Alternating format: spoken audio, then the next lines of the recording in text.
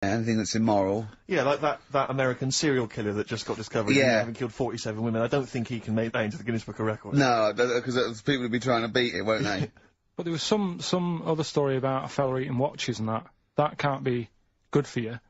So why don't they say, look, don't do that, do something else? He wanted to stay regular. Do you know what I mean? Though? I just wondered. What do you mean he was eating watches? He just said he was eating watches. He got about 3 in about a minute.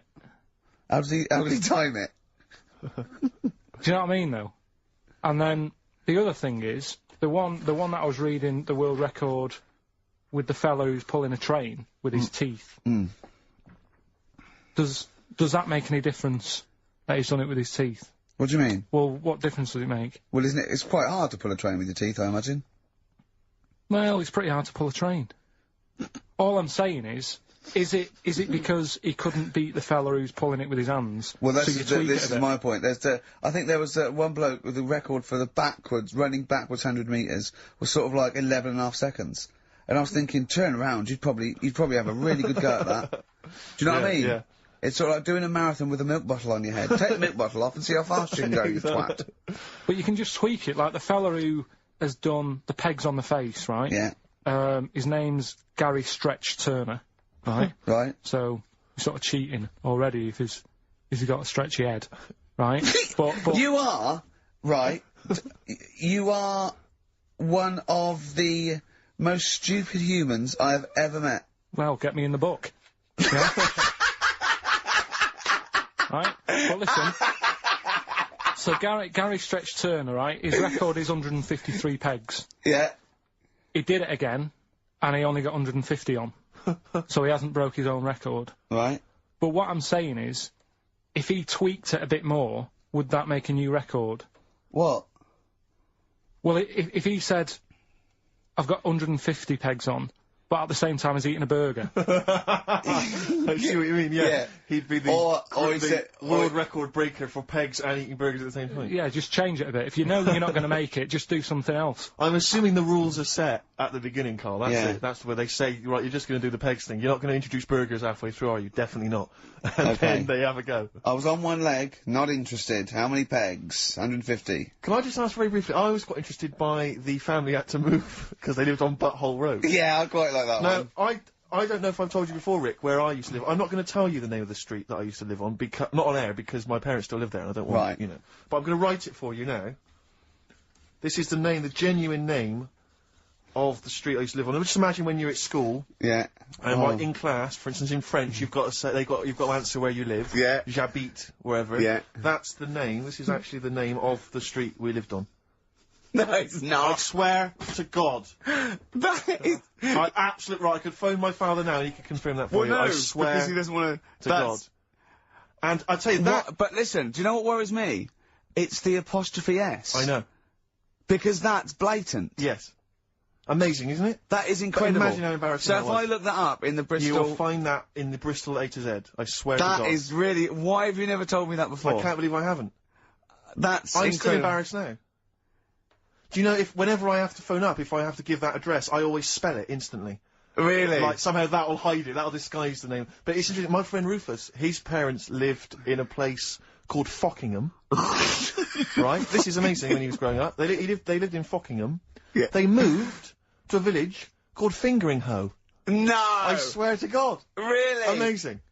Oh, God. Perhaps you come from an amusing town or street. Hello, mate. Fingering-Hoe or Fockingham? Well, that's my business. Exactly. Well, this family who's sick of living on, Butthole Road, right, said the thing that pushed them over the edge was the sign was outside their house, and tourists were always coming, sort of having the picture taken with the pants down, next to the sign. Oh, no. That's the thing that... What's it called? Butthole Road? Butthole Road, yeah. Well, that's bad luck, isn't it? That is bad luck, isn't it? Who named it that, though? Exactly. Yeah, but it's not as if they've named it that for they've moved there. They bought the house knowing, oh, there's a lovely house here, so where you live, what road it's on. Well, they're not going to go, well, it doesn't matter, look at the house. Yeah. Well, where am I going? Where am I seeing this Well, house? I'll take you there. I'll take you there. Well, so, you don't need to look, just don't look at that sign, just come into the house. Lovely house, isn't it? It is nice, yeah. Well, my family wants to come later, to have a look at just tell them I'll meet them by the bus stop and I'll drive them here. You don't need to, you don't even know where you're going. You'll just sort of know, won't you? You'll know from then on. How will we get letters? Have delivered to me if you want. I'll bring him. I'll bring him round. Don't worry about that. Don't worry about that. That's incredible. But I can't get over that. Where Steve used to live. That's extraordinary, isn't it? Anyway, if you perhaps live in Tits Avenue, yeah, you know, or Wanklin Drive, Wanklin Drive, just get in touch. Let us know. We're not really interested, but it might fill up 5 minutes. Let's play a record. Let's come back with another of Karl's amazing quizzes. I'm going to Spunkton later. If I Was Your Girlfriend by Prince on XFM 104.9. Yeah. Ricky Gervais, Steve Merchant, Karl, Pilkington. Big time. We've had quite a few calls. Greg used to live in a place in South Africa called Arsagay. Arsagay? Arsagay, Nothing wrong with that. Paul's friend's parents live in Fart Town, just outside Leeds. Fart Town. Which is nice, isn't it? That's just ridiculous. And Dean used to live in Butts Farm, Hamworth. Butts Farm? Yeah. That's obviously, I assume they're free range butts. Sure. And not sort of battery farm butts. That would be horrible. But, yeah. I think that. That'd be great to just name a town, wouldn't it? I think I was thinking if I was like a multi-billionaire, a Bill Gates type figure, I'd like to buy somewhere, like, say, Manchester, and just rename it. Whinging on the Wold. Whinging on the Wold, yeah. Yeah. And make them work, we can work Mondays. Exactly. They'd be obliged to that would have to be what it's called. Yeah. That's the rules. It'd be like mayor. Yeah. That'd be great as mayor, wouldn't you? You want to be mayor of Chinatown, don't you? I'd like to be mayor of Chinatown. It seems to me that there's not a great deal to do. No. Because it's not really a town. No, exactly. But it's just a who novelty can we talk street. to about that? Who can go and say that you've got to stop calling this a town? Because at best it's a novelty street with some slippy pavements near restaurants. I actually got stopped the other day by 2 tourists who said, "Do you know the way to Chinatown?" And I really wanted to say to him, it's a disappointment. It's not a town. Seriously, it's not worth it. Pop in a record shop. Do something else. Yeah. Pop in Garfunkel's. Have some delicious sausage and mash. But you'll get to Chinatown and you'll go, this is not a town. Yeah. Yeah. Well, have you got a town hall? Got a betting shop? Yeah. Not really a town. I don't think you can build a town entirely out of restaurants. That's not enough. You need more stuff. Oh, dear. A lot of old people I've noticed there, Karl. Aren't there? Let's leave that, eh?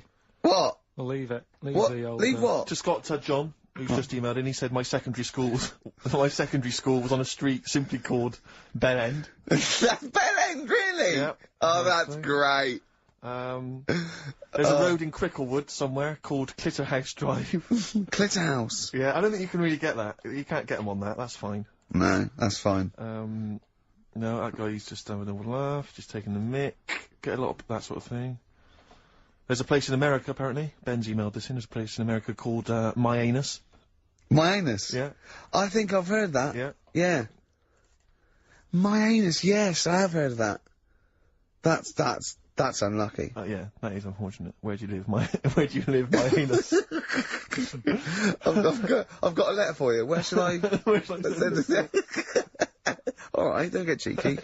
Anyway, just rather than reading out the A to Z, right? Are we doing Rockbusters answers? Oh! Yeah. Go on then. Right. Listen, this has got Chris Moyles, The Breakfast Show, on Radio 1. This sort of stuff. Well, listen, go on. Have we got a winner, Steve? We have. I'll check that in a minute. Alright, well, you find a good winner. Yeah.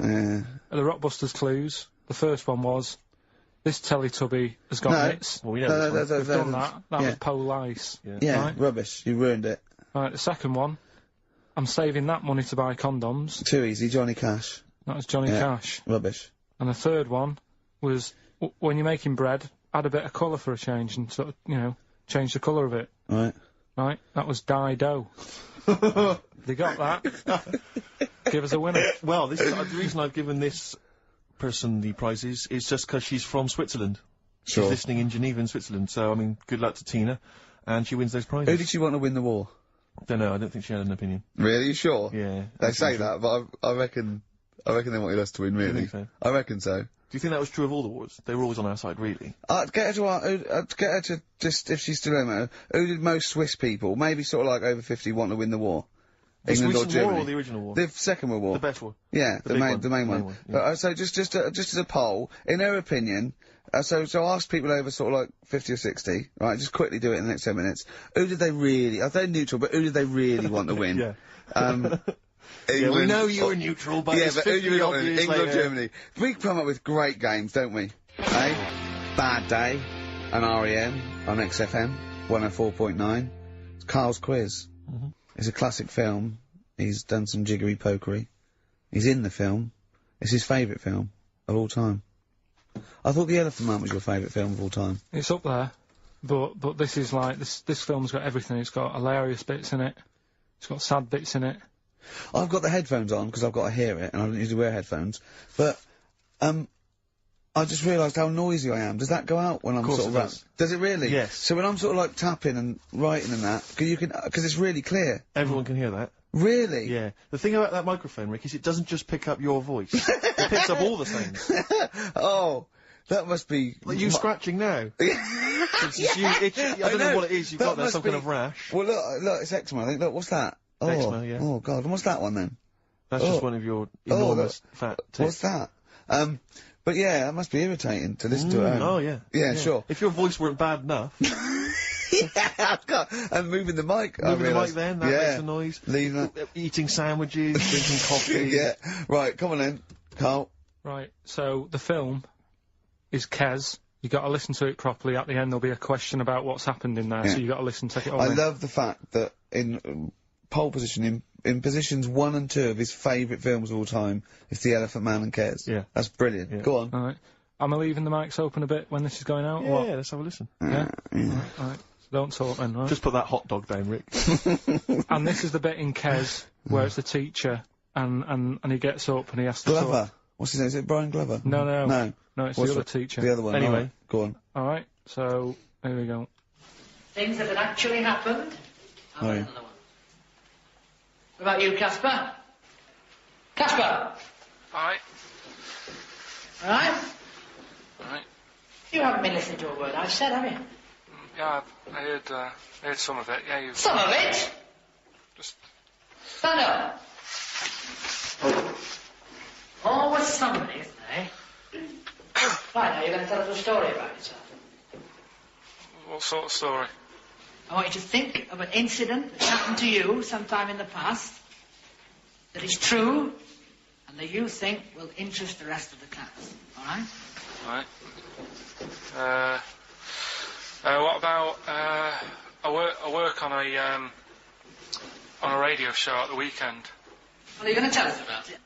I'll just do, it's 2 hours, and it's with Ricky Gervais and Stephen Merchant, and, just sort of play music and, tell stories and stuff. What kind of stories? Well, whatever. Like last week it was science. We're talking about, this lad who was growing, a knob on his arm, so it's weird. It's tricky, sir, because, like, with Ricky, he gets bored quick and he won't listen to the stories, and he'll start squeezing my head. All right, I'm not interested in what he does. That isn't normal, is it, sir, that? I mean, it sure is a bit gay. Is he? Just messes about, though, do you know what I mean? I try and, like, come up with good stuff. Like monkey news and, like, quizzes and stuff. But then he'll just, Ricky will just mess about. I mean, on Saturday he did it again. He squoze me head. How do you spell that? Squoze. S-Q... I'm going to show it on the board. This is a new word to me. Squoze is S-Q-U-O-Z-E. Now tell us what it is. It's when he gets me head and he puts one hand on the back of it, right? And he puts the other hand on the front of it and he just sort of swivels it. Swivel, right down the back. Oh, swivel's not it's spelled S-W-I-D. Like that. How many times a day? How many times a day does he swells it? It depends what time he gets in. If he gets in about 12:30, he could get a good 3 in. But I think, I don't really want to talk about. Good enough, don't you? Well done, Billy. Big hand of applause. That is the effort. Yeah. Wow. That's the best thing you've ever done, Carl. So that's Kes, right? Yeah. Got some good prizes there. Not bad, yeah, good stuff. Question is, how many times did I say Ricky can get, how many head squeezes can he get in before the start of the show? Right? So if you were listening properly, the answer's in there, right? And got some good stuff there. Some DVDs in there, and some CDs, including some Jimi Hendrix stuff and other odds and ends. Good stuff. Brilliant. And just text in 83 XFM. Right? Right. Eddie and the Hot Rods. Do anything you want to do on XFM 104.9. Alright? Ricky Gervais, Steve Merchant, Karl Pilkington. Well, we've had loads of entries for the how many times did I squoze his head. Well, the answer was 3, wasn't it? Yeah. And who's the winner, Steve? Let's give it to John. He's emailed in, he's got it right. He said he squozed your head 3 times on average. It's not squozed, is it, Karl? That's incorrect. It's squoze, isn't it? It depends how you say it.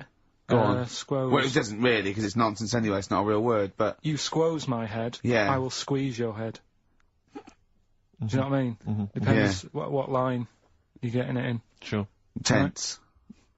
Yeah. Yeah. Alright. Okay. Any monkey news? Any educating Ricky? Anything else? I don't feel that you've earned Monday off yet, because it's just 2 hours and you only did about 5 minutes of it. Yeah, but that took a bit of time to make. No, that's your own fault. Yeah, but I bet you didn't do it Monday. I bet you did it on another day. I had to come in Monday, didn't I? Yeah, but I bet you'll do that on another day, so you're taking the piss even more, so you're doing it when you should be doing other stuff. You've still got Monday off and you've got 2 hours here. So, you're laughing either way. So don't give me that. So, do you know what I mean? What else you got? Monkey news. Yeah. Well, let's do monkey news. You want to do it now? Yeah. Oh, we may as well have some monkey news. Let's have some monkey Do news. some monkey news. You made enough noise there, Rick? You wanna... Sorry, but sometimes I like to move around, lounge and that, and at the mic, Sure. you know what I mean? Yeah. Yeah. Well, let's have the jingle. We've not heard it for a while. Oh, chimpanzee that monkey news, you Right. I haven't read this through properly, so I'm just assumed that. Right. What do you mean you haven't read it through properly? Basically, right, it's about problems with chat rooms and that, right? A lot of people, it's like the new way of meeting people and that, in it now, chat rooms. You get on there, you can have a chat. If you say someone was having a meeting with someone, they wanted to meet... Preempt it. Right, okay. Please don't preempt it. Right, there is not an animal in the world that Right, can operate and do you want understand. to know the story? You said that Did they get monkeys- married? It was 3 months later. She realised, oh, there's a lot of bananas gone from my fridge. See, what annoys I me want is, a divorce. This is what annoys Bobo. me. You say that monkeys can do Shakespeare if they're given the time. No, that's not it. Let's not get into the It's whole a Shakespeare and philosophical monkeys. conundrum. Please, let's not get into that debate again. We'll be It's here all about night. it's about Yeah. infinity. Alright, so this one then. Oh. So this chat room, right? And the thing is, with chat rooms, you have like a big boss who's looking over it and making sure nothing dodgy is going on. Right. Right, so certain keywords come up and Who's that, sort Dr. of thing. Zayas? Right? So anyway, they were looking over it, trying to look for dodgy stuff, but they kept coming over like really strange things, like instead of saying, do you want to meet in a restaurant or bar? Right, it'd be like, Do you want me in a tree? what tree do you want to meet in? Right, okay. Are you shooting off? That's the end, yeah. I'll see you later, Seriously, mate. 'cause that's gone I'm just gonna listen to the end of it anyway. You're an idiot. You're an idiot if you believe that shit, honestly. No, I'm just telling you what's online. Let's hear the rest of it. How you're nearly you're ill. Okay, well, I don't know the PC term for this, so I really apologise. You're nearly retarded in some aspects. Instead of sort of saying wear something sexy, they'd say make sure you bring plenty of bananas. and Right, stuff you're like talking absolute... Okay. Are you making up the monkey news now because you can't find it anymore? And instead of saying, should we get married, they're saying, how swollen and red is your arse? Do you know You what? stupid fool. No, that was me. Mark Ronson and Ooh-wee on XFM. Well, what a great show. We've had... Informative. It's been fun. Yeah, we've learnt some, haven't we? Yeah. What have we learnt? All sorts of stuff. Well, we've learnt that Karl is an idiot. Yes. That he believes that monkeys can get on That's chat more of a sites. confirmation of It something we really, already yeah. suspected. We always suspect it, but that's... I just read a little email from someone who just said that in Northern Ireland there is a town called Muff. Is there? Yeah, it's worth knowing. Yeah. What else do we learn? Monkey news. No one's got anything like monkey news on radio, have they? Think of that as a boast. Yeah. No one has got anything like this gout. Yeah. You call that a boil? Look at that, and look where it is. Yeah, exactly. Brilliant.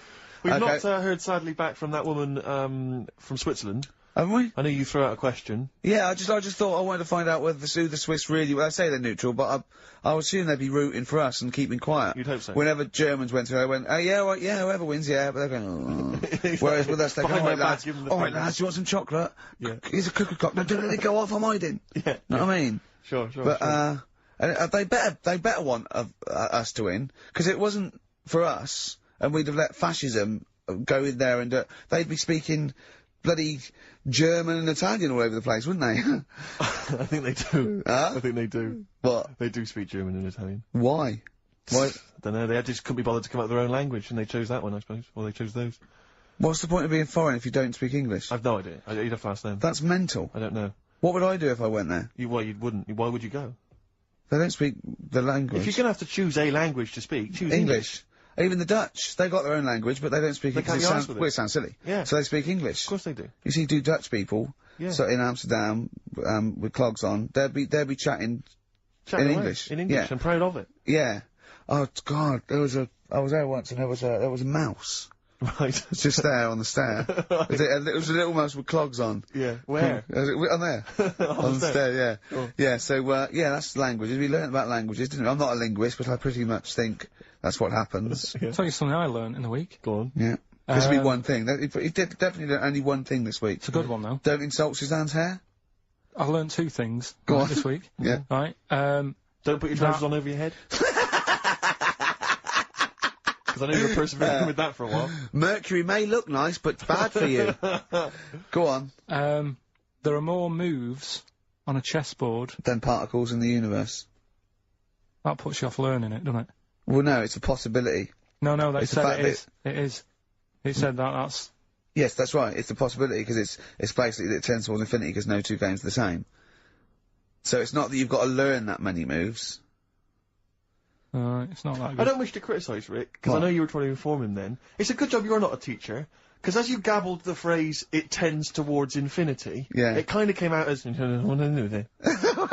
yeah. Imagine if you're one of those kind of foreign students who's gone here to study, and they, sometimes they put they put the tape recorder by the lecturer. Yeah. Listen back to that, really. It's something towards infinity, I'm not sure. It tends towards infinity.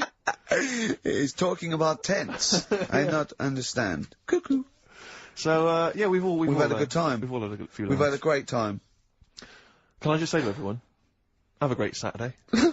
Alright, see you later. Rick, you like the Thorns, you played the Thorns Love the earlier. Thorns, I think you'll enjoy this as an old track from Hawksley Workman. Brilliant. Bad name, good song. See you next week. A retro cut there, Thin Lizzy. Don't believe a word. On XFM 104.9. I'm Ricky Gervais, with me Steve Merchant. Bubba-doo-boo. Who's that over there? It's Carly Pilk Boys. You alright, Karl? Oh, that's clever. How you doing? Yeah, I'm alright, yeah. Yeah, come on, up, bigger bagadoo, up, yeah? Project, there's people out there wanting to, cheer up their Saturday afternoon. We're the boys for it, yeah? We're like quick fitters. Yeah. Come on. Alright, Karl? Yeah. Come on! Come on! I'm alright, I'm up for it. That's it, this is the height of excitement. This is it, is it? That's This how is you sound when you're 100% This is you excited. off your head, is it? High on life. Christ. What did Suzanne say about you saying about a big ass? Go on. She heard about it. Should we recap Yeah. what happened last week? Well, the week before, he said that, her haircut looked like Dave Hill from Slade. She didn't like that. So, that's what I said, she was a bit grumpy, he went, yeah, I didn't mention her fat ass. Still thinking that she would never hear about this. Yeah. What happened when you went home? She heard about that off her mate, Yeah. and we sorted it out. Didn't have to buy her anything. I just sort of said, come on, you know what the show's about and that. Stop moaning. Yeah. Right.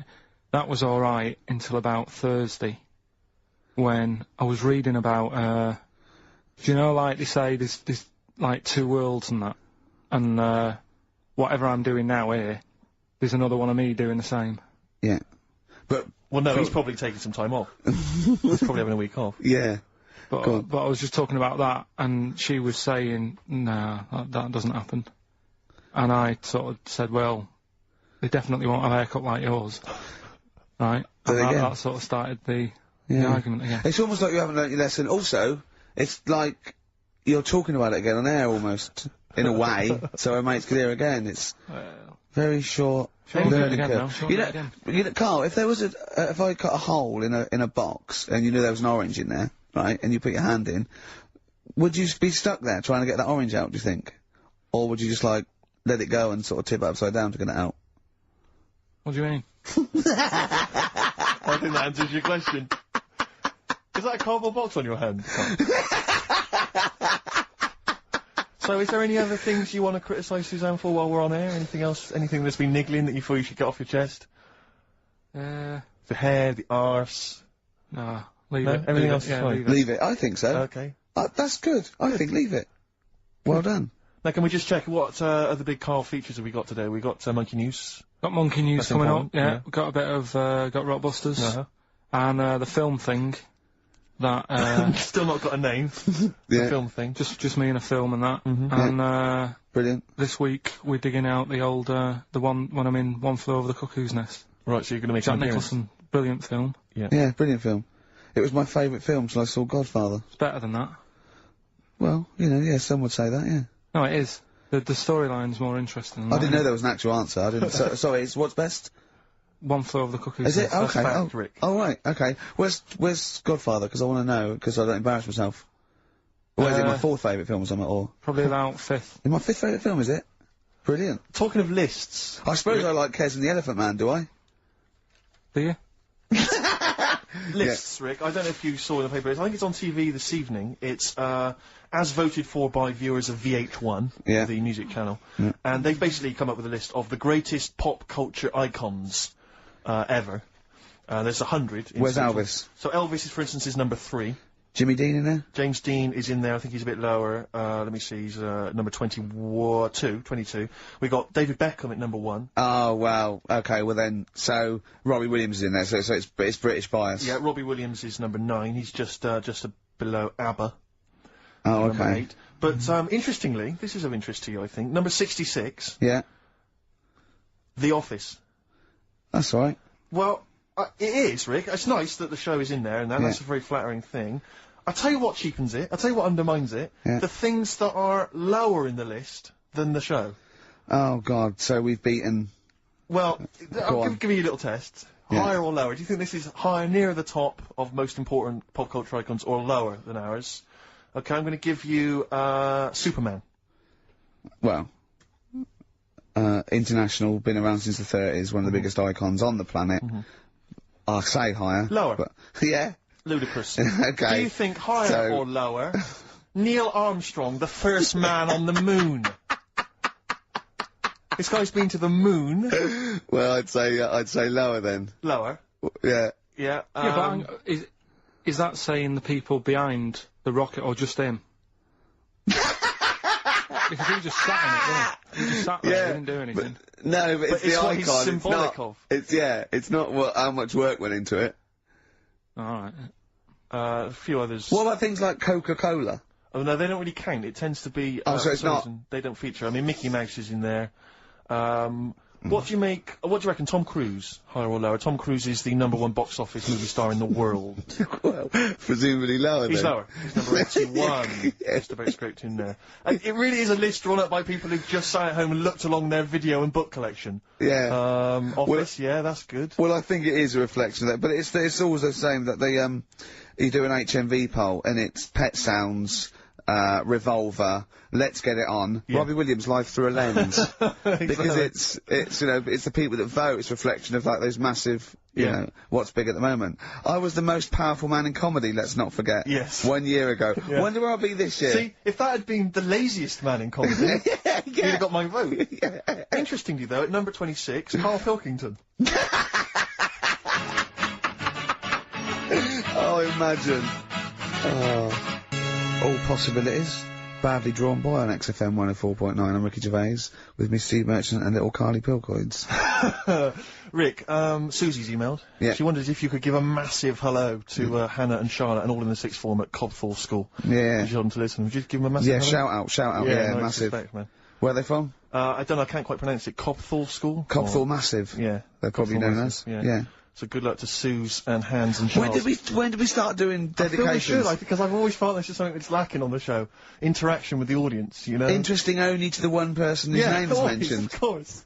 But that's how proper DJs fill out their time. They don't talk about monkeys and, you know, and all that kind of drivel. Oh, do you think monkeys are drivel, Carl? Well, we'll still be doing a bit of monkey news. It doesn't Yeah, matter yeah. how much you have a pop at it. It's coming up in a bit. Yeah. Got some good stuff this week. Yeah, I know good. it's been a bit dull Yeah. last 2 weeks. Well, no, it's not been dull. It's been totally untrue.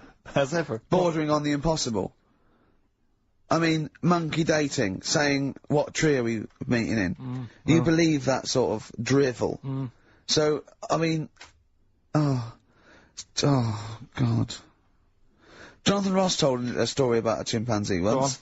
It was about... but it was about how it escaped from the zoo, and it jumped on a bus. Right. Okay. Interesting. Funny. I right? did that one. But is there possibility in that one being true? I did that one.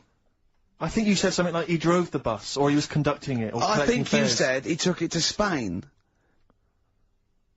Hmm. Do you see the difference? It's that little stretch of credibility that means it's all shite.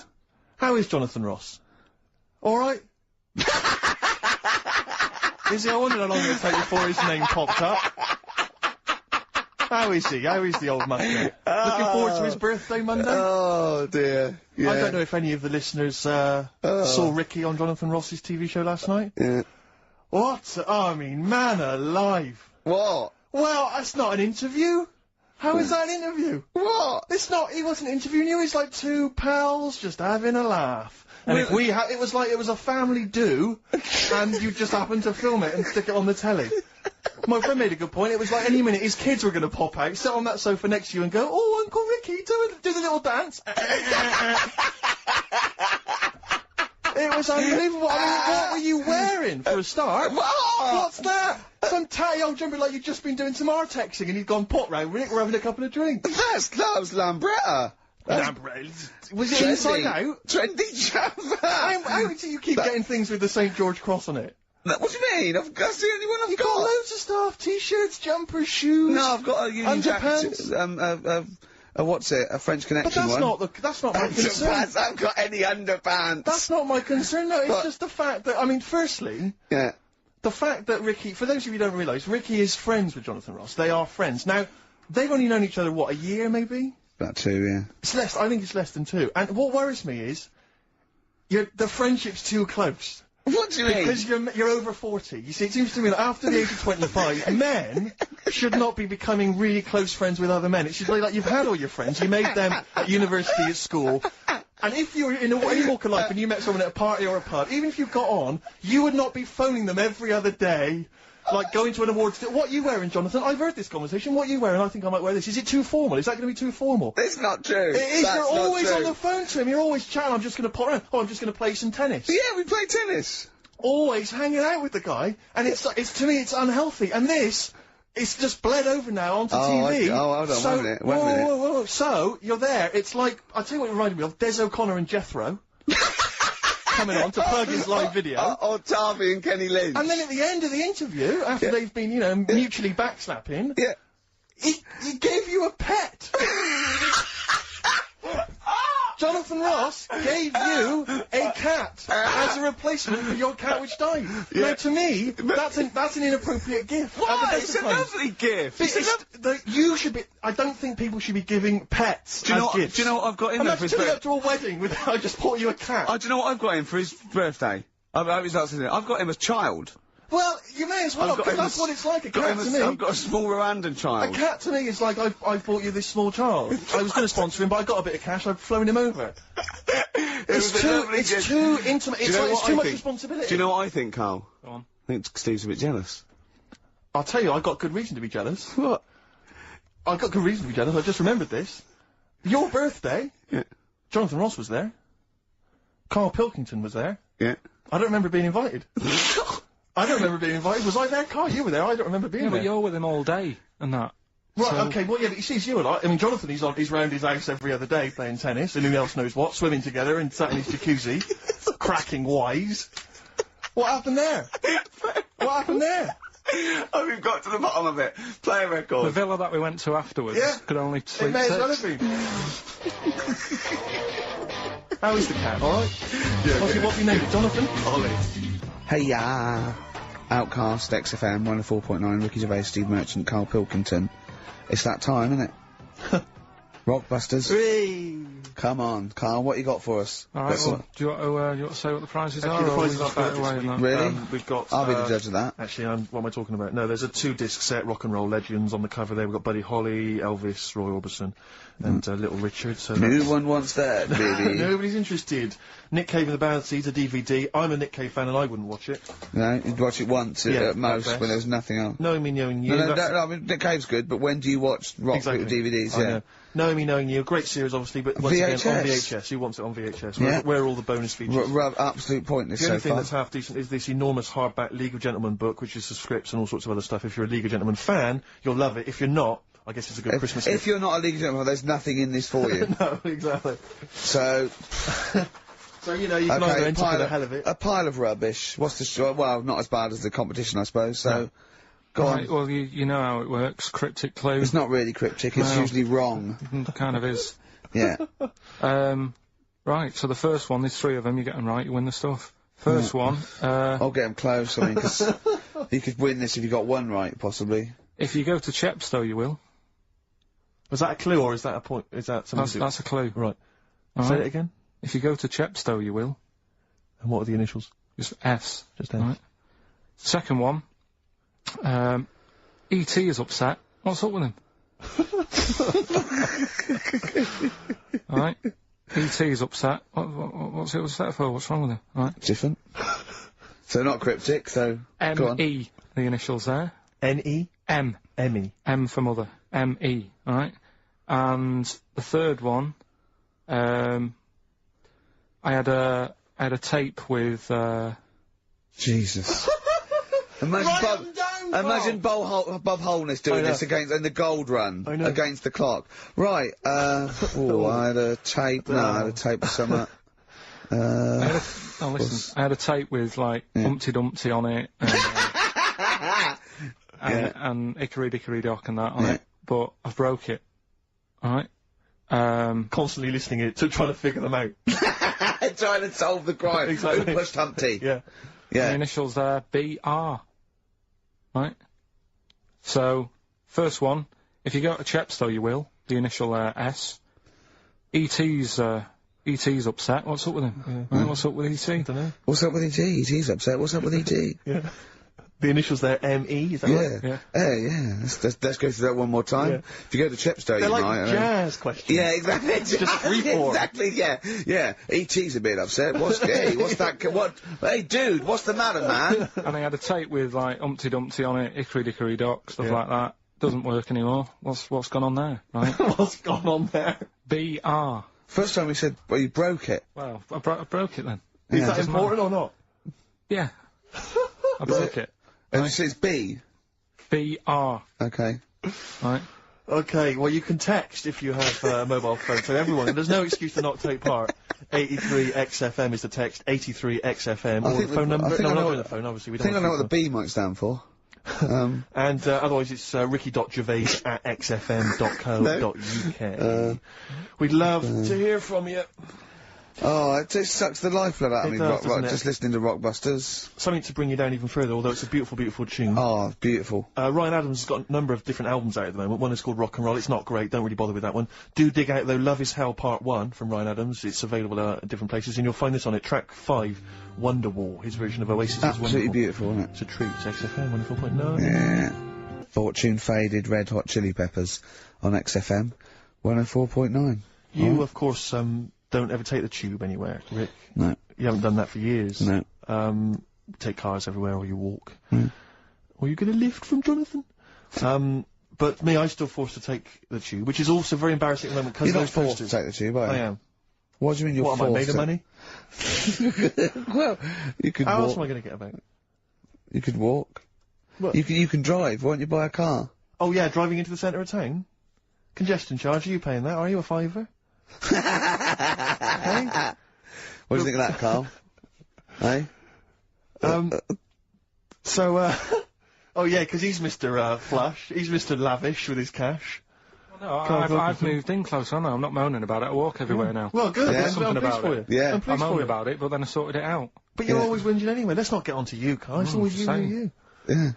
So, What's up with Steve today, do you think, Karl? I don't know what's going on. He's having a go, isn't he? It's not helping those posters being on the tube of us. That's not helping. I don't know if you've seen those posters. You obviously don't go to. I saw the, yeah. I haven't seen one or two, but everywhere I go, I'm stood next to one. I can't avoid it. Yeah. I'm on the tube waiting. I look around.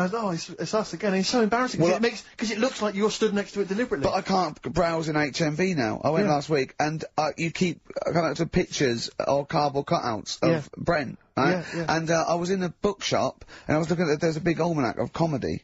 Right, and I was just looking through it, just browsing, right, killing time, and there was a picture of me, and just as I started looking at this write-up of The Office, a tap on the shoulder, it was one of the worst there, said, do you mind signing some script books? So she saw me looking at myself. Yeah.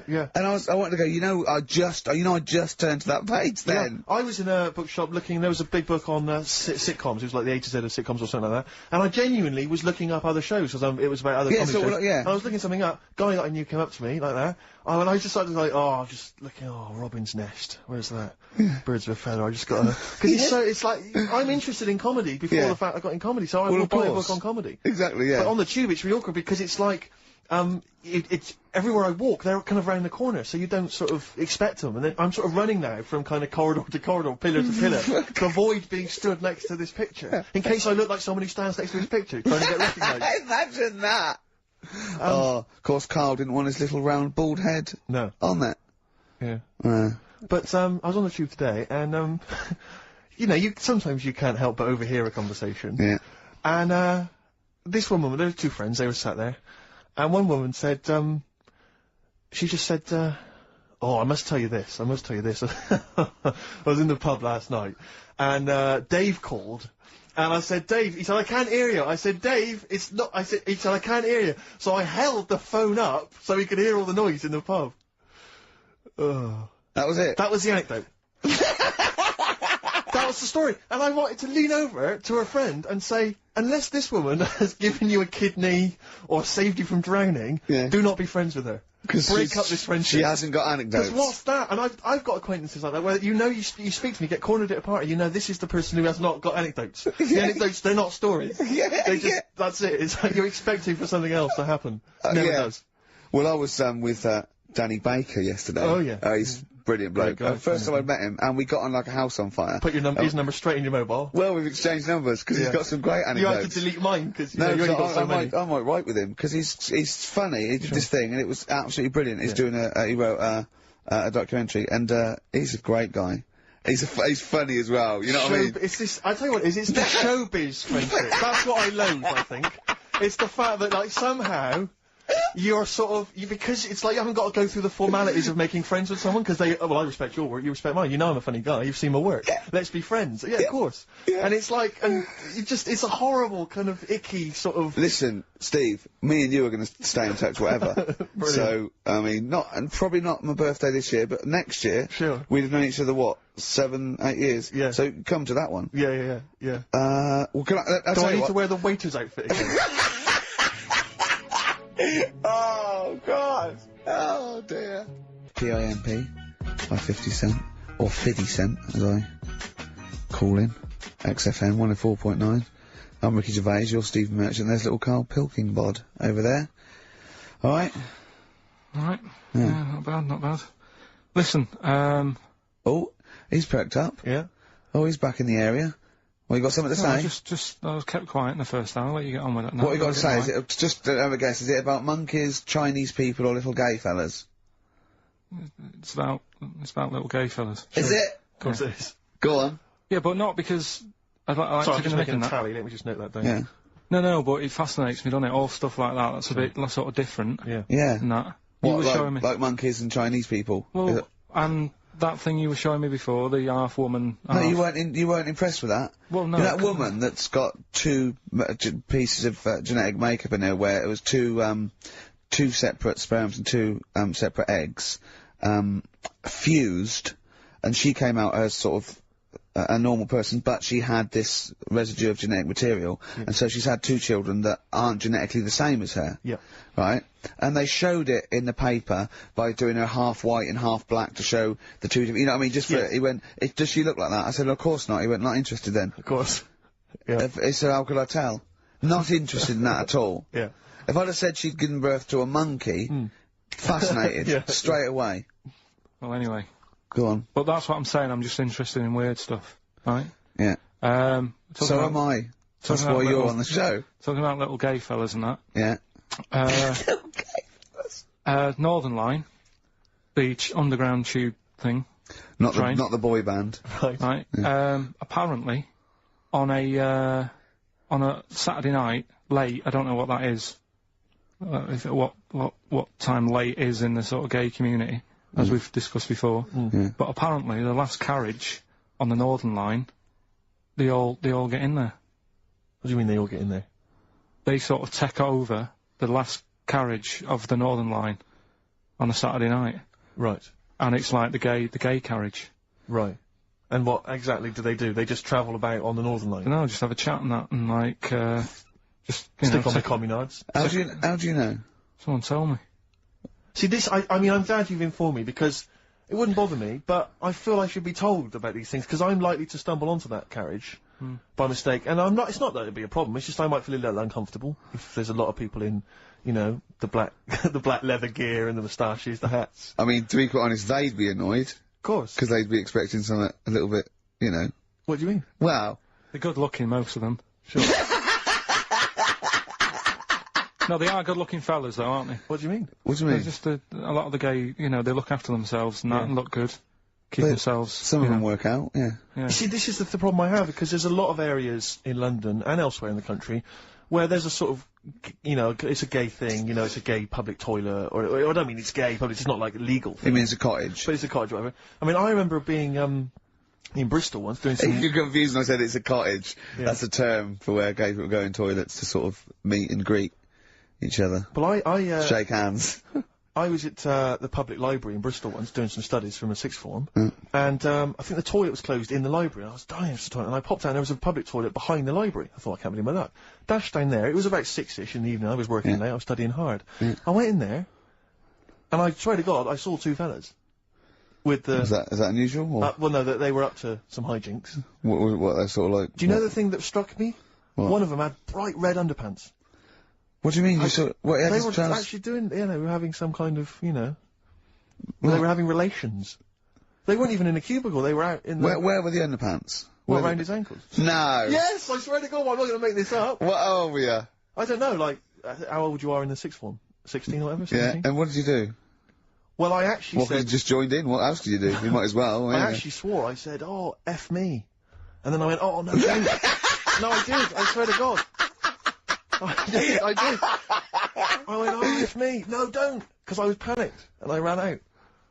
And as I was walking out, a guy was coming in, I went, oh, hang on, mate. And then I thought, I better not tell him. I'll let him find out for himself. He might be going in there to join in. He might have got a call. Come down. We're going crazy on each other's ass. Come down. It's conspiracy of Bristol. But what conspiracy. What annoyed me my was... lover? Want a bit of car?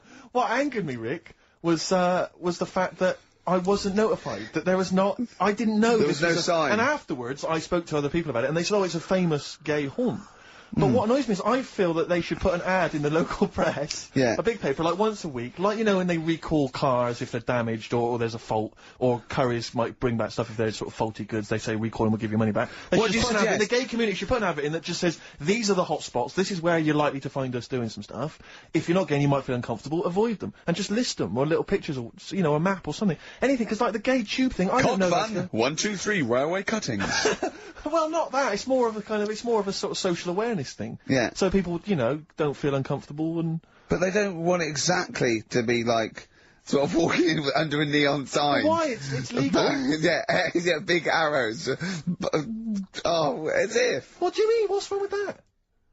Because, well, it's actually a public place. I don't think cottaging is strictly legal. But even if they specify what they're going to do. But some people, they're not, some of them aren't, I don't think it's probably seen gays, is it? Yeah, but it's not the people that go out and they say I'm gay and I like Barbara Streisand. It's presumably the sort of people that do that are people that either aren't quite out yet or, do you know what I mean? Or they're doing having a quick one over the way to their wife and kids. Yeah. I don't know, I don't know completely how it works, but I'm sure there probably isn't a place like, free bumming here tonight. No, there is kind of. What? Because I was walking home one night through Soho, right? just 'cause that's the way I have to go, not 'cause I choose, you know what I mean? I wasn't going there on that, right? So I'm walking through, right, and I was handed like a card, which was like a gay event, right? Now that's a bit weird, isn't it, that straight away he's presuming that because I'm there that time of night. Well, and you got a shaved head, and you sort of like, you know, you sort of like quite look after yourself, and you got some nice clothes. Yeah, but it's still, and you look can't like really a little bit presume. rough, don't you, from Manchester? It was You look like a northern rent boy who comes down to stand outside McDonald's. But the card was rubbish, right? What do you mean? Had this fella on it, right, all sort of greased up and that. What did you look? Just having a look what he'd handed me and that. Right. Just having a look. Picture of him, sort of sailor's hat on, tan body, like, just his arse out, like that. And, rubbish slogan, right?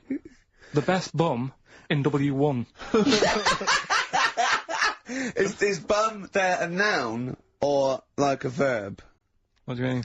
Well, to bum. Is it like, get the best bum you've ever had? Or, he had the best bum? I think it's I don't suppose you asked. No. I don't suppose you called the number to check. What do you mean exactly by this?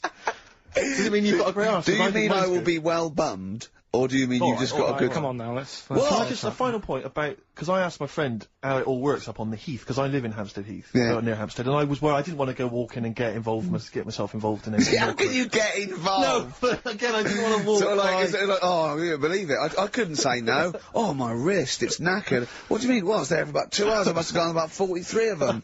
But, you know, I didn't like to say no, because they were so pleased to see me. Oh, well, it's God. not so much the fear of that. It's not good skiing practice. I was doing 2 at a time for a little while. It's not the fear of that so much as the fact that, again, you don't want to gate crash someone else's party. Do you know what I mean? No. You don't, if there was a straight couple having sex, you'd want, oh, I'm sorry, and you'd want to avoid that area. Yeah, of course. But I find, so someone told me how it works, and apparently you just go and, you know, sit on a bench or something, and then a guy just sits on the bench and they just look at each other. There's not really anything said, it's just a kind of nice evening or whatever. You know, I guess it's like 2 in the morning or whatever. And then they go off in the bushes and ding dong.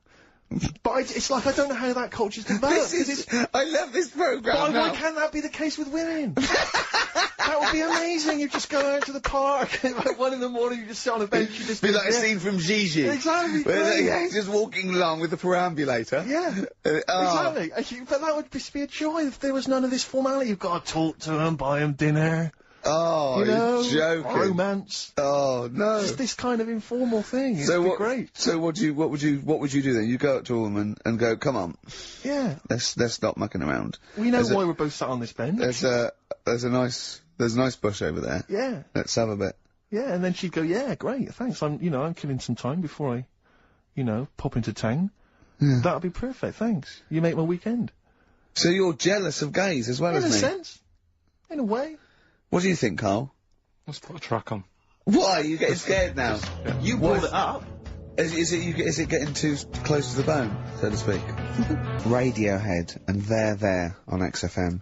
I'm Ricky Gervais, with me Steve Merchant and Karl Pilkington. I was talking to my dad the other day. He was saying he lived in Bristol, and my family live in Bristol, and so they can't really listen to the show. And he said, I was thinking of buying your grandparents a digital radio for Christmas, so they can listen to your show. Imagine them listening to that last link. Like you. And then me seeing them at Christmas. Steve, you never told us you saw 2 blokes bumming. Yeah, and then what's that about you jacking off 30 men? Exactly. You've got to say no, lad. I know you're a nice fella, but just because they want relief, you're not the man for it. Oh dear. They must be so proud. Yeah. Rockbusters. Yeah, they'd be loving this, right? 3 clues were, first one. If you go to Chepstow, you will, right? The initial was S. That was sea horses. Alright, that was the answer there. I'll give you that. That's a good one. I'll give you that. E.T.'s upset. What's wrong with E.T.? What's wrong with him? Yeah, right. The initials M.E. Yeah. What's up with him? He was Missy Elliott. Alright, Elliott. Doesn't count at all. What? Doesn't count at all. Missy Elliott. You know what I mean? What's wrong with you? What is that with him? Well, just let him explain it. Sorry, Karl, do it again. Well, I wasn't listening. Do it again. Elliot, yeah. Who's in E.T. Yeah, I'll just do the clue again. Right. E.T.'s upset. So he's looking a bit sad and that. What's what, E.T. the extraterrestrial? Yeah. Yeah, go on. Right, and his mate, who's in it's called Elliot. Yeah. Right, he's upset. What's up with him? Well, he's Missy Elliott. Missy Elliott, what's she got to do with it, though? I don't understand. No. The way you'd say it, you'd say, what's up, E.T.? and it go, oh, Missy Elliott. Why would you mention her? I don't understand. Was it a thing in the film? Missing. She wasn't even around. Oh, missing? Oh, Missing Elliott. Oh, no, oh, that makes sense, Carl, but she's not called Missing Elliott. It's meant to be about rock stars, though, isn't it? Missing Elliott, isn't it? So it's meant to be about rock stars, isn't it, though? It's just cryptic, though, isn't it? Cryptic clues. Oh, no, that's not cryptic. That's shit. You. Right, the third one. I had a tape, and it had, Humpty Dumpty on it, and... I love when he says Humpty Dumpty. Yeah, Humpty Dumpty. Hickory Dickory Dock and that. Yeah. But the tapes, broke. Yeah. That was BR. Buster Rhymes.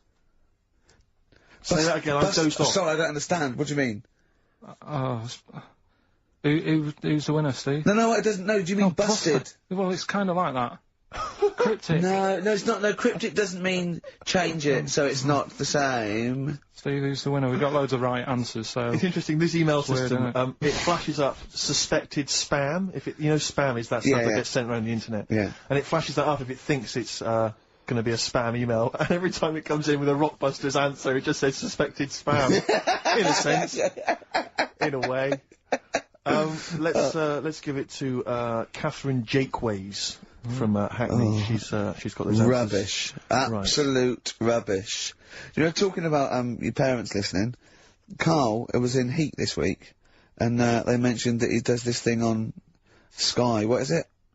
It's this thing with Richard Bacon, some programme about watching telly, and you just talk about what you're watching and that. And he was annoyed because he said because his parents are out, and so he's not doing it. He's not going to turn up because they mentioned it in Heat. And so his parents might watch. Yeah. Why are you worried about that? I don't like them watching stuff, do I? I told you. It dates back to when I did Little Donkey at school. Sure. I don't want people watching me. What's that? Just renew us on Little Donkey? What happened? It was just, you know, I was there to play the drums and that, in We Three Kings. I was loving it, you know. I got a bit carried away. How old were you? About 13. Yeah. Right? Really? Probably. Yeah. About 10, no, about 10 probably. Yeah. 6. Between 6 and 10. Where old were you? What school were you at? Okay, you were playing Little Donkey. Yeah. So, and, No, but it was one of them schools where everyone sort of was in the same one. Do you know what I mean? Oh, a Manchester school. Just What the one do you classroom. mean? Well, it's like... What, sweeping chimneys in the day and then 1 hour of learning? What are you talking about? What school were you at? Was it infants, junior or They secondary? didn't really do that. It was What one do where... you mean? They still have to abide by the laws of the land in Manchester. No, but it was a lot more... Like you had infants, but you also had, like, the older lot. There's kids there who, when you're in the younger year and that, you'd see kids and you go, Talk English and use terms that people do when they're talking about schooling. I don't even want to talk about this. No, how old were you? What I'm guessing maybe 6 or 7 or 8. So you went from 13 to 6? Yeah, but like I say, it's hard to remember because... Imagine if you were giving evidence in a trial. Yeah. How old were you? I don't know. Yeah. Could have been, I don't know, I can't really narrow it down other than 7 years either way. You know, theoretically, he could get called up for jury service. Right, you're on... White Stripes, hardest button to button on XFM. That's a frightening thought that you came up with before the break. Karl, jury service. Karl could be responsible for someone's rest of their life. Yeah. Because jury service, that applies to anyone. Anyone could get sent the form. I think you're obliged to go unless you have a really decent reason not to. Imagine it was a really, really important trial. But what annoys me is that isn't it supposed to be you're tried by 12 good of men your and peers? true. 12 good men and true. Yeah. Good men and true. And women, of course. The only thing I can hope is that the defence attorney would wheedle out Karl at an early stage. Oh yeah, objection. I object. Yeah. Why? I object. Have you heard of something called Rockbusters? Yeah. Well, sorry, you can't just object on that. Okay, then what if I tell you my client, standing trial, is a little gay Chinese fella? And here are some of the tapes from XFM. What would you do? He's prejudiced. So how does it work then? How does what work? What do you mean? You just get called up and you have to do jury service unless you've got a very good reason. And it's not, I normally have Mondays off. Yeah. Oh, you wouldn't like that. Oh, you have to get there at 9 o'clock. I've got to prepare monkey news. Yeah. Oh, you couldn't stand it. Just wouldn't do it. What would you say? Say, don't get me involved. Because I got involved once. Don't get me involved! No. What do you mean you got involved once? Well, with the police and that, when I lived in Manchester, I saw a bit of car crime going on. Right. And I got involved. Hassle. Telling you. How did you get involved? You phoned the police? Yeah. Yeah, because I thought, well, I know, well, that's just it, but I thought I'd hope somebody did it with my, well. Yeah. So, and it was just a hassle. Loads of phone calls. Canary. Having to stand on a balcony of this, you know, tower block that I lived in. Police shouting up at me. I'm stood there with my underpants on, right? And what it was, a car had been robbed, right? So I call up the police and that, right? Said, right, listen, car's been robbed. And they said, where is it? I said, I don't know, just across the road from where I live, right? So I tell them where I live. Where do you live? How old were you? 13? So she's asking loads of questions and that. I'm saying, look, whilst you're asking all this, they're actually getting away, so, you know, will we leave it? And she's like, no, we'll track it down, blah, blah, blah. So I said, well, look, I work nights. What could you see? You could see some lads... I could see some lads just pushing a car. Pushing a car? Yeah. That's how they steal cars in Manchester, is it? Yeah. Everywhere else in the country, they're getting in, they're driving them away. In the south, they drive them away. Exactly. You usually sort of like In start the Manchester. engine. Could you get away a lot faster? What do the police do? Push their panda car after them. Exactly. Say, come on lads, don't cheat, don't get in the car. They're just pushing it. It was late at night and that, and I Oh, suppose okay. you don't want to start the engine. You don't want to wake people up, not when you're nicking cars. Of course you don't. Alright, No, so... no. So, is it Late at working for night? you? Hold on, they weren't They were gay. wheeling They it to weren't the gay, bus were stop. they? They were out late, really? Come on, Karl, so what happened? So, anyway, I said, look, don't call me back. I'm going to bed, right? I've got work in a bit. Brilliant. So, Let's go, what? so that was that, right? Where are you working? Next thing, right, phone's going. Hello, it's the police again. I said, oh, I told you not to call me. Right? I told you to call me at home. So, they said, right, the police are outside. Can you go on your balcony? She's like, oh. So I'm 10 stories up, right? Stood on the balcony with like, my underpants on. Yeah. Right? And the police are saying, where's the car? And I'm saying, I don't know, they've gone down that road now. So I'm trying to point to them. They're shouting up, saying which road and all that. And I just thought, why did they get involved? Yeah. I don't think they found it. No. It was hassle. The You know what I mean? blokes were pushing it too fast. Exactly. They were in the next street by now, weren't But they? this don't get involved. Don't get after that. Imagine him being on some sort of trial where it's like some sort of mob affair. Yeah, gangland murder. Imagine him going into the witness protection. The police just explaining to him, your new name is Jeffrey Peters. Why can't I be called Bruce Wayne? Well, no, Mr. Pilkington, listen. Imagine that. Do you know what witness protection is? Oh, go on. Amazing. Look, it's when, supposing you were to give evidence against the mafia, right, you did a job for them and they had to give evidence against them, right? Right, well, if you're going to do... I mean, all I did was 2 kids nicking a car. Yeah. Don't start messing with mafia. No, listen, of course not, no. But imagine you were in the mafia, and that you got caught doing something, but instead of going to prison for the rest of your life, you said, oh, well, I can give you Mr. Big, yeah? So I go, okay, give us Mr. Big and we'll let you off, right? So the police go, right, okay. I got handed this leaflet in Soho. So you say, okay, well, I'll give you names. They go, right, you get evidence in court, and you go, yeah. They go, right, we'll have to get you away because you'll be done for. So you give us all the names of Mr. Big, right? We'll give you a new identity, a new passport. We'll let you go and live in Canada for the rest of your life with Suzanne, right? So why have I got to do all that? Because they'll bump you off, won't they? How did you know it was me? Because you have to give evidence in court. So they go, oh, Pilkington squealed. So you got to change all your life. Yes. Yeah. They've killed someone. Yeah. Yeah. Well, look, you just know you're giving them in to keep you from going to jail. So you don't want to spend the rest of your life in prison because you're involved in some or sort or whatever. It doesn't matter, Karl. No, listen. How would the mafia know that I've said something? Because you stay in court. Those are the people. He's Mr. Big. He's Mr. So-and-so. He ordered the hit. Don't you know anything? It's a lot of messing around, though, isn't it? But so I've got to leave this job, yeah. Yeah, I think they might try XFM first. I'd have to. What? I'd have to bin Suzanne, would I? No, she can go and live with you. You have to cut off all your ties with your friends and family, though. You can't contact them. You got to leave them behind. Would she have to change her haircut? Possibly. When did the murder happen? Yeah. What would the new identity be that you choose? What would you choose for yourself? What name? Probably, I wanted to be called Brett when I was a kid. Okay. Right. Brett what? Brett Pilkington. You got to change your surname, yeah? Yeah. Well, yeah. Yeah. Maybe go X-Directory. Where would you move to? Probably back up north. No. Well, no. No, don't do that. Don't do that.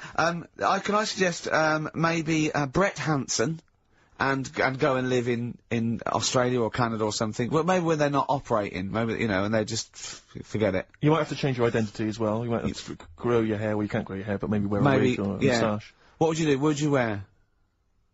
So, like an afro or something. Something like that. That would be brilliant. That would be absolutely And I've got to do brilliant. all that just because for 5 minutes I stood in a court thing. Yes. And said he's the one who did it. Yes. Yeah. Well, why can't I just wear the afro and the glasses when I'm in the court? Say my name's Brett, right? Yeah.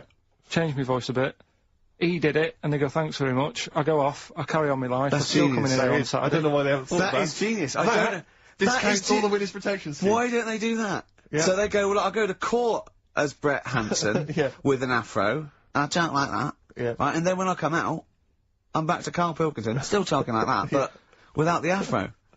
That is perfect. You've got... Why don't you call the FBI and say, listen, I can save you billions of dollars a year. You're a genius, Karl. Right. Well done. Or Brett, should I say. Don't Look Back into the Sun, Libertines on XFM. I'm excited, Steve. It's that time. It's that time of the week. Go on.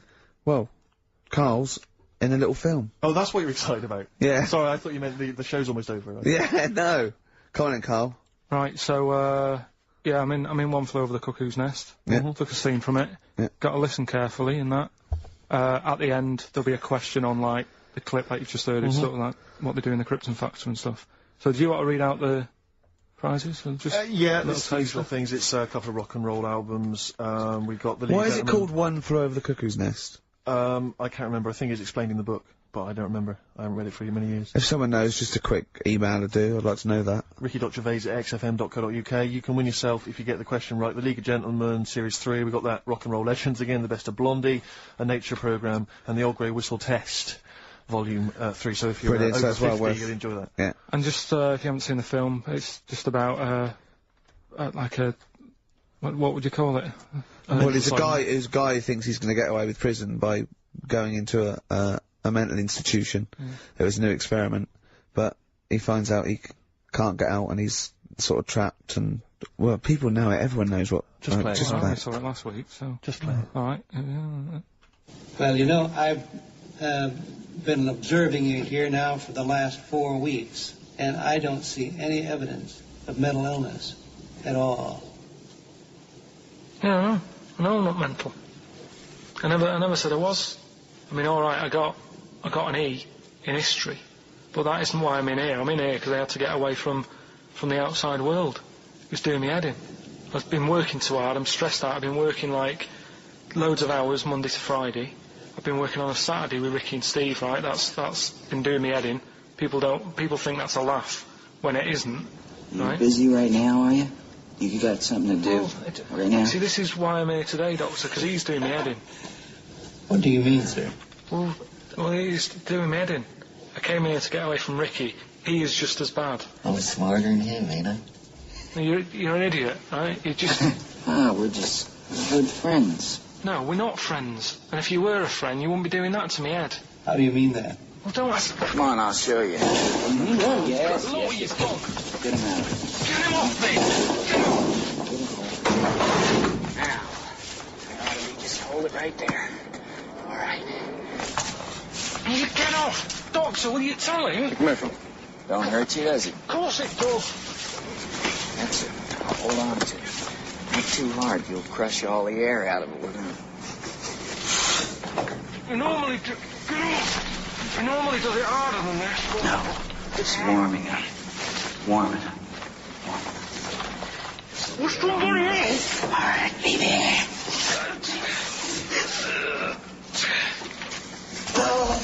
Get off! See what I mean, Doctor? That's what he's doing every day. The state of this. I don't know why you do it, because it's not as if you're going to crack it open. But I tried, didn't I? God damn it. At least I did that. I love it, the effort. Yeah. It's almost, I wonder if it's almost a strange premonition of the future. Yeah. You in some kind of home. Alright. Well, what's the question? Little question then. What result did I get in history? Good. Right. Yeah, well, tricky one that. ricky.gervais@xfm.co.uk. Or text, will we take text? I can't really bother to check the text. Alright then, email. Thanks for that, Rick. Sneezy.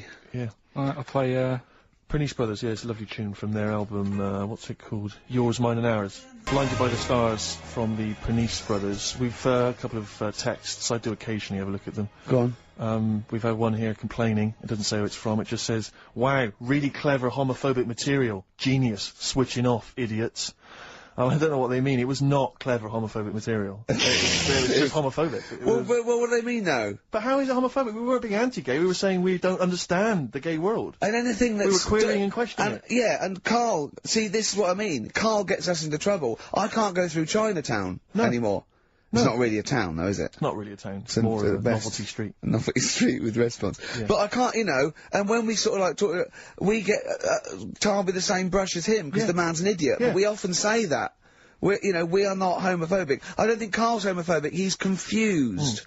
He's interested. He's got nothing against Chinese people. He's got a little theory that they don't age well. And these are the sort of things that come across, I mean, they're not meant to be homophobic and racist. They're showing that Karl, I don't know the PC term for this, is a bit mental. Yes. And, you know, I think we're doing our bit by letting him on the air. On the air as well. Like that complaint he got about that woman on, what's it called? Who are you looking at? Yeah. Because he said about, I don't even want to repeat it, but he said something, you know.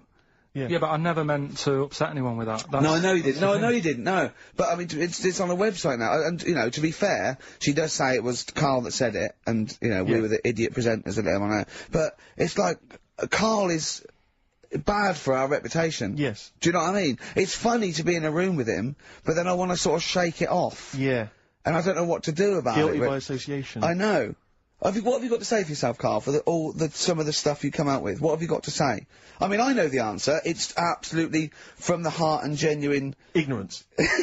And confusion and interest. You haven't got a malicious bone in your body. Well... Towards me, yes, but yeah, other people. But again, he's just honest with you. He says... don't repeat what he says. No, don't repeat it, just leave it. But it's not as bad as some other things. But he's, you know, he says, remember you say that when you first met him, he looked a bit odd, but you got used to it. Yeah. Now that's from the heart. I said that's like him sort of like being honest and nice, but he doesn't know what that... And we can take it, of course. Well... What have you got to say for yourself? I haven't got anything to say, really. I mean, there's been other weird stuff going on in the week and that. Go on. No, I might as well talk about it next week, because we're wrapping up. All I'm saying is I talk about what's gone on. Yeah. Have we got monkey news? Have we left monkey news behind? Monkey news! Come on! What happened? You can't offend monkeys! I'll tell you what is annoying. What? Steve's told me about a film that is about a monkey going off with a woman. The Charlotte Rampling thing where she... It's a film called Max Mon Amour. Yeah, she has an affair with a monkey. Go on. Yeah. Oh, what happened? You wouldn't like it. We can't go into You it. wouldn't like it. You wouldn't like it. It's not like, it's weird and you wouldn't, Karl, it's not like a nature programme where he wears a bowler hat and can talk. Okay? The nature programmes that you seem to see. Yes, I've got to think I haven't seen that one. No! Yeah. Come on, do monkey news. Well, monkey news this week. Oh, chimpanzees at monkey news, you Right, it's about this monkey that was knocking about in the 1950s. Right. It was known in the sort of LA area, right? And apparently, again, I haven't really checked all this out, I've just picked up bits that look interesting. Yeah. Wore a golden mask, and like a cape and a leopard skin belt and stuff, right? So people didn't know that he was a monkey. Of course they didn't know, yeah. They thought it was this bloke who's going around and he was helping out crime situations and stuff. Right, you're an idiot. So, this disguise, that you see a 3'6" bloke with arms the length of his body. No, but that's the funny thing, right? They sort of thought, it's a bit odd, you know, he's stocky, yet extremely flexible. Yeah, and hairy, because he only wore a white mask and a belt. And a distinctive jawline and stuff. And then, right. Apparently, like, he used to sort of get to his... Nothing we say gets through, does it? You've decided you can picture this monkey going around solving crimes, and it's... Let him finish the story. Time's running out. So it sort of get to its crime by, like, swinging from the trees and stuff. Of course it would, right? yeah. Well, people just thought it's a normal fella. Of course. Then what happened was... This is the bit that's going to annoy me, isn't it? he helped some fellas out, like, you know, and for a reward, they were like, do you want some money? You know, you've helped save our lives during a crime and stuff. Do you want some money in that? And he just went straight for the shopping bags, got a couple of bananas and apples, right? And as he was bent down, looking into the bag, getting the bananas and apples, they pulled his mask off. Little monkey. So he wasn't allowed to work for the police anymore? It ended there. Sure. Weird, isn't it?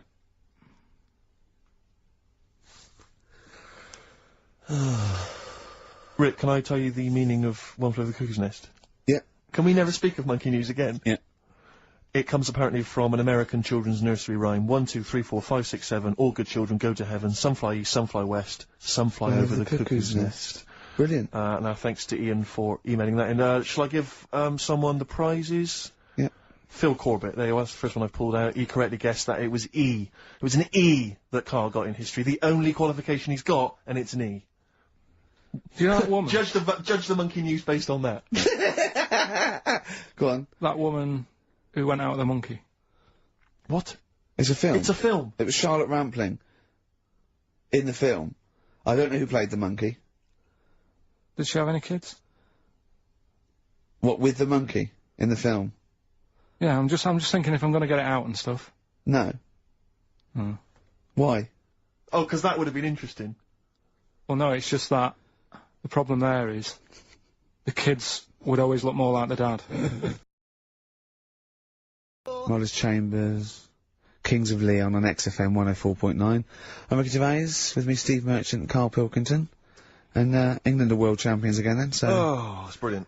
It was amazing, wasn't it? See, I'm not a rugby man at all. I never watched rugby. I think the last time, was when we won about 12 years ago, whenever it was, and I got into it last week because I realised we were doing so well. I'll watch England win anything. Yeah. Do you know what I mean? I don't care what... In fact, I wasn't into war when I was little until I realised we were so bloody good at it. We are really good at it. You know, it's brilliant. But, yeah, fantastic. Yeah, it was great. Right, that's the rugby thing over. What next? That's it. That's all I've got. That's all I had today. It does seem me... Sometimes I watch it and it does remind me of when I play rugby, because one of them will boot it down the field, and then someone will catch it and boot it straight back again. Yeah. Which is essentially how we play rugby. I was made to play rugby. We had to play rugby. Yeah.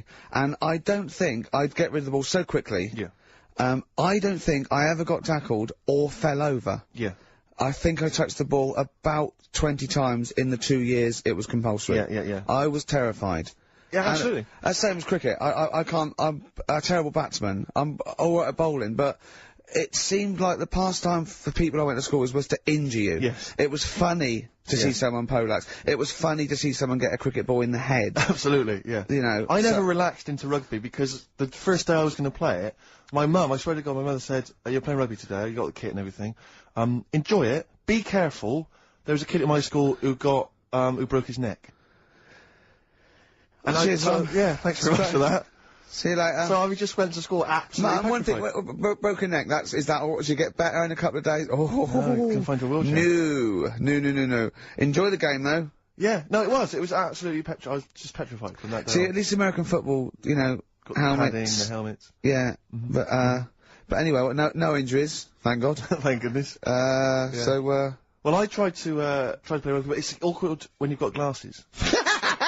I don't know, there's something about you didn't really play with glasses on? Yeah, quite. Well, I couldn't see anything, could I? I couldn't see anything. How else was I going to play? Oh my God! And so you're bound to be cautious, because inevitably you're a bit more cautious when you've got glass next to your face. But you were the tallest person on the pitch as well. Yeah. I mean, you were when you were about 14, you were probably 6 foot already, weren't you? Yeah. And everyone else was what, 5'2"? Yeah. So you were towering above them. With glasses on. Just with the glasses on. And you've got pretty cool glasses now. You've had a bit of a makeover. It's like Trinity and Suzanne said, first thing to go, the glasses. Sure, sort them out, Yeah. And presumably you used to have those National sort of bottle. Pretty much. Yeah. Is it true? You've never been able to mosh at a concert? I try to mosh. Because I've always watched people stage dive in, moshing at concerts. I've always thought that looks like brilliant. You know, when they ride above like everyone's wave, heads. like they're surfing across someone's hands. Yeah, so everyone's like, yeah. And I've always wanted to do that because I'm a big rock music fan. And the only time I did mosh was at Rage Against the Machine. I've heard the mosh at Rage Against the Machine. I love the idea of a band called Rage Against the Machine. Yeah. Aimed at a man with glasses who won't mosh. Well, it was at the Reading Festival, and I think the lead singer, I forget his name, he went, can I just remind everyone that racism and fascism are on the rise in Europe again. let's not let it happen. What did you do? And we all cheered, obviously. I mean, if there's one thing that guarantees a cheer at Reading Festival, it's down with fascism. And what did they do about it after the concert? Pretty much went back and... went home and had a cup of tea? Probably, I don't know what they got. Sure. They didn't go to Europe then and try and start... I don't think they got involved politically in Europe. I think they just continued to rage. Against the machine? Yeah, but largely in America, I think. Sure, But, I tried to mosh, and I got moshing, and, glasses flew off. And I remember, because we were playing away, you know, you do what you tell me, And I was just going, careful! I've dropped my glasses! Can we be careful? Loads of kids in hooded tops, just going mental. Yeah, and they're all trembling. So can we just calm down for a second? Let's not be silly. Yeah. It was absurd, and I had to kind of, you know, scrabble around on the floor, and thankfully they were okay, and they didn't get broken. So what couldn't you do then? What do you mean, what couldn't I do? What, at school? Can you not see without glasses? No. I mean, it's like that you couldn't do anything. It's a blur. Really? It's a blur, definitely. God. Yeah, it's like being kind of punch drunk or whatever. So yeah, you can't play sports when when you've got glasses. But why not contact lenses? Because they're not strong enough. No, they seemed a bit fiddly. Oh, brilliant. Bit of Lou Reed. Is that what you want? Yeah, Satellite of Love. Classic. A retro cut. Lou Reed, with a little help from David Bowie there in the background. Satellite of Love on XFM 104.9. I'm Ricky Gervais, with me Stephen Merchant and Karl Pilkington. Now, Steve, you know how Karl won't do anything outside his jurisdiction. He moans about stuff. He's got one job. We're doing about 5 things in the week. We just turn up and he's always available. He moans about it. He goes, "Oh, lucky you caught me," right? He's chatting. He's one of those people that, whinges enough and people think he's overworked, so he got Mondays off, right? He's just a whinger. Yeah. I haven't got Mondays off though, have I? Yeah, well, anyway, 2 hours on a Saturday. This is what the phone message he left me Wednesday on my mobile, but I just is chatting about certain things that are going on at the moment. What else need to know? Duncan, who mentions, is my agent, and you know you understand a few other things. But this is the sort of message I get from Karl, right? Window. Old messages. Alright. 12:10, Wednesday. Just getting loads of people calling me all the time about shit. Yesterday, DVD's signing for BBC London. I don't work there, but I've been dragged into that. I've got a woman on, leaving a message from Talk PR, going on about, do you want to go and see Pop Idol again? Right? Just saying, you and some listeners can go. So I'm sure you'll love that. I've got Jim Benner wanting you to introduce the tin buckets at the Astoria. So can you just let Duncan know that I'm doing his job whilst he's sat on his arse with his thumb firmly up his arse? Can you let him know that I'm running around like a here sorting shit out for you? Alright, see you later. So, do you know what I mean? I know, but that's the kind of phone message he's leaving. Do you remember who he was before you... But is even annoyed that he gets a phone call? I remember he got a phone call for you to do a voiceover and didn't pass it on. You missed a voiceover. That was thousands of pounds. No, I did pass it on though, I told you. You said someone had phoned. Yeah. That's not good enough. But who's that? Well, she didn't say, and I didn't ask. But of course she said. She didn't say. Rubbish. So you didn't take the number down? Just when she went, "Oh, can you tell Steve to call me?" And you went, "Yeah." Yeah, well, I just thought you'd know her already. I should have known. It was a woman, so I should have known. He's having a go, you see? Unbelievable. I don't know how it's come back on me. You're the one who was picking on it. Yeah, exactly. I'm saying. I'm defending. Why is he having a go at you? He never picks on Ricky, because he knows you are his bread and butter. Seriously, do you know what I mean? The only reason he's got Mondays off is because you're still doing this show. Yeah. That's why he's scared of you. That's why he's like, he has a go at you on the phone, but he always picks on me, because he knows, you know, I'm a pushover, I'm a nice guy. He's scared of you. I can't believe, I don't know how it works. Is that true? Steve, I'm always sorting you out. I look after you. Sort you out with tickets, I sort you lager out. I got you today, why are you picking on me? What do you mean you're sorting out tickets and lager? What's this? Right, whenever you want tickets. Yeah, sorry, I don't want to use this as, like, moaning time and that, because I don't like to moan, I'm busy and that, right? I've sorted you out tickets for gigs. Yeah. Right? Well, somebody doesn't even turn up to. Yeah, we won't even go on about that. Yeah. Right? Lager. He sorted out the Cure, he complained it was boring. Yeah. There was that big drum of lager that you had, and you said, "Oh, put that in your room for me, because I don't want to carry it home." Right? Lazy. So I said, "All right, then I'll put it in my room." It goes missing, it gets nicked. Then you have a go at me because it got nicked. Yeah. I get you another one, you make me carry it around town for you for half an hour, then you say, oh, I can't be bothered taking it home, can you take it back to work for me? Yeah. Yeah. But, interestingly, this is like a year ago, so it's still pressed on you, Oh, is hang it? on, and I forgot the one when we had an argument over 50p. When we went out for a coffee. You didn't want to give me 50p back that you owed me. That was the same day you'd given him about 40 quid worth of lager. But, see, this is my problem, this was my point at the time. It's not the 50p in terms of money is not what's important. The fact that you think you don't have to give me money back because it's only 50p, that was the point at stake. It's me who makes a decision, oh, don't worry about the 50p, not you, it's only 50p, I'm not going to give it to you. Do you know what I mean? There's got to be rules, otherwise it's chaos, Karl. Come on, mate. Alright? I don't want to fall out about it. No, that's not alright. Should we kiss and make up? Do you want that? Do you want to do It's that? alright. Yeah. Well, should we play a little record and come back to this, because... I can't believe it started with you slagging him off, Rick, and I've ended up I know. as the monster. I know. Bit of R.E.M. Yeah. R.E.M. and Animal. Animals would be R.E.M. and their Animals. What are you talking about? Well, no, I'm just thinking. I wonder if there's done a video for Animals and the Animal What? on a DVD, an Animals DVD. Huh? What are you No, I'm talking just about? saying. I'm just it's R.E.M. there. It's just a good link. R.E.M. Animals on a DVD would be. I've got an Animals DVD out. My got an Animals yeah, my DVD DVD, my live stand-up's out. Buy it. HMV and I don't think Virgin. you should- Well, I no, don't I'm think just you should saying. plug Animals. your- Yeah, no, it's I don't funny. think you should 'cause plug no, your stand-up I'm on not the show. plugging it. It came up in the Animals from R.E.M. I came don't up. think you should plug your DVD. Well, buy it now. It's a really good stand-up DVD. It's out. If you're going to buy anything, I ought to balance this out really. If you're going to buy a DVD, you should probably buy the Office series too, because I get money for That's that. been on telly. Animals. See, Animals hasn't been on telly. The Office has been on telly. It's bored with it. But I don't get any money for the No, I know, Animals but that's DVD. what I mean. I get wasn't everything involved. from Animals, whereas I've got to share The Office, whereas with you and some of the other actors, whereas I get the lion's share, lion's an animal, the lion's share of Animals. It's all mine, you see. So, the truth of it is that it's not. I mean, it's your stand-up, and it's not great. It's a bit no, but weak. nor's my A acting. lot of the observations Nor's my are quite acting or poor. writing. No. You're a great actor. I'm rubbish in The Office. One trick pony. Well, I I just agree with touch my that, tie, and I look at the camera, bored with that. Yeah. Animals, whole new side. Yeah. But 15, frankly, you've been 15 quid. You've been doing so much publicity on TV that, you know, if people have seen it all, they'll have probably seen all the best clips. No, yeah. And, I but mean, The there's only a Office, couple of decent gags. It's only really the dance, and you can get that on a JPEG. So Some other great stuff Don't in buy there. The Office. There's some other great stuff in there. No. Phoenix Nights is better than The Office. So buy Phoenix Nights. Don't buy The Office. Okay. Well, right. Let's get on with it. That's that. Right. What else is You've happening? probably heard most of the stand-up observations on this show, so... Right. What have you got for us? Available in HMV. Go on. Oh, well. I'm annoyed. Office. I was walking away from the show last week. I was walking towards Berwick Street. I like to look at the records and that, the record shops.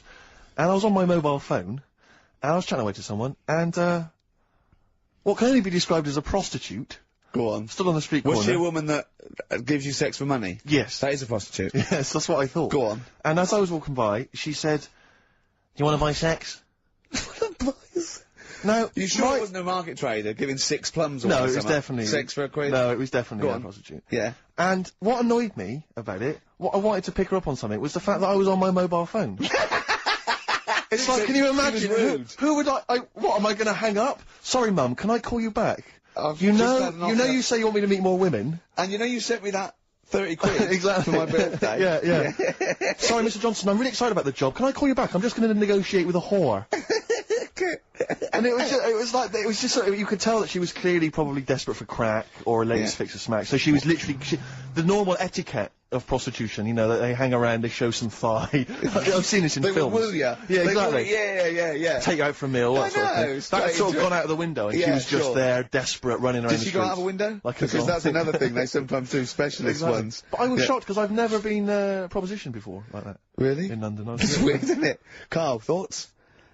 I think you'd be sort of approached a lot, because they tend to sort of go for people who look like they haven't got much chance. Sure. And I'm not being mean. No. I've known you a long time. Sorry, I'll let you go back to it. In what way aren't you being mean? By saying that Steve knows is a little bit odd looking. I don't think. Well, no, he does. Do you know? Yeah, no, but it's not what he thinks of his looks. It's what he thinks of you talking about his looks on. No, but it's like how you were talking before about, you know, your eyes are bad. It's nature's little way of saying, look, nothing to see here, right? Don't get that! I don't know what you mean. But when you look in the mirror and that, they've gone, look, he hasn't got the looks, let's make his eyes bad, right? Yeah. Nothing to see here. Yeah. That's what I'm saying, See, they're balancing it out, right? Yeah. And it's funny, right? Now we're on the topic. Sorry, I Johnny Depp. Hey, listen, my chest is gonna burst at this moment. Whenever we go because- into this conversation, I always think to myself, Karl, do you know what you look like? I'm gonna. You know, seriously, can I be honest with you? You look like, you know, if you've got like a balloon, a hot air balloon, right, just a little balloon like a party balloon, if you drew a little face on it, right, and inflated it about halfway, that's what you look like. right, No, play a record, I don't want to get into this, listen, it's too intense. now you've got onto this, let's just nip it in the bud now. I'll tell you something that I wasn't going to tell you because I think it was I don't want to hear it, I don't want to hear it. Right, it was on the tube, right? Well, someone told me they were on the tube, right? And, the tube pulled into a station, right? And one of the women saw the poster that's out at the moment with you and Rick on it, right? Yeah. So this woman apparently goes, oh look, there's Ricky. Ricky's on the radio, right? And, the other woman goes, oh yeah, don't you listen to it? So she goes, oh, I didn't know he was on the radio. And she goes, oh. Look at... Because he didn't sound this bad. She said, oh, look at that person he's with. So she goes, yeah. She said, that's Steve. She said, I was sort of aware that he looked odd because Karl mentions it on the radio. Yeah. So it wasn't as much of a blow to me, but I can see how it was a bit of a shock to you. Yeah. So, that's weird, isn't it? Yeah. And that isn't me sort of telling this woman to say anything. That was all happened without anybody else sort of bringing it on. Yeah. Do you know what I mean? Yeah. So... Was it... Sorry, you seem to be relishing this. Was it because of the little balloon story that made you... I honestly, Steve, I wouldn't have told you, but if you're going to start, having a pop... Yeah. Do you know what I mean? I can't just sit here and take it and that. No. I mean... all mates. Yeah, it's just, yeah. Well, I mean, I was mistaken for Johnny Vegas. Steve's got a story about that, if you want to have a go at me. Well, someone just thought you were fat with a beard, which is true. Well, don't have a go at me, because he said you looked... Well, you started it. No, I didn't. Yeah, I didn't. You were milking it. You were egging him on. I was laughing. You were egging him on. I sort of was. Yeah. But let's not, Oh, it's a good job you've got lots of good mates like Jonathan Ross you can go and hang out with. Don't need other friends, people who've helped you in your career. He's a good-looking bloke, isn't he, Jonathan Ross? He's a good-looking fella. Player out of time by Blair. Luckily, we're not out of time. Got another hour and 25 to go. So it's not over yet on XFM 104.9. I'm Ricky Gervais, with me Steve Merchant and Karl Pilkington. We've had quite a lot of emails, as ever, Rick. I should just say, because we're very lazy. It's a much-listened-to show. We're very lazy people, and we rarely reply or read out the emails, but we do... I never read the emails. Absolutely so never I rely... If I haven't replied to them, or my mail, Steve opens my mail and reads my emails. So if I haven't replied, it's just because he hasn't passed it on to me. Yeah. Okay. But I haven't passed it on to you because I know you'll never reply. Sure. So, I'm just cutting out that. But I just want to say thanks for the emails. We do read some of them, and we do appreciate the fact people send in jokes. Oh, I appreciate it. I love it. We've don't had, have to do anything towards it. Sure, we had an email from Jack. He just said he missed the last 2 weeks' shows. Has he missed anything? Not really. No, it's the same stuff. Same You missed, old I think last week Karl was having a go at Chinese people not aging well. He had a go at the gays, and he came up with a ludicrous story about a monkey that was impossible. So I don't think Jack's missed much. Go on. We've just had an email from the Pringles people. Oh, right. Good, because it's finally started to happen. I hear these stories about people getting given cars and Armani suits and trips abroad, and we haven't had enough, but finally people are starting to, realise what we're doing, our impact on society, and we've got a whole box of Pringles sent to us. Not on those little tubes, the proper tubes, the foot-long tubes. Yeah. So...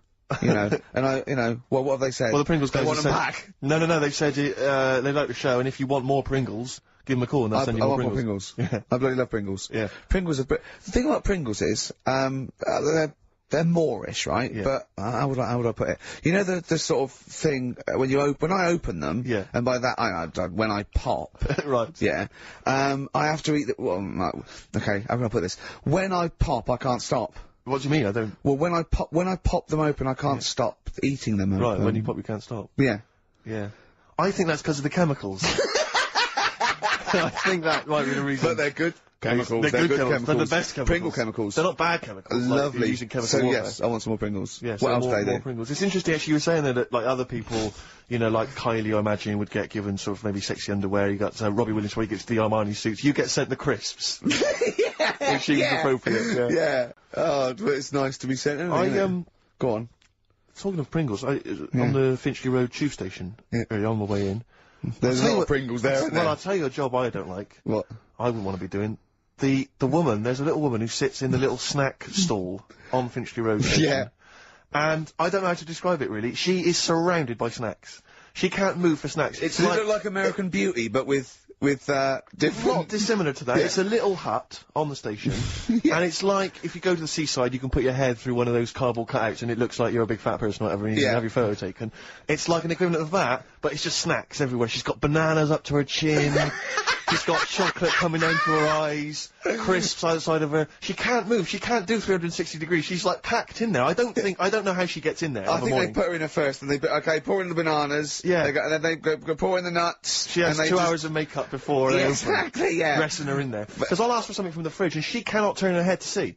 She has to go by feel alone, just to feel the fridge, and get stuff out and pass it. And often I'll say, that's not what I wanted, but she can't. You've got to let her off. It's extraordinary. Dear. But there's no music playing. Does she have to sell her way out of it? Exactly. If it's a slow day, she's stuck there till the next day. Yeah, it's like a world-breaking attempt. Yeah. Oh dear. That's Finchley Road, so if you... if you're on Finchley Road or just want to pop down there, have a look at the snack woman, because it is, it's How always does she get refills, though? I don't know how it works. I don't know how she goes to the toilet or eats. I don't know what she does. Yeah. But God bless her. So that's one of the jobs you wouldn't That's have. jobs I would not like. I've always worried about working in one of those big photocopying places. Sure. Because it's that constant taste of toner. Yeah. You know what I mean? It's so dry, and I just imagine going to work with a hangover. Yeah. 8 hours in that sort of I think it's environment. those jobs where what's the best that can happen that day. Do you know what I mean? The photocopying shop. What's the best? Well, they probably have interesting things, like people going in and photocopying. Porno mags. Can I have 30 copies of my art? Right, yeah, exactly. Yeah, I couldn't make it to the staff party. Yeah, But I wonder if I could do that in here. Yeah. Carl, what job wouldn't you want to do? Well, any job. You're a lazy... You're joking, aren't you? I've done loads of stuff. I'm quite happy now doing what I'm doing. Yeah? You look happy. Trying to think. You sound happy. Yeah, I mean, calm down. You on drugs? I'm alright. Are you on happy E? before England have won and that. I'm happy for them. Yeah, go on, happy for them. I'm happy in that. Yeah, what do you mean happy for them? We are England. Happy for us? Yeah. I mean, we didn't play. I did very little towards it. No. It was mainly Johnny Wilkinson. Yeah, I barely contributed. Switching on the TV was about as much as I did. Exactly. And shouting, come on! Yeah. Talking about jobs and that, though, I was reading the other day about, rubbish jobs that people have had and stuff. I haven't got time when I'm at work, man. I just get on with it. I'm not squiddly diddly. Fingers in pies, different jobs. Go on. Do you know Ivor the Terrible? Ivan. He, his Russian, that was the Welsh fella. It was bloody awful, but not as bad as his Russian cousin. Ivan, go on. He had a fella doing some work for him, right? This fella built his house. After it was done, right, the terrible fella was like... fella Ivan. He was going, oh, it's brilliant, you've done a good job there. Yeah. I don't want you to build another one like that. Took his eyes out. Just stopped him making an house like that again. Blimey. That's bad, isn't it? Why did he take away his trowel? Then he could have seen that he couldn't have built a house without a trowel. You can't build a house without a trowel. Yeah. I suppose he probably later thought that, once he'd been nicknamed Ivan the Terrible. Yeah. He thought, why? Because you gouge people's eyes out. Yeah, but I didn't want to build another house. I know, but... Take his trowel away. What would I have been then? Ivan the Crafty at most. Exactly, yeah. Ivan the Jealous, Ivan the spoilt brat, but... Yeah. Gouge someone's eyes, that is bloody terrible. I'm surprised you're not called Ivan the... Do you know what I mean? You're going to go down in history like with Vlad the Impaler. Yeah. He's mainly remembered for impaling people. Yeah, he did a lot of other stuff. He did a load of great charity work he did. The impaling is the thing that's really gone down in history. When were you reading about Ivan the Terrible? No, it's just or Ivor the Terrible is the thing you remembered from this informative article? No, it was just little bits like that. Talking about him, there was a thing about someone who worked for that fella who painted the ceiling. Sistine Chapel. Yeah, there was a thing, a woman who worked for him in his house, and I love how you assimilate information when it's just bordering on the academic, or just the interesting and true. It's wonderful. Ivor the Terrible gouged someone's eyes out 'cause built him an house. That fella who painted that ceiling had a woman work for him. Imagine if you wrote that down in an essay. Imagine if you wrote that in a school essay. Well, you'd probably end up with not getting a grade, or... Yeah, or thinking you turned out to more than you had. Exactly. Anyway, the woman who lived with... Yeah, the woman who lived in a shoe, go on. Yeah, there was this woman who lived with him, and, she used to, like, you know, go out and do all this shopping and that. Yeah. But because she couldn't read or write, he used to have to draw everything that he wanted. Why couldn't he just tell her? I don't know. No, but no, wait. That's an excellent point. Could she talk? Yeah, but if it's a big list and that, loads of different coloured paints. But why and couldn't stuff. she draw on a piece of paper? Why did he have to do it? Because he's a better drawer, isn't he? That's the point. That's it. That is. We were just looking for the logic of the story. You found it. You've done it. Play a record. He's a better drawer. I Don't Owe You Anything by the Smiths on XFM 104.9. I'm Ricky Gervais. With me, Steve Merchant and Karl Pilkington. Karl, over to you. This is the time where we play, well, the world famous quiz, isn't it? Rockbusters, isn't it? Yeah. Which is Blockbusters, but with music. See you later. Cryptic clues and that. Do you want to say? Not really cryptic, but go on. We've got a number of DVDs to give away, including some teachers' DVDs. We've got a bunch of CDs here, and also Ricky Gervais's live stand-up DVD, Animals, brilliant, which cool. is not good at all. I really would not encourage people to buy that. It is weak observations, poorly performed. I would recommend The Office Series 2 on DVD. Rubbish That's in still that. available. I'm awful in that. You can actually see me forgetting some of my lines. That's true. Go on. Right then, so cryptic clues, just an example, might be new, I reckon. People will be staying in today because it's raining and that, so might not have heard it before.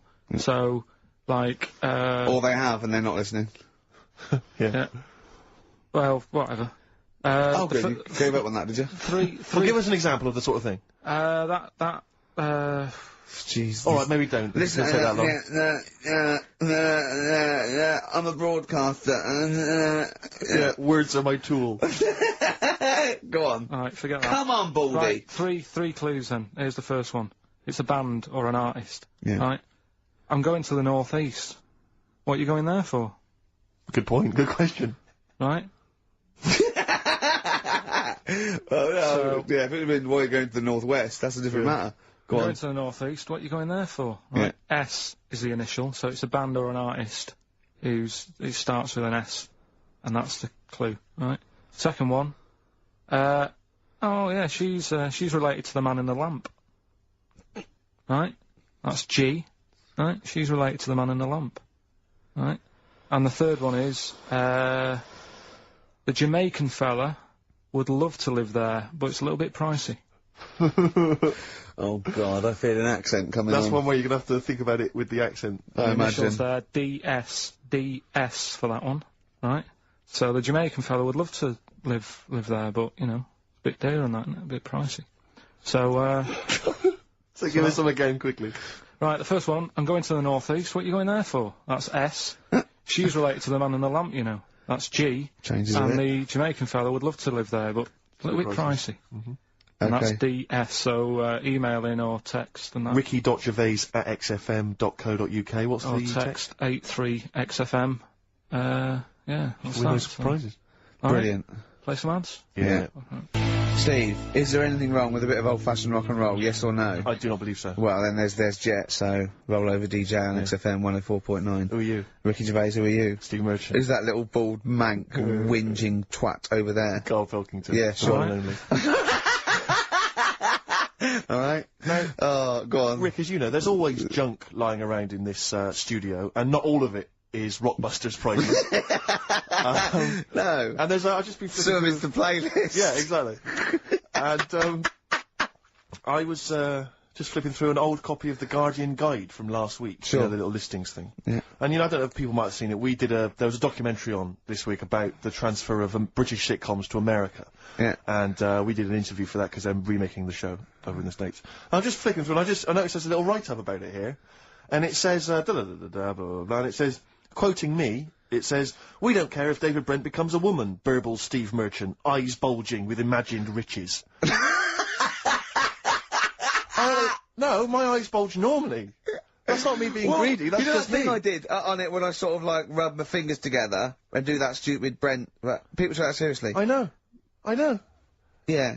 It's extraordinary. Oh, some people got it, but I think it was something in the paper the next day said Gervais's mannerisms could have been transferred as dollar signs. Well, I was doing it sarcastically. I was doing it like that. I was pretending that I just cared about the money. Yeah.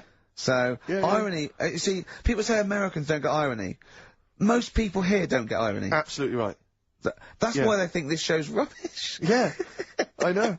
We fooled them. Yeah. We've had the last laugh. We think it's really good. Exactly. Carl, come on. That was, let's have some news. Let's do some proper radio. Have you, all your news comes from Anna Nova, doesn't it? What will Dr. Fox do about now at 2 o'clock? He'd do some amusing news. It's coming up for 2, and here is the news with Karl Pilkington. Well, like I said, it's just headlines and that. I don't bother reading on if I like the headline. And it's all from Anna Nova, not from a newspaper or... It's not made up or anything. These no, are real okay then. Well, headlines, let's see. Okay, imagine Trevor McDonald doing this. These are real news headlines. Okay then. Well, they're real to Karl. Okay, here we go. And here is the news with Karl Pilkington. Bong. Man hid in wardrobe to avoid work. Yeah, good. Alright. Bong. Teenager gets stuck in washing machine. Bong. Dutchman has 2 right feet. Bong. Cow hit by train lands on farmer's wife.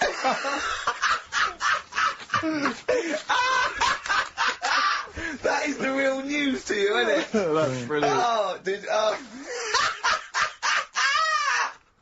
I was just thinking the cow flying through the air! Yeah. And the wife's going, oh no! Yeah. Oh dear.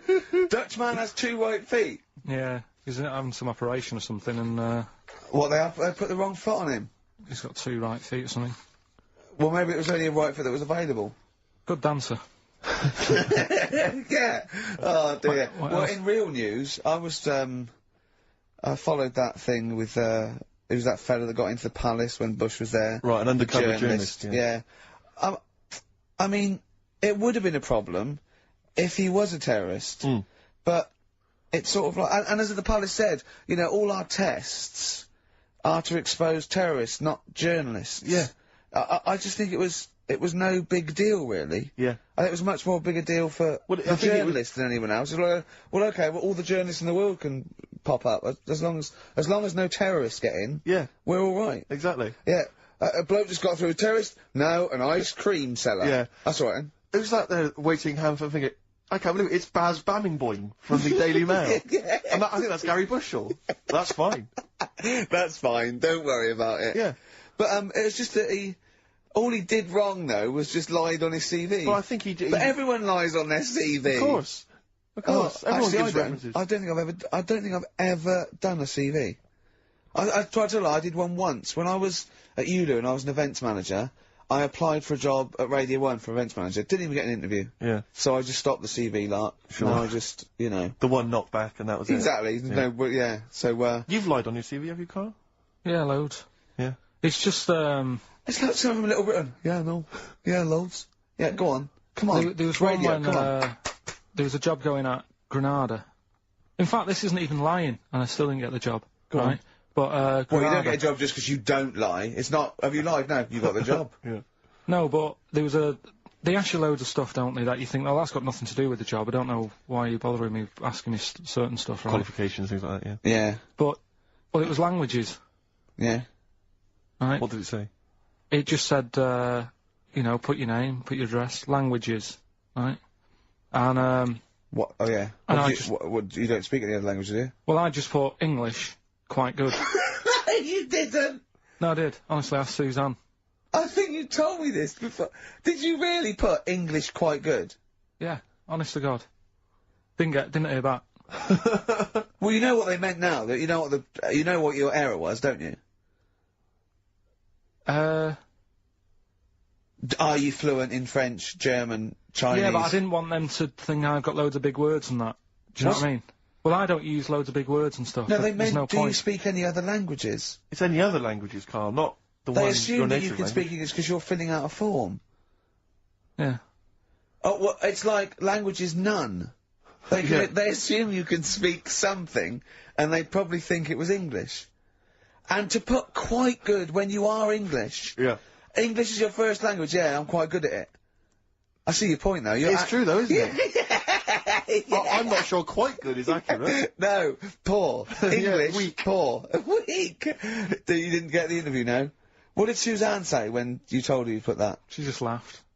It was Really? too late. It was too late to do anything. How's her hair? Do you want to talk about it? She's off today, so... Is it alright, is it? Oh, she's listening, you mean? She's at home today. But it's probably alright now, isn't it? Because a bad hair day, it doesn't last... but it'll be nice. It'll be nice, not today. You're scared of her, aren't you? No. I mean, I don't want to... You've learned your lesson that, you know, you can't talk about people like that. Because it upsets them. Well, plus I can't do it all now, because we're doing Pulp Fiction later. And it sort of involves her head. So... Brilliant! So let's... Excellent, there's me thinking that you're being considerate. Yeah. Or worried about... You don't want to use up the material until later.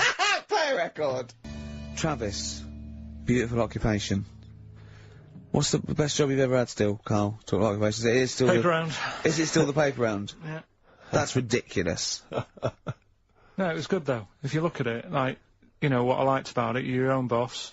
No, you're not. You're not your own boss. No, The news agent is your boss. Alright.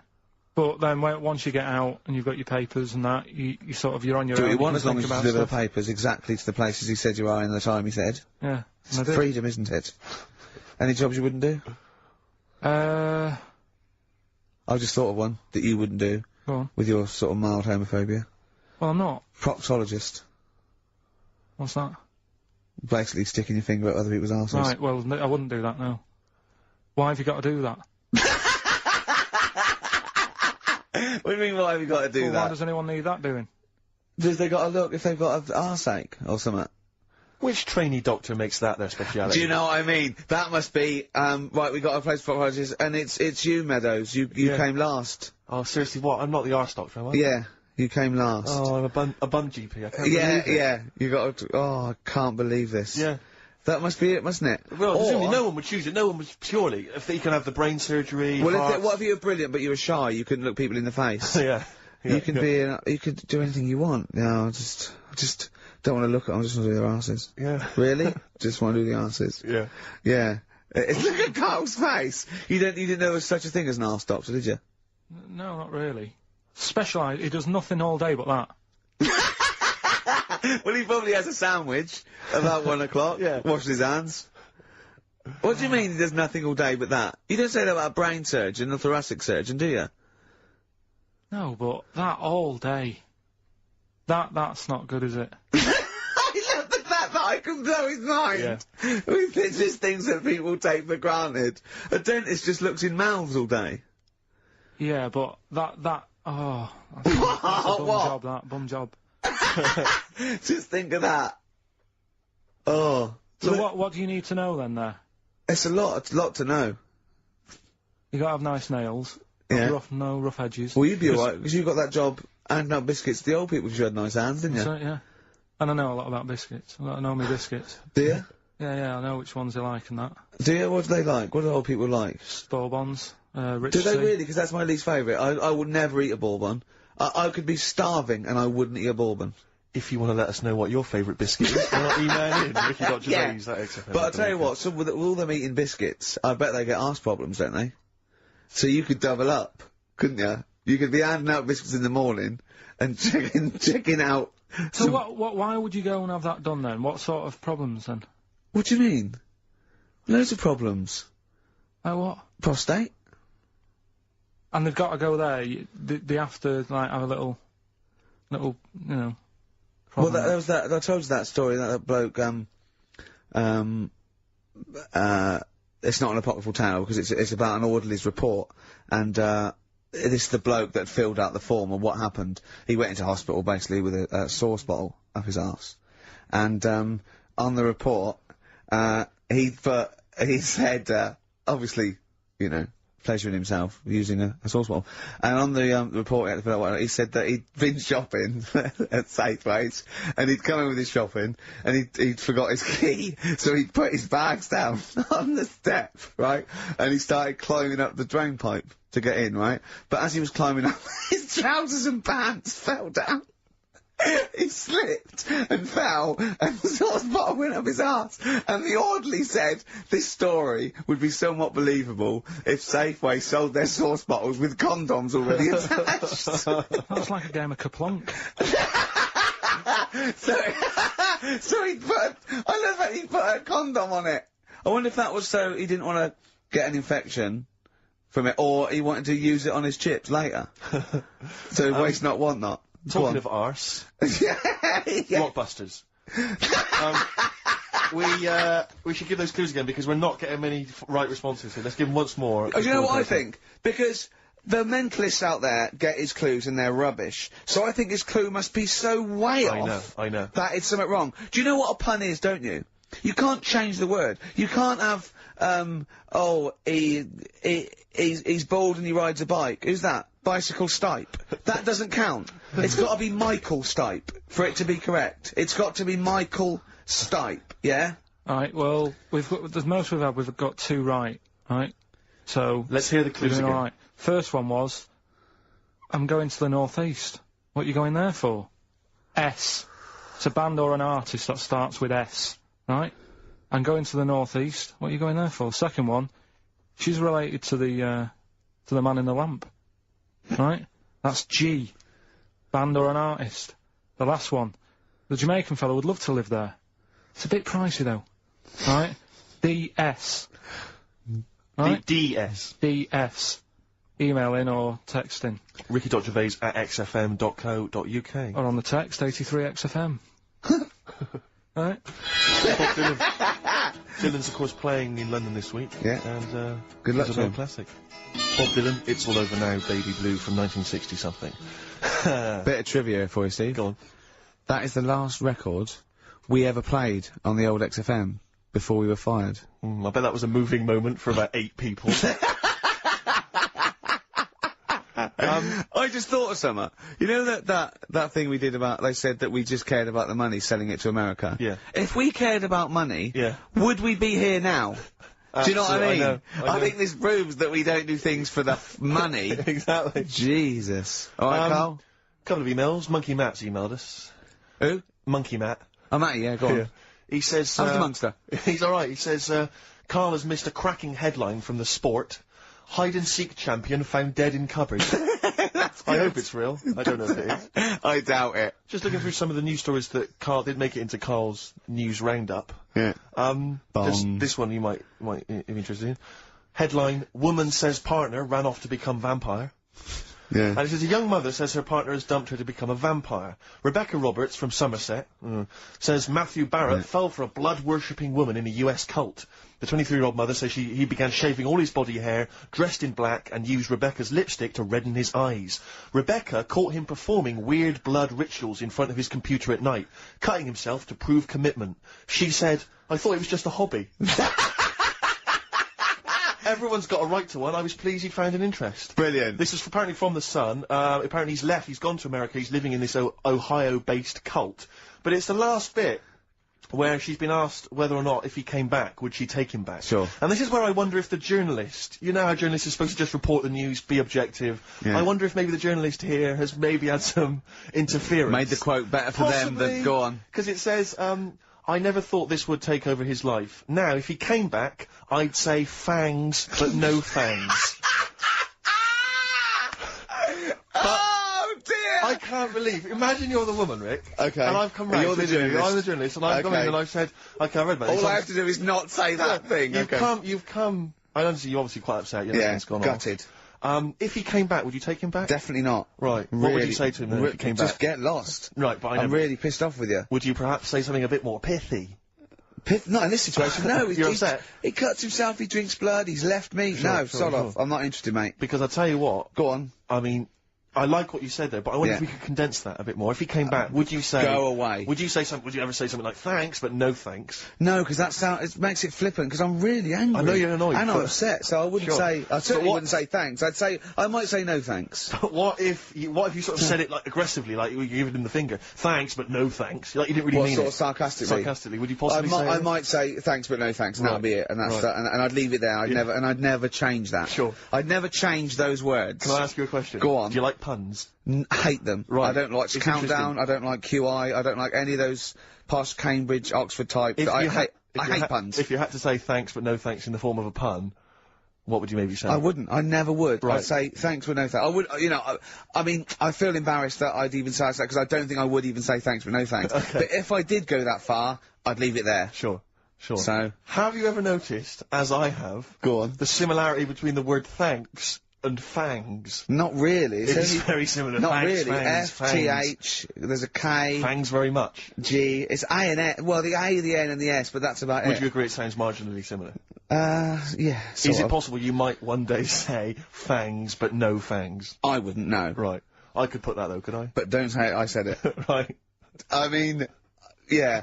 Fangs but no fangs. Yeah. This is the thing. Just, if you ever read an article in The Sun, The Mirror, anything, do not believe it. Really seriously question and query it, because... If it ends with fangs, no fangs. If it ends with a pun, almost certainly they never said it. Feeder. You know what? I'm annoyed at now, right? We've got another ad break coming up.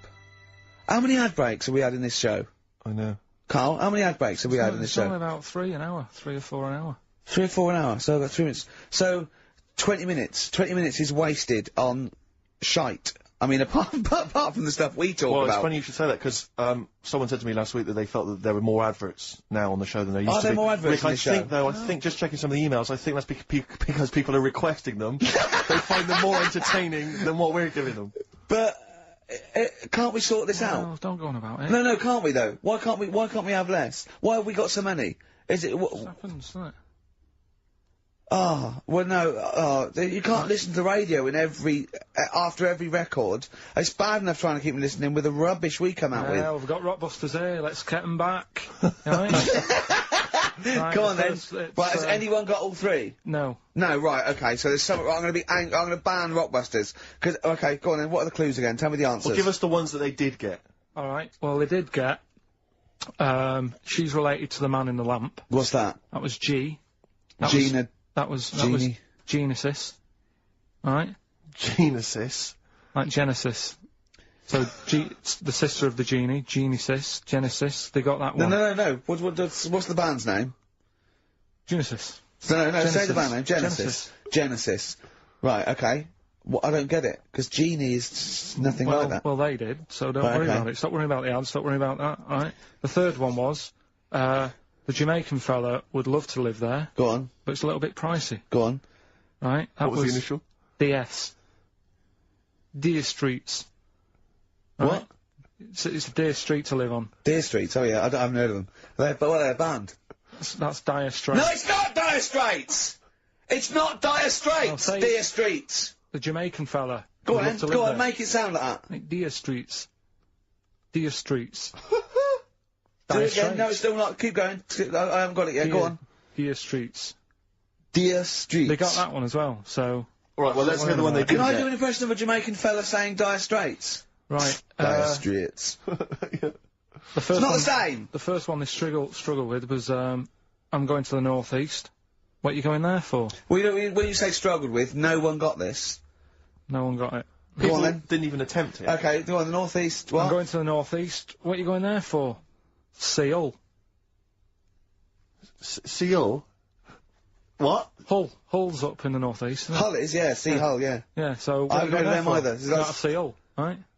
So that works. Who's Seal? Seal. Oh, Seal? Yeah. What's that got to do with the north, though? Seal. That's the way I'd say it, innit? Okay, that's the end of Rockbusters. Unbelievable. That's the end of Rockbusters. I can't believe we even brought it back, Rick. Right. I'm serious, that's the end of Rockbusters. Can I be honest with you? Go on. I'd love to hear some adverts now instead of that. Well, so would I.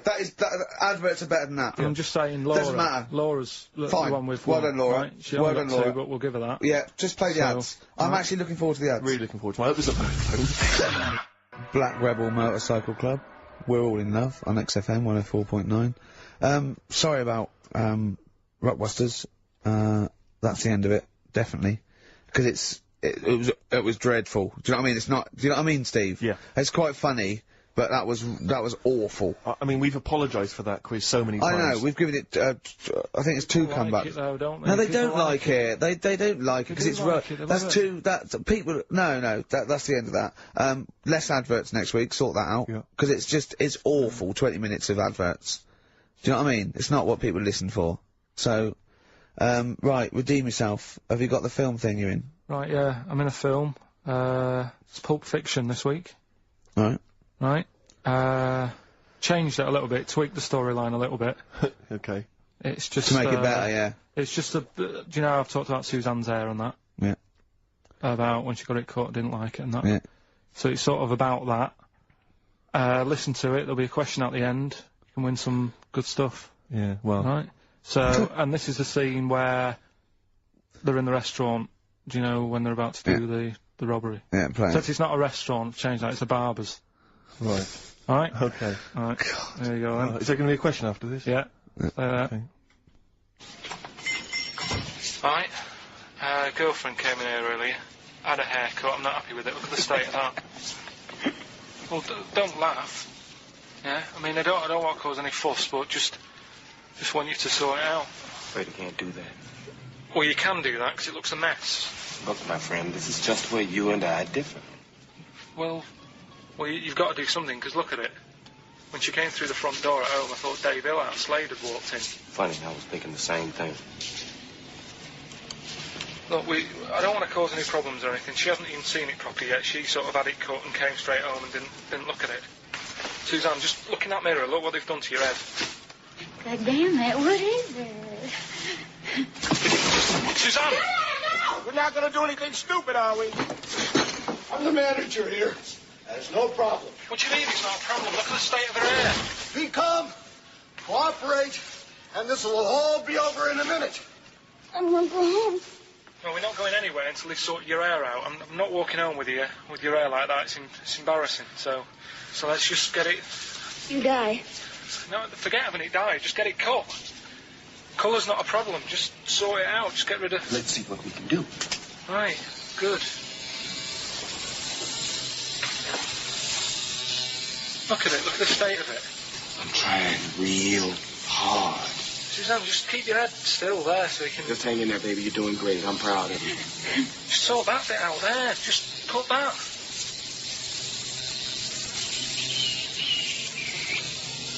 My barber says I've got the hair of a Chinaman. Have you heard that before?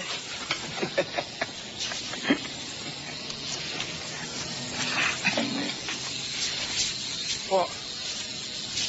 What's so funny about that? Is it serious or what? Freaking me out. If my answers frighten you, you should cease asking scary questions. It's almost over. There you go. No, it's not brilliant, but that'll have to do, won't it? I reckon we'll have to buy her a hat on the way home. Yeah, that's probably a good idea. Do you think Suzanne's listening? It's alright, isn't it? I like the fact that in that she's represented with a sort of dim-wit southern accent. Yeah. Your girlfriend, so I'm sure she'll have appreciated that. Alright, It's nice, yeah, it was a nice... I don't know what kind of copyright infringements that was made. Yeah. But, Right, well, the question is, what did I say is odd about my hair? odd about your hair? Yeah. Yeah. Oh, well, Alright. yeah. Fans of the show will know that already, I'm sure. Yeah, so, email in, ricky.gervais@xfm.co.uk, or, yeah, just email, actually. Yeah. Bored? Right? Yeah. You can win some tat. The usual address. That is a beautiful record. Yeah, this is Thunder Road by Bruce Springsteen, as recorded by Badly Drawn Boy. You'll enjoy it. Good job. Badly Drawn Boy doing his version of Bruce Springsteen's Thunder Road. Good effort. XFM 104.9. Tricky song to do a good version of, but not Good bad. effort. Not bad. Badly. Tell you what, who's also made a good effort? Go on. Stephen Gunning of Tooting. He's correctly identified that Karl's hair is like that of a Chinaman's. Or it was. Yeah, many other people have emailed in saying, how can we know what your hair's like, because you are a bold mank twat. Yeah. So people have correctly... Is picked up our on that. language okay on this show, in general? I've told you that, you know, to be careful on that. Yeah, why don't you try putting some effort into it as you get Mondays off for this 2 hours? You come up with Rockbuster clue that no one can get because it was impossible, it wasn't even a clue. Oh, yeah. I've got your headlines. I've done Pulp Fiction, right? I taught you about that fella, the builder fella, and his eyes and that. You don't even know what you're talking about. You don't even know what you've taught me. It's sort of like you borrow information. It's like one of those things that, you know, what are those things called, write once, read many. You can just pass it on, and it's yeah, one of those CDs you can just play once. Well, it struck me that is you and information. It goes in. If you tell someone once, it's like you've lost it. It's like pass the parcel with knowledge. It's gone now. You don't even remember what you told me. Like a chain letter. What? You mean chain letter, don't you? Shut up. It struck me when we were listening to his phone call to you at the very beginning of the show. I don't know if you might have missed that, but basically it was a message that Karl left for Ricky. But about halfway through that message, there was the feeling, I don't know if you noticed, but like the words started to fall apart. It was like he wasn't going to make it. Every time Karl opens his mouth, it's the equivalent of walking across one of those rickety bridges in Indiana Jones. That you might not make it to the other side. I know, yeah. Oh, look at him. Anyway, we've had a few laughs and we've had a few insults. Yeah, but, so we'll try and honestly, I'll try and sort out something else as opposed to Rockbusters next week. Less adverts, I think. Ideally. What else? Oh, better chat, better music, better presenters. No, come on. They got rid of Monkey News. Was it? Oh, is there no Monkey News? No, it's gone on this week. Don't talk. There must be some Monkey News.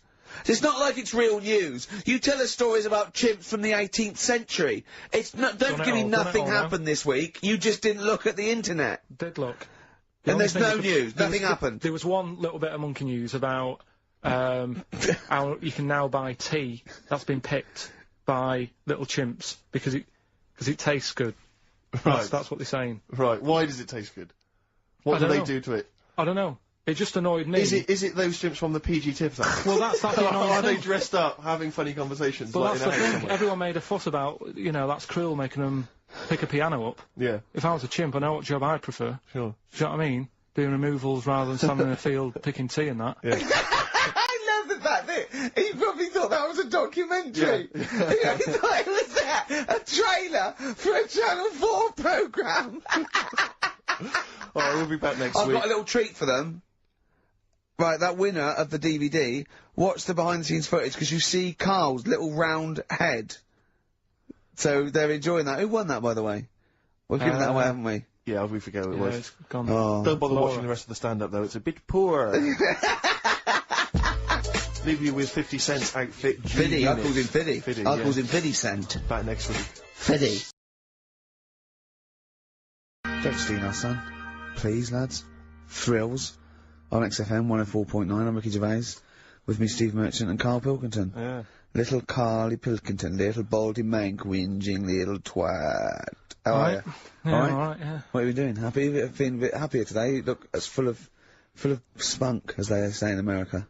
Yeah, I'm alright. Just a bit of a miserable day, though, isn't it? Yeah. A bit miserable. Yeah.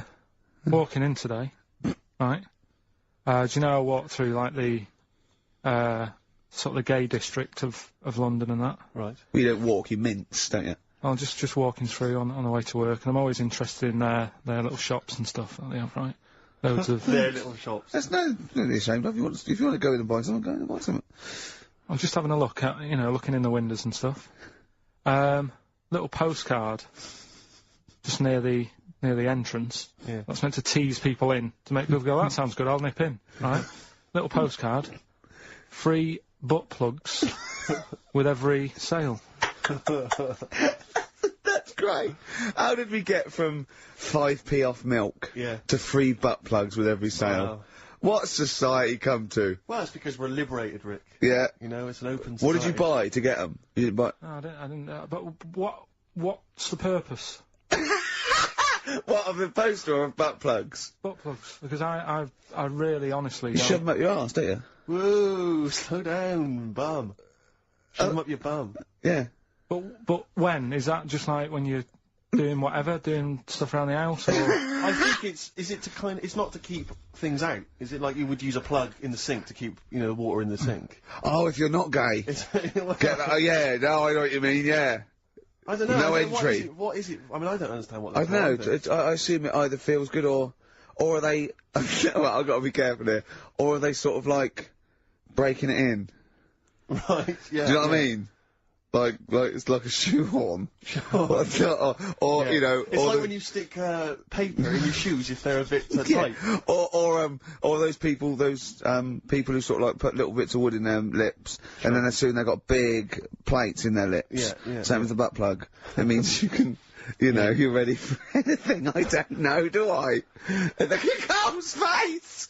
Well, if you know what butt plugs are used for, then why not get in touch? Ricky.Gervais@xfm.co.uk. What do you think? If there's any... I can't believe we're already on this subject. I know. It's 1:05 and we're I was gonna say then, if there's any people who use butt plugs, and I was thinking that Karl would have said, well, they're not up yet. Yeah. Because they go out late. No, but... But what? We're award-winning people. We've written a TV Not on show. radio, though. Not on radio. We're rubbish on radio. I know, We've got nothing to lose. But I always say to you, Steve, that I like educating people and that. Now, the way I see it is I didn't know what they were. Let us phone to go in. Someone might know about butt plugs. All right, well, we'll get No, get them on. Get them on. Ask them. No, because they might say something dodgy. Oh! Yeah, whereas, what have we just been doing? Just take a chance. Take a chance and tell them not to swear. Well, you tell them. Okay. Right, Steve, do you I want... haven't got my headphones on. Hello, who's that? Oh, my hold on. Who, sorry? Nicholas. Nicholas, hello, mate. You're not going to swear, are you? No, I'm not going to Keep it clean. Yeah. Keep them keen. What were you calling about? I'm phoning about your plugs. About, not my plugs, but sure, plugs in general. What, do you know much about them? No, Are you a plug user yourself? No, I'm just thinking if maybe you've got some gay friends and you're spending the night at their place, you might want to use one. Right. What, you mean experiment with them, or...? No, so you can make sure they're not going to do anything while you're asleep. Could I suggest, you know, just lock the door? I mean, that is easier to me. Can I make a bigger suggestion? That's probably the most homophobic thing we've had said on the show today. Thanks very much for your call. Right, okay, good. Well, that's why we shouldn't put people on the line. Just, you know, without checking first. I think Karl's made a good point. That's the calibre of listener we've got. God Gave Rock and Roll to Ya by Kiss on XFM 104.9, Ricky Gervais, Steve Merchant. I'm bloody glad he did, Steve. Thank you, I am. Cheers. Karl Pilkington's with us as well. He's learnt some stuff while the song's been on. He's had a couple of calls, one from a bloke, one from a woman who worked at a sex shop, and you learnt quite a lot. I could see your eyes widening. What have you learnt then about butt plugs? I haven't really learnt anything. I still don't understand Yes, you have. No, but the woman was just saying, you know, it spices things up a bit. Yeah. Well, what do you need to do that for? The end result is always the same, I think. So why complicate it? Do you know what I mean? Are you with me, though? These people who say, you know, they do stuff all night, it's like, what's the point? That's why I like short stories and that. Yeah. Oh, brilliant. So... Excellent. I wish people could see what he looks like when he's talking like it. Oh, in fact, he's in Heat next week, Steve. Right. Yeah, they've put a picture of him. They could do the grab off the DVD, and he's behind the scenes, and he's got his little picture in Heat, and he hates it, don't you? Well, I'm a bit annoyed because I didn't want it in. Why are you worried? Just don't want people knowing what I you look like and that. Why? Were you on the DVD? Yeah, but... It's to public domain. Anyone can take it off there and put it on the paper now. But that's extras on a DVD, and I'm just thinking not that many people, if they watch it, they won't take it in, stuff like that. What are you worried about then? Just, there's like me brother and sister and stuff who I don't see anymore. If they know what I look like now, they might... What do you mean if they know what you look like now? They've just got to imagine little Karl Pilkington with no hair. No, I've changed quite a lot, because I work hard, don't I, so I've aged quite badly. Right. And I'm just thinking if they... You used to have the hair of a Chinaman, But didn't you? sorry, why is it a problem for your brother and sister to see you and to... Because I don't see them anymore, do I? And they'll come out of the woodwork now. What? They're after your millions? No, so they're sitting at home, they're looking at Heat, and there goes Karl and says, oh, Karl's my brother. My brother, right? Oh, maybe I'll go and see him. I don't want the hassle. But they could find out where you are What's the hassle then? It's just hassle of having friends and family and that. You mean this, don't you? Yeah, it's, you know that I'm not into having But mates if and either that. your brother or your sister came to your door, would you not welcome them in and give them a cup of tea? Do you know what? He bumped into his sister, right, after about 7 years, in a car park somewhere, right? And she went, oh, I've got a picture of my new kid, do you want to see it? He went, not really, all kids look the same. And she went off in half. Unbelievable. Yeah, but that's the problem though, isn't it? She hasn't seen me for years and years. That's the way I am. I'm not like being rude or anything, I'm just says what comes in my head. Oh, don't give me that. Don't do that. I'm not rude. It's what comes in me head. That's a rubbish excuse. Not know rude. me, know my ways. Yeah. Right, am I wrong then? Let's look at it. Let's look at what I said. Hey, there's Nouts Obama's cakes. Know me, know my ways. Get out, you twiddle flunt. What is that? What sort of philosophy is that? Know me, I'm rude, and take it or leave I'm not being rude. You are being rude. What, saying that all babies look the same? It's your nephew. You didn't even bother to have a look. You could have been courteous and had a look at the picture. If it was a first, I'd say fair enough, but she's got loads of kids. Oh, fair enough.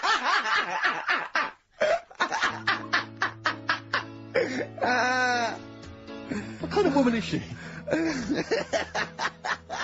David Bowie, Lady Stardust from Ziggy Stardust and the Spiders from Mars. I went to see him Tuesday. I know you went to see him Wednesday, Steve.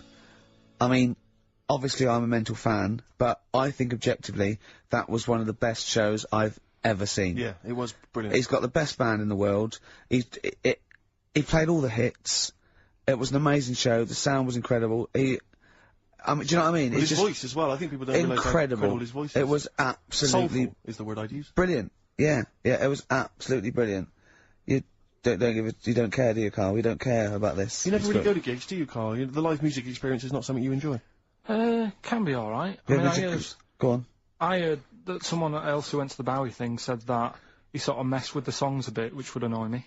No, he didn't. Not really. Hardly at all. He said when they did Life on Mars, instead of saying something about just the tune of it, he messed with it so it wasn't the same. That would annoy me. What would you do? Get up and... Well, it's just don't mess with stuff. It's like if you went to see Titanic and then the boat didn't have a crash, you'd go, what are they doing? It's like, oh, I fancy messing with it. Well, he didn't. Well, I'll tell you, he didn't mess with it. Relatively speaking, he did not mess with the songs. They were brilliant renditions.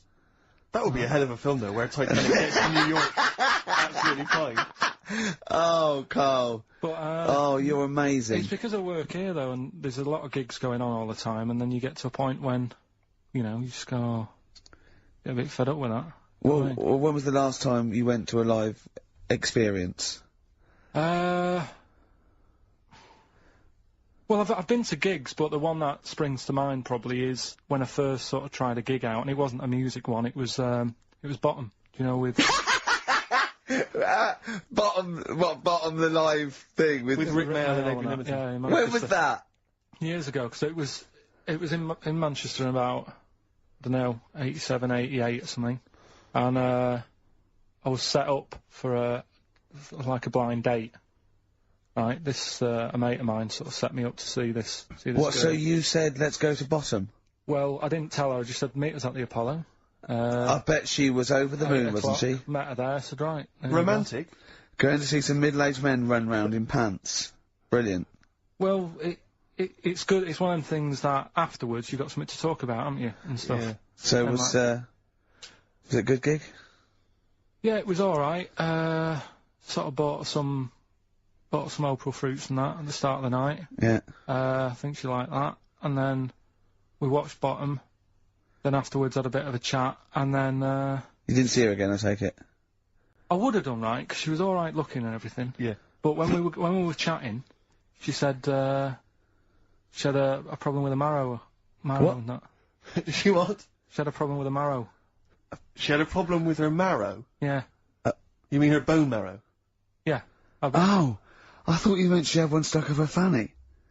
No, just a... Thanks for that, Rick. That's an image I can't get out of my head. No one did what? Oh, I think a marrow. I think it's a marrow. Her marrow. And is that serious, that? Well, I just was put off it, because I thought... If you I think it's more serious than a problem with a marrow. Yeah, I mean... With a marrow and that. It's an idea if you're bored with butt I love it! I love it! Everything he says is like someone from Kes. It was just that thing. You didn't want to go out with a girl who might be ill in some way. Well, yeah, I thought, what's the point in spending time with her, spending money on her and stuff, and then she's going to die on me? Oh! No, but seriously, God! no, but I'm just, see, this is what annoys me. You asked me to be honest, but I'm just saying, what's the point in me getting upset and stuff? No, but it's not it was the one thing you said, what's the point in spending money on her if she's gonna die anyway? You've got to realise that's not a normal thing to say. No, but what's the point in getting to really knowing someone and thinking, oh, she's really nice, I want to spend my life with her? It's good that she told me when she did. Carl! What, during bottom? This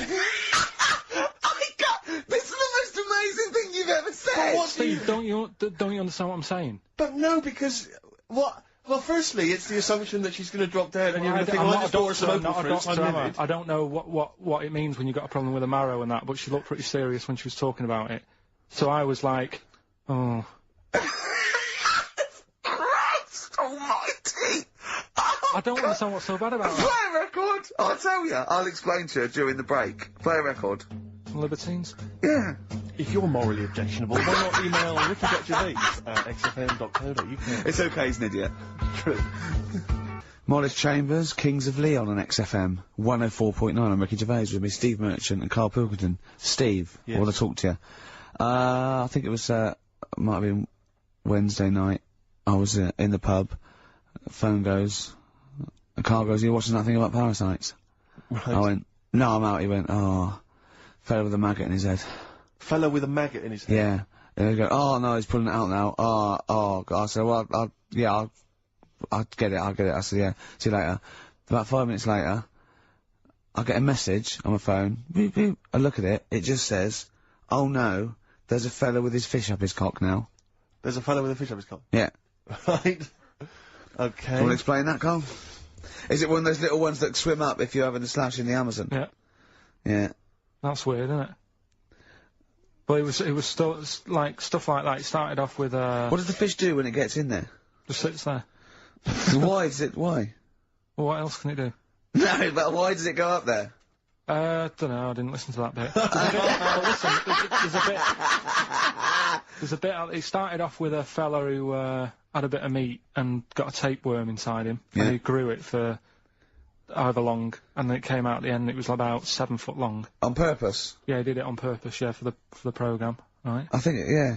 Probably slimming, isn't it? Well, I was thinking that. You're a fan of Waller, could he purposely have about 8 of them? What, Rick Waller? Yeah. It's a good idea. Because they were saying how they eat, a lot of stuff when they're in you, they just eat all Well, they take enough so you don't die, and nor do they, yeah. But, I mean, you've got to keep taking them out, haven't you? Because you'll still have the same weight, because it's got to go somewhere. So you'll have them in you. What you got to do is, like, let them eat your meal and then take them out. Do you think worm watchers will catch on? Yeah. So, anyway, so that happened, right? And then, there was a woman with a maggot in her head. A woman with a maggot in her head? Yeah, she went on holiday, it got in there somehow. And, Stowaway. It it was massive. And the thing is, she had a hole in her head, and she's there being interviewed with the doctor, like, and you can see it just sort of sticking its head out. Like, do you know when you see a cartoon with a maggot in an apple? Yeah. And it looks out, and looks around like that? Yeah. Why didn't they just take it out there and then? I think they could have done, but the doctor's messing about. It's like, well, it's good for the show, isn't it? And they left it in there. Right, that's libelous. Well... That is libelous. But I found it weird, why not just grab it? Because there must be a reason. There must be one of those medical reasons that you don't really know about, Karl. Right. And another bit, this was the best one, right? Grab it! Right, there's this fella, and he was on his bike, right, yeah. cycling to work or whatever, and, he sort of sees this thing in the corner of his eye. Right? Literally in the corner of his eye? Or you mean he saw something? He just said he saw something. In his peripheral vision, okay, yeah. And thought, what's that? Yeah. So he thought, oh, doesn't matter, whatever. And he stops off at a cafe, right, get a little scone, a tea or whatever, and he goes in there, and he's sat down, and the waiter comes over, he says, yeah, what do you want? He says, I'll have a scone and a tea. He goes, alright then. So he goes to get it, comes back, as he puts the tea and the scone down, his face is like, what is that, right, like a look of frightenedness on his face, right, drops the tea and legs it, So the fella's going, what? So he legs it after the bloke and goes, what? And he says, something came out of your nose. That was massive. Sorry, something came out of the guy's It's all serving. true, because people would have watched it, so don't start saying it Sorry, didn't but hang on, I happen. just need to clarify. The guy on the I bike... don't believe he ran away. Wait a I minute. don't believe he legged it. I don't believe he had a look of frightenedness on his face, and I don't believe he said something massive came out your nose. and I don't even believe he had a cup of tea and a scone. These are the things that I think are embellished. But who had something coming out of his nose? Was it the guy serving the scone? The one who was on the bike who ordered the scone. Yeah, but what was came it? out of his nose. Yeah, what was it? Came out of his nose. Right. So he goes home. And he thinks, I've got to sort this out because it's not good and that. So he's But what? No, it was out of his nose. So you mean it poked out of his nose? It didn't come out. It just said hello and then it... It was like the maggot in the head. Yeah, he just yeah. popped his head out, had a look around and went back in. Why did the bloke drop the tea and run? Well, it's weird, isn't it? Alright, so he goes home. He goes home and he goes, oh, God, you know. So he sits in front of the mirror and he's sat there waiting. This thing comes out. Again, sort of looks round, goes back in again, so he goes, oh. No scones. Right? No, so he goes, I've got to sort this out. He goes to the doctor's, says to the doctor, I've got something up my nose, it just keeps coming out and having a look round, going back in. Didn't say that. So the doctor's like, oh, I haven't heard of that before, right? Didn't say that. So sat there, it does it again, the doctor looks, you know, frightened again. Runs away? Yeah. He's got a look of frightenedness on his face. He had a look of medical frightenedness. He dropped his stethoscope and legged it. No, he said, I know what it was. So what? So you got a leech up your nose. He had a leech about that long. What's radio? Well, how long's that? 4 inches. 4 inches coming out of his nose. Next time it stuck its head out, he grabbed it, pulled it out. That's horrible though, isn't it? Isn't it? Can I just remind people, just let people know, when Karl was saying it was about that long, and Ricky said 4 inches, he was using his fingers. Oh yeah, he didn't have his... No. There's nothing else The there. feather out, no. So he had a leech up his nose. How did he get a leech up his nose? I don't know, again, I'm not that bothered about that bit. All the footage and stuff. Oh, play a record. Brilliant programme. Yeah. It's just the same, he just sees that, he gets fascinated, he doesn't read on. His education is just sound bites and self-embellishment in his own head. Yeah. Well, It's like, he gets all his news from Ananova and he just reads the headline. Yeah. Wow. And he just doesn't bother reading it. But you know, he considers that education. He gets annoyed if you think that more information is useful. Don't get going on that, 'cause we'll talk about that later. If you're I'll tell you what. go. Right, okay, okay, we're gonna play a song now, and, I'm gonna tell London Karl's confusion over evolution. Right. That are you two? Oh, brilliant. Sweet thing. 104.9 XFM, 104.9. Yeah. U2, the sweetest thing on XFM. Ricky Gervais, Steve Merchant, Karl Pilkington. So, we're with Karl in the week. So, what can we do this week? I was saying, well, don't do Rockbusters, that's dead in the water. I hope the listening public agree with me. He's going, well, you know, I won't teach you stuff again. Remember what I taught you last week? I went, no, no idea. Were you joking? I went, no. And it was, he went, Ivan the Terrible gouged out a fella's eyes. Yeah. He actually said Ivan the Terrible at the time. Yeah. So... I can't remember. This was a man who had built something for Ivan the Terrible and then But his idea of education is telling someone something that knows more about the subject than him so they can correct him when he's telling them it. And, so I said, well, I don't know, and he gets annoyed that me and you are dubious against monkeys who perform bank robberies, and he goes, but you believe in Newton. He doesn't know the difference. I was trying to explain the laws of the universe, right? He was going, what do you... And so all I come up with, I thought somewhat interesting. You know when you tell a child maths, you say you've got 3 potatoes and you've got 4 potatoes. I have to do that with science to Karl. So I ended up saying, imagine you're in a shopping trolley with loads of house bricks. If you throw the house bricks out, you'll go the other way. He loved that. Right. He didn't you? Because I didn't know that would happen. And... It's sort of useful to know. It sort of explained a bit to me and stuff. Yeah. Right? And that's why I like doing stuff. Every week, I think listeners go away going, well, I didn't know that. Do you know what I mean? Karl told me something there. They forget it instantly, just like we do. We're friends of yours, and we forget it instantly. No, the annoying thing with you is, Steve, not so much, Ricky, at least they'll listen now and again, you'll just dismiss stuff straight away.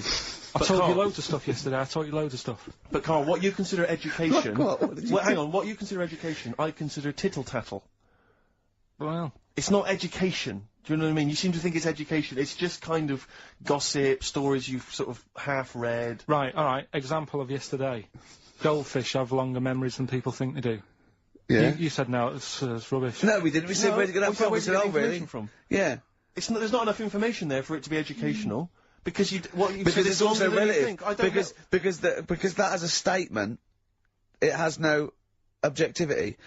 Goldfish's memories are longer than some people think. That isn't a fact. Exactly. Because we don't know how long do people think a goldfish's memory is. Do you see what that isn't a fact? Whereas Newton's laws of physics and the universe are. Right. Yeah, but it was just a little thing.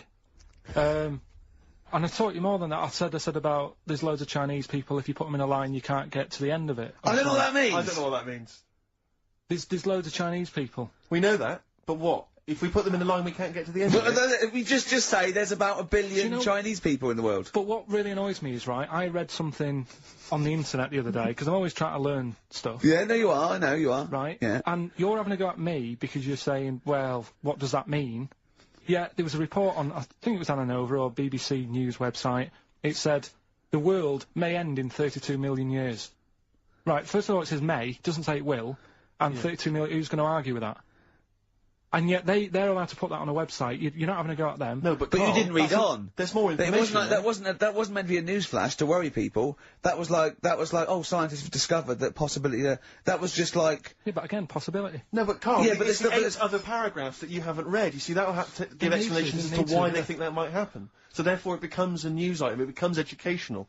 It's not just the headline, the bullet point. The headline's just supposed to. It's supposed to draw you into the story, so you read on. That's not all the information. But then I was trying to come up with things to excite you, and I realised that I was opening a can of worms. I was trying to come up with facts for him. He was going, give me facts. So I said, oh, okay. Why can't an owl? Why does an owl have to turn its sort of head 180 degrees? And I said, it's because the eyes are so large, that's a huge focal point for its sight, that they can't move within the skull, right? And he went, well, why'd they do that? Why don't they just do it, give them normal eyes, and then after I've turned their head? I went, what do you mean? Why didn't they? He went, well, whoever did that. I went, well, it was evolution. It was, he went, right. He went, it's like giraffes. I read that giraffes grew their necks to eat food. So they didn't grow their necks to get the food. The ones that had upshots lived longer and so got the food and passed on their. He went, yeah, but why didn't they just give them wings? I went, why didn't who just give them wings? He got angry and went, whoever gave them the necks! His understanding of evolution made me fall on the floor. Who do you imagine is they? Because you don't believe in God, do you? So who is it you imagine is they? Well, whoever made us, sorted us out. Who?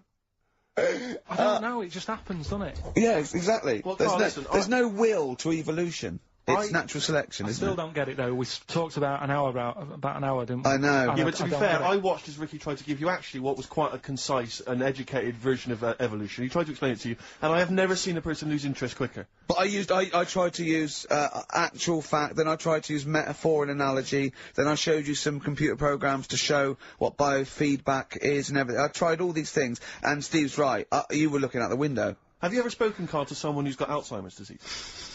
And you try to explain who you are, and they're listening, and then that's what you're like. It's extraordinary. But listen, seriously, I went home, I found this book, I found a couple of facts which I think are more up your street. Evolution, a little bit complicated. A little bit big. But this one, I think we may have mentioned it before, I think you'll like this. This is from a book of facts and trivia. The Egyptians trained baboons to wait on tables. That's interesting to you, isn't it? Yeah, that's pretty good. Yeah. Have you got any more there? I'll see if I can find Oh, he's interested. Yeah. Can get the staff. That did happen, yeah? You pay peanuts, That definitely happened, you get monkeys. And then what did they go off and do after that? Well, it doesn't say. So I love the fact that he thinks, right, okay, so in his mind, if now the monkey going, it's 5:30, I'm off, you know I was going early today, and they go off maybe dancing or something, or they come in late. No, I assumed what you meant there is that was their first career move. And Yeah, then they well, went on. It's like actors waiting to be discovered. Play a record. Just one more before you play a record. Oh, man. You'll like this. Peter the Great. You ever heard of Peter the Great? No. Okay, well anyway, Peter the Great had his wife's lover executed. You'll love this, Karl. Right, so his wife had a lover, he had him executed, and he put his head into a jar of alcohol, and his wife had to keep it in her bedroom. Do you understand? That's every time she saw, every morning she'd wake up, and there was her lover's head in a jar. Who took his head off? He took his own head off. Play a record. Play a record! She had a lover, and never mind. Never mind. Mad World on XFM. We just had a text, Rick, from Andrew Barnes. He says he watched the same documentary, it would appear, as Karl did in the week. And he says here, just to clarify, the leech nose man got it up there when drinking from a muddy stream. And he goes on, one can only imagine the frightenedness he experienced. Oh, Karl. Explain to him once more what happened with Peter the Great. Alright, so we've got Peter the Great. Yeah. Okay. And his wife had a lover. That's another man. Another man. Not Peter the Great. She was having an affair with someone else. Right. And Peter the Great, he found out about that.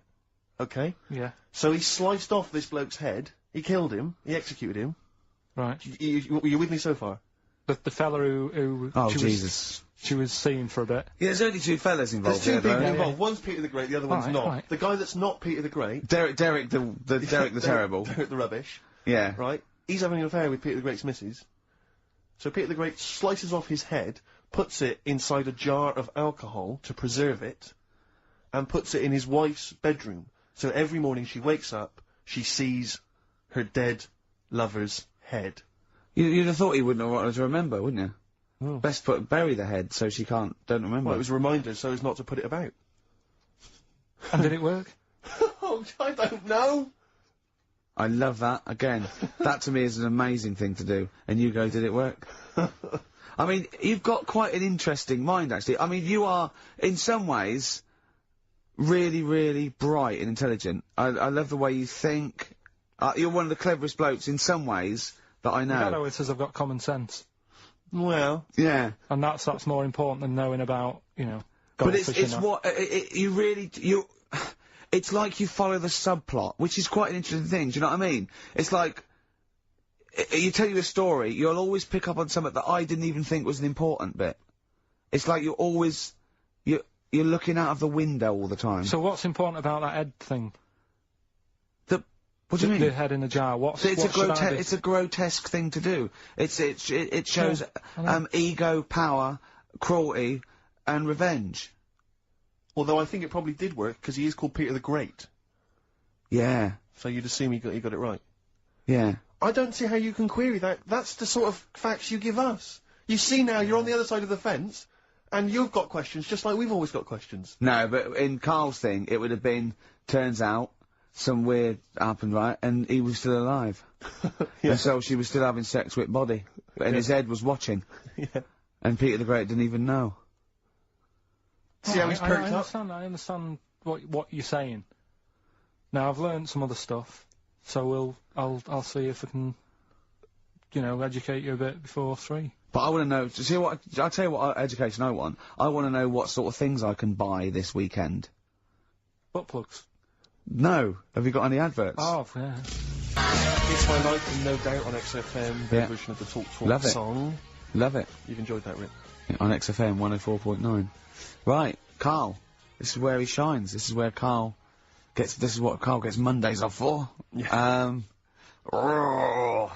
Okay, Karl, what is it? You want to explain this? It's the bit when, I'm in a film, and, sort of edit me into it so I'm like an actor in a major film. Yeah. We've done Kes, we've done One Flew Over the Cuckoo's Nest, Shining, stuff like that. Mm-hmm. This week, it's A Few Good Men. Brilliant film. Brilliant film. With Jack Nicholson and that. Yeah. So you listen to this, and will we give the question later on? Probably. Let's give it after this. All right. Yeah, we'll give it after we've heard the clip. I haven't really got one sorted, but I'll think of one whilst it's on. So, have a listen to this, take everything in, and then the question at the end. So it's a scene where it's a court case. Yeah. Alright? Alright. All rise! Call your witness. Yeah, he's just coming now. Alright, Jack? Colonel. What? I'd appreciate if he would address me as Colonel or Sir. I believe I've earned it. Defense counsel will address the witness as Colonel or Sir. Right. Right, Colonel. Bit smart today with all the army stuff on. You ever served in an infantry unit, son? Nah. Brother did. He was in the army. Got kicked out though, because he went for a packet of fags in a tank. Weird that, innit? No, it's not. It's tragic. I wouldn't say it's tragic. I'll show you something tragic. I always carry this book around with me. I always show it to people. It's got like the top 50 weird people in the world in it, right? It's all sorts of weird stuff in it. Look at this one here.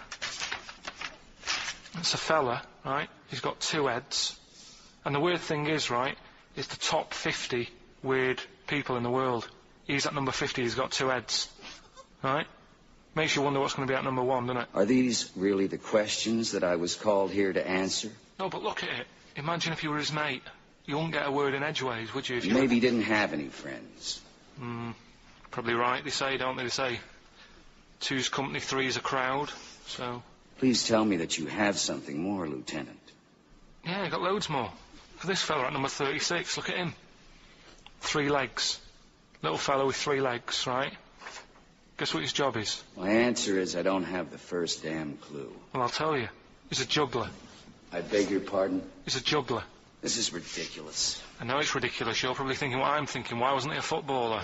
They're great at keepy uppies and that. I'll answer the question. You want answers? Yeah, it's just that I'd like to know the truth. You can't handle the truth! Gentlemen! Well, I've paid for the book, so I think I'm entitled to know why. I don't give a damn what you think you are entitled to! You better get somewhere fast with this, Lieutenant. What about this one, then? This lad here. He's 12 years old, he looks 48. What do you think? No. Why not, though? You said you didn't want to know any more about the juggler. You didn't say you didn't want I to know know any what more I about said. I don't have to have it read back to me like All right. Lieutenant, do you have anything further for this witness? Well, just wanted to know if you thought Mr. Webfoot at number 42 should have took up swimming, but... Absolutely. Yeah, you'd say that now, wouldn't you? Forget it. Well, I don't know what to say, really. That's Karl Pilkington in the film A Few Good Men with Jack Nicholson, acting alongside Jack, and I have to say, giving him a run for his money. I think Karl is a really good actor. I genuinely think that. Should we put him in something? Yeah, definitely. Okay. Right, what's the question? What's his forte, do you think? Just sort of, playing that sort of stuff. Okay. Deep stuff. Okay. Yeah, So we can sort that out. Think of a question there, out of that little lot. You've not got one? Well, I've got, it was at number 36, whatever it was. What was it? Dunno. Let's... It was number 50, it was number 50. Yeah, alright then. Okay. Yeah, what, yeah. Well, yeah, what was odd about the guy who was at number 50 in the 50 weirdest people list? And just text in, 83XFM, and put your address on there as well and that. What prizes are there, Karl? Loads of stuff. Yeah. Oh, that's actually not bad. There's Lord of the Rings on there, Michael Palin's Around the World in 80 Days. If you've not had a chance to see that yet, it's been repeated about 80 times. Look Around You, which is an excellent show. That's it's brilliant. Seen that. There's some other good stuff. That's not too bad. And also the relatively poor stand-up DVD, Ricky Gervais's live animals show, which is mediocre. Can't give him away. Yeah. All right. And yeah, you can win all those prizes if you can answer which question again? Who was the fella who was at number 50 in my book? What was up with him? Excellent. Alright, so let's, got to play, Thorns. some Thorns? That's the most beautiful track I can't get enough of this. You'll love it. You'll love it. Karl, come on, what's the matter with you? What? Thorns. No Blue Sky. Beautiful, isn't it? And that great track. It's alright, yeah. Just had an email, yeah. That woman who opened the Office script could have her head cut off. Apparently. When a letter is posted, it becomes the property of the Queen until it reaches the person it was meant for. By opening it, she's committed treason and could be killed. I don't know if you're familiar with this story, Karl, are you? Go on. Apparently, some copies of the Office Christmas specials, scripts, got sent to the wrong address. Some woman. And, I mean, I don't know what you do in that situation. Normally, if I get mail that's not addressed to me, I just give it to the postman or put it back in the postbox. Radio 1 tried to speak to her, but apparently she's got a gagging order, which makes us think that she sold it to the Sunday, so we'll read it. We'll read the plot of The Office tomorrow in the Sunday papers, which ruin it for some people. Ruin it for a lot of people, yeah. But the other thing is, I mean, if it was sent to her, obviously her name wasn't on it. If that's true, in which case, I think that's quite a serious offence, isn't it? I would hope so. I mean, I would hope that, if I sent something in an envelope, it was... But the BBC, the BBC, thinks that because the person they said it was meant to be sent to got his, he thinks maybe that's an excuse. Maybe someone gave her the script and said, don't say it came from me. Yeah. So, I don't know, maybe she's protected someone, I don't know. Yeah, well, I mean, if that is well, either way, don't sell it to a newspaper. Well, It's just the kind of mercenary nature of it that I loathe, you know, it's the fact that it's only just now makes me wonder if she had it there lying around in her house and someone said to her, well, why don't you go to the papers? Yeah. Try and flog it. But I just don't think I don't think she's gonna get a lot for it, because people are gonna see it soon. It's not like it's the Hitler Diaries. Well, they're not very well written. But, I mean, I don't know. I tell you what I'm frustrated by, it's just the fact that it's like we've worked hard to give people some kind of pleasure for this Christmas, you know, because a lot of people are very depressed, Rick, very low at this time of year, they've not got what they wanted. But we're trying to cheer them up, give them a bit of happiness. Yeah, but I think she'll be happy if she gets a lot of money. True. I don't know. I think it's just tacky, really. It's like, well, I just say, if you're a fan of the show and you don't want to know what happens, then don't read the Sundays tomorrow, or at least avoid it when it says, we tell you what happens. But the papers might not ruin it. The papers might go, we've got them, but we're not going to ruin it for people. That'd be a nice gesture. But, all I can say is, it's a good job that I send out the prizes. Because that Michael Palin, Around the World in 80 Days, will be going to the person who won it. Yeah. And if someone else receives it, they better not try and, do you know what I mean, keep it. It should go to the winner. Yeah, exactly. Right? That is a very good point. So, be warned. Don't open things that weren't addressed to you. Yeah. Pandora's box. There's some sort of lesson there. Yeah. What happened? All the evils of the world, wasn't it? Pretty much. What? Yeah. Oh, don't try and explain it to Karl. No, Pandora's box. Go on. Well, told not to open it, opened it, released all the evils that are in the world now. But did the person say if you open it, loads of evil will come out? It's not true. It's not true. It didn't really happen. It's not like evolution. It's not the truth. But you remember that? Yeah, you won't listen to some of my stuff. Like goldfish and stuff. No, it's not that we don't listen to it. It's that you would pass off how all the evils in the world got here. Because on Ananova it would be, Pandora opens box. Actually, speaking of headlines. Oh, here we go. Okay, look. Imagine if Pilkington was on News at 10, okay? We should just explain, you cannot be bothered to read an entire news story. You get everything you need from a headline, don't you? Well, I think it's enough. I think if they did... Well, let's see if this is enough. Let's see if Trevor McDonald just read this on the News at 10, it'd be shorter and you get back to the football or whatever. Yeah, there we go. And here is the news at 2:15 with Karl Pilkington. Bong. Man who walks backwards around lake falls in. Bong. Chinese woman eats dirt. Bong. Man lives in rubbish dump for 10 years. Brilliant. Bong. Czech family says they've got a rabbit with 3 knobs. Right. Done. Sorry, can you just read a little bit more of the Czech family with 3 knobs? Just about a family... Not read it to yourself. Read it out on air. It's just about... Well, he can't read it to himself. I told him to read it to himself. We still hear it. No, he was, because I could see his lips moving. Come on. Just this fella who, had 3 rabbits. Right, just think of this is Trevor McDonald. Yeah. Okay, carry on, Karl. Okay, oh, here's the news. Right, good, brilliant. Go on. There's a fella, he's got 3 rabbits and that, and then, he checks them out, right? Yeah. 2 of the rabbits have got 2 knobs each. Right. And he goes, that's a bit weird, isn't it? Sure. And they're throwing them around, sort of, showing them around the family and stuff, saying, look at that, that's weird. Picks up the 3rd one, it's got 3. Yeah. So, they ate the 2 with 2, because they thought they best keep the 3rd one, because a little bit lucky in that. Yeah. It is lucky, 3 knobs there, yeah. Now here's the sports news, and that's how it would work. Yeah, okay, brilliant. Well, read about the Chinese woman who eats dirt. I'm interested in that. That's it, that is the story, isn't it? What more do you need to know? It's well, I want to know a little bit more. Can you just embellish it? 78-year-old Chinese woman, she says she's 78. Makes you wonder. Yeah. With my theory. Karl's theory is that Chinese people don't age well, and so those Chinese people that say they're 112 are really only 33. That's why he doesn't want to be recognised, because he doesn't want to walk out from here into Chinatown. Yeah. Go on. It just says she's been eating soil for 70 years. She's ate about 10 tons of the stuff, and it's done her no harm. Kept her grounded. It's probably alright for you, isn't it? Because it passes through, doesn't it? Yeah. Well, they say, don't they, if you're having a kid, let it play in soil and that, because Well, that's to get it immune, yeah, to get yeah. But lots of, like, things with sort of, birds and reptiles sometimes swallow, soil and, stones, because it grinds up stuff, breaks down cellulose for them. Doesn't do any harm. Right then. One more fact from this book for you, Karl. Apparently, officially, the Second World War is not over. It's not actually over because there's never been an official treaty signed between Germany and Russia. So it's still going on. Interesting or not? Not as good as the monkey one and the woman who eats dirt. And the Peter the Great and that. Sure. But, yeah. It is over, isn't it? Isn't it, though? That's what I mean about you annoying me with stuff that you go, oh, that's interesting. I don't think that is interesting. Okay. Okay. There was, what was it I learnt? What was it I learnt? Think of that as a question. Well, we're all trying to figure that out. Yeah, go on. Leonardo, DiCaprio? The painter. Da Vinci.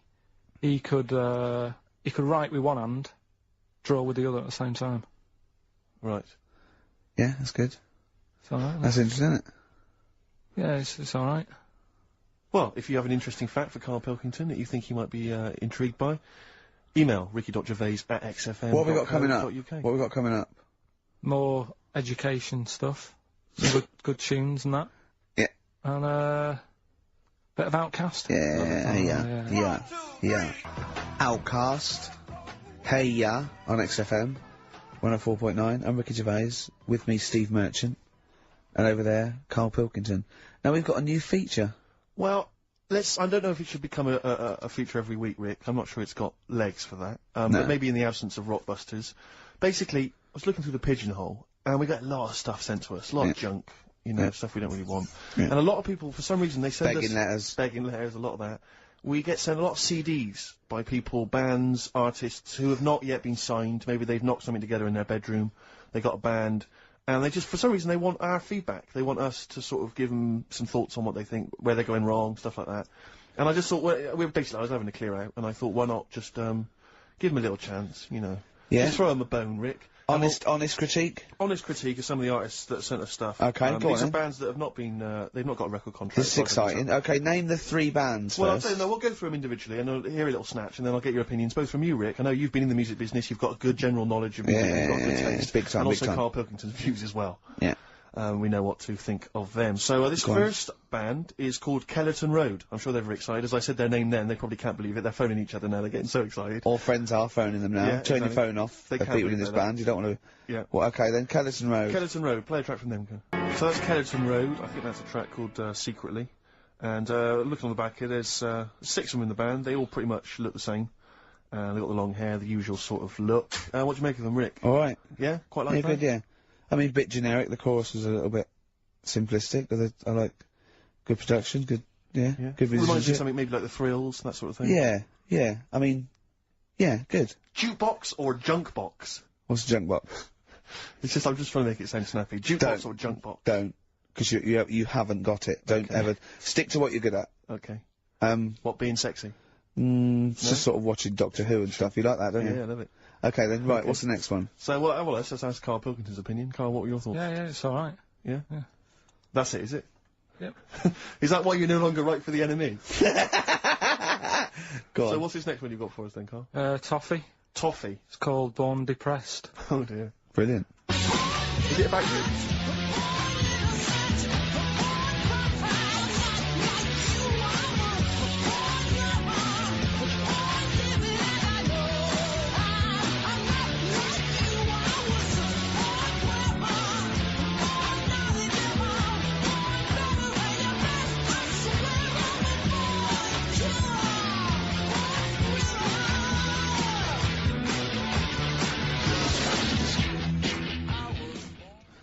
I quite like that. Yeah? That's sort of bit glammy, bit underground. Yeah. What do you make of the name, Toffee? I don't like the name. It's not great, is it? No, but I quite like that track. Quite like the track. I'm just looking at the CD, they've made it themselves, and basically the band feature on there completely nude. Oh. What do you... Well, we know what we think of that. What do you think of that, Karl? Let's have a look, though. Have a look there. That's no point, is it? There's quite a lot of blokes and there's one naked lady. Oh, just having a look, though, Yeah. What are you looking at the blokes? What are you looking at? Why are you looking at the blokes? Knob. Just having a look. But you're looking at the knob. I can see by the way your eyes are looking. I'm looking at the woman's knob, though. Well, she won't be happy with that. No, that's a bloke, Karl. Yeah, that's where you've been going wrong. Yeah, that's the woman. Yeah. Yeah, that's what I was looking at, that one. The woman's knob, so that's alright. Yeah, good. So Rick, hit parade or shit parade? I don't know if it's going to be, I don't think it's going to be a hit yet, because I haven't got backup, but I think we're looking more about whether they get, a record deal. Do you think they deserve one? Yeah, thumbs up for both of them. Okay, well done. Alright, well done. And Karl, play the last one then. What did you make of it? Sorry, we didn't ask your opinion, we weren't interested. Like to see him on CD UK. Just like that on the CD cover. Okay, okay. And this last act, I think, is this right, Picture Centre? Yeah. Picture Centre.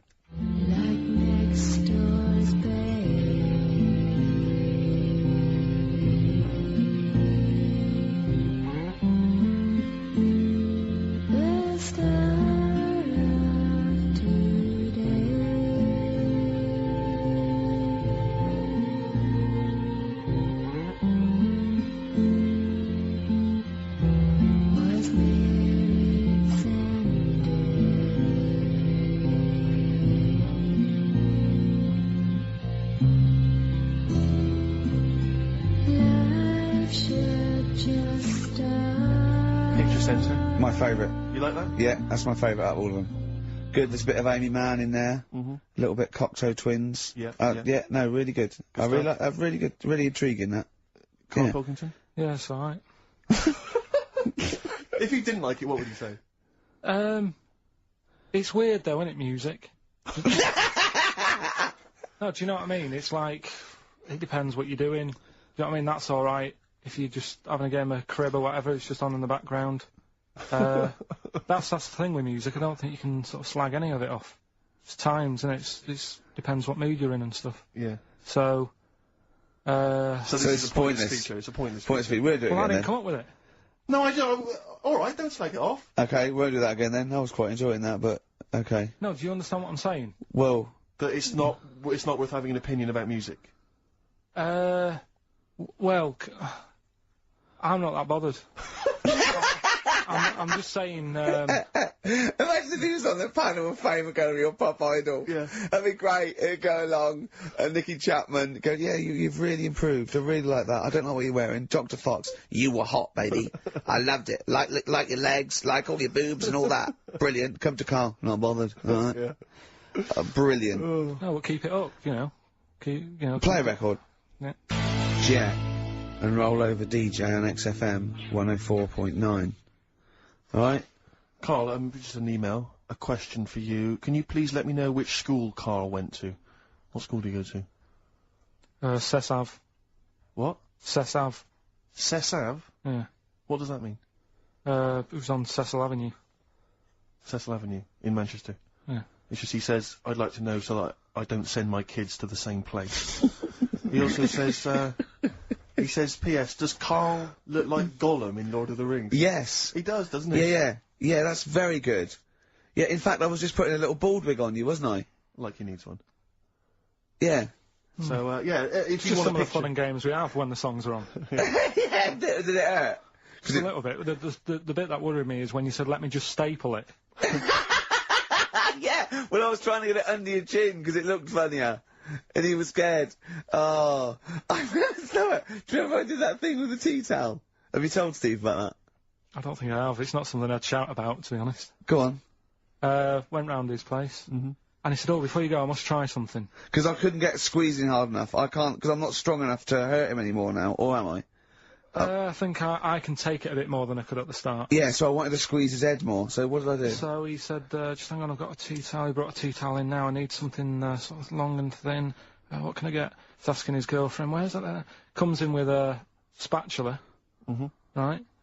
he puts the tea towel on my head, and manages to sort of put the spatula in and turn it round so that the tea towel is tightening on my head. Yeah. Using little pressure, would you say, from you? Yeah, just little. It's brilliant. It's like a tourniquet, and I just turned it a little bit, and he screamed almost straight away, didn't you? It hurts. But I don't. But why did you think that was good? When would you need to use that tool? I knew. I did it on my other bald mate. Robbie was over, and he screamed as well.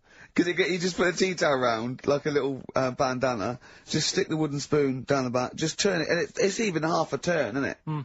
And it really... Hopefully children listening will be trying that on their friends. No, they won't. Don't try that at home. I've got another fact for you, Karl. Might be of interest to you, just the final one. The ancient Babylonians had What? Can I just stop you there? What's a Babylonian? Burst. What do you mean, what's a Babylonian? I've never heard of one. No, but we'll work out, what's an Evertonian? Someone who supports Everton. Well, or from? From Liverpool. Yeah, so what's a Babylonian? He's from Baba. Yeah, well anyway, so people from Baba, ancient Baba, they didn't have very many doctors in those days, alright? Because they felt that illnesses should be left to the wisdom of the public, right? So if you were sick, okay, you were placed in the city centre, right? And then a passerby... Outside Baba. Outside Baba. And, a passerby who had suffered from the same ailment, or who had seen it treated in the past, they would pass by, they would give them advice on how to be cured. Do you understand? So there'd be no doctors, just people passing by would see, they'd say, what's wrong with you? And they'd say, well, blah, blah, blah, I've had the same thing, here's some advice. And pedestrians were forbidden to pass such an individual without inquiring about the complaint and prescribing for it if they knew how to. So hang on, so there's someone ill. Yeah. It's outside the town hall. Yeah. People walk past, go, what's up with you? They go, oh, my foot hurts, and they go, you've got to do this to get rid of that. Yeah. And were they ever right? Well, what do you mean? Were they ever right? Well, how do we know? What are you telling me? What? What have you just told me? What am I meant to take from that? You just said strangers sort of say, you've got that wrong with you. I think he's sulking. I don't think he's ever going to take anything we tell him again because we don't. No, but I don't like the fact understand that goes, monkeys can do armed robberies, and we go, no, they can't. I don't understand what the problem is. But how is that different from telling me that a Chinese woman ate dirt? How is that not the same sort of thing? Because that's weird. Someone sat in Trafalgar Square going, I've got a headache and I go take some Nurofen, isn't shocking. I'm not a doctor. I've given a bit of advice. But neither is the dirt lady. She's not particularly interesting. Neither of them are particularly interesting. I'm just trying to give you an example of the same sort of drivel you feed us every week. Would you sort of have tea round at her house? It's weird. The Chinese woman. Right, so it's weird. Okay, now we're getting somewhere. It's weirdness that you're interested in. See, I thought that you were actually interested in sort of learning interesting sort of stuff. But if it's weird, it helps. If it's weird, it helps. Yeah, I mean, it doesn't have to be major news. The other day there was something about, this fella who, I think he wanted to be an actor, right? And, he was trying all his life to be an actor. Couldn't get a gig anywhere, right? So when he died, he said, right, I'm going to leave all my money to the theatre as long as that theatre uses my skull in that play they do with the head. Hamlet. In Hamlet. So that's that sort of news. And it's weird. Right. What money did he have if he'd been struggling actor? He had some money in that. What did he do? I don't know. Oh, that's what I'm interested in, what he did. Yeah, that's what me and Steve... Matter, yeah, that's what me and Steve are interested in, what he did, how he earned his money.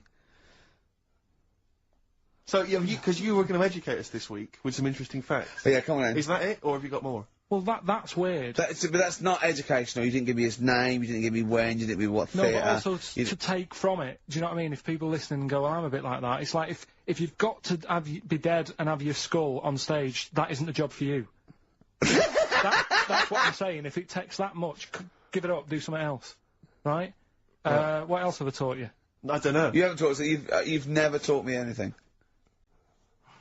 See, we'll just have to sort of... What, agree to disagree? Right. I don't know what you can sort of learn from this. Go on then. 7-Up, the drink. Yeah. Right. We're actually on air now, aren't we? Yeah, this is right, it. okay. This is it, baby. This is a radio show that we're paid Forget for. that, then. Forget No, that. come on, 7-Up. It's not really... Not It's not important. interesting. It's not interesting. More Go on, important. no, come on then. Come on. The little red dot, that's above the 7 on the can. You know, it says 7 Yeah. up and the little red dot. Yeah.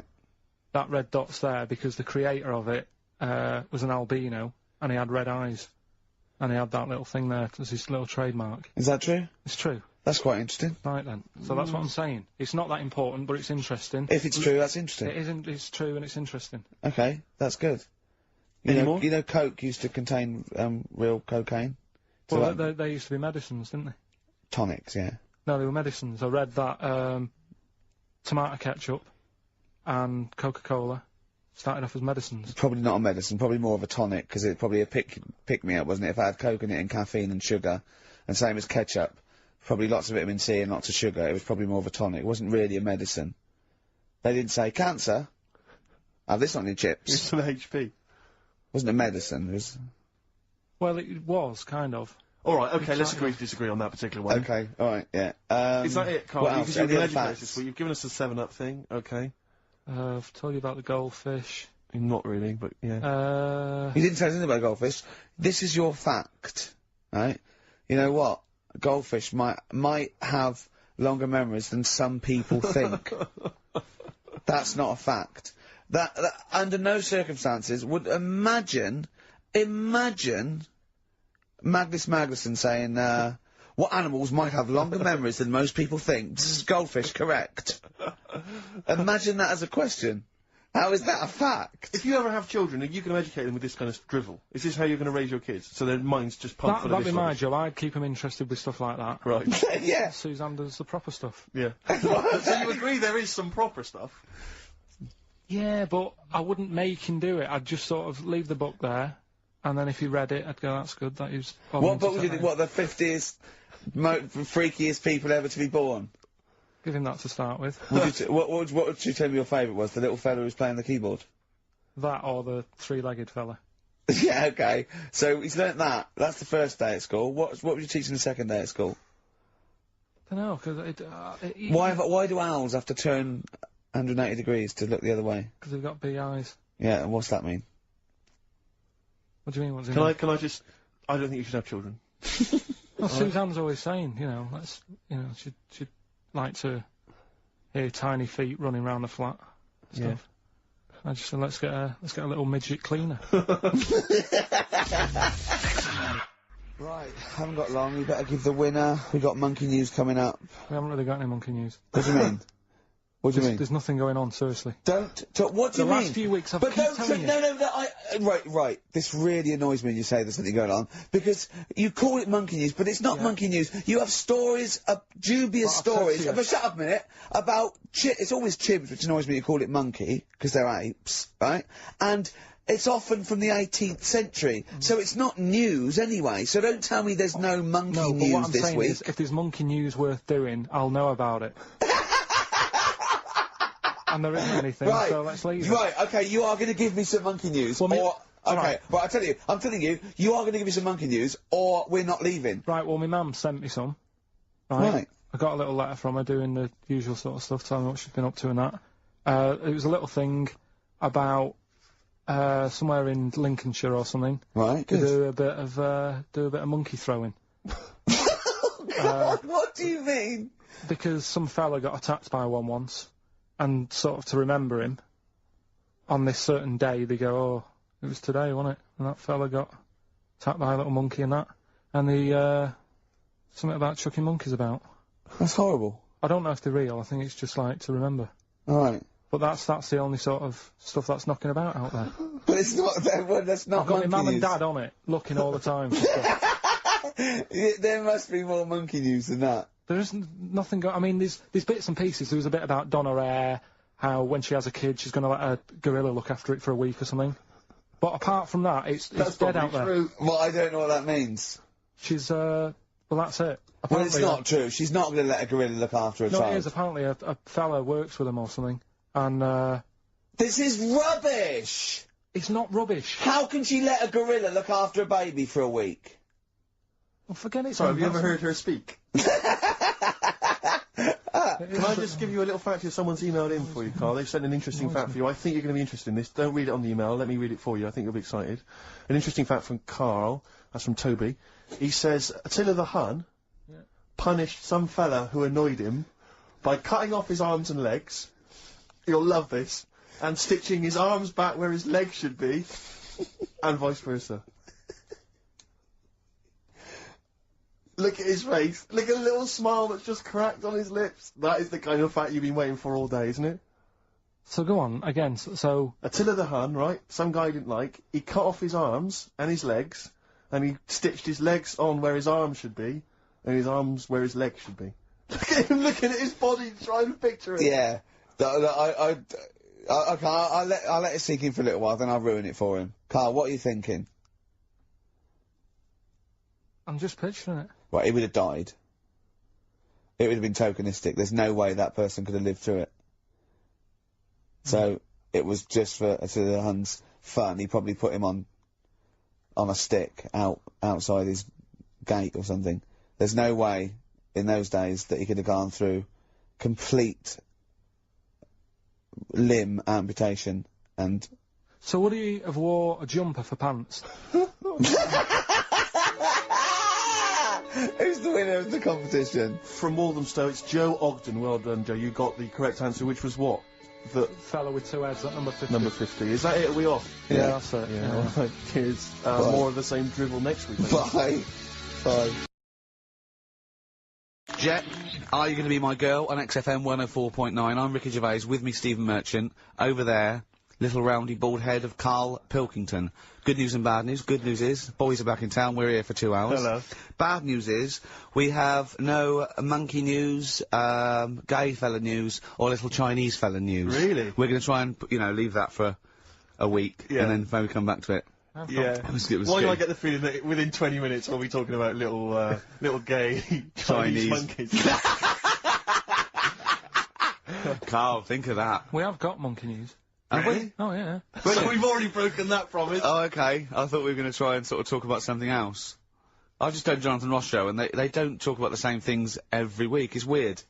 It is weird. But, or, as Karl says, weird innit? Yeah. So, gave this show about 5 plugs. Nice one. Yeah.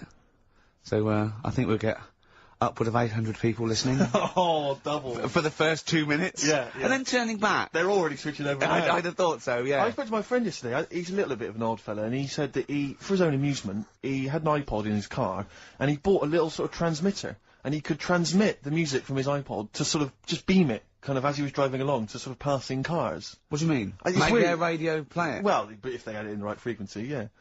I mean, pointless, completely pointless, but not dissimilar to this show, I imagine, in terms of the number of listeners. Yeah, but I was going to say, what's the chances of people having this frequency Absolutely on? pointless. So it's probably about the same, yeah. Do you know what it reminds me of? When I was young, I wanted to get into radio. I was excited in radio. When I was sort of in my, I don't know, 11 or 12, my friend and I, we got a little mixing deck, and we used to host our own radio show. Brilliant. From his bedroom. We didn't have a transmitter, so we'd put some speakers in his front garden, in some bushes, and sort of broadcast it to people who were walking Again, probably over the week more listeners than this show. by. Almost certainly. Yeah, I love the idea. It never happened, but I always was hoping that maybe some girls would just come by and just like sit and listen. These guys are great. I don't know where these sounds are coming from. It seems to be that bush, but Or Noel Edmonds coming along going, who are these guys? yeah. Can you get on my local show? Can they stand in for me when I go on holiday? Yeah.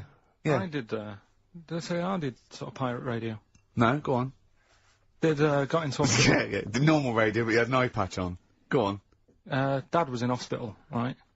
And, he was having some operation done, right? And, went to see him. And didn't have that much to say to him, right? So I was sat there. Well, it's awkward though, isn't it, when someone's ill? Yeah. Sure. And you don't know. Boring, isn't it? Boring. So I was flicking around on that little radio thing they have. Yeah. And I heard, like, he had a radio station in the hospital, so I said, I'm gonna go and join this. So I wandered off to go and find it. Yeah. Sort of joined that. Did a little show on there. Thought I can sort of get out to the masses here. My mate made a little transmitter. Did a little pirate radio show from the, got kicked out because they found out, and apparently I put the station at risk because all the stuff could have been taken off us. But from Little Acorn, 16 years later, he's on a show with less listeners. Yes. Brilliant. Can you imagine if you've gone into hospital, you're already pretty depressed, there's the fear of these bugs, super bugs in the hospital. Yeah. Maybe you've got some quite serious illness, you know, you don't know if you're going to make it. His voice is what you hear to cheer you up. Alright, weird, isn't it? I saw a programme about a parasite the other night. Yeah. Apparently, they get in through your eye and eat their way up through your genitals. Anyway, You here's think you've got it Radiohead. bad? Yeah, exactly. Play a record, Karl. Stone Roses, yeah? Oh, Fool's Gold. Classic. Stone Roses. Fool's Gold. XFM 104.9. Brilliant. Can't help but notice you've brought some sandwiches in, Rick. What's in there? Cheese and onion. Cheese and onion? Yeah. Because I've never ever seen you make sandwiches before. I've seen you take a piece of bread out of a loaf and sort of fold it in half. Crumbs everywhere. Well, Jane made that for me because I was in a bit of a hurry. I didn't think for a minute that you Why? made Because it looks neat. Well, they're wrapped in the tin foil. A knife has been used. As opposed to chewing round the baguette. Exactly. Yeah, breaking it in half. Yeah. Albert Steptoe. Yeah. Yeah, brilliant. Yeah. Nice. It's great, but the onions are strong. Are they? Making my eyes water. Yeah. If I come and breathe on you, it'll cure any sort of skin disease you might have. Skin disease. We watched that, Karl. You know, that Karl was raving about that thing about parasites, about worms coming out your brain and that. And I watched What is this? Is it a TV show? Yeah, called Body Snatchers. Right. And it was pretty fascinating. And, I mean, amazingly shot as well. I mean, it's got to win an award for photography. Yeah. And there was, one bit that, this little girl had been bitten by a mosquito and it laid her eggs and it went to the doctor. She had a lump on her neck, like a boil. And, they pulled it out and it was like a bullet, this maggot. And they put it down, and it was wriggling in her blood, right? But the hole left was sort of aesthetically pleasing. You know, like that feeling you get, like, I once had an ingrowing hair, and I quite liked it when I pulled it out. And it's a perfect little hole. And I thought, I wouldn't mind having those, as long as they sort of, like, healed over. What are you talking about? I don't know, it's weird, isn't it? But why would you want a hole in your body? No, it's got pulling something out, sort of like pulling something out of your body. It's I sort don't of know what you're cleansing, talking isn't it? No, but it's sort of like, I don't know what it This is it, you watch one programme recommended to you by Karl, you've turned into Karl. You want a hole in your body? No, it was like, you know, like squeezing a really good sort of like spot. I mean, I haven't squeezed spots for ages, and I'd never had spots, but maybe that's it. I didn't have spots. Right. And I always thought that'd be nice, squeezing a spot. I don't know what you're talking about. Why would these things be pleasurable? Why would an ingrowing hair? That's yeah, great fun. That was good, because I got it, it was like a little lump, and I pulled it, and then it pulled out, and it was like, left a little... I know what you mean. Because I get thick hairs around there. Yeah. Like, really... Oh, when they come out, it's like a bit of wax. Yeah. Like pulling out a little candle. And I love that. What? Yeah. Because I've got not much hair on my head, right? It sort of grows thicker on my face. No, not true. Sure, but go on. Yeah. No, it does. Not true, baby. Go on. No evidence for that. Just made it up. So it grows sort of thicker on my neck and that, and now and again I'll see like something that's like a twig. Right, it's really thick. Yeah, you feel it, and if you think, oh, I'm gonna have that, and then you work at it, and then when you get hold of it, it's brilliant. It's like pulling out, it's fantastic. It's waxy and build up, and it pulls it out, and it stretches your skin, and it leaves a hole. I've just realised why we talk about Chinese people, monkeys and gays every week. Why? Because this is the sort of replacement. This is what we've got, if we're not talking about them. But it was great as well. And, there's this parasite, right, that lives in a fish, right? And what it does... it changes the fish's behaviour. Because to breed, it has to get its body temperature up, so it has to get into a bird. Right? What needs to get into the bird? The fish? Parasite. The parasite needs to get into a bird, right. So it changes the behaviour of the stickleback, and it makes the stickleback sort of suicidal. So the stickleback doesn't flee when it sees a heron, it gets caught. Right. Because this stickleback has changed its behaviour. Karl didn't quite understand this, I still don't really get it. I watched it, and you see, like, the fat fish and that, and you go, oh, it's not well. But I don't understand. Well, all it does is, it has to get into a bird, because it has to breed, to lay its eggs, it has to have a raise of body temperature, so the fish is cold-blooded, so it has to get into a bird which is warm-blooded. There's lots of things, there's certain things at that level. Why is it doing that? Because it needs the temperature, it needs the heat energy for its reaction. Just like, for example, that's why your balls are on the outside. Because the cells have to be a certain temperature to survive. I don't know if it's the sperm or Sertoli cells, but they have to be a couple of degrees below body temperature. Otherwise, they'd be in a nice cage and we wouldn't get kicked in the nads. What do you mean? That's why your testicles are on the outside of your body. They have to be a couple of degrees below body temperature. Yeah, but that isn't why they're there. You see, this is like the chat we had last week about the giraffe having a long neck. What do you mean? They're there because that's where they happen to be. They didn't go, right. Well, that's what evolution is. It's a selection process. It's not a will. The balls didn't say, look, I'm too hot, let's get us outside, let's get outside of here! Alright, hang on a minute then. What? So a little man monkey, right? Theirs are in the same place as ours. Yeah. But they're walking around naked, so it could be anywhere. They could be, like, on the back. It doesn't matter where they are. They call it, well, they could be on the back, yeah. So why aren't they? This is a completely different... Steve! You started it! I'm washing my hands of the whole affair. And we're not only back to balls, but we're back to monkey balls. Yes. In one thing, from about parasites, we're back to monkey ball news. Yeah. How do we get back to chimp testicle news? Alright then, so this worm's in a fish. Yeah.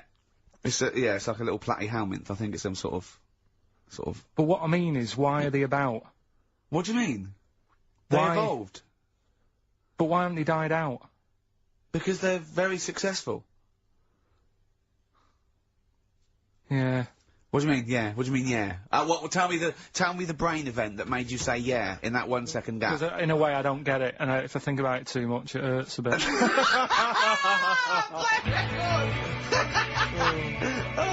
They've just been around for years, Karl. Yeah. Like Cliff Richard or something like that. Yeah. You know, Forget About Tomorrow by Feeder on XFM 104.9. Karl is in some pain now, isn't he? What angers me is the fact that the listeners, at least they get a record. They get 3 minutes where they can just relax. They don't have to listen to this drivel. I've got to sit here for another 3 minutes while you try and explain to this idiot why they have a parasites and why we have fish and why, you know... it's just interminable. Oh, Karl's question is, what's the point of a parasite? I was saying, well, they evolved alongside everything else, and it's part of the ecosystem. He's going, but why is a parasite in a fish, in a heron, back in a fish?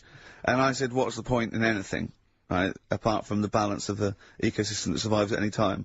And then Steve went, Karl, you should have done this when you were in sixth form. Yeah. Questioning the point of life. Yeah, and you should have existence. had these existential questions, you know, when you were younger. Did you ever used to lay awake at night thinking, where did the universe end?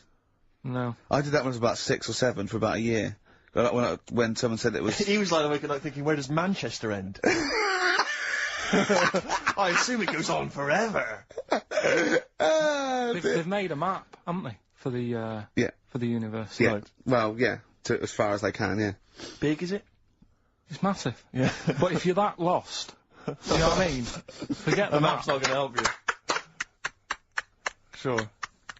If you're that lost, forget it. Look, we're never going to make it. We're not going to live 400 light years. We're not going to... Of course, you could take a shortcut through a wormhole, couldn't you? What's that? Oh, no!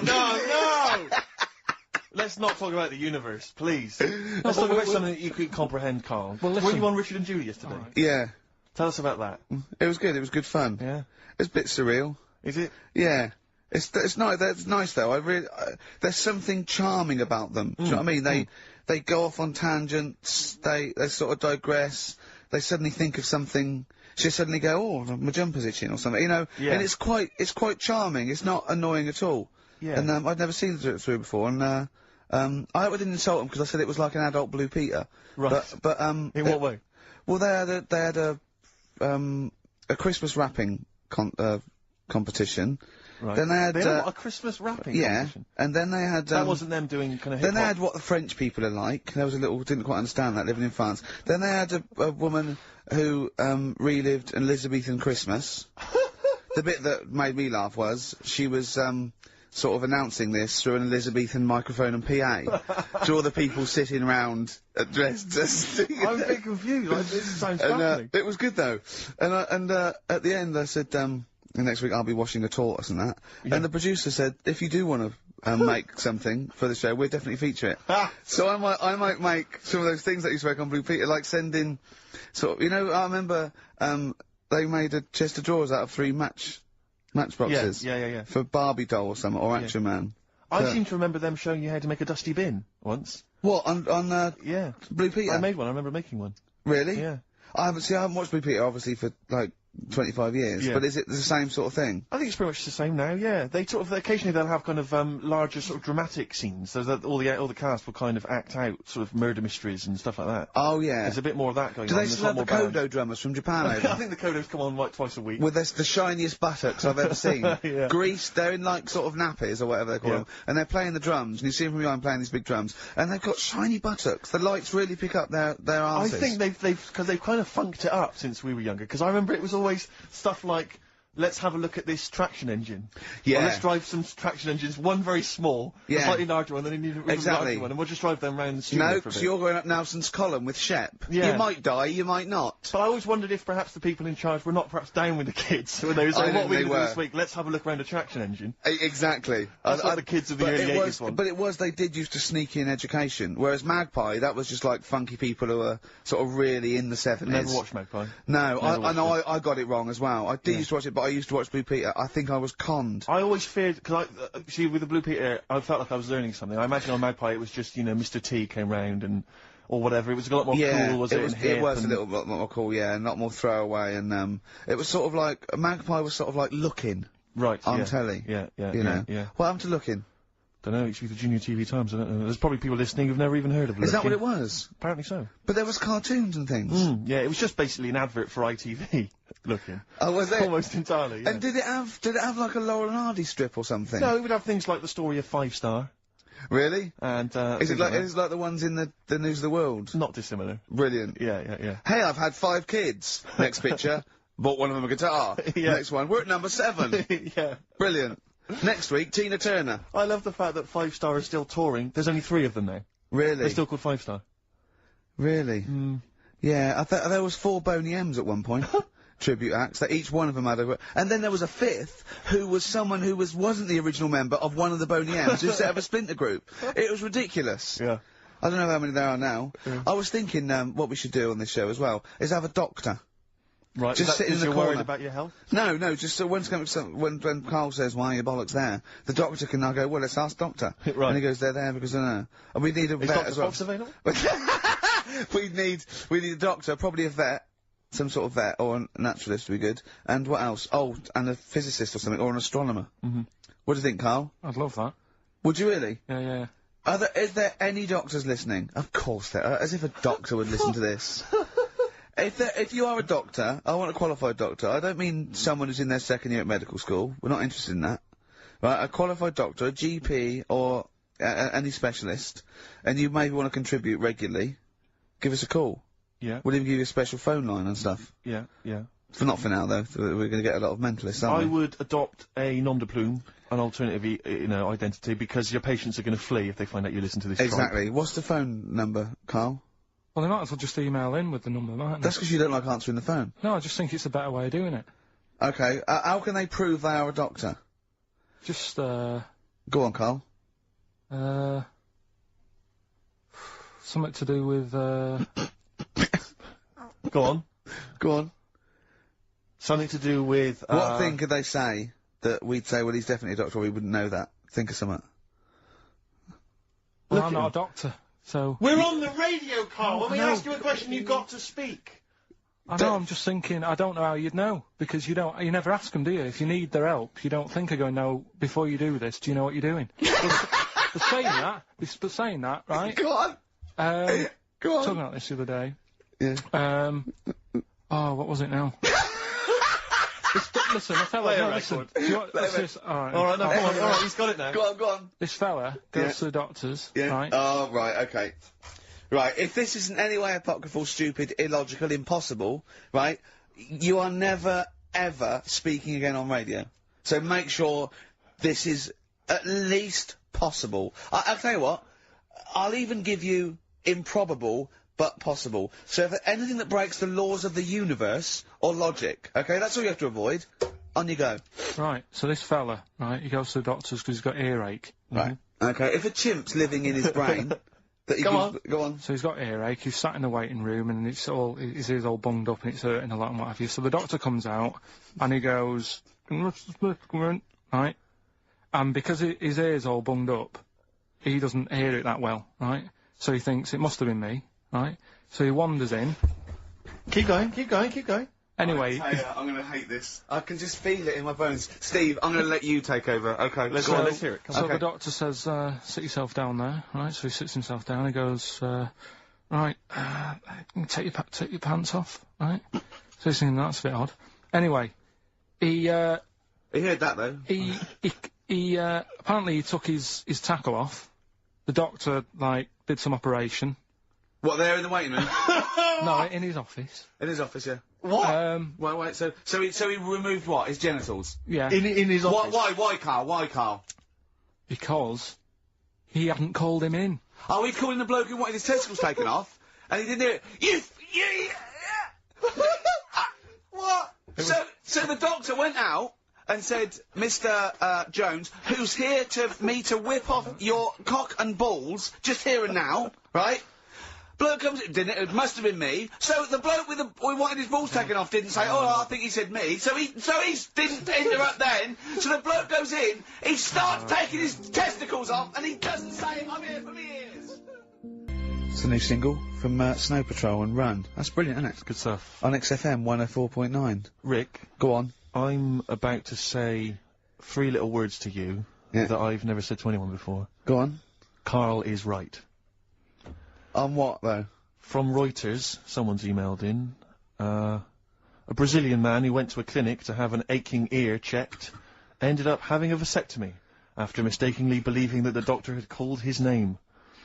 He had gone in there, entered the vasectomy room when he was called. He was called by the full name and yet thought it was him. But the strangest thing is that he asked no questions when the doctor started preparations in the area which had so little to do with his ear. He later explained that he thought it was an ear inflammation that had got down to his testicles. And, the fellas came off. Extraordinary. Right. I'm stunned. Amazing, isn't it? But there's lots of things that keep coming true with Karl's nonsense. There's a programme on next week. The boy who gave birth to his twin. Oh. And he's there, he's like pregnant with his thing, you know. How long ago did we do that? Yeah, you discussed that years ago. When I talked about it, it was a baby who had a baby. Now it's a boy who's like a grown man and that. It's took them ages to sort that out. I did it in one link one Saturday with the full story. Right? Keeps happening. We've done like Donald McIntyre's thing, right? He's been ripping us off. I did Cheap as Chimps. Yeah. He's been doing it. No, he hasn't. He has. He's done some programme about how much it costs to get a monkey and that. Right. What else have we done? He believes this. Yeah. There's loads of stuff we've done like that. You had the maggot coming out of the head? I laughed at you, yeah. Didn't in the programme, didn't see him wrapping the head in bacon, but, I mean, the principle's there. Bob Holness has ripped off Rockbusters. Yeah, and he ripped you off years ago. Yeah. He's been ripping you off for years, which is even more annoying. Yeah. So, yeah. Interesting. Yesterday, you know, Rich and Judy gave you the, tea picked by monkeys. Yeah. I told you about that, either last week or the week before. Yeah, and then you also told me that there's a place where they grow coffee, where the weasels come out and eat the coffee, right? But they have too much of it, gets you through and vomit, and they sell the vomit because it makes the coffee smoother. Weasel vomit? Yeah. Absolute shies. It's not. Right. When you say it like that, it sounds ridiculous. Yeah. Well, it's the way you'd say it. Yeah. No, why do they keep taking the coffee? Probably addicted to it. You get addicted to it, don't you? Caffeine and that. Yeah. Why do they stick it up then? Do they have too much? They're tired, they can't sleep. They sort of... So they get ill, it eventually wears them down, they're sick, and then they sell it. I showed those there's people saying monkey news all the time for Karl, and I showed him one earlier, which said there's a new monkey hospital that's been opened. Yeah. Karl, now, that's for the treatment of monkeys, But right? he immediately thought it was run by monkeys in white coat. Did he really? Yes, and he was disappointed because it wasn't. He was assuming there'd be little janitors, is that what you said? Yeah, little janitors mopping up. Karl! Little chimps with the ECG machines, or whatever they're called. Yeah, exactly. Brilliant. He was almost angry. Yeah. Disappointed with it. And what's this about Donna Eyre giving her baby to a gorilla for a week? It happened. No, it didn't happen. She had a baby, they went on the honeymoon, they left it to a little gorilla to look after. Don't talk! Absolutely, don't talk! Oh, Again, there's people online now, so they can have a look at Anna Nova. Do you want to give some stuff away? Do some. He believes it, and that's it. But the more these things sort of like pop up, come true, the more worrying it is. The more worrying it is for everyone. Imagine if Donna Eyre had left her baby to a gorilla. It's it's libelous. You saying that? It's libelous. It's not. Well, someone will send it in a bit, and then you'll feel daft again. So I'm not even worrying about it. Okay. Right, you've got some rubbish to give away, did you say? Yeah, we've got some stuff to give away, DVDs, stuff like that. Well, let's play a record, let's do the competition. Any VHSs? Any films on VHS? Yeah, a couple of them in there. For $4.99? Yeah. Supergrass. Yeah, excellent. What is the competition, incidentally? Doing Songs of Phrase. Oh. Supergrass, late in the day on XFM 104.9. There's too much to get through here, Rick. Go on. There's too many things we've got systematically. Am I going to eat my words? Well, before that, you know, we get emails all the time, they're coming through all the way through the show, and I open them, and a lot of them, because, yeah, everyone's contributing, it's brilliant, but we can't really absorb everything, there's too much coming through. So I tend to open them quickly, I have a look, see if there's anything we can sort of make sense of, and close them again. Sometimes Karl looks at the emails as I'm opening them. One opened just a minute ago. You saw his face? His face, yeah, what was it? His face was just stunned, he was just absolutely dumbfounded. It was like he'd just seen something extraordinary, right? And you closed it quickly? I did close it quickly, I'll tell you why, right? Always got to bear in mind how Karl's mind works. All he saw was the name of the band that this email was promoting. So all he saw, all Karl saw, and you can imagine how excited he was all he saw was Half Man, Half Biscuit.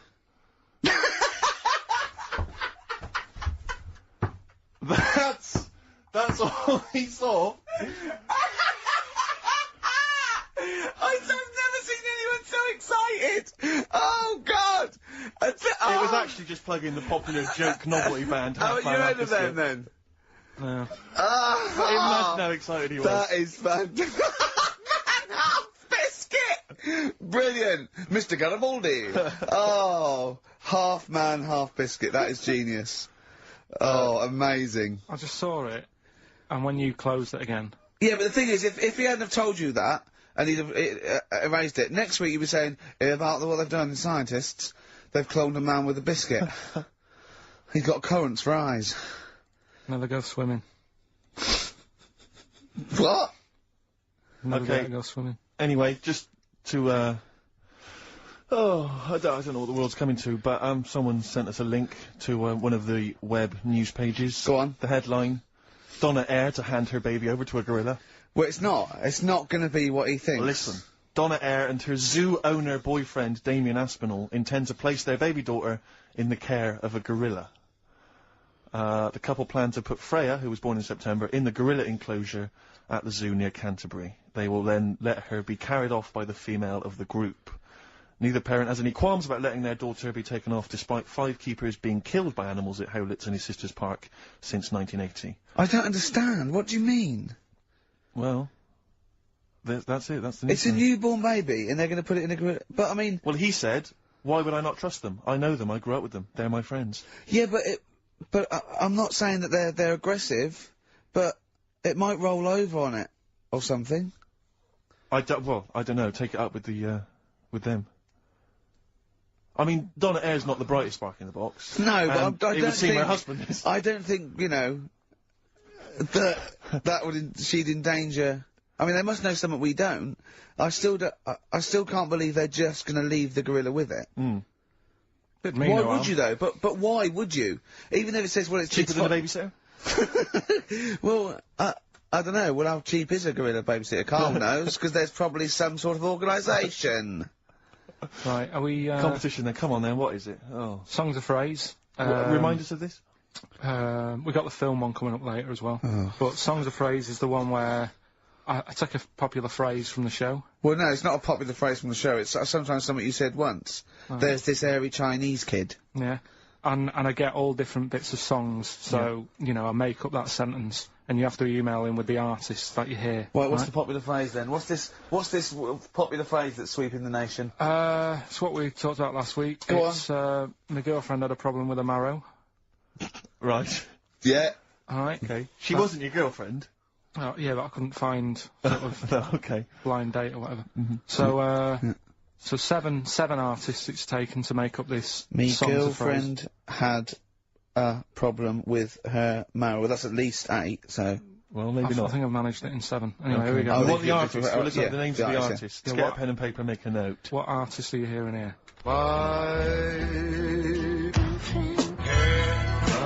With her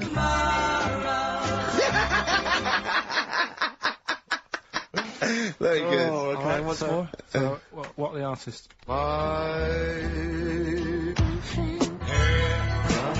with her. My girlfriend had a problem with her marrow. We want the names of the artists. What can we win, Karl? Just can I just recap that story? The girl can't run a blind date. But when he found out that this girl had some sort of bone marrow problem, he said he didn't want to see her anymore. What's the point in getting to know someone that's going to die? Yeah. So that's what you're dealing with. That is what you're dealing with Karl Pilkington. Would you buy a car with a Duff engine? It's a fair point. Ricky Gervais at xfm.co.uk. Don't steal our son. The Thrills on XFM 104.9. I'm Ricky Gervais, with me Steve Merchant. Over there, Karl Pilkington. The man who believes anything. I think it might be a condition due to his little round head. It's sort of like, it might be a new condition that we can call cranial spherity. And because it presses on his lobes, and the only sort of upshot of that is he's normal in every way, but he believes everything he reads or sees on Anna Nova. Alright? Talking of which, Rick, I don't really follow the news. No. It's mainly boring, isn't it? Wars and stuff. Yeah. But I don't know. Well, yeah. Well, it is a war. It's all this nonsense before and after. When it's a war, it's, you know, it's in the middle of the war, you can watch it on telly. True. You get results, you know what I mean? Like, do you know what I mean? Yeah. Like a test match or something. But it's all this rubbish before and after. It drags on. This recent war seemed, I thought, just generally, it was better presented than the previous one. Because I remember the first Gulf War, it was often during the night, and I couldn't stay up. Yeah, because I think the American had rights to it, like the Tyson fight, so we had to get it at 2 in the morning, which is annoying. They had, you know, their prime time in that. And a lot of it was in black and white, when the bombs went in. So, this time there seemed to be a lot more colourful stuff. Yeah, it's much better coverage. I think there should have been awards. Yeah, well, I'd like for to see it. awards, So, like Channel 4 won for cricket. Yeah, I mean, a few times as well, I was quite pleased to see they actually had footage of the bombs exploding. Yeah. No, good. Well done. Generally, you know, good on you. Well done. Good on you.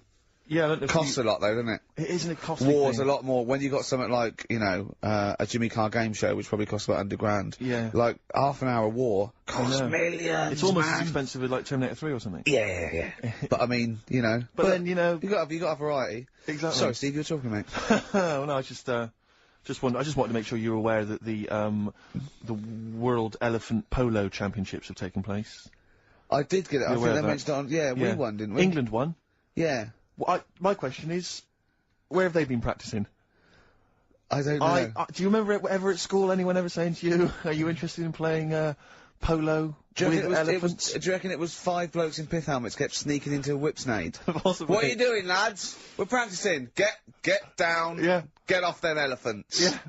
I didn't even know we had a team. I can't believe it. No, but this, like Johnny Wilkinson and the rugby lads, they're going to get MBEs, all sorts. The elephant boys, the elephant polo boys, nothing. They get nothing. I haven't seen the but, sun. You know, to be fair, it's not like horse polo where I don't think there's a stick long enough. I think the elephants kick it, don't they? I think you might be right. I think they're not allowed to use their tusks. They burst it, weren't they? I think they go, oh! Start again. Raheem! Yeah. What do you mean the elephants kick it? Alright, I've opened a can of worms here. You know, normal polo on a horse, they have like, mallets. Yeah, they whack them, right? But I think it's, obviously they're too high up. I think, I might be wrong, but I'm pretty sure they just train the elephant to kick it. So why are people talking about? Why not just let them have a kick about without... And why does horse racing have to have a jockey? Won't they just let the horses go, okay lads, no cheating, on your marks, get set, go, get back here, get back here. Brilliant.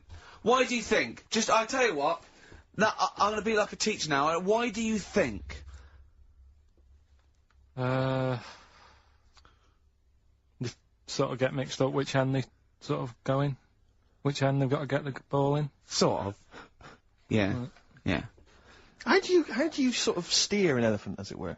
How do you ride an elephant? It seems quite a complicated procedure. I don't imagine they're quite as versatile as a horse. No, you can't sort of like pull it and its head goes, can you? I mean, I don't really know how you... I mean, you'd have to have a huge playing surface, wouldn't you? I mean, these are big creatures. Yeah. They use Kent. Well, exactly. Yeah, they dropped 2 big, huge jumpers. yeah. Either side, one in, south of Kent, one in North Kent. Exactly. And it takes days And is there days. is there like 11 on each team? Yeah, and one on the subs bench. Exactly. And it keeps breaking, the bench is broken. Yeah. Terrible. He's living because he's never getting chosen. He's never getting chosen, yeah. Well, he doesn't turn up to training. Of course, and he's never going to forget. He's down the lake. Exactly. Down at the lake, when they should be training, eating too many buns. Exactly. Like Gascoigne. Right, Karl, come on then. Oh, hang on, I just must tell you as well about Lord Admiral Nelson's erotic letters. Go on. They've been sold at last. For £117,000. Sunday Mail? I don't know who bought them. Who opened them that shouldn't have? They got sent to someone else. To you. They were meant for Lady Hamilton. What are you doing opening them? Go on, what's he say? What's he got up to? It's interesting because they've printed a couple of the things he's wrote. Dear Lady Hamilton, a bit of a problem. Just the one hand. You might have to help me out on a couple of manoeuvres. Yeah, and the one eye, so I'm not appreciating the 3D. Exactly. I don't care where you put it. Yeah, exactly. Yeah, go on. You'll have to help me guide it in. You might have to go across the other side of the room for all the good at doing me. Exactly. Go on then. Of course he ended up kissing Hardy, didn't he? Did he kiss Hardy, or did he ask him and he never did? Well, I don't know. I don't know about this, because I heard that he didn't, and it said kiss me, which means fact, and then I heard that he did say kiss me, Hardy. Hardy. Like, you know, because it was such suspense. I don't know. Is it kismet, or is it kiss me? Kiss me Hardy. I think his final actual dying breath was no tongues. Yeah. I'm not sure. And someone went, kiss you what? Exactly, yeah. Maybe that was his nickname. My name's Smith. Yeah. You want me to kiss? Exactly. Kiss me Hardy. I wouldn't have thought so. I'll kiss your lips and you'll be happy with it.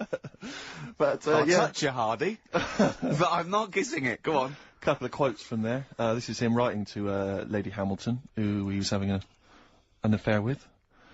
I can neither eat or sleep for thinking of you, my dearest love. I never touch, even pudding. Well, I think we've all written a letter like that to a lady. That's a euphemism. Surely. That's like, I think that's, I haven't eaten, and by the way, I haven't even knocked one out. Yeah, exactly. You are gonna get a sackful. Alright, Karl? You're the producer, is this alright? It's all euphemisms, I've not said anything wrong. Go on. Oh, come on, it happened in the 19th century. Yeah. We can talk about it, you know. Yeah. This is more topical than monkey news. Anyway, listen, sorry, we better get back to the competition. I'm worried that we've lost sight of that competition, because I'm not going to lie to you, we've had no entries whatsoever so far. I can't believe that, because I actually got most of those. That's actually a more accessible one. I think I know all the artists, and I'm stuck on, Girlfriend, but I think I might know who that is. Let's hear it again. I'm surprised.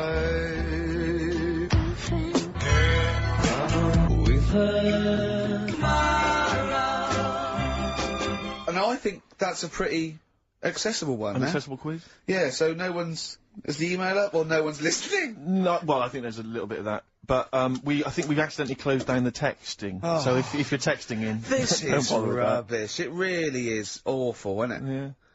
Just play it again, hang on a minute.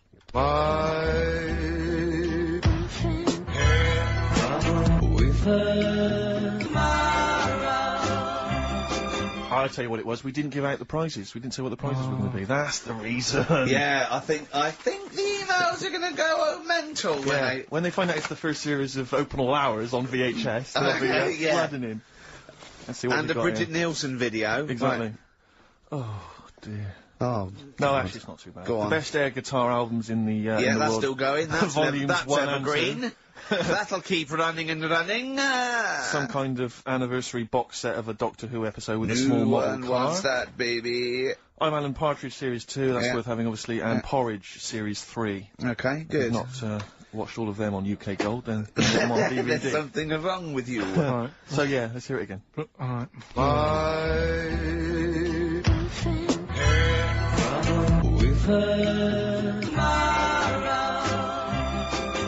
Just name the artist, that's all we want, just the artist. Ricky.Gervais at xfm.co.uk. Play record. Right, Adams? Yeah. Yeah, oh, this is absolutely fantastic.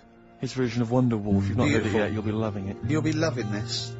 Radiohead, Fake Plastic Trees on XFM 104.9. Mm-hmm. Someone just emailed in and said, just want to know what you think of that cover of Wonderwall. We told you. We said it was great. Yeah. Listen. But they must have been listening to hear the song. Yeah. Extraordinary. Although maybe they just turn off...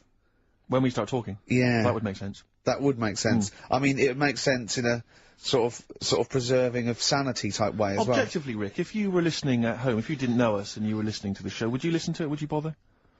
I know that's a hard thing to get your head round. It's difficult to say, isn't it?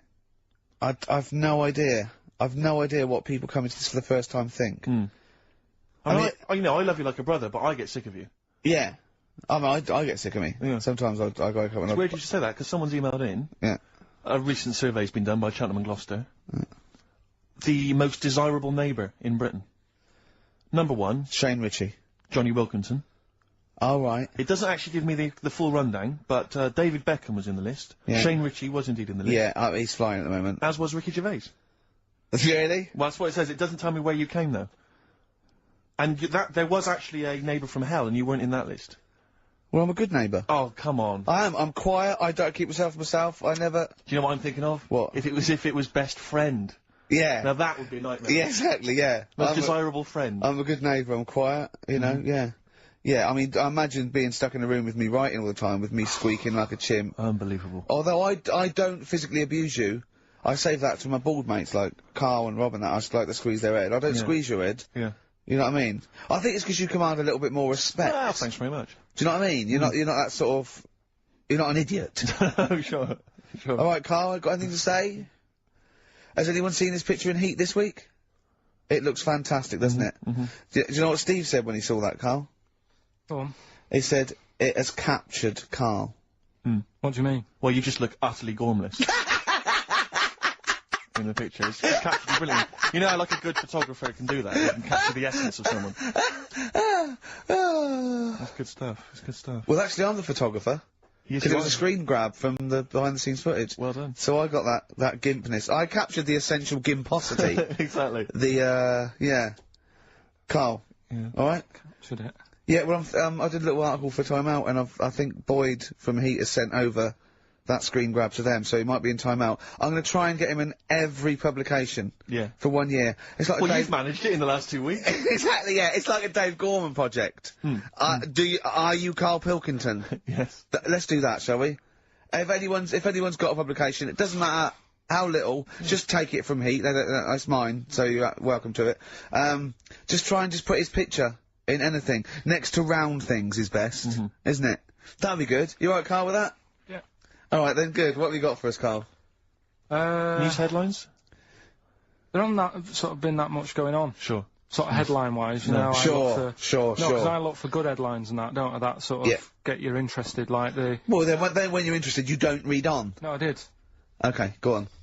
Like the one, do you know the one I read out a couple of weeks ago? That was, man lives in dump for 10 years. Right? I remember the Chinese woman eats dirt. Yeah, well... That was a cracker. Man lives in dump for 10 years. I read on with that one yesterday. Yeah. I found it in my bag because I took it on, so that I'll read that when I get a minute. Yeah. Right? News. Imagine that. News. I might read last Thursday's Sun. Yeah. Just to catch up. Do you know how he got caught? What do you mean how he got caught? He lived in a rubbish dump. Well, what's up with that? He lived in a rubbish dump. No one knew he was there, right? Yeah. He was living off food that had been chucked away. He said a lot of people chuck away stuff that isn't off, so you can survive on that. He had a nice little place to sleep and that, on an old mattress, that was alright and stuff. Got away with it for 10 years, until he decided to celebrate bonfire night with some fireworks. Can you believe that? Well, he's happy that the gunpowder plot was foiled, and the Guy Fawkes was beheaded, thus saving our system of government. There's got to be a couple of news headlines, surely. Hold on, wait a minute. Bong. Pierce penis man off the hook. Bong. Man changed his name to Bubba Bubba Bubba Bubba. Bong. Dwarf to live in a glass box. Dwarf to live in a glass box? Yeah, it's meant to be art or something. It's not though, is it? What? Meant to be art? Why is, whose idea is this? Is art, or is someone hired a dwarf to live in their box? It's just a box, and he can even leave when he wants, apparently. He can, like, go, I'm hungry, I'm going for a walk, and he puts a little note. If it's Damien Hirst, he might end up in 4 bits. So, just be careful. But to me, that's like that thing when I said to you about the woman in the jar. What woman in the jar? the woman in a jar, they go, oh, come and see the woman in a jar. And then it turns out it's a big jar. So it's it's a like, big well, jar. put me in there as well then. Exactly. It's not special. Yeah. And that's the same with him. It's a big box, he's a small fella. What's good about that? What do you want to do, though? To compress matter? But hang on, it's not a world record-breaking attempt, it's supposed to be art. You know, what's art about that? Well, I don't... What's art about that? Oh, can we do a show for BBC Three? Karl Pilkington going around, what's art about that? Yeah. That is brilliant. What's art about that? I'd love that. Would you? I'd love that. Me and Steve are going to do a thing called Is Art Rubbish? Where we go round and we chat about it. Yeah. But we can hand that over to you if you want to do that. If anyone from BBC Three is listening, Karl Pilkington, what's art about that? Alright? Weird, isn't it? And what would you go around like Sensation and things like that and Saatchi and going... Dali and that. You put a sheep in formaldehyde, what's art about that? Our butcher does it. Alright, weird, isn't it? What do you make of Dali and the melting clocks, all that stuff? Talked about it, haven't we? Have we? Told you, yeah, told you. What do you think of that? He sort of milked the idea a bit. Right. Because everything had a melting clock on it. It was like he had a bit of success with it once and then he just ruined it. Do you know what I mean? It's like... It's like you with the monkeys. Like Status Quo? Yeah, yeah. Sure. What's your favourite artist? Don't say Lowry. Lowry's Why is Lowry your favourite artist? Captures life, doesn't he? Going on and In that. stick form. I know you're a big fan of Where's Wally as well, aren't you? You've never found him, have you? You've never found him yet. No, Carl, that's not Wally, that's a stain on the table. You've come off the book again. Anyway. Listen, are we doing what's in a bit? What? What? We don't know what you're talking about. Play a record. What? Yeah, we'll be doing what's it in. Yeah, what's it? Coming up after the break. The film thing. The film thing. Oh, idiot. Libertines Don't Look Back Into the Sun on XFM 104.9. I'm Ricky Gervais with me, Steve Merchant and Karl Pilkington. Karl, have we got the results? Yeah. Go on then, what are they? Songs of phrase. Okay, songs of phrase. The phrase, these were the songs.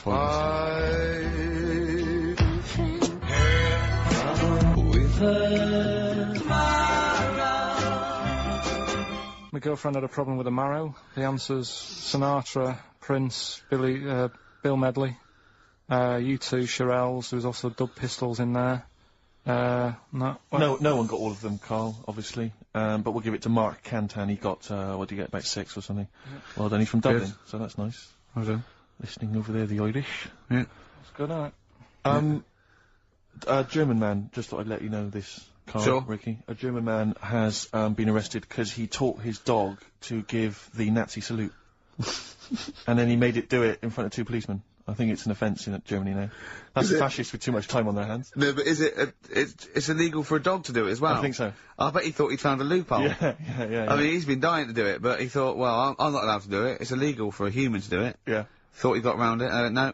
For a while, it just kept doing the Basil Fawlty funny walk. He's going, no, you're undermining it. Don't do the legs as well. But the reason I mention it is because he's German, and what were you telling me earlier about...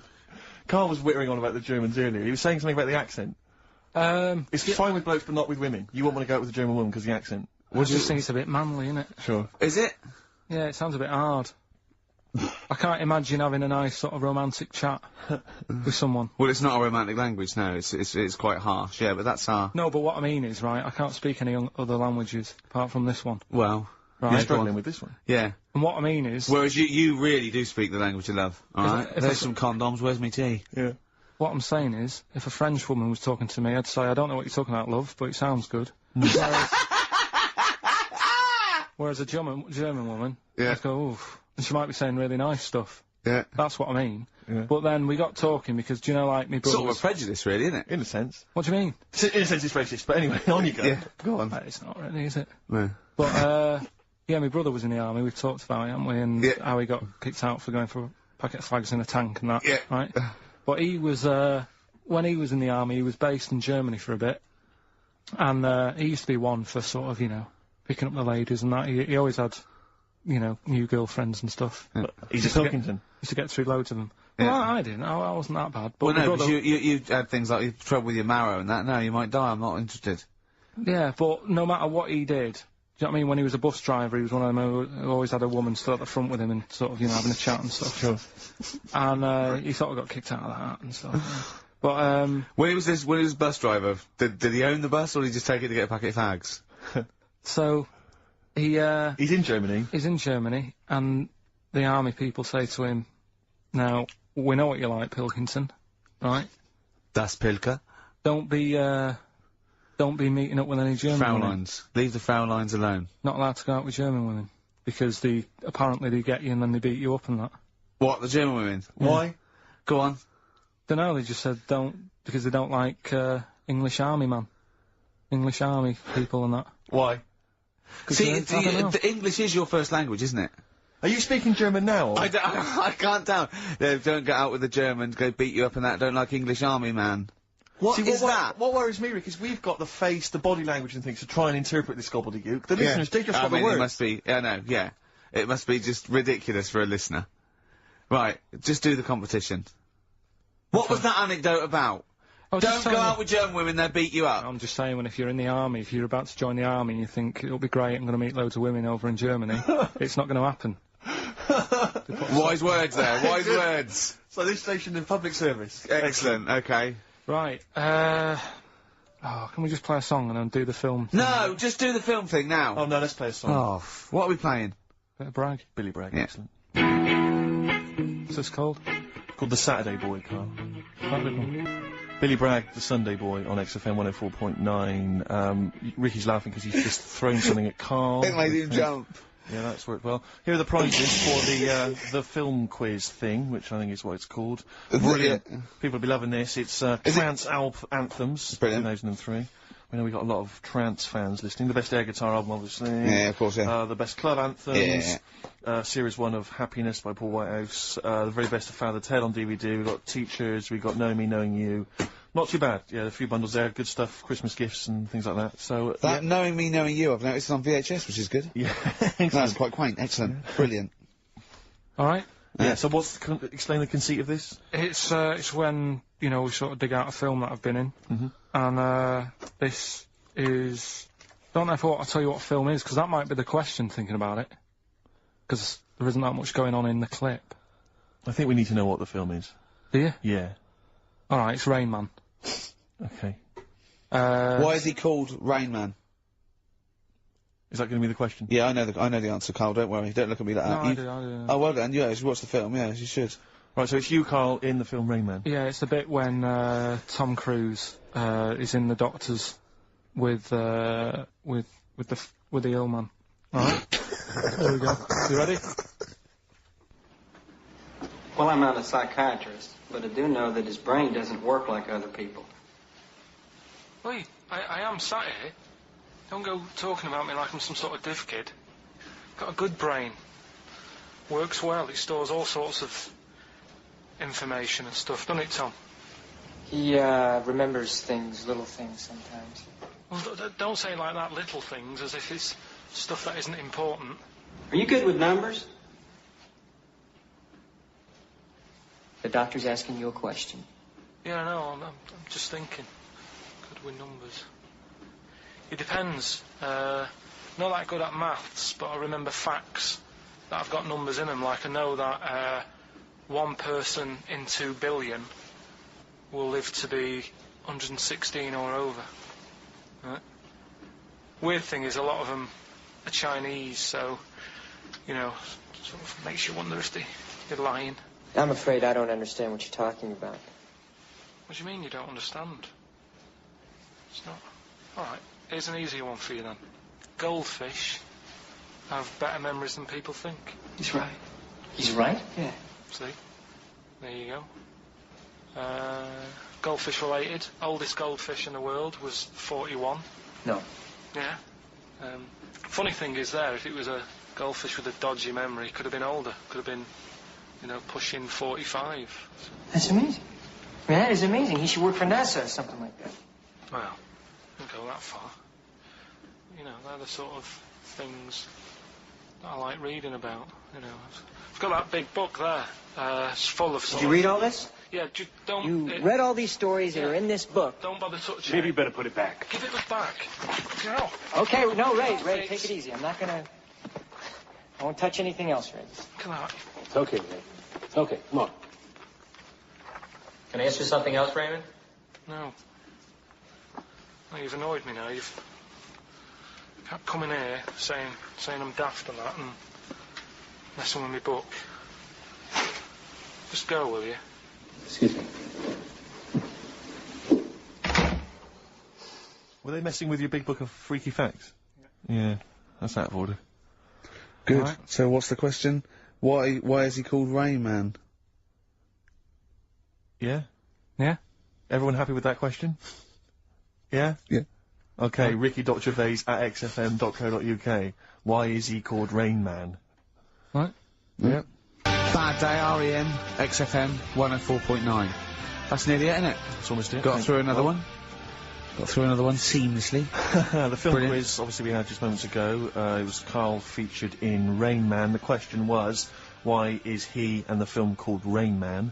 The answer, Ricky, was... Well, Tom Cruise's character, when he was little, couldn't say Raymond, and he used to call him Rain Man. Okay.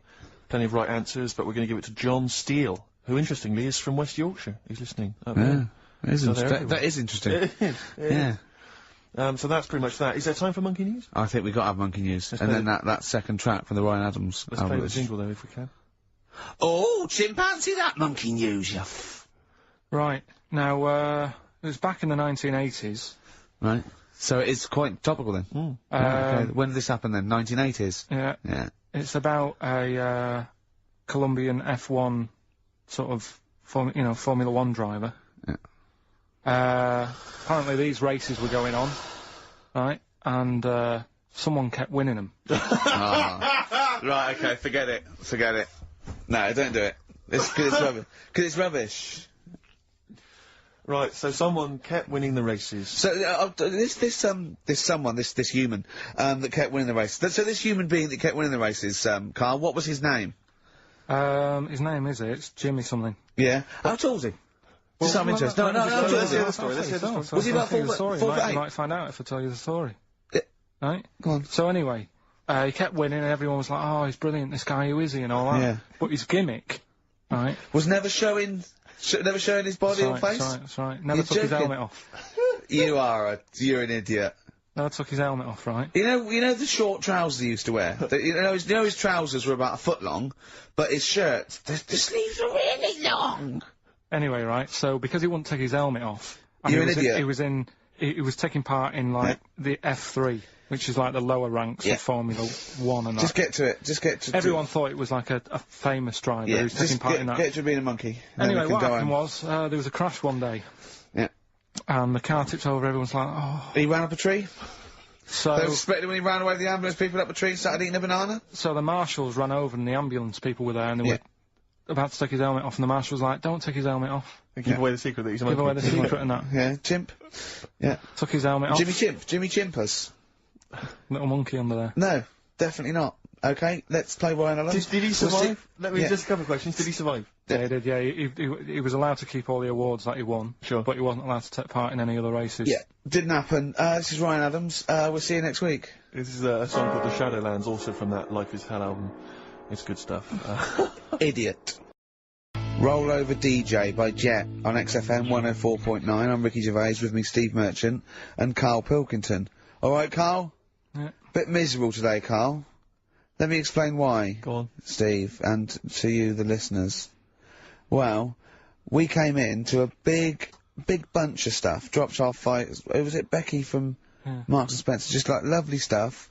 Food, presents for the cat, books, just, to Ricky and Steve. Ricky and Steve who do the show, right? Ricky Gervais and Steve Merchant. GQ presenters of the year. Creators of The Office, right? Award winning. Karl's looking over, I go, well, maybe, it's not for you, no. And then he told me why he's grumpy anyway. Go on. Do you know what XFM are giving everyone? How long have you been here? About 6 years. What are you getting for Christmas from XFM? 2 CDs. Is that of your choice, or do they choose them? There's a list of about 30. Right. Tell them what you chose. 30 CDs. I've gone for, Kings of Leon album. Yeah. And, the Best of Bob Marley. Haven't we, given them away in the past, or something? Or you could have burnt them off, couldn't you? You could have done copies. Illegal, but you could have done that. Anytime you wanted. I don't think Bob Marley minds if the bootleg his CDs. It's out of order though, isn't it? It is bad.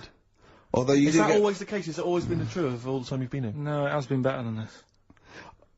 Yeah, although you do get paid quite well and you do have an easier time. Yeah, but don't give me the CDs then. If it was a milkman, you don't go, oh, I have 2 bottles of semi-skimmed. Happy Christmas. Yeah. That is a valid point. Do you know what I mean? You complain. Who is it who made this decision? Oh, there's no point. No point, is there? Why? Just no point. I don't like moaning anyway, just... Ah! Has it come from up top? Is it like from the capital people? Just everyone. That's what everyone gets. Yeah. Yeah, but will Christian get 2 CDs for getting up at 4:30 every day for about 5 years? And keeping this station afloat. Probably. Yeah. So, that's why I'm a bit fed up. What you listen to first, Marley or Leon? Well, you have a bit of... Yeah, a bit of Marley. I'll tell you what Marley's good for, as well. You're going to have a little beach holiday, aren't you, over Christmas, going to Lanzarote? Listening to that on the beach, you'll realise how wise XFM are in the long run. You know, you go, well, look, they could have given me 400 quid, right? Well, I'd have spent that. But this is, you know, the legend lives on. That keeps on giving. So, you're probably, you know what I mean? Think how much those, what you got to think of is how much those, all his great songs took, not only from the depth of his soul, and, you know, all his sort of angst and knowledge and love, and then all the studio time, the marketing, and they're just giving you one that. They go, don't worry about that, Karl, just have it. And you go, what? All the time we spent with Bob Marley and everything. You know, have it, Karl, have it, Karl. And Notice. Yeah, have that. Thanks, well done. Carry on. We're still going to pay you for the work. Yeah. That's just something on top. Here's a little piece of Bob, free. Yeah, so don't moan, it's extra. So, I didn't have to give you it at all. Play a record, you ungrateful little swine. Some people, like the homeless, aren't getting anything this Christmas. This is my favourite Elvis Costello track of all time. It's Alison. This wasn't on the list. Right. Elvis Costello? Alison on XFM 104.9. So, that's it. Well, maybe, I'll tell you what, a good idea, Karl. Just beg. Just ask for other things. What do you want? What do you want for Christmas? You must have a big fan base out there willing to make you things. Maybe like a little, I don't know, gloves, pair of gloves. Little woolly hat. If you want to send a necklace in for Suzanne, that'd be handy. Oh yeah. That's what she wants. Is Suzanne listening today? No, she's out. Right, okay, this is the dilemma. Me and Steve, yesterday, were trying to convince Karl that it would be a good idea to buy Suzanne a Christmas present. Okay? Now, why aren't you going to buy her a Christmas present? Explain, Karl, why you don't think you should buy her a Christmas present. No, I've told her I'll get her one, but in the new year. We're going away on holiday and that, so there's no point taking stuff away. Yeah. Going to Lanzarote next week. Just get her something in the sales after Christmas for this, yeah? Yeah. Right. And me and Steve were trying to explain to Karl that she would love it if you bought her something on Christmas Day. Yeah, but she knows now. But knows what? I've told her. So no, well, I'm going to tell you. You know, right? This, dear listener, this was Karl's worry. I said, I bet she's got you something, and Karl was worried in case he got her something and she hadn't got him something. Yeah, he'd be livid. He didn't want to be down. He didn't want to be a present down. Yeah. Look at his face! So buy her a nice necklace. Don't spend, just spend 100 quid, you know, just a little token. We're going away. We're not taking her away on holiday. No, you're not taking her away on holiday. What, you're paying for it, are you? Yeah. Are you really? Well, half and half and that. Right. So you're paying for you to go on holiday? That's good of you. So the gift is your company, really? She's done alright. She's done alright! Why do you talk like you're 60 years old? And you've been working down the mine. I love that she's done alright. Do you go home to her and say, Suzanne, you're bloody lucky. I mean... You've fallen on your feet, look who you've got, what? I'm not sure she has done alright. I don't want to be critical, but... Oh, dear. So what are you going to get in the sales? What are you going to get her? Yeah, it depends. I'm thinking... I mean, I'll give her the choice. She can have Kingsley and or Bob Marley. Right, I'll let her decide there. Oh, dear. Oh. I can't wait to see you. Where are you going, Lanzarote? Yeah. Where's that? Don't know, Suzanne sorted it out. I said, Lanzarote, I said, is that Africa or is it Spain or Portugal? Just thought you don't know. What do you mean don't know? I goes, well, what's the currency? I went, don't know. I said, Suzanne booked this one, did she? Yeah. I thought, where is it? Is Lanzarote African or? Foreign. Somewhere foreign. I was looking last night, and, Doesn't look that good. Like, one of the highlights of the things it says you've got to do is go and have, apparently they've got restaurants in caves, and that's like one of the things they say you must do. So, if that's a highlight, do you know what I mean? Right. So I'll do that. Go and see what that's like. Yeah. When you're on the beach, Karl, do you wear the very, very tight Speedos? No. Do you walk What do around you with wear?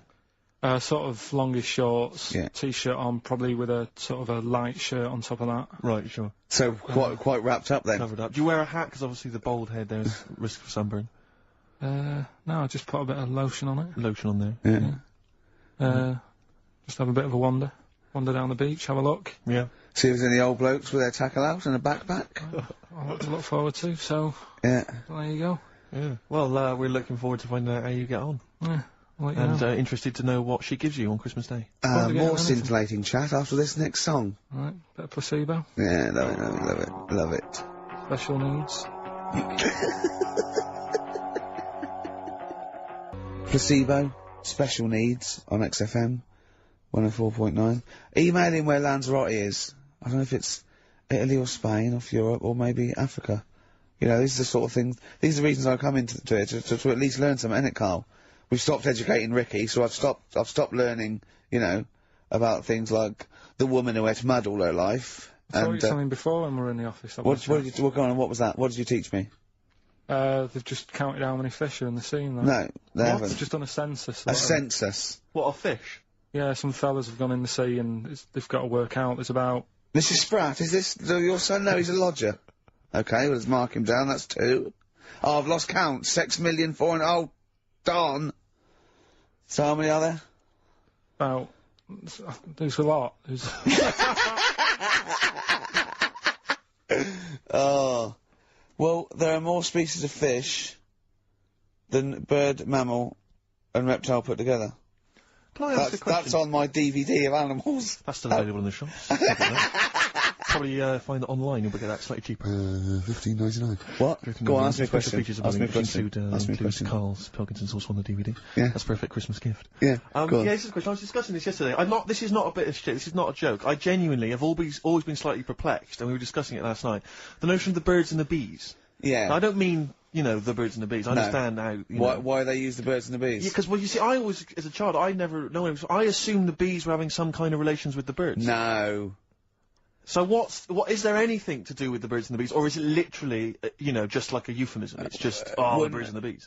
No, but they... Do the birds do anything with the bees? No, not at all. It was So where they just take them out, it was where parents used to sidestep the issue by saying things like, you know, when a lady blackbird and a man blackbird, they meet, right? They make a little nest, and then because they're in love, they have an egg.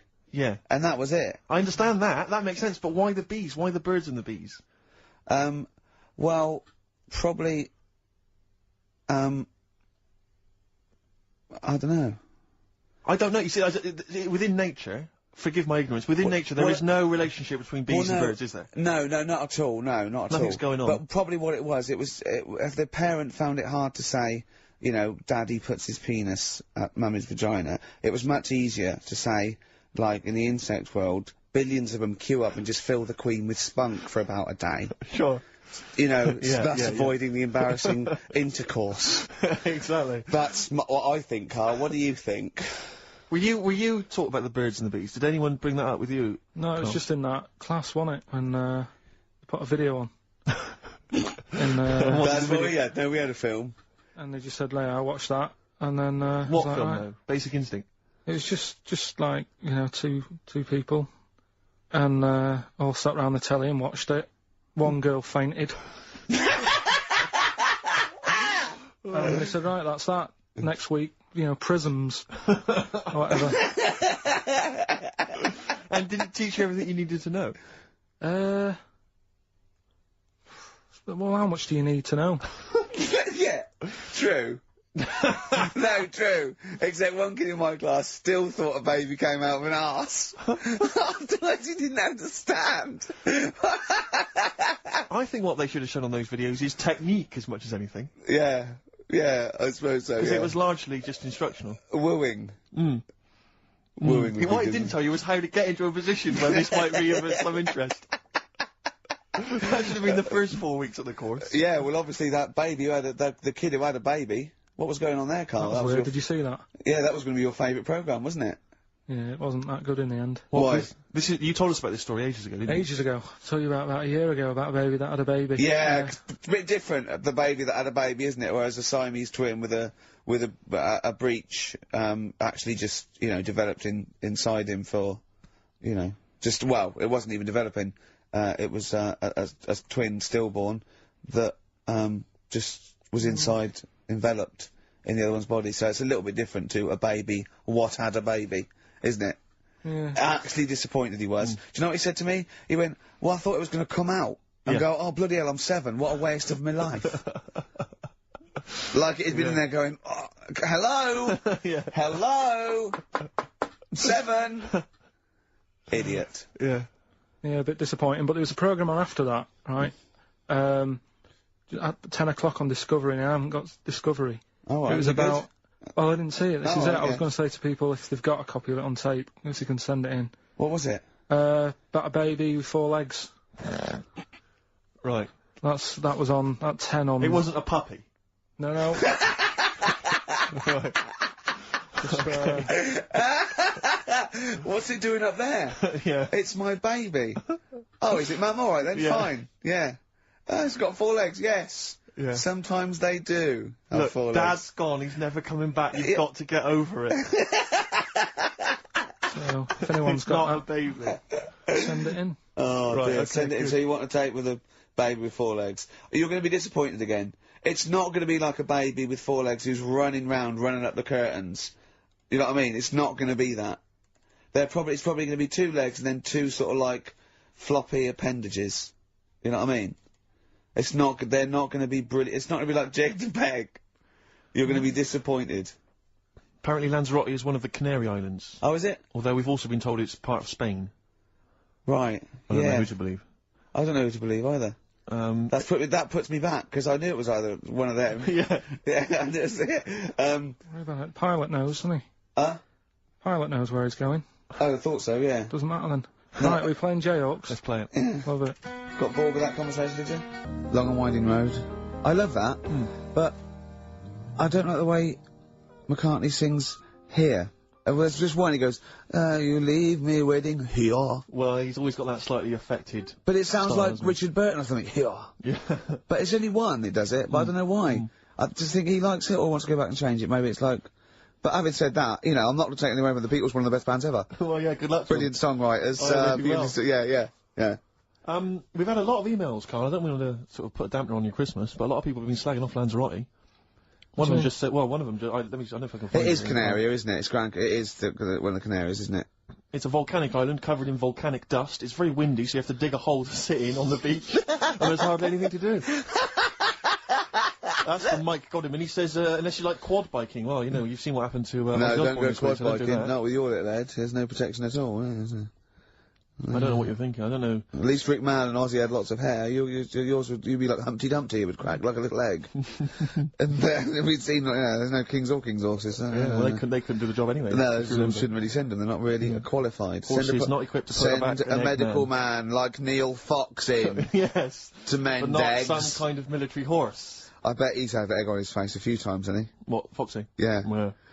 Most of the series are Pop Idol. Right, Karl.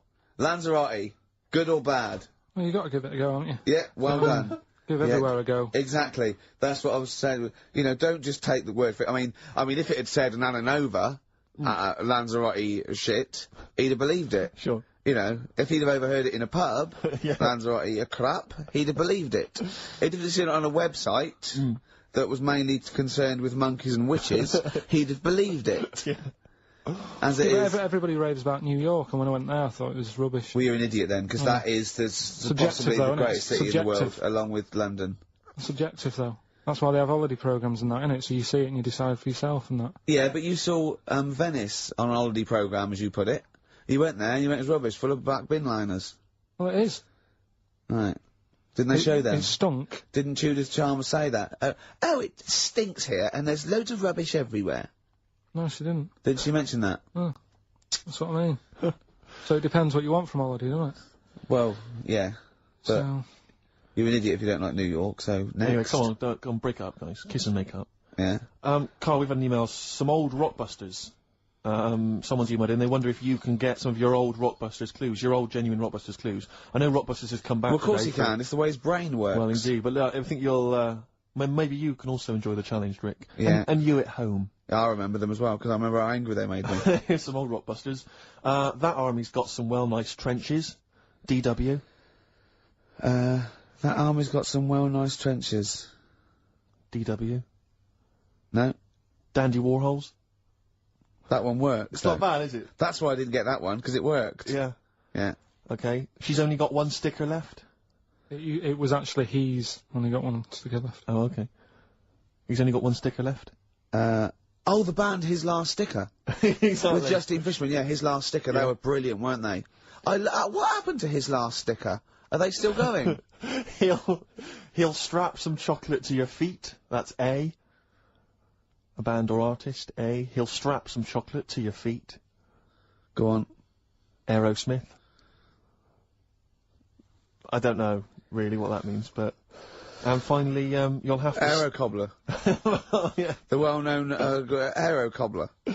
And you'll have to stick her in the oven. AB. You'll have to stick her in the oven. See, he thinks blacksmith means, like, just shoes. Like, it's not the smith, it's the smith part. A smith is just a right, isn't it? So it doesn't work, I don't know, Aerosmith. What does that mean, Karl? What does that mean? Come on, you'll have to stick her in the oven. AB. Yeah, I know that one. Yeah? Yeah. What is it? But it doesn't work. Apparently it does. You'll have to stick her in the oven. AB. Single or artist? What, Anita Baker? Anita Baker. Why you have to stick her in the oven? Anita Baker. Oh, I need to. But why didn't you say, like, you'll have to, get his hair cut and put a nice white, chef's hat on?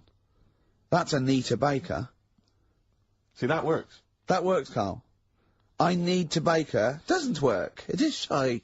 Okay, well, listen, before you judge, listen to today's Rockbusters. Okay. They're here with us now. Here's Karl Pilkington. Yeah, brought it back just for Christmas. Brilliant. I've only got two, really. What? Because I was trying to work one out before, right, in my little room. Yeah. I was looking at different band names, thinking, what can I do? Yeah. Couldn't concentrate, because Ricky was in there, trying to spray deodorant all over the place. Right? Well, you should have done them yesterday. You should have shut me out. Right. So there's just two. Brilliant. Well, Okay. I've kind of got an idea for the third one. fine, I'll yeah. have a go. Yeah. Right, so anyway, the first one... Should we play a record and come back to this? 'Cause We'll this do is it quickly, we'll do it quickly. No, play play a record. This is record then. rubbish. Well, Rubbish. Libertines. Useless. Give me the gifts. Let me have a little prize you've got. Libertines, Don't Look Back Into the Sun on XFM. Well, the general public are getting involved with Karl's holiday, and, I mean, this has been a damning report on Lanzarote. There's not been a positive word written about Lanzarote so far. Wow. It's volcanic, there's no natural water supply. Apparently there's no natural water supply. It's You all have to sit in a imported. hole. What do you think of this, Karl? What do you think of the people that want you to know that you're going to a rubbish place when you can't change it? What do you think of that? Rubbish show, will it? What do you mean? Be alright. What do you mean it'll be right? Because I'm going to go there thinking, oh, there's no water and that, and there will be water. No, they didn't say there's no water. What did they say then? There's no natural water supply. Whatever. I'm not bothered. Doesn't bother me. Alright.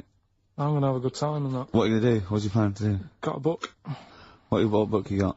Rich Hall book. I'm just going to read that. So, Brilliant. And the weather's better than here, isn't it? Yeah. So... gonna have a good time. Someone emailed just now. They said they're listening online, and there's a problem with their computer, and everything's sped up. The music's sped up. Our voices, Rick, are sped up, except Karl's. That's how slow he speaks. So when everything's sped up, he sounds normal.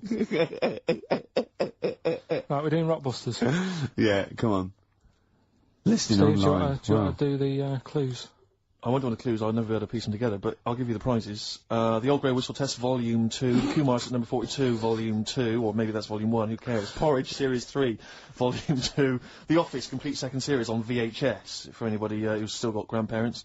And U2, a best of 1990 to 2000. And Smash Hits, the reunion, that'll be the kind of stuff you'll love. Spice Girls is on there, Liberty X, Atomic Kitten. Do you see that? Do you see Steve's enthusiastic? Even though the competition's rubbish, the prizes are second rate, Steve is going, well, I'm not going to punish London, right? I'm going to big it up. You're there. Do you know what I mean? Come on. Right, here's the first clue. Clue one. Come on. Come on! Shut up! Come on! Can't do any photos, because it's been nicked by a German. Right, start again. Oh, Start again. what? Clue one. Rockbusters, clue one. Okay, this is Rockbusters with Karl Pilkington. Go! I can't do any photos, because it's been nicked by a German. And what's the initial? AC. Right? Next. Second clue. If you keep eating, this bit of your body will get bigger. PC. PC. It's an artist or a band. Who is it? PC.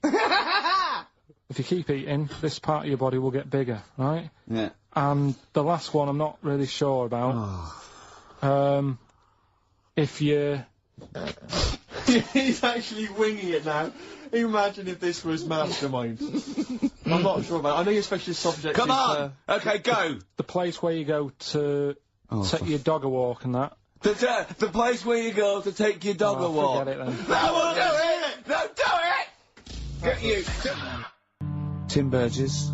Oh my Corazon, is that? Yeah. What's that mean? I have no idea. Phone in if you know. No, don't bother. Oh, email then, at least. Okay. I'd like to know these things. Sure. We were doing Rockbusters just before the ads and the record. Rick, I know you were enjoying it. Yeah, come on, get this clue out, Karl. There's three. What is it? Right, the first one was... No, we don't got the first two. What's Can't the do third? any photos because it's been nicked by a German. Yeah. Second one, if you keep eating, this bit of your body will keep getting bigger. Yeah, it's different every time. Go on, what's the third one? And, where you take your dogs for a walk and that, or you might go there on a Sunday. What? Sort of... Oh, Jesus Christ. Rick, just be quiet for just a moment. Right, okay, do this clue. Right, start from now. This is the third Rockbuster clue. That was a Freudian slip. Yeah, God, we'll get done. Oh. Right, go on then, go. Where you take your dog a walk, or you might go there on a Sunday and that. People sort of might taste that area. Right? Oh. It's rubbish. AP. Right, well the other one's AP as well, AP. What? AP. Ricky.Gervais at xfm.co.uk. AP. A quick reminder of them again with the initials. Quick, oh, go. This is such rubbish. The first one, can't do any photos because it's been nicked by a German. Second one, if you keep what was eating... the initial? AC. Don't get annoyed, that's what the game's about, the initials! Yeah. If you keep eating, this bit of your body will get bigger, that's PC. Right. Right?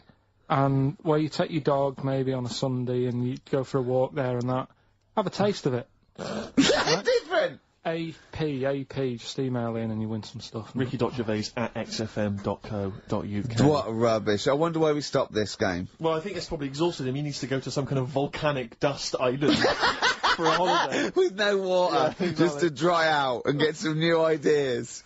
Oh, I'd love to see you sitting there on these black ash sands, just sitting there going, I'm thirsty, Suzanne. There's no natural water. I've finished my Rich Old book. I can't focus. I'm going blind. I need some water. Oh, brilliant. Oh, bless him. Anyway, happy Christmas. We said we weren't getting out, didn't we? Right, go on then. It was the premiere. Did you see the coverage? It was a premiere of Lord of the Rings Part 3. I can't be bothered. I mean, man alive, I'm sick of Lord of the Rings. I watched the first one, and I was actually I've never been into all that sort of stuff. Never liked Gollum and Dungeons and Dragons and gatekeepers and weird magic and Harry Potter I want to punch his face in. I know what you mean. But, I mean, it's sort of like, Well, Lord of the Rings, when I was at school, if you were into that sort of thing, you were a nerdlinger. They would beat you up, they'd shout heckle abuse, all that sort of thing, you know. I wasn't a fan. I actually don't know anyone who admitted they were into that nonsense. It was shameful. It was embarrassing. Now, the whole world's gone crazy for it. Even the tough guys, the hard nuts, the streetwise kids, they're loving it. Can't wait for the third one. I see people raving about it. It's Jonathan Ross, all these people going, it's the best thing I've ever seen. It's 3 hours and 10 minutes of trolls and goblins and magic spells and large feet and magic rings. I'm loving all that crap. What's wrong with you people? I will smite you with my sword. It's just interminable. The orcs and the Norks. I saw some people playing this game. They had a big manual and a dice, and they're in a pub, and they're all fat with beards, right? And he threw a dice, and he looked down, he went, and he said something like, outside them, 3 miles to Mumra. And they went, oh, well done. I know. I want to go and say, what is this game? Yeah. What? It's absolutely extraordinary. Well, they showed some coverage of the Lord of the Rings premiere on TV, and there were people dressed up as some of the characters. Yeah. There was a girl chatting saying, well, I just think Gollum's hilarious. What? People talking about telling me Gollum's hilarious in this new film. How is he funny, my precious? Oh, my precious. What's funny about this? I'm losing it. I'm genuinely... Is he like Yoda? I don't know what the joke is. I'm missing it all. And when the walking trees started talking...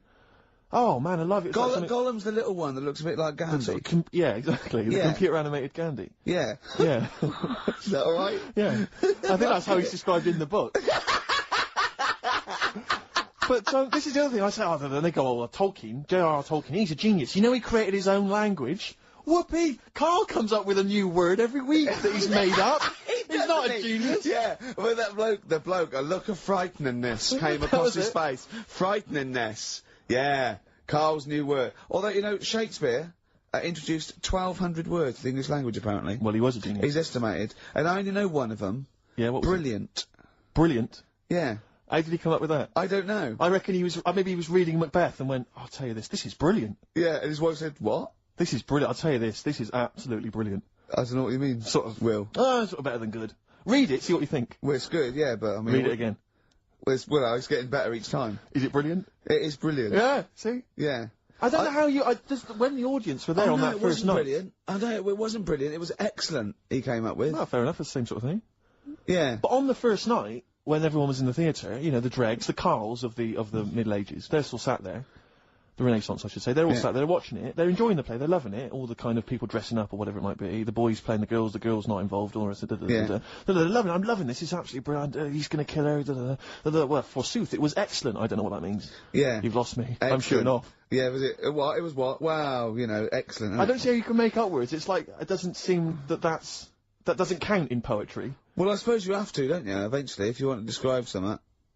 Why? Just use the words that exist, isn't that the rule? No, but that's why we borrow from other languages. There are certain phrases that can't be translated, because it's that there are no words in other languages for them. I mean, I think we beat the second language by about double.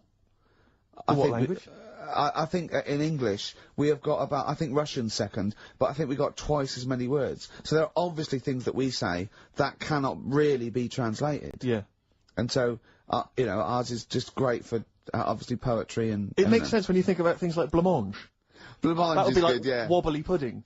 I know. In English. But I think if there are, I don't know how many there are, someone would know, but say there's about 100,000 possibilities, right? I think we probably know, as educated people like us, Steve, we probably have about 20,000. Sure. Right? I really don't think we need that other 80,000. No. I'm not walking around going, I don't know what they're talking about. Exactly. What did he say? What is that? I mean, that happens possibly once or twice a year when I go, sorry, what does that mean? Yeah, yeah. Do you know what I mean? Karl, you look bored, mate. We had a real conversation I think there. he switched off when I said forsooth. Bruce Forsooth, you know him. So much better than last week. You know him, don't you, Karl? Put a song on, yeah. Yeah, bored? Okay, there was a monkey, right? No, wait. It was a professor of English. No Blue Sky, The Thorns. That's beautiful, isn't it? On XFM 104.9. Karl, you're losing your rag a little bit. What's the matter? Nothing, go on. See? What's the matter? No, what's the matter with I've Karl? got something to cheer him up. Someone's emailed in, Emma's emailed in, she said that, for those that know, those in the know, they referred to Lanzarote as Lanzagrotte. Brilliant. He's a bit fed up. He's got 2 CDs for Christmas from a company that's he's been with for 6 years. He's a little bit grumpy about having to answer the phones. He wouldn't go and make Steve another cup of tea immediately. Selfish. Yeah. Karl, what are you thinking? Nothing. Go on, what were you doing? Come on, Karl, you're getting paid for this. Project. Out. We'll take one of those CDs away. Alright. What were we talking about? Lord of the Rings. Yeah. Sick of it, as I say. So there's some people dressed up on TV. They were dressed up as the characters. They had their sort of costumes. There was a guy I went to university with. I don't want to mention his name. Went into his room once. He's into that sort of thing. He showed me in his wardrobe. He had a full-size Star Trek outfit that his mum had made for him. His mum had made for him. But I wanted to say, well, A, you've taken this to university, but B, when are you going to wear that? Yeah. When are you ever in the mood to wear that? Well, you know, you never know when You know, like on Apollo 13, wasn't it, when someone had measles or something? Someone else got in. Sure. So you might go, oh, I can't believe it. Yeah. Can't believe it. The Enterprise, Uhuru can't make it. But it's the idea of that being, you know, I'm not one to speak, but it's that idea of that sort of being attractive to women.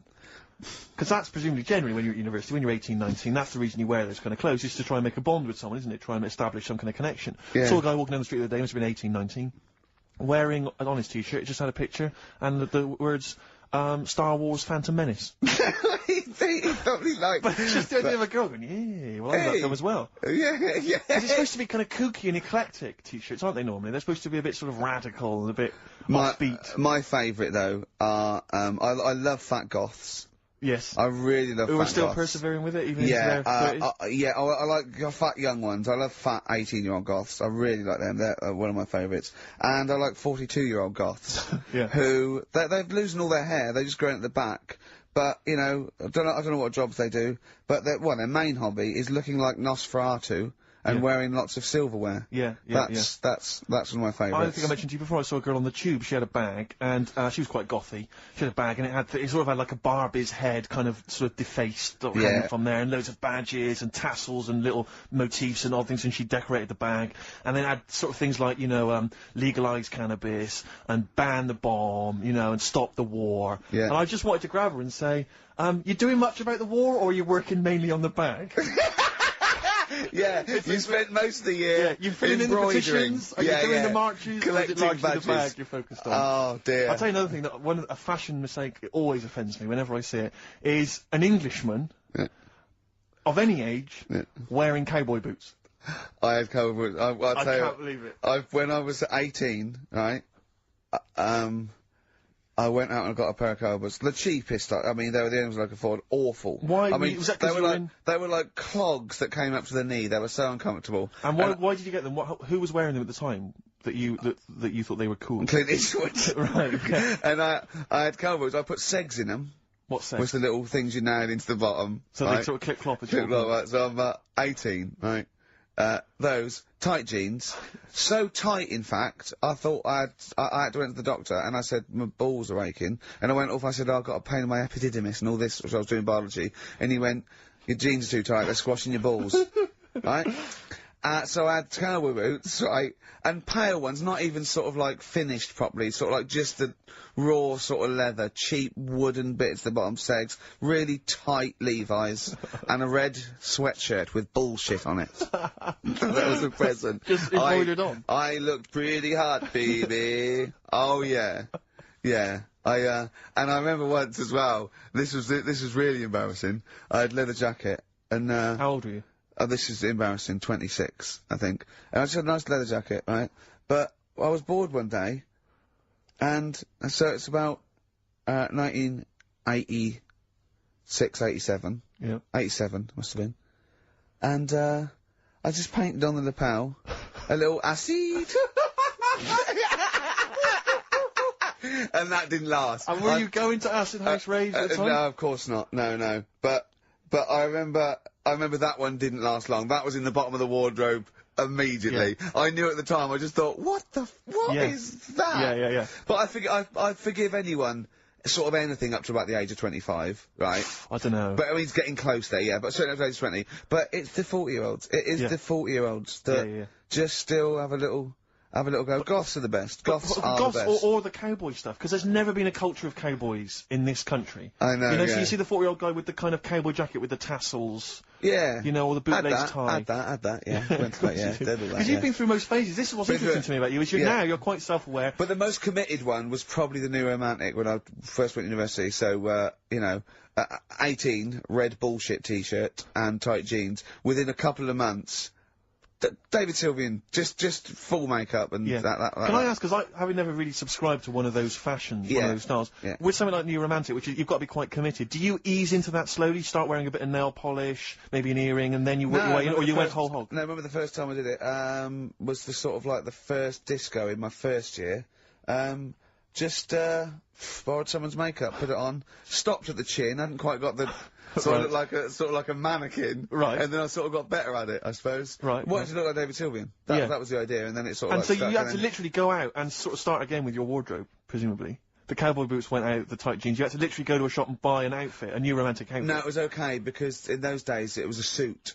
So it was a new romantic, you wore the suit. I didn't wear all the sort of like, pirate gear and pixie boots. Right, I sort of wore the suit and luckily, before I went away, I bought a suit from my mum's catalogue, which was one of those woolen ones that went bobbly. So not quite David Sylvian. Yeah. But, you know, at least I was having a go. Yeah. Yeah. Well, respect. Have you ever subscribed to any of those fashions, Carl?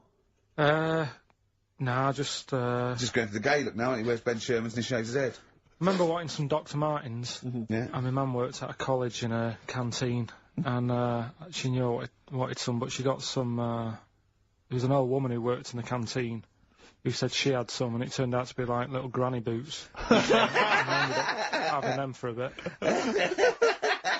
With a little zip up the front. Yeah. Nice. Oh, brilliant! Did you wear them? For a bit. Yeah. Well, you might as well. Want not. Waste not, want not. Play a record. Have some ads. Alright. White stripes. The hardest button to button. Steve, I've got to find out the answer. It's been driving me mad. How many words are there in the English language? Does anyone know? Define your terms. By English language, you mean English words. Yeah, I don't mean how many words are there in a dictionary with all slang, different, how many English words are there that you say were English words, you know? Not. But there are so many of them which but not phrases, not slang necessarily. But what about English words which are derived from French, Celtic, all the rest of it? Well, like, you know, clichés, okay, but they have other languages in them. But how many different English characters are there? Right. Because there was some news. There was some news a few weeks ago about a fella who could, if you said a word to him, right, he'd say, yeah, that's on page 36 of the dictionary, right? And they said he remembered 80,000 words, right? So that's in a little dictionary. They said it's 80,000 words. Mm-hmm. Right, so does that clear that up? Well, I thought there was about 100,000, right, English words in use. Not counting all the other little bits and pieces, phrases, slang. Like, I think I is in there now.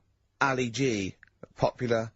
Now, I don't know whether I should count that or not. Well, if you're one of our listeners, perhaps if you know somebody who finished school, you could maybe pop next door, get them, ask them, and then email in the answer. ricky.gervais@xfm.co.uk if you've got an answer for that. Talking of email correspondence, Rockbusters. Oh. Rick is underway. People Have we got monkey news? Absolutely loving that. Let's see if we can cram it in. Have we got a film? Yeah. We should do that then. Well, let's finish one thing and move on, 'cause Jesus, calm down. Alright, Rockbusters. Let's get this third one out of the way, 'cause it's tricky. When you say tricky... It's tricky to say. The initials were AP. It was, When you take your dog out on that, or maybe on a Sunday, you know... Come on, let him finish. Rick! Let him finish. You take your dog there. You might go there on a Sunday. Have a taste of it when you're there. Right? That was AP. The answer? Alex Parks. Right? Alex Parks? Yeah. It kind of doesn't work, that one. But... That one doesn't work, I know, it's... You know that one doesn't work? Yeah. Okay, good. Okay, well that's fine, that's what I was trying to work out when you were messing around. That's why it isn't that good. Okay, come on. The other ones. The first one was, the German fella can't do any photos because it's been nicked. The German fella can't do any photos because it's been nicked? That was, the initials were? AC. I've got it. Right, it's Aztec camera. Yeah. But what's that got to do with the German fella nicking it? Because the way he'd say it, he'd be like, you know, Aztec camera. So why aren't you taking any pictures? Can't. Why? Aztec camera. Why is that German? Just sounds a bit... Right, so you know that's rubbish then as well. You know that one doesn't work, do you? And the second one was, if you keep eating, this bit of your body will get bigger. PC. Yeah. Phil colons. Phil. It's honestly right, Karl. Phil Collins. Honestly, right, okay. I don't know what the PC term is for this, but I honestly think. I think you're quite bright, you know. I think you're quite streetwise and all that things, but I actually think... Oh, I've got to be so careful here not to offend people. But I think you might be... Could you maybe describe it through a sound? You might be educationally subnormal. Does that worry you? No. I've got by alright, I'm not gonna worry about it now. You know what I mean? I'm 30. You know what I mean? Why start worrying about it now? But you've got the mind of a 12-year-old. So what? Sure. Do you know what I mean?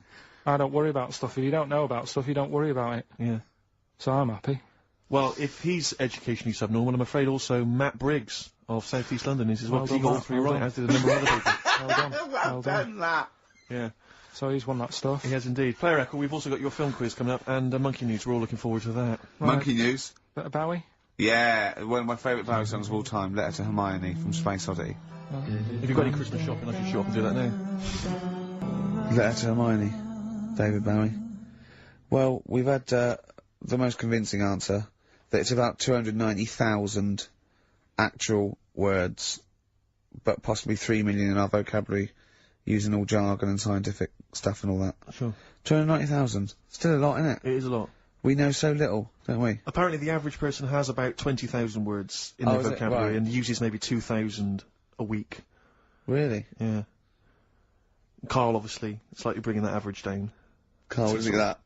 Single figures. What's the matter? Get by. Why have you got to use longer words messing about and that? Told you. That word about old. Anti-dipuian or something. Just say old.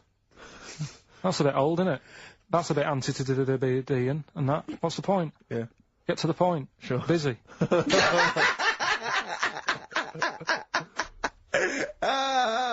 Right, okay, are you in a film this week, Karl? We're doing that now? Yeah, go on. Get it over with. Hang on a minute then. Get it over with. Let's get this show over with. We can go home. You can go off to Lanzarote and sit on some ash. Some charcoal. He's not happy about that. That's annoyed him. The listeners have all ganged up on him. Yeah. XFM giving him 2 CDs. We've had more calls for his resignation this week than ever before. What do you think of that, Karl? What do you mean? There's another reason. Do you know what I mean, though? Because he's grumpy, he's not just giving it, he goes, well, I can't help it, can I? I don't want it. You're being paid well to do a job.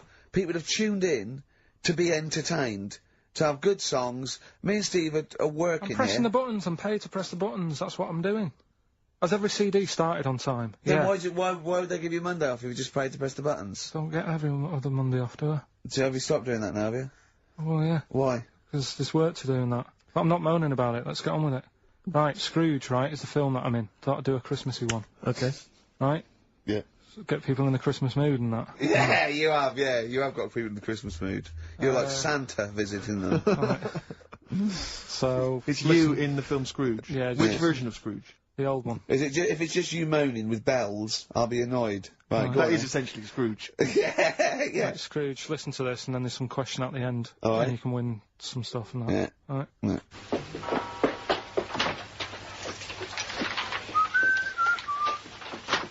You're late. Only 20 minutes. What do you mean by coming in here at this time of day? Hmm? I've just been doing some Christmas shopping, haven't I? Probably do some more shopping on Monday, because it's my day off, isn't it? Yes, I know it is. You don't have to tell me. You got to see what I've bought Suzanne? No, thank you. I don't mind showing you. It's only a Christmas present, isn't it? Bought some more condoms. Why? Well, I bought some last year. Got 2 boxes. They all got used, so... I'm very glad to hear it. How much do I pay you? Why are you asking? The presents I buy has got nothing to do with what I earn. Like I say, if I won the lottery, I wouldn't go mental on her. Do you know what I mean? I probably wouldn't even tell her because I think she'd want to travel around the world and all that, and I'm not into that, to be honest, so I'll probably keep it quiet. Why? Well, once you've been around the world, where do you go next year? Each to their own, though, innit? You know what I mean? Well, what do you want? What for Christmas? Not that fussed, really. And you, it's just as well I'm not that fussed, because do you know I do some work at XFM? Do you know what they're giving me for Christmas present? Nothing. No, might as well have been nothing. 2 CDs. That's it. I was well fed up. I'm sure you will. They give you a list of about 30 albums and you get to pick 2 off the list. So I've gone for Kings of Leon album and the Best of Bob Marley. Mr. Marley has been dead these 7 years. In fact, he died 7 years ago this very day. Did he? Do you know what sort of donuts Bob Marley likes? It's not my business. No, it's not a proper question. It's an old Peter Kay joke. He likes the ones with jam in. Do you get it? Garlic bread. It's good, isn't it? Excellent. Oh! Carl, well done. Karl in Scrooge there. The only man more mean and depressed generally than Ebenezer Scrooge. Oh, dear. Oh. What's the question, Karl?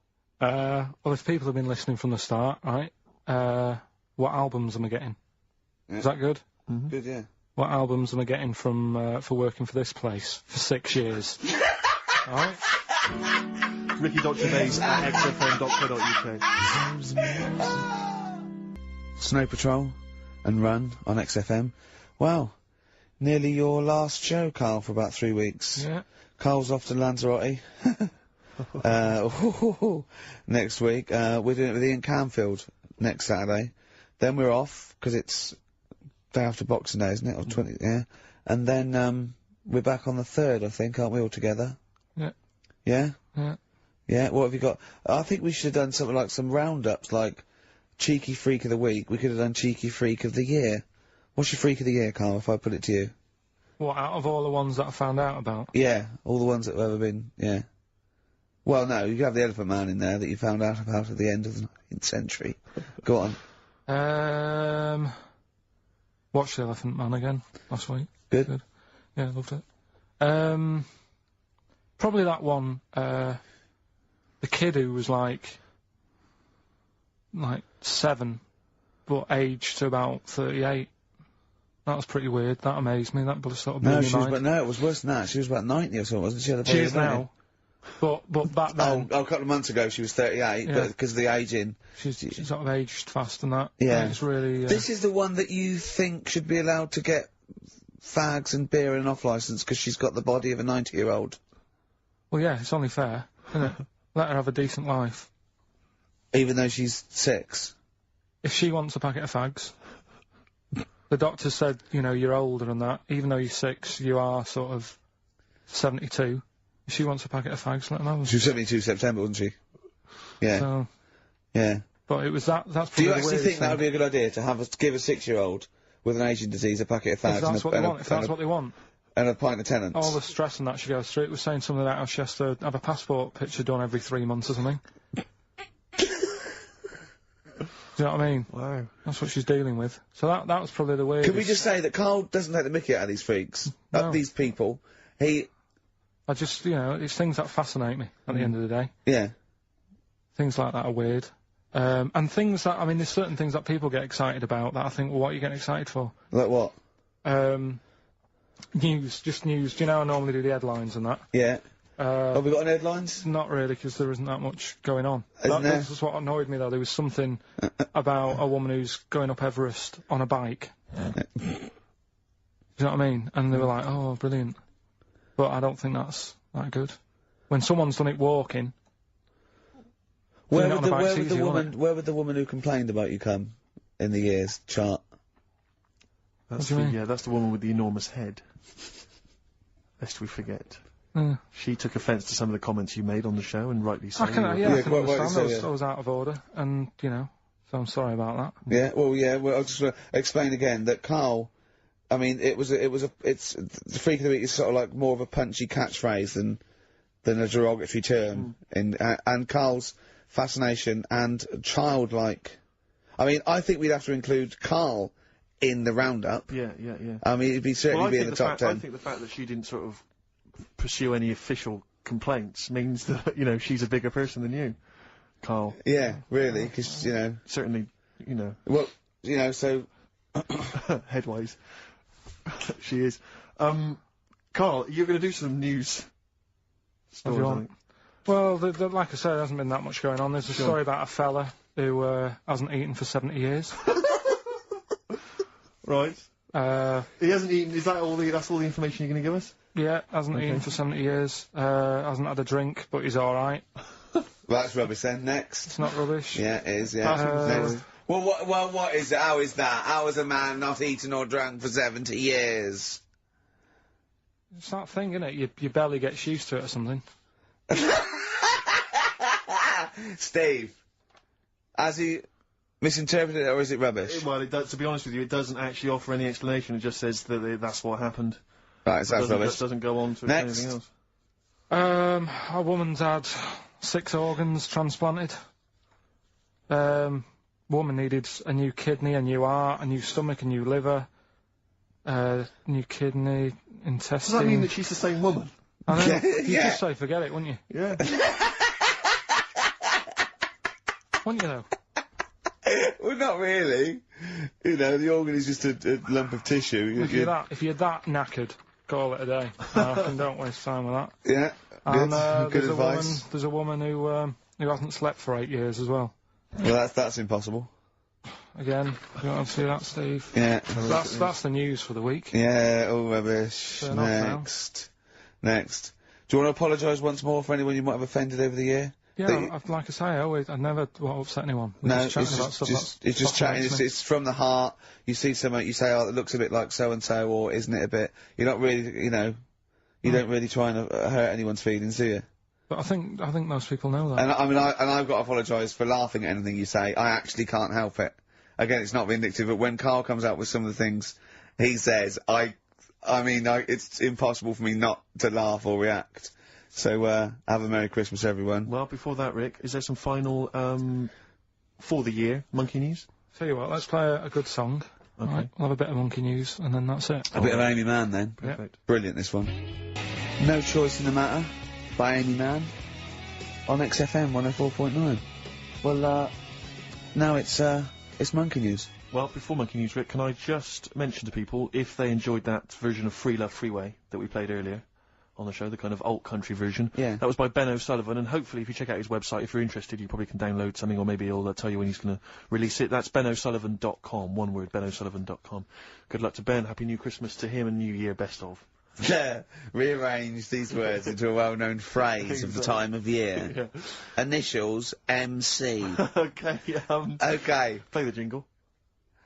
Oh! What is it? Chimpanzee that. Oh, yeah. Chimpanzee that! Monkey News. Right, well, the last one of the year. It's not that good, but this is all that's been going on all week. Yeah. Little monkey. What happened is, it's this plane, right? Aeroflot, I think it is. Russian airline. Having a good flight, everything's going normal and that. This is gonna be libelous. The pilot, sorry, I mustn't interrupt my son. How tall was the pilot on this flight? Okay, listen, we've had a few complaints, people saying, don't interrupt Monkey News. Okay. Don't interrupt Monkey News. Okay, I won't then. It's like the weather girl complaining whilst Trevor McDonald's doing... Okay, alright, go on then. Alright, so, the flight's going well, food's been served and all the rest of it. Anyway, someone gets upset about not having many nuts. Right, they've not got enough nuts. They hand the nuts out and that. One of the sort of passengers is going mental. What's he saying? He's just what language is he talking? Is he Russian or English? So anyway, there's a bit of a fight going on. Fight starts happening. People are going, "What's up with that little fella?" Right? The little hairy bloke. So they sort of drag him. What's wrong with Bob Hoskins? And why is he screaming? Why isn't he talking in his usual Cockney accent? Why is Bob Hoskins screaming and grabbing at nuts? So you've ruined it. Right? Come on, forget it. Have I ruined? Right, Rick, turn his microphone off. Okay. He can't interrupt you. Right. So anyway, so there's a fight going on. Nuts are going everywhere, right? So, anyway, so they manage to tie him down. They get him on the floor, tie his legs up and that, right? His little legs. Get him to the... Come on. See you later. Have a good Christmas. No! Karl, how dare you? Finish the story. All that happened is they got back. It turned out that he shouldn't have been on the plane anyway. Why? His passport wasn't valid. Right. And you can't cause problems on planes and that. So he got put in a cell for a bit, turned out it was a little monkey. Alright? Quick question, how did he complain about the shortage of nuts? Yeah. He just was going mental. Right, he didn't actually call over a stewardess, he just... Well, how did he get on the plane in the first place? What ticket did he have? Have a good Christmas and that. But you know it's rubbish. You must know that's rubbish. You must know that's rubbish. All the best. You must know that's rubbish. Where was he going? Comfort and Sound by Feeder on XFM 104.9. I'm Ricky Gervais. With me, Stephen Merchant. Hello there. But no Karl Pilkington. No He's Karl. in Lanzarote. Lanzarote, But yes, we have got a very, very special stand-in. It's Camfield. Say hello. I'm so excited to be here. It's been, you know, the things I've learned in the last 10 minutes before we've even gone on air. Like, you don't have a theme tune. I don't have a theme tune, I don't wear headphones. Exactly. Ian wears headphones with a preamp. He's got 3 midgets just brought in his backline. Right? They're called Dog, Mongo and Blitzkrieg. Look, Blitzkrieg is up there, they're eating a banana. Yeah. He is the King of Rock, the new King of Rock. Well, the Prince, he's the Prince of Rock. Obviously Vance is the King of Rock. But we'll be doing that, we're working out who. Over this, and by the way, Camfield, I don't want the Ian Camfield that does XFM and going, and it's fast approaching 1:23, here's Ash. I want the Camfield that goes, I snorted ants with Lemmy. Okay? So, we want the real Camfield. Alright, I bought in Metal Christmas, is that alright? That's my only request from this show, that we do play Paul Di'Anno's version of Santa Claus is Coming to Town. The rest of it's over to you. Yeah, we're going to play some Christmas tunes, we're going to play some, you know, our favourite hits of the year, but mainly, this is the rock programme. This is the rock programme. What worries me, Rick, is there's a lot of people who listen to our show, and they're not regular XFM listeners, they just kind of crawl They're out not of their regular people. stupid on a Saturday afternoon, put the show on, so they might not be familiar with Well, Ian Camfield is a young man, he's been in, he's about 14. He's been in radio, it's weird, he's 14, but he's been in radio for 15 and a half years. He was weaned on the milk of a Vance. Right? And, he's gonna be the new rock god, aren't you? Well, I'm trying. Yeah. No DJ Camfield. Just go, yeah! Right? And over the 2 hours, I want to work out the 4 pillars of rock, right? I want 4 names, 4 pillars of rock, right? Huge rock pillars, and then I want the king who stands astride them like the archangel of metal. So, we'll be asking Ian, every few minutes we'll be asking, right, who's your first pillar of rock? And then, you know, keeping the one that stands astride them. Okay? And how many do we need? Well, we need 5 names then, don't we? The 4 pillars of rock and who stands astride them. Right, okay. Like the Overlord with these Axe Attack albums. Yeah. Yeah. This is Oasis. Christmas. Oasis doing their version of Merry Christmas, everyone. It's Christmas. It seems only appropriate that we play the occasional Christmas tune. There aren't many decent ones. We will be playing the greatest, not just Christmas, one of the greatest songs of all time, but certainly the greatest Christmas tune of all time, Fairy Tale in New York. Is that going to be the version done by, what's his name, out of Boyzone? Has he done one? Yeah. Because he's lived the hard rock and roll life. What's his name? What is his name? Ronan Keating? Yeah. He wasn't bad on Room 101, actually. I think he's lightened up a little bit. Good luck to him. Yeah. Yeah, I do as well. Yeah. A lot of people ask me, Camfield, I'm sure you can, you've probably got experiences of your own that you might want to talk about, but people ask me what Ricky's like in real life. And I don't want to get grotesque, it's Christmas, people are listening, people are eating sandwiches, but he has a flatulence problem. I don't know if you're aware of this. It's not a problem. Right. Well, it is for us. Yeah. You may not I think the problem with Ricky is Ricky hates to miss out on anything. He's terrified that there's going to be something going on that he's missing out on. A conversation, a joke, someone falling over, you know. And, so he daren't spend any time in the lavatory, because any period of time he spends in there, he could be missing out on some fun. So he kind of tries to get his lavatory, you know, occupying time down to a minimum, an absolute minimum. Plenty of pissing. There's loads of that. But none of the other activity, really. I mean, you keep that, really, it's like you're in, you're out, and sometimes I don't think you've done the full job, Rick. Yeah. And today, I'll tell you this, my eyes were bleeding. It's intense. It's just a word of warning, because the kitchen at XFM is out of bounds now. No one's going in there until the new year. A to J in the library. A to J in the record library. I'll tell you this, I don't know if, like, Tony Blackburn's in the building. His wig will fall off. But seriously. Not that he wears a wig. He doesn't wear a wig. But if he's going down there, maybe he wants to play some Beach Boys. I mean, seriously. Forget I'm a celebrity, get me out of here. Forget you might have survived in the jungle, Tony. But you go down there, mate. Tony, would you rather eat a plate of maggots or go and get Beach Boys? Exactly. Saying A to J. Oh, pot pickers. Exactly. Jesus Christ. It is absolutely extraordinary down there. Oh, so I'll just be warned. But it's Christmas. It's Christmas. Why would Blackburn be listening to this? I don't know, he's probably doing a bit of Christmas shopping. Sure. And he's out and about with probably got his little, you know, personal stereo on. Yeah. And he goes, oh, I'll listen to the boys at XFM. Exactly. And Canfield, what do you think of it so far? Yeah. Yeah? Yeah. It's not Vance, is it? Okay, who is secured as one of the pillars of rock? Lemmy. Of course he is. Never changes his boots. 2 pairs of trousers. 3 shirts. Really? Yeah. And he just alternates them, does he? Yeah, so he yeah, might yeah. have the same pair of trousers for 2 weeks, but the different shirt. Is it true his rider is a bottle of Jack Daniels and 40 Marlboro? No, it's like one of those 100 packs. No. Yeah. One of the 100 packs of Marlboro, and he like keeps them stuck in his boots, which don't change.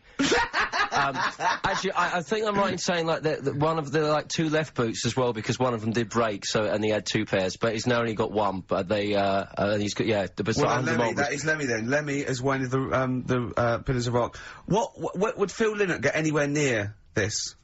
Yeah, he would have done. Let's play some Lizzie then.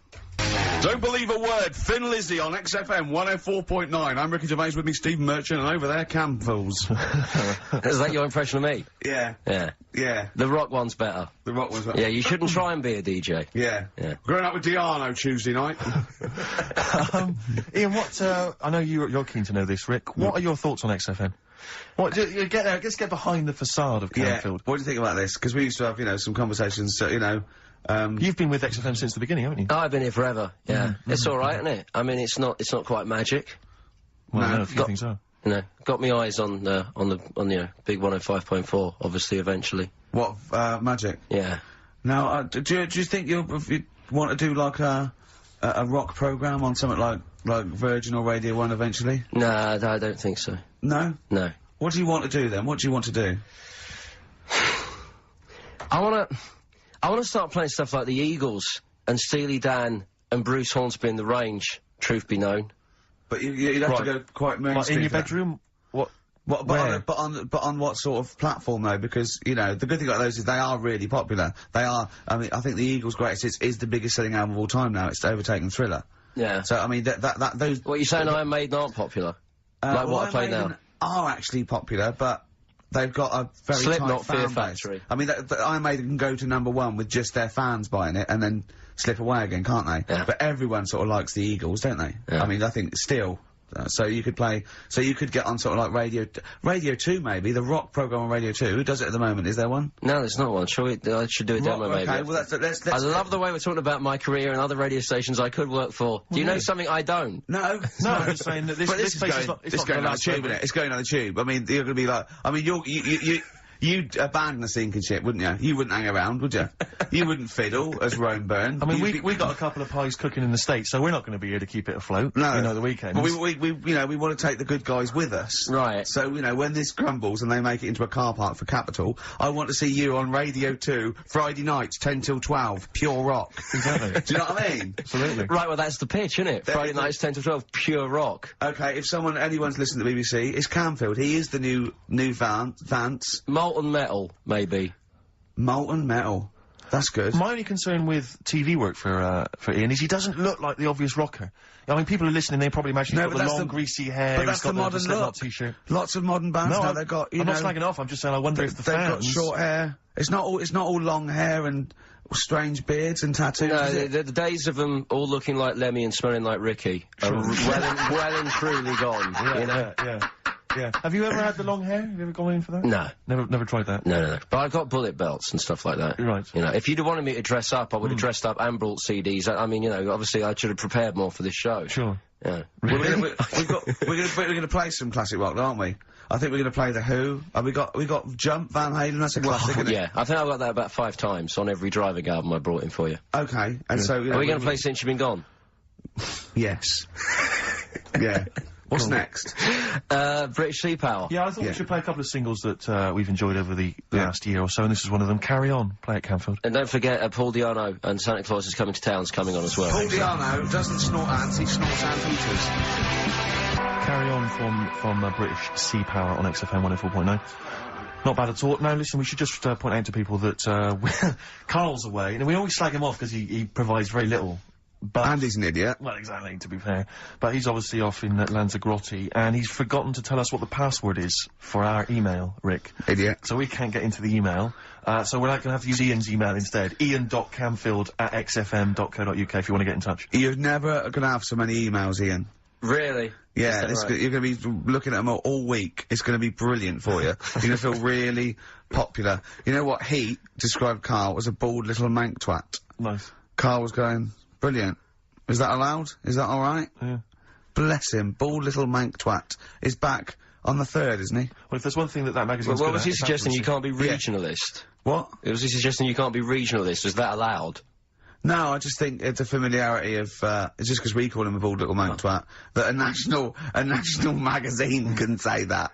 Oh, bless his little round head. Wonder what he's doing now. He's sitting in the ash, reading his, reading his Rich Hall book. Yeah, he spent a week when he went to, where was it? St. Lucia. He spent a week, right? Throwing sand at crabs. Yeah. I don't think they've even got crabs, have they, over there? No, I don't know what he's gonna do. What is he gonna do? Suzanne, what is she gonna do? He's gonna be whinging. But it's sort of like, Karl must be like, you must like sit him in front of a video while you go and make the dinner or something. Yeah. It must be a nightmare taking a pet. Has she got a little harness for him? To be fair though, Rick, I mean, I can't imagine you're much better on holiday. I've always wondered what that must be like. Because you always need an audience. You've always got to have someone around that you can perform for, drop your trousers for. Annoy, just generally sing and dance about. And, Jane's seen it all. She's bored of you. So what, do you just do this to other people on the beach? Holiday makers, it is me. You can't believe you're not, Ricky Gervais. What, do you want me to do the dance? Do you want me to annoy you? Yeah, exactly. I can annoy you for 5 minutes. Yeah. Because then I'll get bored myself. I'll tell you what, I want some ads, and after that, the Fairy Tale of New York. Oh. Hoax, featuring Kirsty McCall and A Fairy Tale of New York. Brilliant, on XFM 104.9. That's the song I think that single-handedly keeps Shane McGowan in gin for another year. It must do well, though. But I'm sure it does. I absolutely love it. I still love it. I saw it on Top of the Pops too. And it's just brilliant. I mean, he wasn't great at miming, but it didn't bother me. Sure. It was miming to a different song, probably. Yeah, in his head. It was great. I had a little visit in the week, Rick. I think you missed out. A little Christmas visit from, I know he's a friend of yours. He's a friend of he's a friend of the nation. Go on. TV illusionist Darren Brown. Oh, yeah. Yeah, he's bought a new pad. Yeah. And, he just came around to tell me about it. Yeah. And, it's interesting because... Somewhere to keep his guns. Exactly. And, he, I can never know kind of how much, he's just playing with your mind, experimenting. But he was telling me about the place, and apparently... He loves you? he's got a B-day. In the house. Now, we were discussing B-days because... Never understood that. I've never got my head around it. To this day... He's not meant to. Well, no. But I don't think I've ever met anyone who's used a B-day. Oh, Darren Brown does. He's known as the cleanest arse in Modern Magic. Yeah. Shiny arse, they call him. But we were chatting about it, I don't really know, to be truthful, I don't really know how you use them. I don't know. Well, I assume you just sort of go over it and let... But do you face the wall with your knees on the tiles? No, or do you I face think away from the wall? No, it's sort of like you just... I don't... And it's got the little Do you nozzle. sit on it? Or do you sort of hover above it? Do you hover above it and just splash things onto them? No, it's a little jet, isn't it? It does it for you, doesn't it? But is there a jet? This is what I'm wondering. Is there a jet of water that goes up the crap? It's like it's a drinking fountain you used to have in school. Yeah. Which, I remember Mr. Mellows used to embarrass himself every time. I go, no! He's in the middle of the playground, Mr. Mellows! Yeah. It's not a B-day! We're not at your French, cottage again. Yeah, B-day sounds French. I'm assuming it's French. After, they're probably so embarrassed about just like squatting over a hole. Yeah. They go, well, at least we can clean it. Are they? Because I haven't been to France for years, but are they still persevering with the public toilets, which is just a hole in the ground? I mean, I think they have Has a single Frenchman travelled anywhere else in the world? Yeah. And seen that now? This is uncomfortable. I know, my trousers go down to Delhi, and I think there's proper decent porcelain. I know. I can't believe it. I think they have got the flush ones now, mainly for the tourists. Sure, yeah. But I've never really understood that. But it's not, you don't go in, it's not like because they're literally crapping into an open sewer, aren't they? That's the French approach to the public lavatory. Do they have the bidet next to the hole? No, the toilet is a toilet, isn't it? Right. But it's just like, it's sort of like it's like going in the bottom of a shower with a big hole at the bottom. But I don't know. And do you use, I mean, again, not wishing to get graphic, but do you use the bidet instead of the toilet paper? Is it used in conjunction with, or instead of? Do you know what?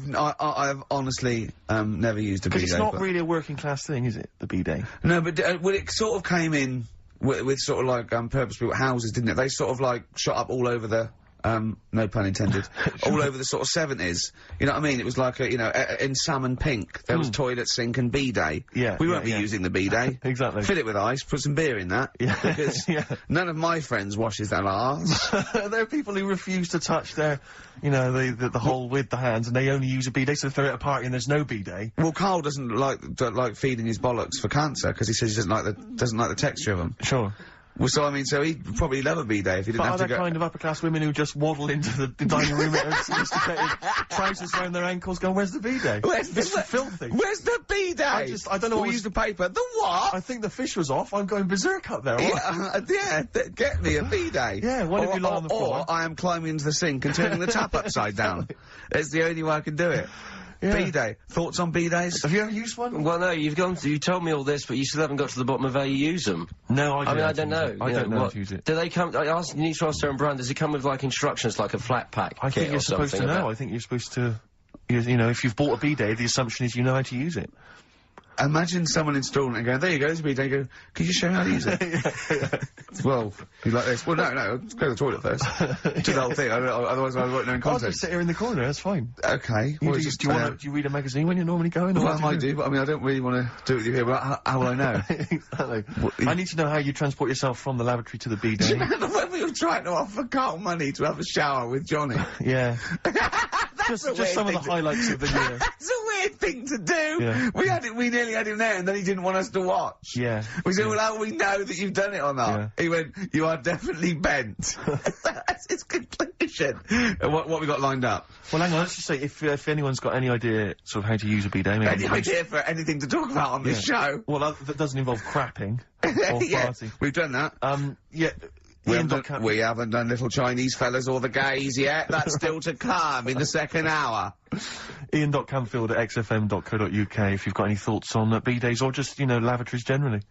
Richard Ashcroft on XFM, Check the Meaning. I think it was out this year and we enjoyed it, so we I certainly had a thought then that, you know, someone like Richard Ashcroft, who's really cool. I mean, I think one of our greatest rock and rollers, really. He writes great tunes, does great albums. The Verve, you know, already in history. I just suddenly thought of him listening to this and thinking, I wish they wouldn't play my songs because I don't want to be associated with that drivel. Yeah.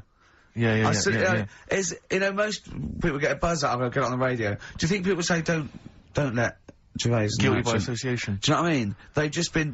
I love that song. I love Check the Meaning. I thought it was a lovely song. And he's thinking, they're going to sandwich it to bring talk about little gay Chinese fellas and bidets. Yeah. Yeah. And it's going to make me look What worries me, Rick, is that there, you know, if we had to draw up some kind of list of artists who would allow us to play their songs, it's going to be such a short list. Gary Glitter, you know, it's going to be a few people who, you know, are slightly more shameful than us. I just thought of something. There are 1 billion people in China, and I assume it's the same percentage of homosexuality occurs, as it were, that to 1 billion, 1 in 10, that means there's 100 million little gay Chinese fellas running around. Richard Ashcroft, if you're listening, I apologise for that last... Think about it. Johnny, you okay? War's over. I heard a DJ in the week, I won't say who it was, but sort of like a cheesy sort of housewife choice DJ, and he played that, and he went, weird one that, isn't it? What do you think of that the first time you heard it? Strange one. John Lennon, Yoko Ono, war is over. Here's the moment at least out there. I love that! Oh. What does he mean? That's exactly what I want from a DJ. That kind of insight. We were talking before the break about how many little Chinese fellas there are. Yeah. Billions. An awful lot of them. Brilliant, good. More the merrier. Are you familiar, Rick, with the scary fact, I don't know, Camford, if you're aware of this, and it's chilling. I don't know where I've heard this from, but apparently, and this is kind of legend, I didn't just make this up, this is well known, that if all the Chinese people in China, right, no, come on, if they all jumped up and down at the same time, apparently, this is what they say, apparently it would cause a tidal wave that would wipe out America. That would destroy America. I love the idea of coordinating that. Brilliant. Well, I like the idea that, firstly, they don't need, weapons of mass destruction, they don't need nuclear weapons, because they got that threat They can't constantly. have one that, you can't count a tidal wave as a weapon of mass destruction. Or jumping. Tony Blair could send in sort of people, you know, UN people going, look out for anyone jumping. Exactly. You know, all they need is an immense sort of skipping rope. Oh yeah, once a little fella in Japan holding one end, little fella in Russia holding the other. Exactly, yeah. And they go, on your marks, you'd have a lot of coordination over that one little... Maybe like someone like Mr. Motivator, kind of coordinating it all from the top of the wall, sort of looking down. The Chinese equivalent. Yeah. That would be... Because I think that's why they built the wall. I think that's why they built the Great jump Wall. off the wall. Exactly, they just climb on that wall. That's the way it's there, that's the threat. And that's why America started the space race. Because you can see it from space. Exactly. So they go... They're up there monitoring constantly. This is, Eagle to, Houston. There's lots of little Chinese fellas about to jump. Yeah. This is Houston. Are they wearing them lampshade We just need to hats? confirm they're Chinese. Are they wearing those... are they wearing those conical hats that look a bit like a lampshade? They yes, are. They are. We just have to confirm they're Chinese. Because if I was the leader of China, what is the name of it? Is he the king of China? We're so ill-educated, aren't we? Is it the king of China? The Tsar of China? Is it? What is it? Is Chairman Mao still there? Is he still It's Chairman someone. Chairman someone else, probably. The new chairman. Or chairwoman, don't be sexist. And, actually, you know when I said there's, a billion people in China, so there's 100 million little gay Chinese fellas. Yeah. Someone phoned up to say half of them are women. Yeah. Well, of course. Yeah. Straight on the phone with that. Well, I meant little lesbian fellas or little gay fellas. Yeah. I mean, I wasn't being sexist. But if I'm just saying there's probably 100 million little gay Chinese people. What worries me, Rick, is if I was the Premier of China, or if it was some of the people I went to school with... Is it Premier? Oh, whoever he is, the King of China. If I was the King of China, right? Isn't he the King of China and King and I? Or is that he's somewhere else, isn't he? That's Siam, isn't it? I don't know. Is that not in China? We're not. Where's Siam, then? We're not. It's Ceylon now, isn't it? I don't know. Or was that... Oh my God! Someone educated listening must be tearing their hair out. Listening to three buffoons in a room. If I was the King of China, let's assume it's the King of China. Okay, yeah. You'd be tall. But you know when sometimes you've had a few drinks, whatever, you know, I mean, I'm sure you've done that thing where you order a pizza for someone, you know, a mate or whatever, or send a taxi round to their house, something like that. Yeah. What I do is I just phone up George W. Bush and go, seriously, mate, you better send some stuff over, money and that, and videos. Because seriously, they're all outside now. 1, 2... Yeah. You know, and you can freak them out. Send us some knives and forks, because I am fed up with these sticks. Yeah. It's ridiculous. I don't know why we're still sticking with them. I can't pick up the tiniest little bit of chicken. It's crazy. It's rubbish. Send us some cutlery. I'm having a nightmare eating yogurt. Oh dear. This is 104.9 Racist FM. Absolutely. Jonah Louis. Should we apologise for that? Not at all, no. That's all right, isn't Stand by it, yeah, that was his follow-up to You'll Always Find Me in the Kitchen at Parties. Yeah. One of my favourite lyrics. She was into French cuisine, but I ain't no cordon bleu. Brilliant. Yeah, looking forward to playing that in the new year. What happened to B.A. Robertson? Don't He know. knocked it off. I was standing in the corner and the ball came across. What was the other one he did? Don't know, we're not as old as you. Oh no. This is all gobbledygook to us. XFM 104.9, that's Jonah Louis. Yeah, you're not listening to Classic Gold. Amazingly. I've still got my own teeth. I think, Rick, I was the subject of a Christmas con in the week. What, you mean, you bought something for £4, then saw it for £3.90 as you walked home? That would make me livid. Because I've seen you really livid. I'm absolutely furious. When I bought my PlayStation, I saw I could get it for £5 cheaper down the road. I was absolutely And fuming. you'd already walked to about 19 places, I remember. Yeah. I actually left you after about an hour. Yeah. No, I do. I'm furious because I got to get a bargain. I hate feeling that I'm being ripped off. Yeah. And I'll tell you this, I'm loving online shopping. Oh, the savings I'm making, Rick. Really? It's crazy. Really? Getting 15, 20 quid off some things. Is it really? Oh, amazing. But these things, I might point out, I like Jaguars and, you know, yeah, Mitsubishi cars. Exactly. Yeah, but it's worth shopping round. No, this was not so much a con. Well, it was a con, but it wasn't so much one of those, just a missed bargain. Yeah. Doorbell rings, answer it. It's a couple of girls. They must have been 13 or 14, maybe. Now, I've always had a problem with teenagers. I'm intimidated by teenagers. In case they call you a dork or something. Well, I mean, I told you before, I was walking down the street once, and, there's two guys coming towards me. I mean, real losers. Do you know what I mean? Glasses, the spots, greasy hair. Do you know, really pathetic. And I was sniggering to myself. I was thinking, look at those losers. And as I passed them, I heard one of them look at me and say to his mate, look at that geek. I was furious. I was thinking, I'm allowed to call you a nerdlinger, but gee, I didn't expect it back. I was really furious and upset. And so, as I say, these teenagers are at the door, and they were quite aggressive, quite aggressive girls. And they had a piece of A4 paper, and they went, "We're doing a sponsored thing." Yeah. But I didn't quite catch what it was they were doing that was sponsored. I think they sort of fudged it. They went, "We're doing a sponsor." Oh yeah. And I went, right. And they went, "Do you want to sponsor us?" Boy, they picked on the wrong person. I was a bit intimidated. I don't know why I said no. I was worried maybe it was part of some kind of, you know, hidden camera show, you know. Yeah. And, so I said, yeah, all right, I'll sponsor you. So they handed me this form, and I always thought you were supposed to have quite an official-looking form for any sponsorship thing. But this was literally a piece of A4 torn out of a notepad. It was the back of a Gareth Gates poster. Exactly. And, with some blue tack on it. Yeah, well, and I looked at it, and I didn't really absorb it, but it had things like, you know, Mrs. Jones, Mrs. Smith, you know, £5. Yeah. And then no one's actual address, just Finchley Road, you know, nothing too specific. Yeah. So I wrote my name on, and, put down £3.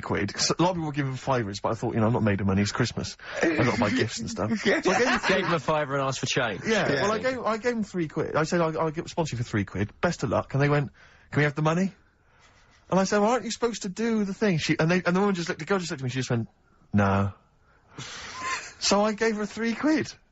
But what difference does it make? Well, I'm assuming, though, that it's not going to any charity. It's no sponsor But I thing know, at all. but then, I'm not being funny, the charity that it's not going to, you wouldn't have given to it anyway. It's true enough. So all that's happened is, you're £3 But down. I'm £3 down. Yeah, but if it would have gone to charity, it'd be £3 down. The fact it hasn't gone to charity doesn't matter, because you wouldn't have given it to charity. Yeah, but if it had gone to charity, Rick, I'd have felt a little bit superior, a little bit smug. That'd have kept me going for another 6 months. Whereas now, it's just gone to a couple of weeks off the street, you know, who are scamming people. Possibly old people, Rick, and that's who I feel sorry for. They've not got a great deal of money. That's why I'm not worried about myself. I've got a bit of cash. What about the old people? Yeah. Although you are £3 down, which probably still hurts, doesn't it? It's still stinging. That's why I just like to tell you now, get off my chest. It's Merry Christmas. Thing, yeah. Just be careful. If you're living up in North London, be careful. There's 2 girls that are going around. I expect, you know, they might come to your door. But they might be wary. Be genuine. No, I don't think so. No. They were common. They were very common. Do you know what I mean? Was the giveaway things like, you know, Santa Claus had given £10, Exactly. Tony Blair had given £1? Yeah. I know what you mean. Yeah, I think you were conned, mate. Yeah. Right. Won't Get Fooled Again by The Who. Ian, I'm going to ask your expert opinion. Is that not one of the greatest rock songs of all time? Yeah, if you'd have played the proper version of it. I know, but it's 6.5 minutes, and we usually do, but we just thought, you know, it's Christmas, people want to, you know, have him and more Jonah Louis. Yeah, but we could have played like the full 8 minutes rather than making the show sound like strolling round your local Asda with the Christmas songs with a little bit more racism. That to me sounds like fighting talk. You want a rock challenge, Canfield. You can't handle the truth. I'm gonna rock this out the last 40 minutes. Can we put Keith Moon in the monolith? I was gonna ask you. He's my favourite drummer of all time. Will you go along with that? Yeah, absolutely. So we got Lemmy and Keith Moon. Yeah. Are we making up a kind of super rock band here? We could do. We could make up a super rock band. That's far too passé. Just call it the Monolith of Rock. It sounds more stupid. Okay. So we got Lemmy and Moon. Yeah. We need 3 more. So we need 2 more Pillars of Rock, and then 1 to stand astride it, like the Metal Angel of Death. Now, Ian, you've hung out with some of the big rock names, haven't you? Yeah. No, I'm not going anywhere with this. I'm intrigued. Tell me some of the people you've hung out with. You've hung out with Maiden, have you? I've hung out with Maiden. Maiden, don't you? I've been flying with Bruce Dickinson. Yeah. And have you? I mean, it only took us 3 attempts to land at Gatwick a few weeks ago. But I don't know much about you, Ian. Are you someone who lives the rock and roll excess lifestyle? Are you kind of drink and drugs? Is that your thing? I like to be kind of, you know, on the edge, having a look at what's going on inside. Right, I don't quite know what that means. Well, yeah, it's the way they talk, Steve. Well, I mean, you know, because I mean, some of those rockers, they're hard-living boys. Can you keep up with them? You know, you up till 4 in the morning? Oh, 4 in the morning? Yeah. 4 in which morning? Hey, Daddy-o, man. We're going out about 4 in the morning. Yeah. Karl reckons the gays go out late. Yeah. His favourite song is The Killing of Georgie, right? And he went, yeah, but would it have happened if he'd have been, you know, going out a bit earlier? Yeah, well, no, fair point. Yeah. Is that song time specific then? No, but he reckons he probably got, because he was out late. Oh, right, okay. He said there's one that works here, sometimes he doesn't go out till midnight. But, you know, I imagine you a little bit like that, little boy in the film Almost Famous. When you're on tour with the rock legends, do you know what I mean? You're like, you know, the little kid there, maybe the doors are being closed in your face, are they, as they go berserk? Yeah, when I started, yeah, okay, yeah, but now, you know, I insist I see you as one of theirs. Yeah, access all areas laminate, you know, I mean, I can enter venues now with a big bottle of Jack Daniels, I don't get stopped. Yeah. Really? But seriously, have you, without naming names, obviously, what excess have you seen? Have you witnessed anything? Or have people calmed down now? Are these rockers clean living now? Depends who you're talking about. Sure. Yeah. Is there anything going on like the days of, you know, Ozzy and Motley Crue? I haven't seen, I haven't seen any red snappers, like with Jimmy Page. Do you know that story of mine? I can't talk about it then. Let's forget about that, yeah. Oh, is it disgusting? Yeah, well, yeah. But is it worse than talking about B-days and Ricky's farts? Kind of. Right, okay. Yeah. Yeah. Yeah, I know. You wouldn't want the instruction manual as to what happened with the red snapper, like you do with the B-days. Sure. God. But don't, as I say, don't name names. Obviously, you know, there's a sort of client, you know, doctor confidentiality or whatever that you... Yeah, well, I saw... We know there's no one listening. Yeah. It won't go further than this studio. I saw a member of a very big band play the Astoria recently, and they turned up at the Astoria about 15 minutes before they were going on stage, right? And someone said to them, "Is it good to be playing the Astoria?" To which he turned around and went, "Oh, right, are we in London?" Really? Oh, dear. And this person then... It wasn't Daniel O'Donnell, was it? I can only think of the Libertines. No, that's not a very big, huge band, is it? No. Bigger than that. Okay. Yeah. Okay. What other rock and roll access do you want? Oh, I was told once that if you stay up for 2 days, the best thing to do is eat some yogurt.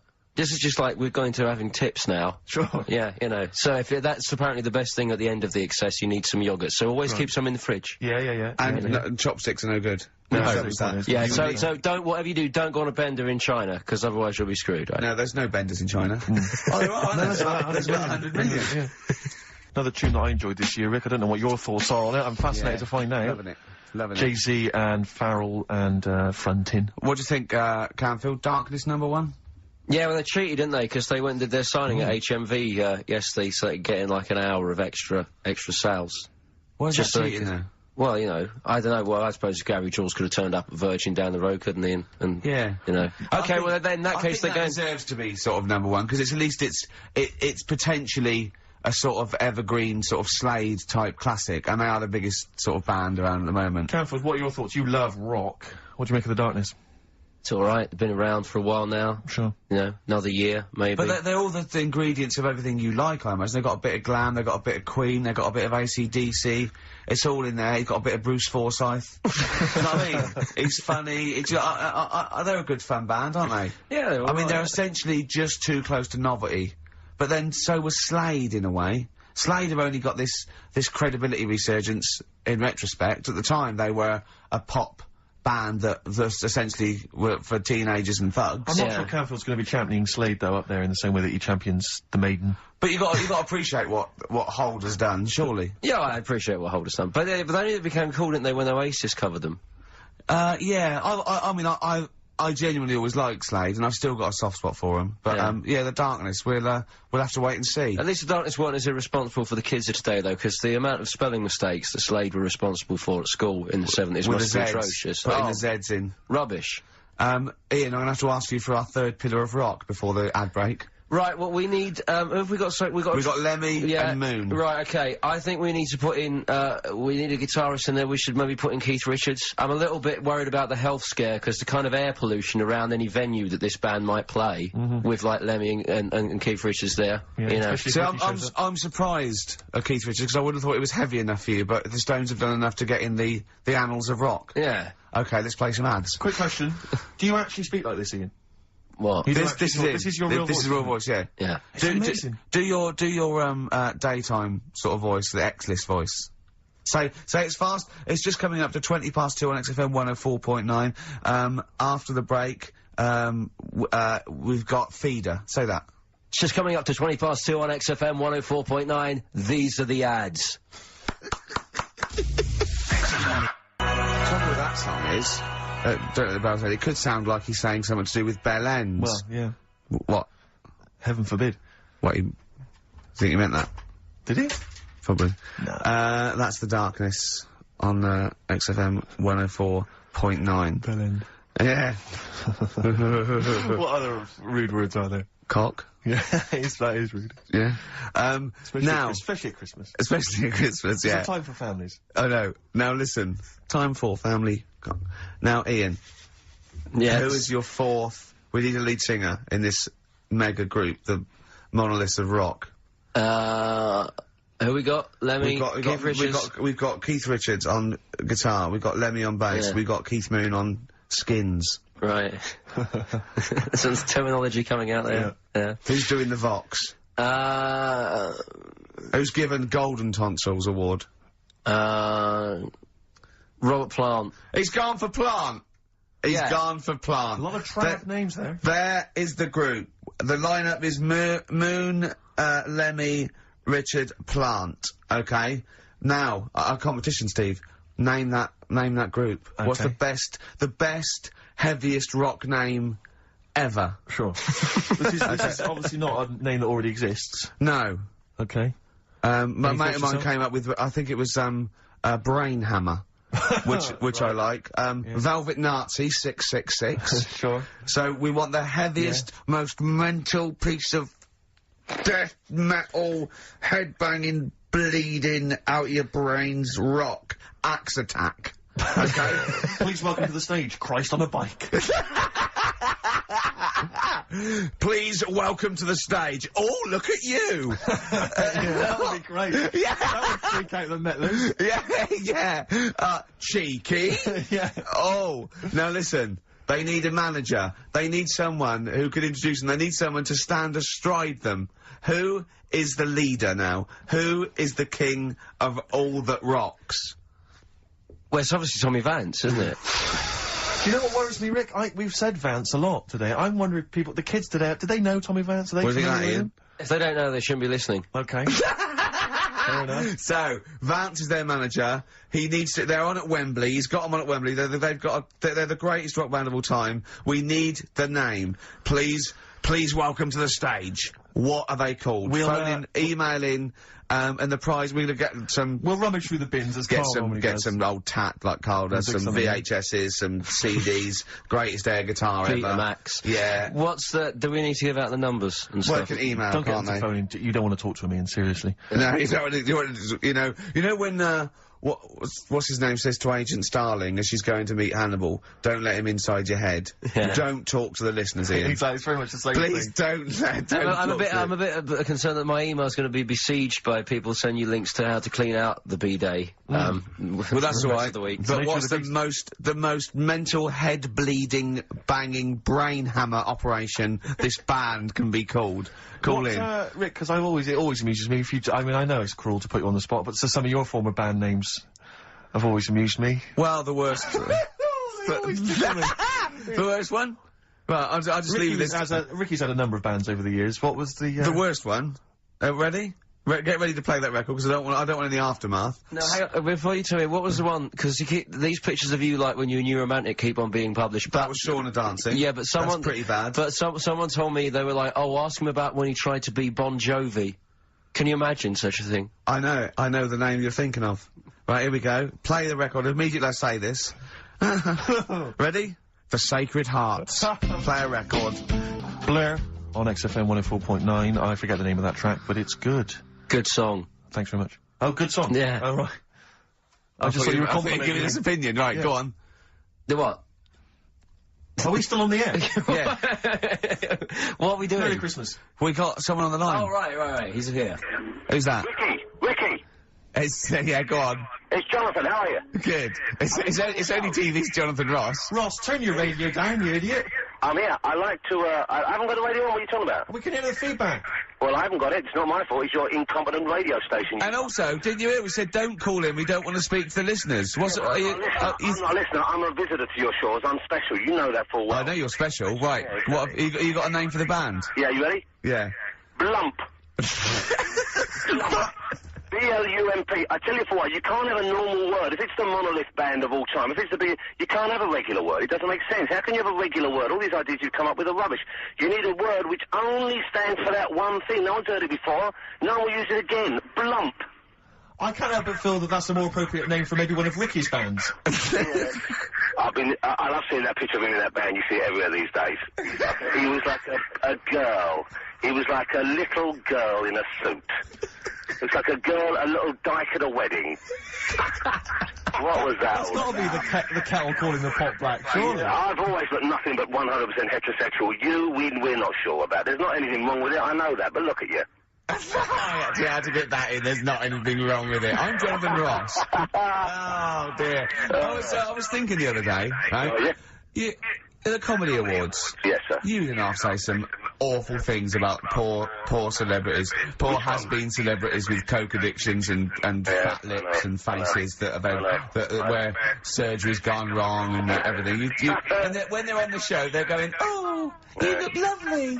Yeah, I'm nice to them. Well, I'm nice to them to their face, but obviously when I'm not with them, I like to let my true feelings be known. What's wrong with that? That's how everyone. Well, I'll tell you what, you can get anything off your chest you want on this show. Any celebrities you want to talk about? There's no one listening. Yeah, it's just between me and you. A lot of people listen. They listen to my show, and after they've had a few hours of, you know, good laughs, they like something bland to just cool them down afterwards. So they flip over. We know this happens. Did you mention my DVD on your radio show? You know what? I forgot to. I forgot to mention it. Christ! I forgot to mention it. I meant to mention by the office, but I forgot to mention it. And then I thought afterwards, it's not like he needs the cash, is it? You know, it's not like he needs it. It's not like it is, but he's probably earned more money in a shorter space. You're like a lottery winner, and you've got about as much taste. You're like one of those burglars who's won the lottery. I am. I'm dressed like an Albanian window cleaner at the moment. Burglar from Reading who won the lottery, and now he's fritting it away on what? I do feel sorry for my neighbours. I've moved into a, you know, really nice place. I feel like it's the hillbillies. No, it's nice he's moved in though, because it's nice. He's given them something to sort of talk about behind your back. You've united the whole block. Right, go and play with some Japanese wind-up toys now. I'm going home to play Mario Double Dash with my son. It's going to be a good afternoon. I phoned you once after I'd finished my show. It was about 5 minutes past 3. Yeah. And I don't mind if you know, I said, how you doing? You went, it's brilliant. You said, this is what you said. You went, everyone's out, Jane's taking the kids out, I've already masturbated twice, and I'm playing with a new Japanese toy. I'm masturbating now.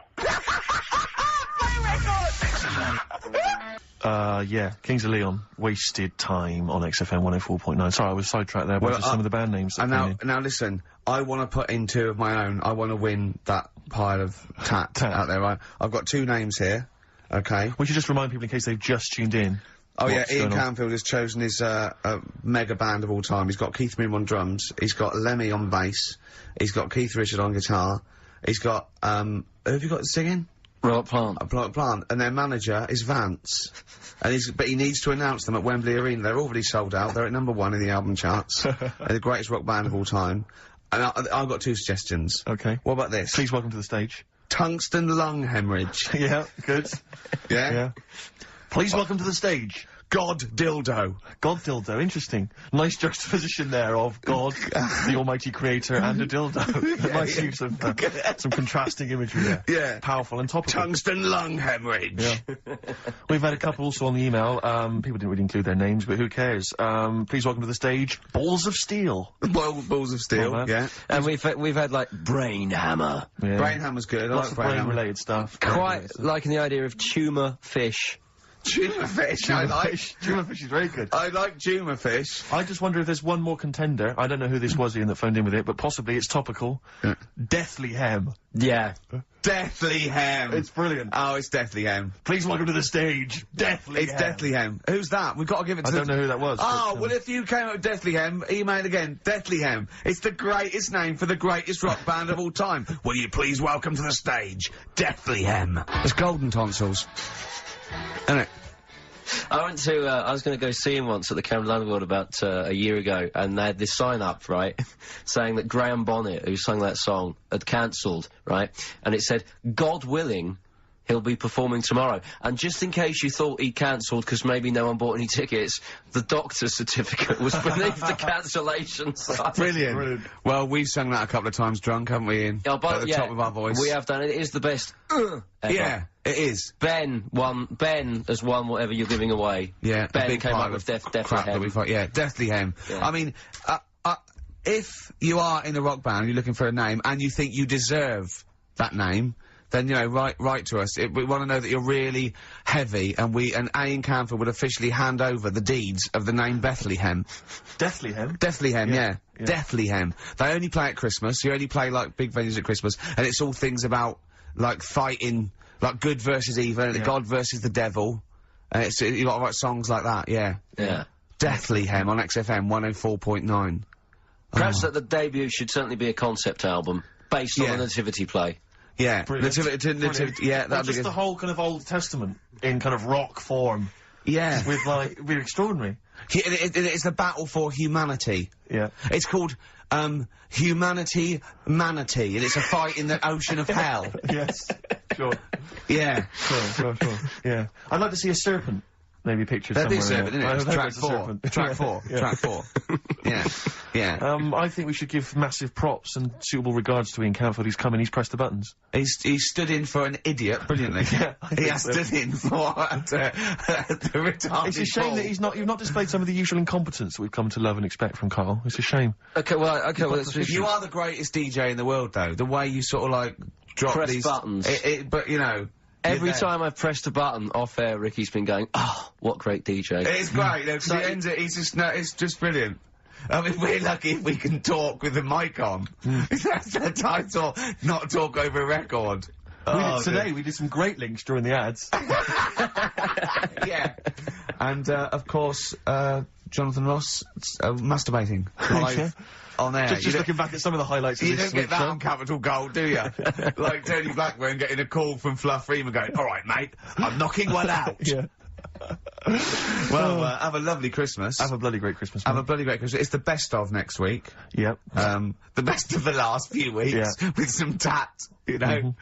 Karl's put together. We're Look back in forward to that. January. We're playing some of our favourite songs of the year. I'm looking forward to seeing Pilker's tan and Pilker's pictures from his holiday. Covered in ash from the beach. Yeah. And we're back on the 3rd, I believe. But Ian, do you want to introduce us? This is Ian's choice for the day. Yeah. We'll see you next week in spirit, and then we're back on the 3rd with Pilkers. Over to you, Kampf. Enough of Jonah Louis. This is Paul Di'Anno, ex of Iron Maiden, doing Santa Claus is Coming to Town. Kings of Leon, California Waiting. Steve, the public have been waiting for us to return. Well, that's true enough. All right? Yeah. They had the best of last that week. Was a joy. They had Camfield and us without Karl the week before. But it's been a while since we've all been together. I'm Ricky Gervais, with me is Steve Merchant, and over there, with his little sunburnedy, baldy head, little Karl Pilkington. All right? Yeah. That wasn't Steve slapping me head then, by the way. No, that was just him clapping at, like, Steve Wright in the afternoon. It's a great show. Because he's so... It is a good show. Yeah. He's so pleased that we're a posse. Yeah. And we're all back together. 3 holidays Karl's had this year. Last year. Yeah. I'd love to have 3 holidays. You've got to start putting the work in there. I had 2 holidays though. No, you had 3 holidays. You went away with Suzanne and her parents. Yeah, well, that doesn't count. It does count. If you book 2 weeks off the firm, you go away and you go, "How was your holiday?" Go, "Well, it didn't really count. It wasn't a really good holiday. Can I have them days back, please?" My New Year's resolution is to be nicer to you, but well talk done, sense. You've already broken that. No, but talk sense. Talk sense. You've had 3 holidays this year. And I'm just saying, you're in your 30s now, and 30s is when you should be really putting the work in. That's true enough. To reap the benefits in your 40s, 50s, 60s, 70s, 80s, 90s and 100. Karl, what's your New Year resolution? What about think before you speak? It's worth, See, I'm allowed to laugh. I'm allowed to laugh at things other people say, Karl. That one, that is a good suggestion. How was your holiday, Karl? It was alright. Right, brilliant. But that, I don't see, on the ratio of good to bad in Karl's mind, that might be amazing, because we never hear him sing the praises of anything. I'll tell you what, can we have, a cracking little tune, and then come back and hear about Karl's holiday? I'd love to do that. Let's keep it tight. Let Me Tear Us Apart by Joy Division. Now, I can't put my finger on it, but that doesn't sound like the original, and it's off a compilation. It sounded a bit fast. I think the vocal was slightly different. If anyone can... put me out of misery. I think it might be in a session of the time or something. Karl, is it a New Year resolution for you? Another one. Maybe when we ask you to get a song, get the original single version. I could be and wrong, not some but obscure session. Yeah, it does seem different, doesn't it? Very odd. Yeah. Yeah. Maybe we just remember it wrongly. But anyway, that's XFM for you. 104.9. I'm Ricky Gervais with me, Steve Merchant. Karl Pilkington. Karl, you went to Lanzarote. People said don't go to Lanzarote. They told you it was Lanzarote. They told you, were they right or wrong? They were right, yeah. Really? Yeah, it's a bit ropey, yeah. Is it? Why? Just, out there. If it wasn't for the volcano they had, they'd been knackered. That's their big draw, is it? That's it, basically. That's all they've got going for them. When you landed, was it really hot? Initially, were you quite excited? You were thinking this is okay? It was warm. It's, we can't complain about the weather. The weather was alright. Sure. You know what I mean? That's what I went for, but it'd be nice if there just was something else. Yeah. What did you do all day then? Did you read your ritual book? No. I didn't read that. I read that book. Do you know the book that I bought and all the chapters were messed up? Oh, yeah. I bought a better version of that. All right. And I read that. Excellent. And then, Did it make more sense in order? yeah, a lot easier to follow. Yeah. And then we went and had a look at the volcanoes and that. They've got 36 of them to look at. How many did you look at before you realised that you know, pretty much, you've seen one volcano, you've seen them all? Probably about 6 or 7. Really? Yeah. And then when you got to the 8th, you thought, now I know what this is going to be, Suzanne. This is going to be like a mountain with a hole in the top. Yeah. Really? But it happened years ago as well. It's like, just keep a couple, fill the rest in, tidy it up. Yeah, no, Well, getting some builders. No, seriously though. Okay, 4 million tons of concrete, please. They're an absolute death trap. Yeah, what do you mean fill them in? Do you know what a volcano is? Just a hole, isn't it? That's happened. Well, it's more than a hole, it's more a portal to the magma in the centre of the Earth. Back in 1730 it happened, and they still haven't sorted it out. Well, when you say it happened, volcanoes were made a lot longer ago than 1730. No, but the one that did Lanzarote. Right. Sort it out. What do you suggest? How can they fill it in? It's joined, it's all joined. No, but what I'm saying is... the big plates of the Earth are all joined, all the magma's joined. With the trade centre thing, that happened. They cleaned it up, sorted it out, they've moved on. That's what I'm saying. Whereas Lanzarote have just gone, leave it. It happened back in 1730. You misunderstand me. How, in the name of God, can you fill in a volcano? You ignorant twit. No, but it's not just the holes. They've actually left the lava everywhere. That's what I mean. It's not just the big holes. There's lava everywhere. But it's molten rock. They can't just pick it up like a carpet. Put it in the holes. The holes are there ready. Just push it all in. That's what I'm saying. What exactly is there then? Is it just a kind of moon-like kind of surround with just kind of dust and rock? That's exactly. You see, I was there when the Mars thing went wrong. Yeah. I would have just sent a camera crew there, filmed a bit of that, right, and say, here we are, this is it. Yeah. Ignore the little coffee shop in the background, right? This is Mars, because that's where it's like, just loads of dust, holes everywhere. Tidy it up. Little round-headed aliens complaining. It's just like Mars. Yeah. So, is there what's the best bit about the holiday? Come on, pretend you're Judith Chalmers. I have been doing. I would have done all that. I would have said that. Don't bother. Right. I mean, the hotel was good. Yeah? That was alright. What was that like? It's alright. Just, clean. That's all you want, isn't it? See, that's not quite what Judith Chalmers does. She doesn't go, what's the hotel like? Alright, yeah, clean, isn't it? Alright. Well, what was it like? What was it? 3-star? 4-star? Did that have a swimming pool? What was the room like? Had a swimming pool and that. Yeah? Yeah, it's good. I think it was one of the better ones on the island. Okay. Nightlife? Wasn't really, and there was a bar, there was some bands playing. Yeah. Not very good. Food got a bit boring. Yeah. It was always the same food every night, but they sort of themed it and made out as if it was different. So, like, on Mexican night, it'd be chicken with a nacho on it. Right. And Chinese night, sort of chicken with a little prawn cracker on it and stuff. Sure. But that got a bit boring. That's me just turning on my phone, 'cause I want to read to you a text that I got from Karl. I think you sort of sum up the holiday in this text, don't you? Do you remember it? I can't remember. Let's have a look. Let's have a little look. Let's go Instantly, to what did Suzanne, your girlfriend, make of it? Similar view to you? That they should fill in the holes? Yeah, it's just that thing, you see, I went on a coach trip, right? And you go and see the volcanoes. Like I said, there's 36 of them. Yeah. Which, how many do you need? And when we're on the coach going round all these volcanoes, the fella on the front's going and, look out your left window at the moment, and there's a volcano. And, if you quickly look out of the right-hand side there, there's another one. Right. And on the left, it's just like, alright, we've seen it. Sure. Do you know what I mean? Yeah. And that trip, I mean, we'll talk about that trip in a bit. Right, this is the text I got from Karl, right? Alright. Been up to a volcano. Been in some dead artist's house who built his house in the lava.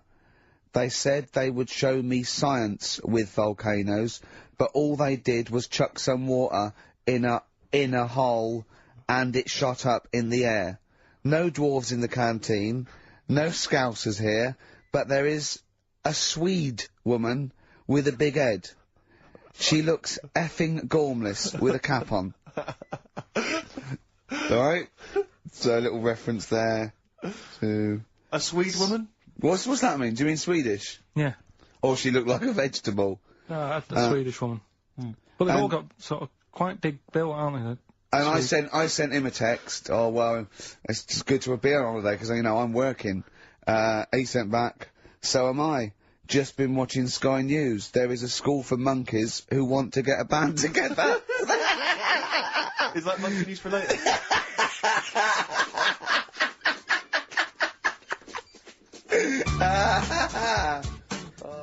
Oh My Corazon by Tim Burgess. I can't get enough of that. I love that chorus. On XFM 104.9. Ricky Gervais, Steve Merchant and little Karl Pilkington. But it was a nice holiday. Yeah, it's alright. It's just, you know, I went there to relax and that. Exactly. Did a little bit of that.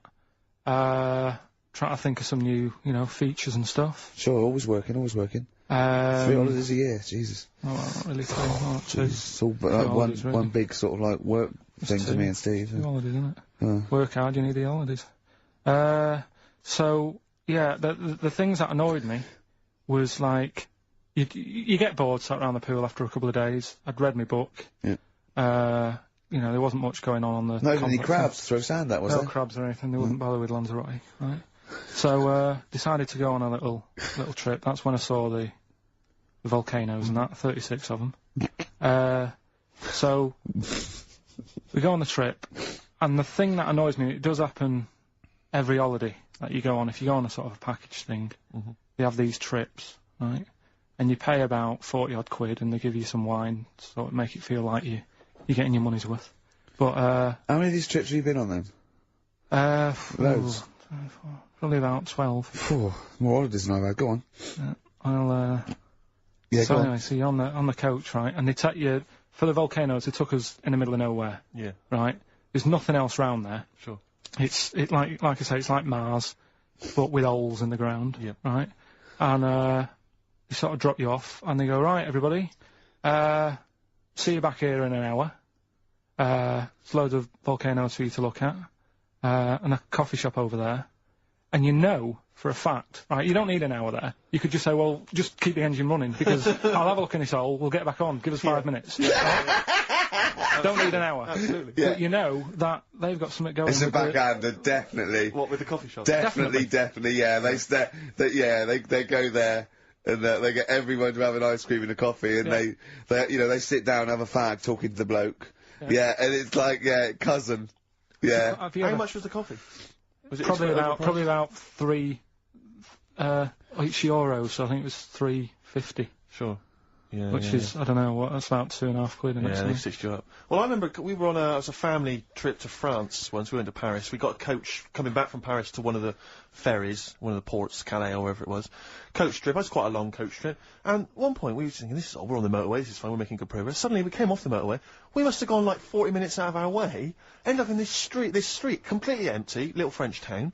And it's parked outside this, what appears to be a restaurant, and a guy jumps on, dressed like a Butlins redcoat. He's French, but he's putting on a kind of English accent. He goes, hello, oh, thank you very much, top of the morning, good morning, hello. Come in, we've got food, drink, go upstairs, we've got rooms if you want to have a rest, or play around. No, it's up to you. And we all had to funnel off this thing into this restaurant, and this one family went, well, we don't want to go in the restaurant. We brought sandwiches, we just want to get to the port, we're not interested. And they said, well, you've got to come in the restaurant. They went, we don't want to come in the restaurant. So the guy said, well, I'll have to lock you in the coach. So this family were locked in the coach while we all traipsed off in, and I could just look, but I looked back and just saw this little kid with his face pressed up against the glass. I want to go in the restaurant. They were just stuck in there. I mean, absolutely livid, as you would be. But that's definitely a backhander. But we went inside, and it was extraordinary, because initially you had to pass through a souvenir shop to get into the restaurant. Perfect. And it was catered entirely to English tourists. So there was like pictures of the Queen and Prince Charles on the wall. It was done out in a kind of mock Tudor style. It's absolutely extraordinary. I mean, it was so bizarre, because it was so out of the way. Did that come before the coach, sort of scam, or did the coach guy, he knows it, is he a brother of his? I don't know how those things come about. But, is that going on in this country with French and German tourists? Yeah, I'm sure it is. Is it? Yeah, they say, I'm sure people say, look, if you bring 30 people to this restaurant, I'll see you all right. But it would, wouldn't it? If, you know, you got your favourites. Because you don't have to, though. The coach driver's pretty much God on those things. Because those people don't know where they're going anyway. Yeah, but at least here, there's other stuff around. You don't really get that in the middle of nowhere situation in this country. Well, not really. Not if you're going from, London to Manchester. You could stop off anywhere. They don't know where they are. You know, there's places with nothing to do or see. It's that those attractions. There's loads of them in America, but there's a few here, like, you know, Sheep World, and you know, you go out to Gloucester and there's a town. It's got the biggest cotton reel in the world, and that's it. There's a tourist shop, a big cotton reel, and some bloke at the gate going, "It's £1 to see it." There it is. All right. I went to I know it's quite a big. I went to a Shire Horse Centre once. Yeah. But when did Shire horses become so popular that they got their own theme parks? Well, I think there's a museum for everything. Yeah, possibly so. I mean, I don't think you could think of something that didn't have a museum somewhere in Britain, because obviously museums start off sometimes by fans. But did people keep coming around going, "I hear you got a Shire horse, I'd love to see it"? Yeah. Well, people coming all the time to see my Shire horse. You should get another one, because I'd pay double for I it. pay good money to see your Shire horse. Yeah. Shire horses. I know. Have you seen them? They don't do anything. They're not like monkeys. They're just not like grand, monkeys, elegant no. creatures. But you look at them in a picture or look at them in real life, pretty much the same thing. They're not doing anything. If they could train a Shire horse to swing on a rope and masturbate, exactly. I'd pay double. You pay good money. I'd pay double for that. Yeah.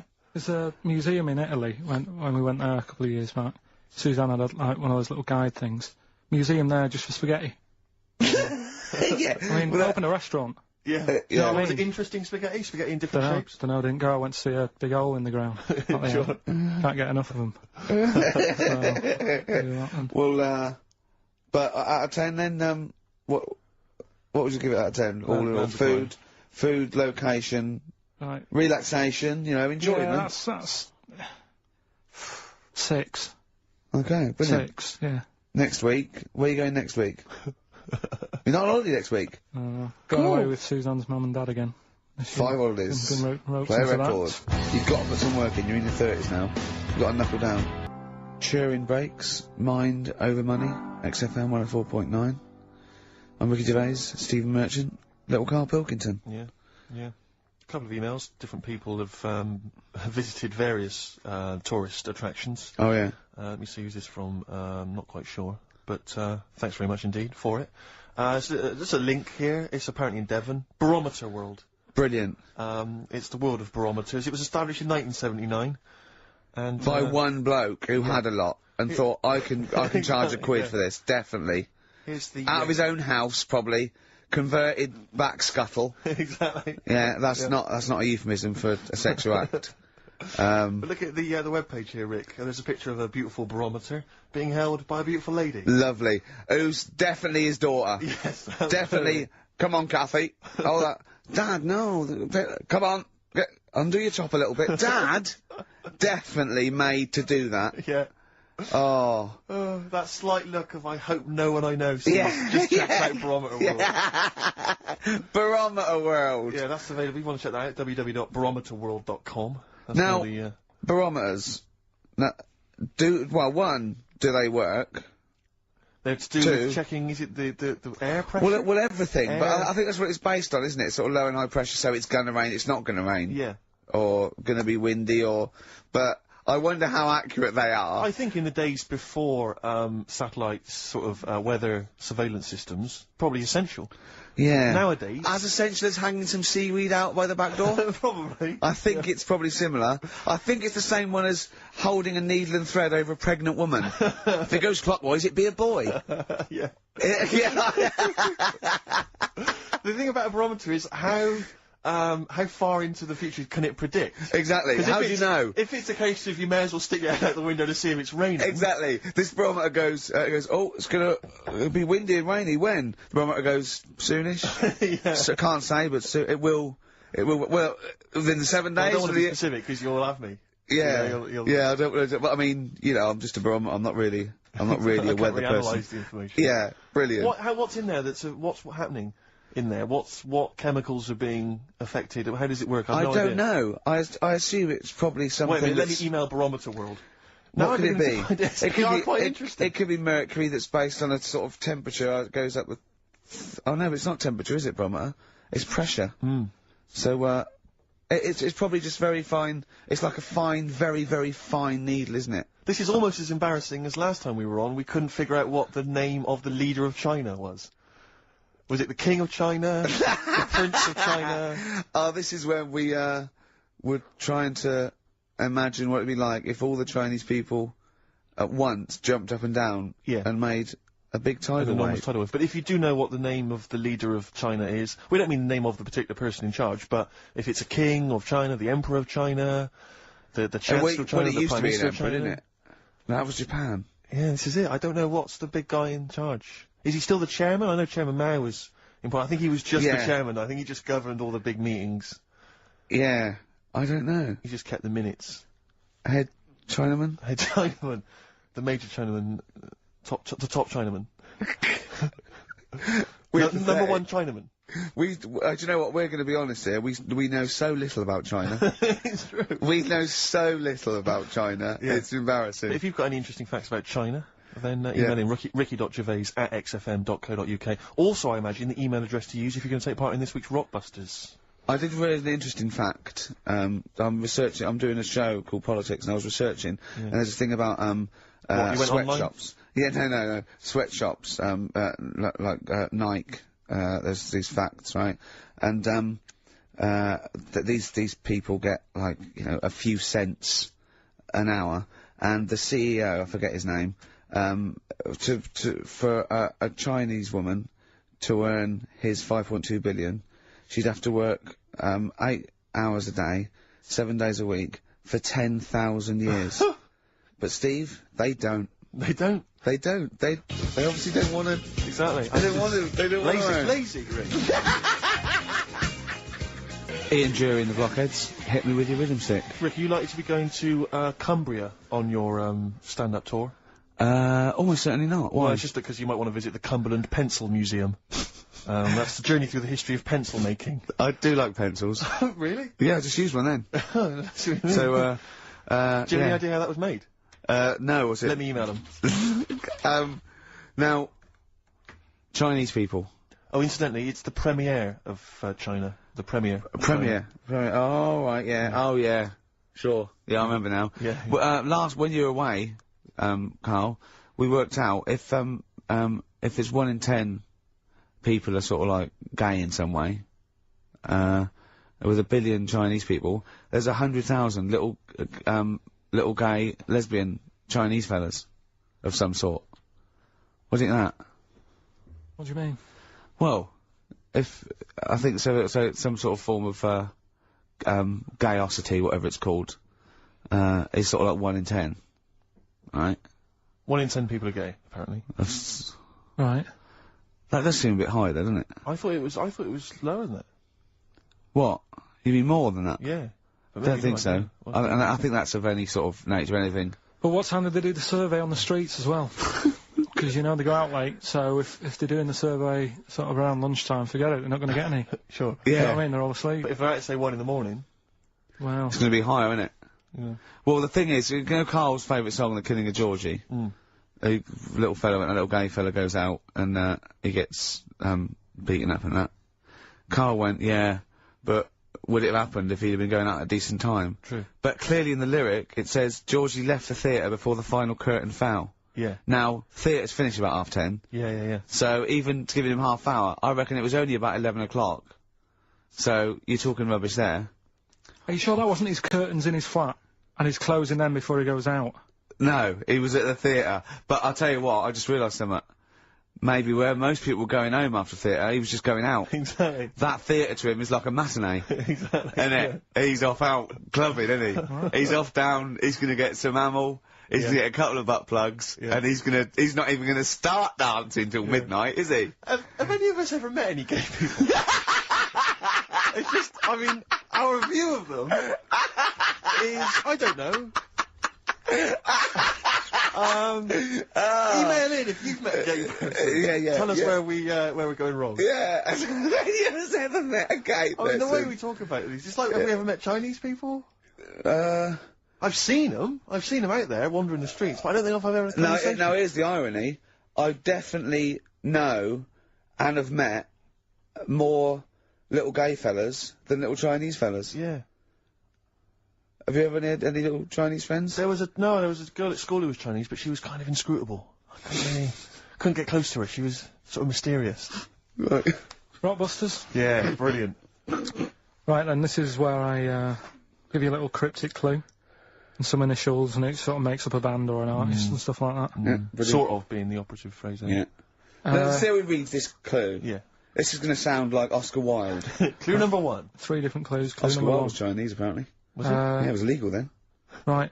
Will you leave the entrance to my garden alone? Sorry? Will you leave the entrance to my garden alone? Are we back on the gay thing, or is this... This is the clue? That's the clue. Right. Clue for Rockbusters number 1. Will you just leave the entrance to my garden alone, will you? Right, that doesn't count, because I know what it is. And what were the initials? What are the initials? GG. Correct. Yeah, right, but you've got to pronounce the artist correctly. I'll pronounce the artist, because I know what it is. Don't ruin it. No, but when the answer comes, I'll pronounce the artist. Right, can we just focus, please, on the quiz? Go. What was the clue again? Give it again. Will you leave the entrance to my garden alone? Not messing with it, right? GG. Okay. Right? Next. Doesn't count. Next. Incorrect. Don't phone, but you can send a message on my mobile if you want. Right? That's T. It's another little easy one. And, the last one. We were sharing out the male sheep. Right, that doesn't count either. Can we just I know what that is. I know what that is. I don't care. We'll come to that later. Yeah. And number 3. We were sharing out the male sheep, and I think I got the best one. Right? DG. DG. Yeah. So quickly again. Will you leave the entrance to my garden alone? Stop messing about with it. Yeah. Right? GG. Yeah. Don't phone, but you can send us a message on my mobile if you want. Right? That was T. And the last one was sharing out the male sheep, and I got the best one, so that's good. Right? DG. Alright, ricky.gervais@xfm.co.uk. Have we got any prizes? You want to have a look? Well, don't worry about it. Don't worry about it. Have we got any prizes? Just, look, the clues are rubbish, the clues don't work, the show... I mean, this is pathetic. Play a record. That's what it should be called, and the clues don't work. Blur, out of time on XFM. Well, we're not out of time, we've still got an hour left, boys. Hey! Luckily. Brilliant. A lot of emails, obviously, about the Chinese. People as fascinated as we are. I don't want to discuss it, interminably, Rick, because there's so much to say, and we've said most of it in the past. Yeah. Get a couple of emails. In fact, I think, Karl, you told us this information. Remind me of it again. If all the Chinese people in the world were... We're in a line on that, because there's loads of them, you'd never get to the end of it. Right. No, it's not that. It's no, if all the Chinese people formed a line and started walking out of China, you'd never get to the end of it. That's what I just said. No, it's because, though, they'd be having babies, you know what I mean? Still, it'd be adding to it all the time, wouldn't you? But would they be walking and shagging and having babies as they're walking out? Yeah, that is, yeah. I'd love to see someone organise that. Maybe the Record Breakers team. I tell you what, I'd love to see Ross McWhirter or Norris, who is it? Who's the one that's alive? I forget, Norris, I think. Norris, right. I'd love to see him to coordinate that. Yeah. 1.2 billion little Chinese fellas. Boy, girl, boy, girl, boy, girl. Yeah. And where are they walking out of China? Which exit are they taking? They're taking the... Through Tibet? Or? I think it's the... Gate 9 Slip Road, the M43, right. to St. Petersburg, right? And they go, and walking, and shagging. Yeah, exactly. Yeah. Because some presumably are dying as they're leaving. No, but they live to 120. That's true. So they claim. So, well, we know Karl's theory on that. Do you want to just tell new listeners your theory about when all these Chinese people get the records for oldest people in the world? Come on, what's your theory, Karl? Karl, just that they're probably lying. Why? That's all. Because a lot of them don't age that well. Some of them do.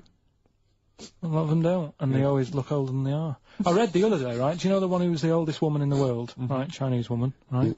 The way she did it, it was. She didn't die. That was her secret. Yeah. What she did, she got up every day and didn't die. No, she was like awake and that, and then she'd have 2 days just sleeping. Right. So she wasn't really that old. What do you mean? Well, she'd only sort of lived half of her life in a way. Well, we all live only 70 2/3 of our life, don't we?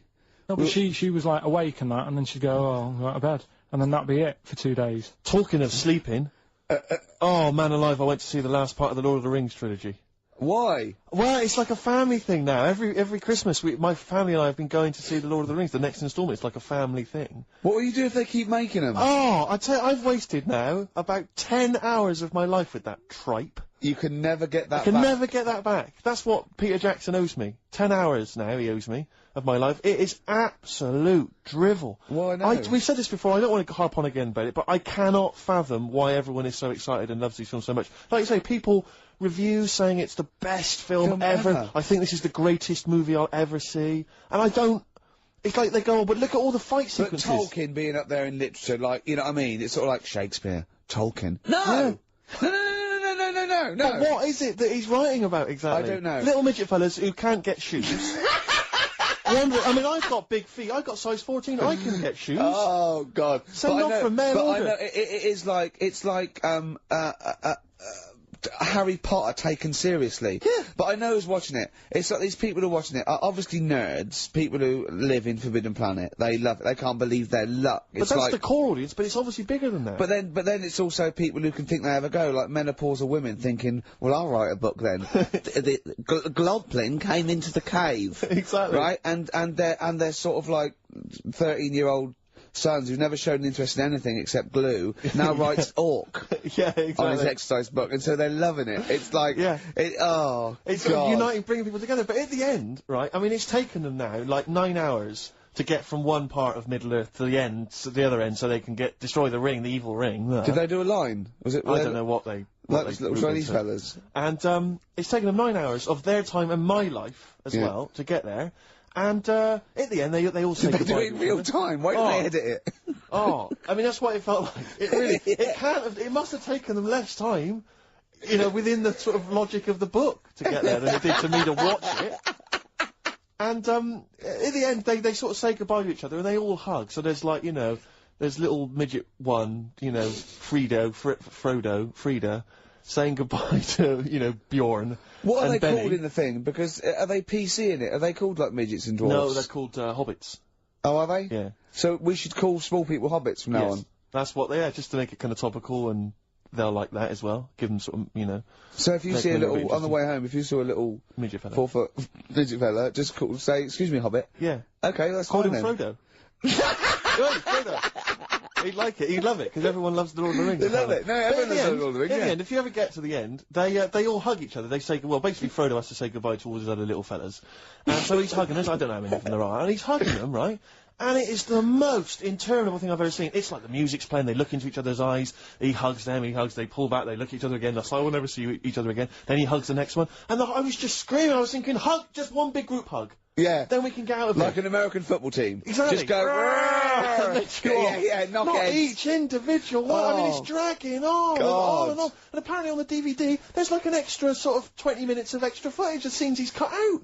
Who's watching this tripe? Who cares? I don't know. I genuinely, have we lost some of our popularity by slagging off Lord of the Rings? I don't care. Screw them. If you love it, if you can't live without Lord of the Rings, screw you. I don't want you as a listener. I can't fathom it. Really, Rick, it's not like I'm trying to be wayward or controversial. I can't get my head around the popularity. But doesn't Harry Potter annoy you as well, though? Yeah, but at least it's kind of over in an hour and a half. Is it? I haven't seen it. Well, I went to the toilet 3 times during the course of the film. Really? It's unbelievable. The woman sat next to me. Sexy stuff in it, was there? Some of those little pixies with the pointed ears. It just took me back to all, you know, Mr. Spock. Oh, all those glorious days. But, it really is just... I mean, have you seen any of them? You've not bothered? I've seen one, and it was long, and I thought it was nicely filmed, and I thought, well, okay, I'll just get through it. I even think, you know, it was just... a list of, and here come the orcs. Exactly. Right, okay, we see the orcs now. Yeah. But it's like people go, look at the amazing fight sequences, the amazing immense battles. And it's true, he's got thousands of actors and stuff on horses, brilliant. But I'm not impressed by good time management. No. Well done, he's got all those people together, he's orchestrated it, well done. But it's got to be more interesting. My friend summed it up. He said the Lord of the Rings films, they're like the film equivalent of an Enya song. Yeah. And that to me is exactly right. Lots of billowing dresses, slow musical moments. That's good. People riding majestically on horses. Enya. Constantly riding majestically everywhere. Dido's taken over from Enya in that. Well, I've got a confession to make. Go on. I like that latest Dido song. Oh, play a song. Let me just, I know. I thought I'd never. I don't Rick, know what what's to going on? say. Let me explain something to you about Dido. Oh God. Biting Bottles. Richard Ashcroft on XFM. We've had an email which I suppose puts my hatred of Lord of the Rings into perspective. It says, yeah, you may have spent 10 hours of your life wasting your time with Lord of the Rings, but imagine how many hours of people's lives this show, have wasted for our Yeah, that's true, yeah. I suppose it does, balance 2 out. hours a week for a couple of years. We can never give that back to people. I know, it says it mounts up, doesn't it? Yeah. We should be doing some kind of community service for people, maybe pop around mowing Well, this their is lawn. community service, isn't it? Because Karl, it makes his brain work a little bit. True. And it, it keeps him, from going on holiday. Sort of for 2 hours a week, which is good. We spent New Year's Eve together, me and Karl. Oh, yeah. It was me and Jane, Karl and Suzanne. Her hair doesn't really look like Dave Hill, I must You didn't confess. see it when it was done, though. Yeah, she had the coat on that you bought her to say sorry, though, didn't she? Yeah.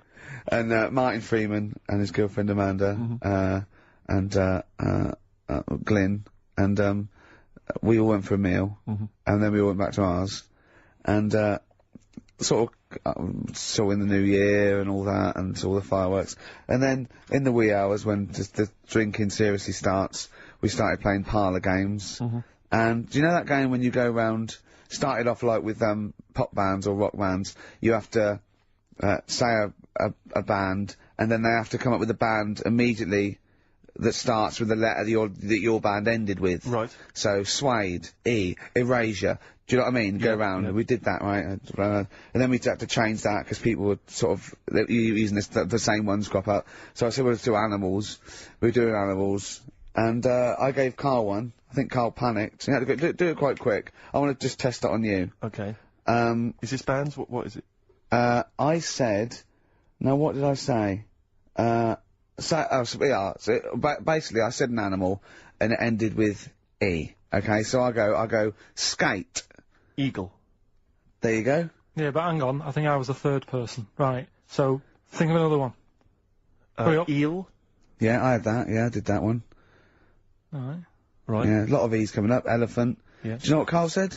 Go on. Ready? Yeah. Egg.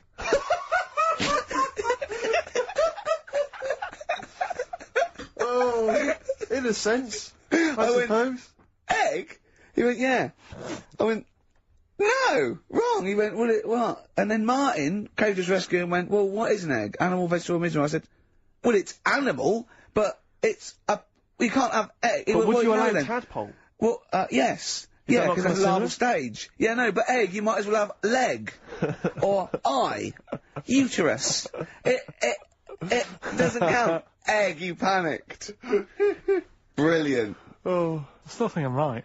Well, you're not right. Yeah. We were naming, It's a bit of fun, though, isn't it?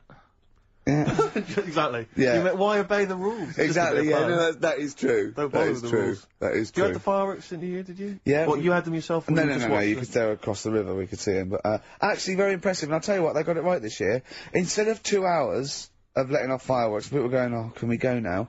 It was 3 minutes, and they spent £1 million on the 3 minutes. Yeah. And that's it. That's all you can stand, 3 minutes of fireworks. Oh. To me, fireworks are like watching Lord of the Rings. Exactly, absolutely. I've never been impressed as a child. Never been impressed. I've never been impressed as an adult. But a big bang, a huge big explosion, that'll do me. I used to go to, they used to have little community fireworks displays at Christmas, things like that, near our school, maybe in the school or at the local kind of community centre. And I used to go along to them with the family and everything, get the sparklers, and they would have the fireworks. Oh, and that would be, and I was just bored silly. And I always thought that if the guy organising it had wheeled out an enormous firework, climbed in, gone, last one to the moon's a bender, and then shot off. That, I'd have been, yeah, that'd be brilliant. That'd be good, yeah. But everything's just interminable. Do you reckon I could take out that church? Yeah, from exactly. here? Yeah. Money on it. Go on then. Yeah. That'd be worth it, wouldn't it? But little another one. Oh Christ. So a friend of mine was telling me that they once had some indoor fireworks, which apparently is just. I mean, imagine that. What? Who needs indoor fireworks? Well, I think that's just little. Yeah. I think one of the things we got indoor fireworks once when I was little, and I remember one of the fireworks was that little celluloid fish that you put in the palm of your hand. Of course. And it goes, oh, you're sexy. Yeah. What, it curled up because of the heat of your hand? Yeah. Oh. You're dead. It didn't curl. Actually, it's Grandad. He's dead. Yes. His hands are cold. Oh, no. That's the only way that would be... Oh, yeah. That's the only test. How did you discover he was dead? We used one of those predictive fish. It came out dead. Yeah. Just flat. Yeah. Did you have a good time, though, Carl? What, at your place? Yeah. Yeah, it was a good night, wasn't it? We danced, didn't we? A bit of a dance. What, the two of you together? Yeah, Amanda had got one of those, DVD films.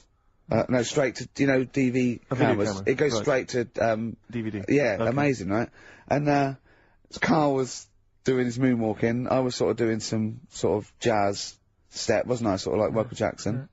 I ended up jumping up on the couch with both feet and falling straight back on my back. Of course you did. I can't believe I was alright. Yeah. What's the chance of that? It's when you're drunk that you sort of like, you revert to childhood and you sort of bounce. Yeah. Yeah. So, luckily... Is that DVD going to be available in the shops later this week? Yeah. Track 1, Side 1, the first Talking Heads album, Uh-Oh, Love Comes to Town. On XFM 104.9. Yeah. Well, I think it's Rockbusters results, isn't it? Okay. Alright. Brilliant. Do you want the prizes, by the way? Not really. Not bothered? No. Right, some videos and DVDs and that, some good stuff in there. VHS, I hope. Couple. $4.99. Is that one about TV weather? titles. What? There's the weather one. That's going to be on telly. Donald McIntyre. Oh, yeah. That's in there, if you want that. Yeah. He reckons Donald McIntyre ripped him off because he did a thing about how much it costs to have a chimp, cheap as chimps. What was the other thing you think someone ripped you off? Rockbusters? Ken Bruce on Radio 2 is doing Songs of Phrase. He was doing that over Christmas. I took 1 week off. He's in there. And when he heard that Donald McIntyre was doing a programme about wind, he thought he was moving on Auntie Nora. Right. So, the first one, will you leave the entrance to my garden alone? Right, that was the cryptic clue. The initials were GG. Yeah. That was Gareth Gates. Gareth Gates. Gareth. Gareth Gates. No, but it's Gareth Gates, isn't it? So, why would you say to someone Gareth? Is that like what's that, a Manchester thing when you say Gareth? Gareth Gates. Gareth Gates, the bloke who came second in Popeye, yeah, Gareth Gates. So that's the first one. one. What was that about getting off the thing, though? Leave my entrance alone, though. I don't understand what it's got to do with leaving my entrance alone. The gate Gareth, to the garden. No, the gates bit, but what's Gareth got to do with it, you ignoramus? Don't phone, but you can send me a message on my mobile if you want. The initial was T. Yeah. Text us, right? Just... No, it's text. The word's text. Yeah, so you'd have to say text, me. Text us. Text, what do you mean? No, text me. What's that? The third one was, we were sharing out the male sheep and that, right? Yeah. I got the best one. DG, right? We were sharing out the male sheep. Get to it! It doesn't work anyway. Get to it. What is it? Delta Good Ram. Delta Good Ram. You were Delta Good Ram. Delta Good Ram. Alright, so who's the winner? We're going to give it to Stephen Gunning from Tooting. He's got all of those right. I don't know how, but well done to him, and he wins some crap in a jiffy bag. Literally. You too, on XFM? Yeah. Snow Patrol and Run on XFM 104.9. Yeah, not bad at all, not bad at all. So everyone had a good Christmas though, yeah? Really? Carl, even though it was like a little bit Lanzagrotte, it was a nice Christmas. Yeah. What was the book you read, by the way? Someone just emailed in and wanted to know. What was the book you read? It was The Governor. The Governor? Yeah. Right, okay. Did you buy Susanna a gift in the end? Which you surprised her with on Christmas Day? Yeah, after that show that we did before Christmas. Yeah. I was walking home thinking, oh, might as well treat her then. Yeah. Went and got her a necklace. Nice. Actually, she said she wanted a necklace, but I didn't know which one, but went and got one. Yeah. And she was happy with that. Yeah. That shut her up. yeah. But, yeah. And did she get you a gift back? She did get me something, yeah. See, we knew she would. Of course she would. Yeah, but the thing is, right, she got me a little Game Boy Advance to take on holiday, because she knows I get bored. Lovely. Right? So that was good, but I was like, hang on a minute. I know how much I spent. Oh, and I know how much these are, right? But I was clever, though. When I got to the airport, I bought to get me an extra, bought me an extra game for it. Yeah. Got the value. Of course. When you were growing up, did you wait to ask your mum for sweets right at the counter so the woman would embarrass her into getting you it? What, you mean just slip it in the basket? Well, no, just wait till there's some, you know, a stranger watching before you ask for sweets. Can I have a Kinder Egg? Did you see it in front of Suzanne when it got to the... Suzanne, can you get me something else? Because remember I spent more on that necklace than you did like Game Boy Advance. And the woman in Dixon's goes, oh, you better get him something else. She goes, oh, bloody hell, all right then. Nah. She did well, though. You know what I mean? She's done well to keep you, hasn't she? Done well. Because you're such a find. You're quite a catch. Yeah, she must wake up every morning and go, ooh, I am the luckiest girl in the world. Well, she told you that the other night. What? She said the other night how good it is living with me.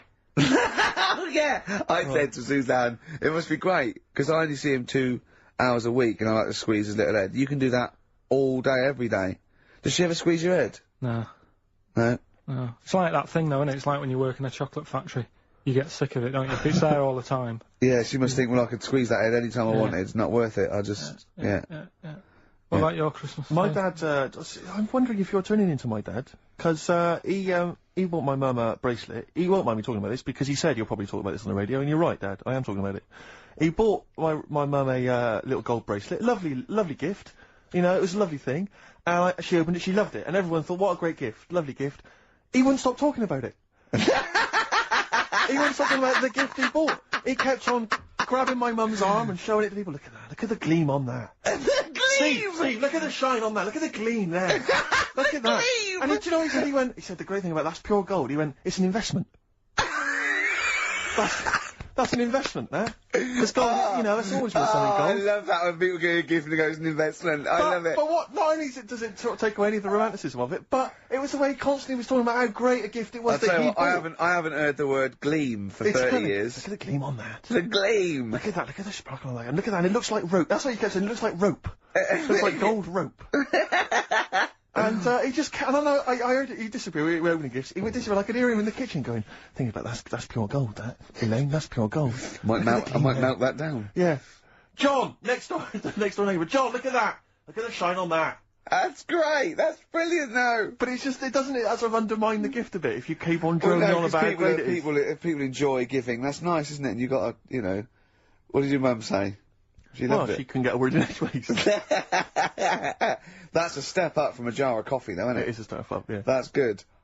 Oh. What about yours? I didn't get my mum and dad anything this time. No, because I'm always treating them anyway. Whenever you know, if they need a few quid, if I can help well, them, you are the gift that keeps on giving, Karl. No, but don't just go giving anything just for the sake of it.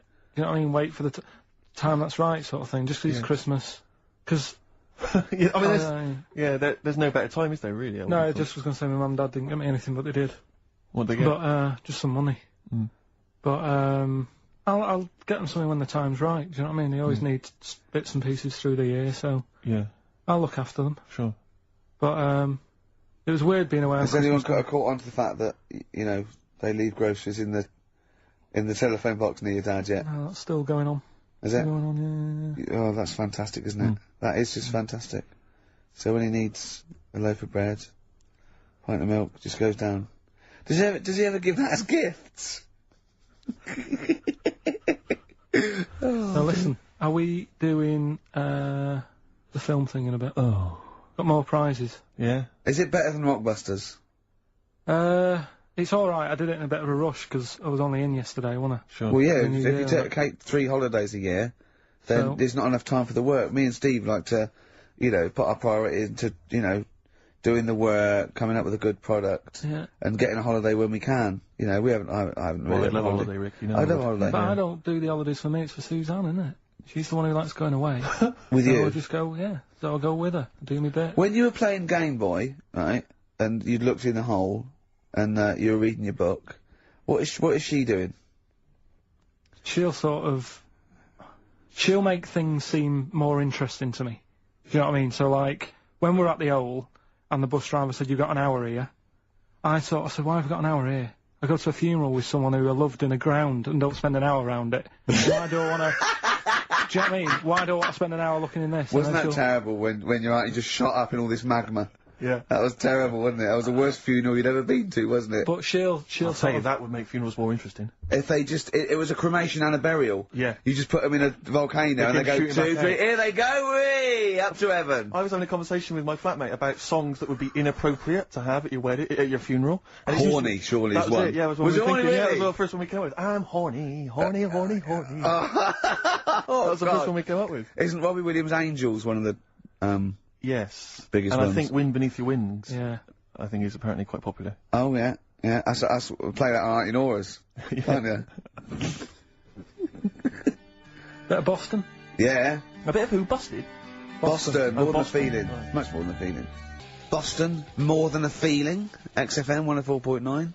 Well, another big moment here. We've had Rockbusters. Now we're gonna have Karl's film quiz thing, isn't it? Yeah, film quiz thing. I've done Planet of the Apes, right? Okay. Because one of the things we did in Lanzarote went on this tour with sort of 3 northern blokes, and they didn't really know what they were talking about. Joking.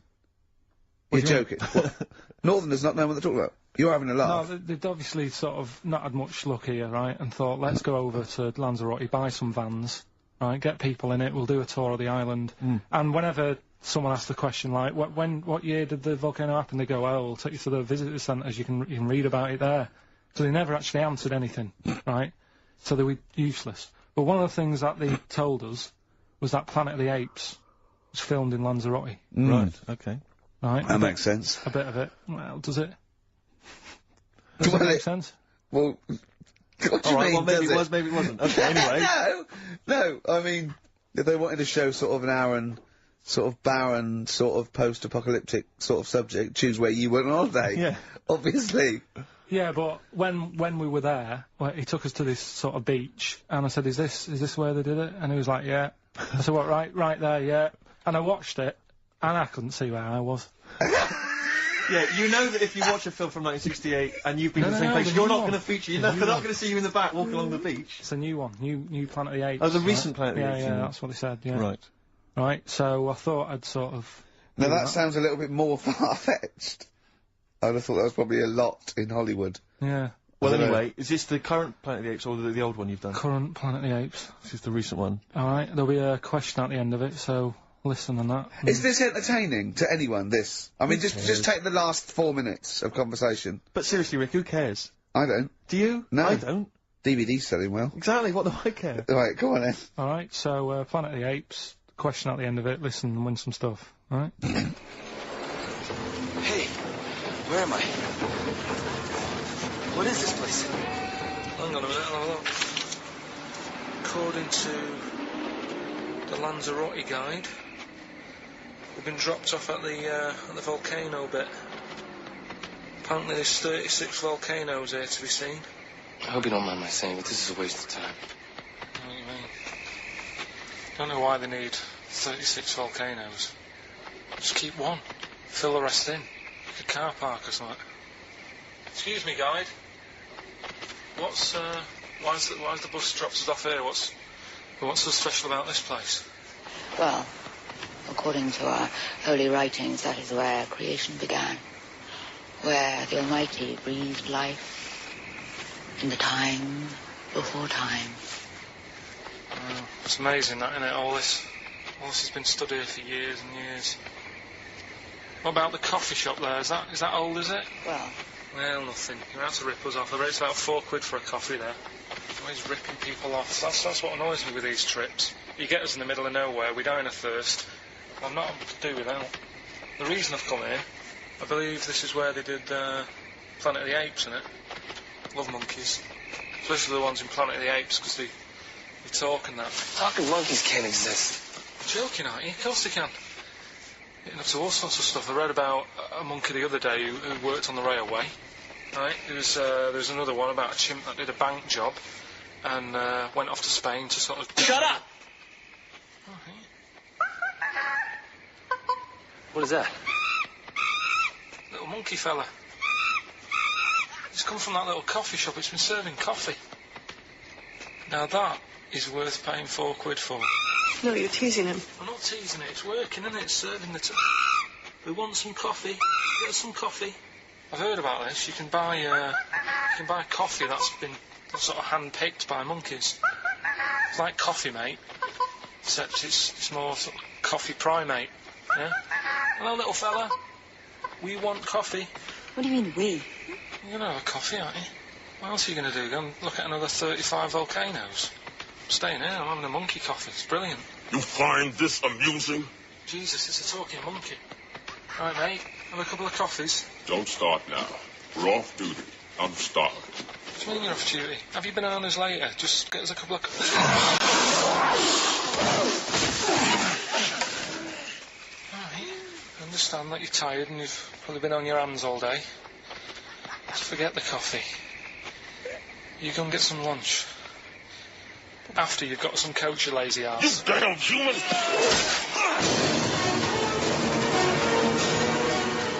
Powerful.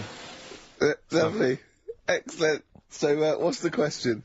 If you've been listening to the whole show, how many volcanoes do I think's on the island of Lanzarote? Okay. Yeah.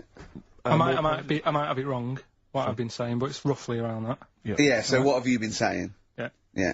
Brilliant. Ricky.Gervais at xfm.co.uk. You're more likely to win the prize if you leave your address on the email. Yeah. Because otherwise we can't really be bothered to phone people or email them back. So, Good point. Put your address on there and you could win some crap.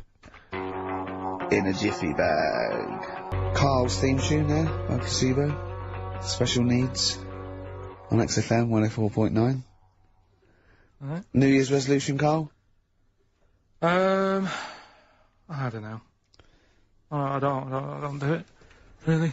So what about something like, I don't know, start smoking? Do you know, there must be something. No, it's a waste of time, isn't it? Don't bother with that. Right. You see?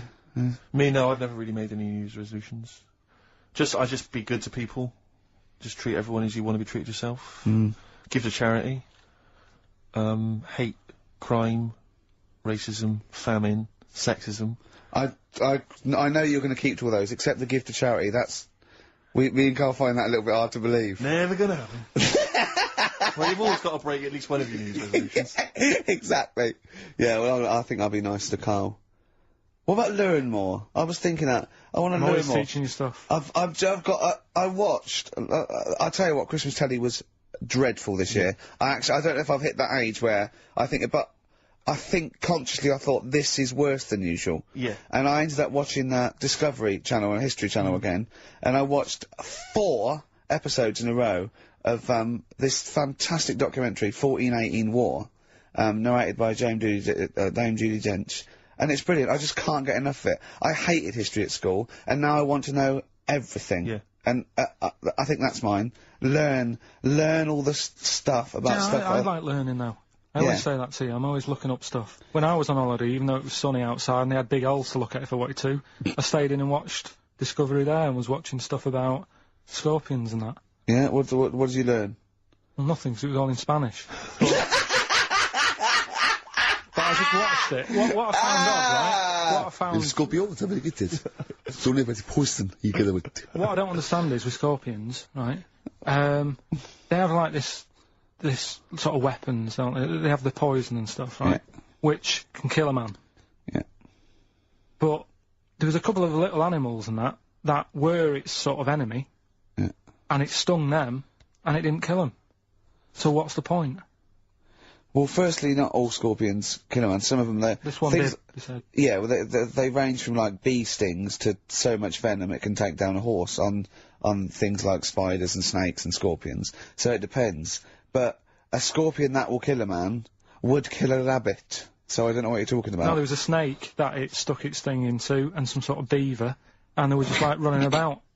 There's nothing funny about that, so why are we laughing? Well, the snake wasn't running about, was it? Well, it was slithering about a bit. Yeah. What was the beaver doing when the snake... Just sort of... I think it ate it in the end. What? Ate what? Ate the scorpion. Just wandered off. What? It wasn't a beaver. Oh, there you go. There's no way it was a beaver. All right, an otter. It was This is what you pieced together from a show in Spanish. Well, I'm just saying, though, how come it can't kill something that small, yet there's someone on holiday that's no sort of danger to that scorpion. We're not going to harm it, right? And yet it can kill a man. So you say, but I don't believe it. Shut up, mate. Seriously, this is gobbledygook. taught you something again, though. That's what I'm No, saying. what have you I'm taught us, though? What is that? What is the fact that's come out of that? A scorpion can kill a man, but the beaver was dancing with a snake, then that's it. You do that That's all the not time, a though. fact. You That's put not a everything fact. down. New Year's Eve I taught him something, right, about dead people. No. You know, the things that taught me, I was saying you're talking shite. He says they found out your soul weighs an ounce. Your soul? Yeah. Your soul weighs an ounce. Right, who found this out? I read it. Your arsehole weighs an ounce. Yeah. There's no such thing. A soul weighs an ounce. You're talking drivel. Alright. Have you got any monkey news? So what did they do? They weighed someone who was alive, and they would wait for you to die, then weigh you again. There was someone Now who- you've lost an ounce. You know, so it must be your soul shooting off to heaven. It was someone who was really ill, and they said, we can't do anything for you here, but we've got a bit of an idea that we want to do. We've been wanting to do this. Stuck him on some scales. He said, right, you weigh 9 pounds and an ounce or whatever, because he was wasting away. He died. 9 pounds. Right? Fine, well, that's proof we needed. Talking shite. Monkey news, we might as well leave it. No, come on, come on, tell monkey news. No, it's nothing, that great, really. Is it worth playing the jingle? Quickly? Go on, then. Oh, chimpanzee that monkey news! Right, it's about a monkey. 2004. It's about this woman monkey who was born in 1834. Right? Half monkey, half woman. No. Not true. It happened, apparently. It was in the Daily Mail. Right? Okay. The Victorian ape woman was her name. Yeah, I christen this, thing, Victorian ape woman. Well, we thought Sandra. No! I'm calling it Victorian ape woman. She was about 4 foot. No, didn't happen. She had lovely thick black hair on her head, and on the back of her legs, and on her arms. Yeah. Alright. So, stockings. Let's have a look. And she didn't need a bustle because of a huge ape-like arse sticking out the back of her dress. She was good at reading and sewing. Well, good, because they didn't have opposable thumbs, so, she could speak 3 languages. Yes. She was Human, monkey, and monkey-human. 20 offers of marriage. Does that annoy you, Steve?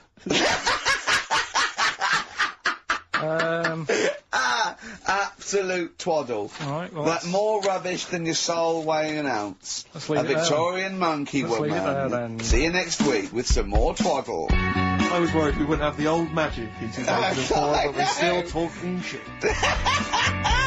Merry New Year.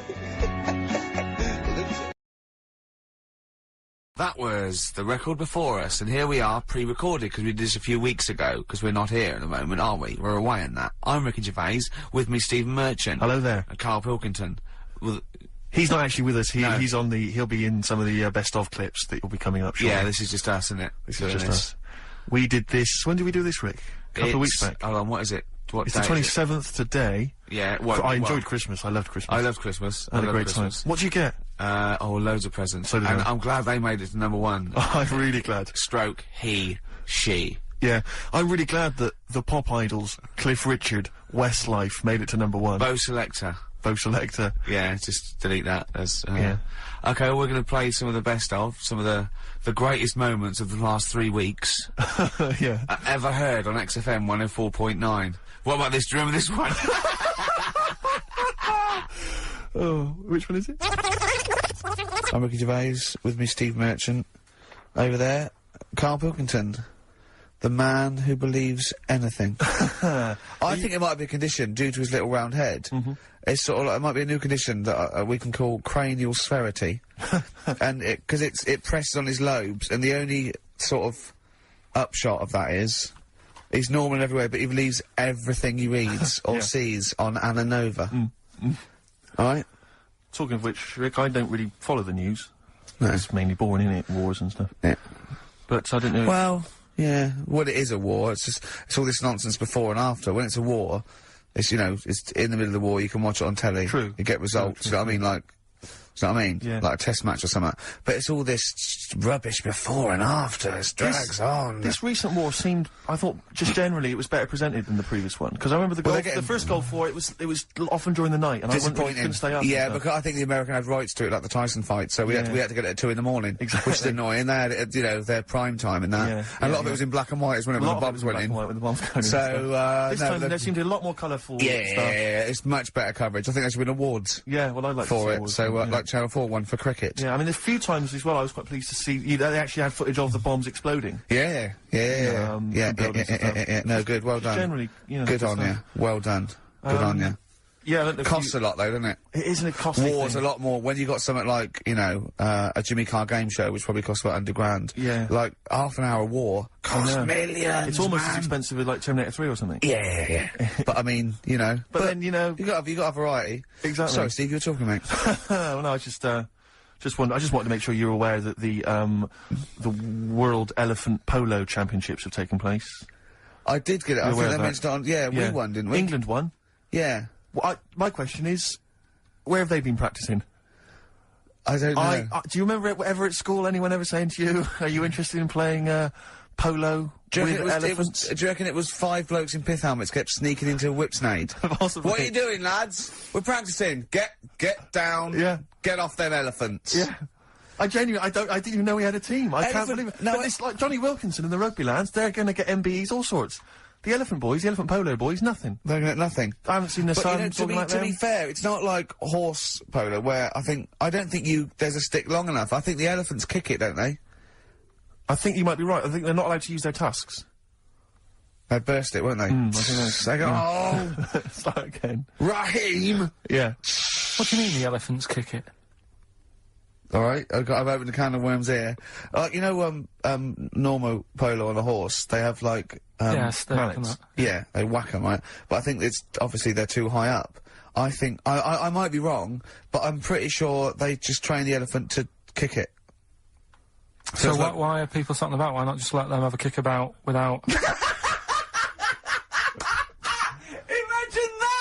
And why does horse racing have to have a jockey? Well, they just let the horses go, on, you know, OK, lads, on your... No cheating. On your marks, get set, go. You know, get back here. Get back here. Brilliant. Yeah. Play record. Right, Adams? Yeah. Yeah. Oh, this is absolutely fantastic.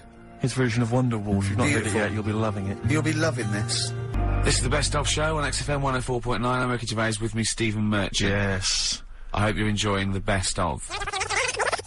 There's a fella who, was in a coma for 20 years. Just, they kept, like, taking him through, like, the normal day. They'd take him to Alton Towers and stuff. Doesn't know anything about it, just kept going through the motions. Don't know if they kept charging him. Kept putting him through all that. He eventually came out of it. 20 years. And went, stop taking me to Alton Towers, it's shit! I just thought, imagine how much post he had. Eh? How much post?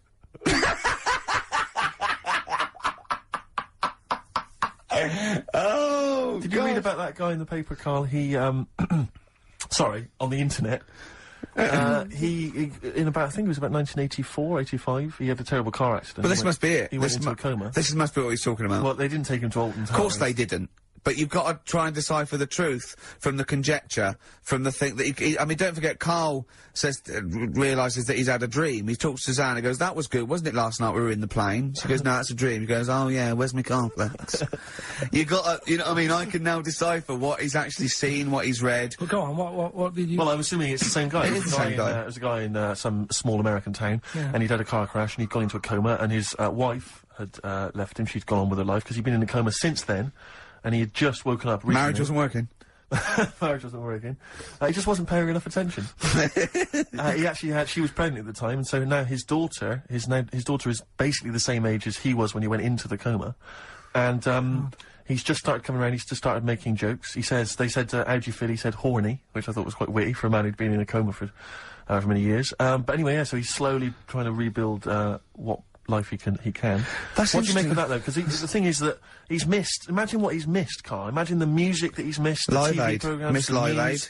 Live Aid. He missed Phil Collins playing in 2 continents in one day. Which, frankly, I'd be devastated if I discovered that. Missed Bros. Yeah. Yeah, so he doesn't. So he'd put on ripped jeans and they go passe. They just have to send him a series of those I Love 1986 programs with Kate Thornton filling him in on what he's Exactly.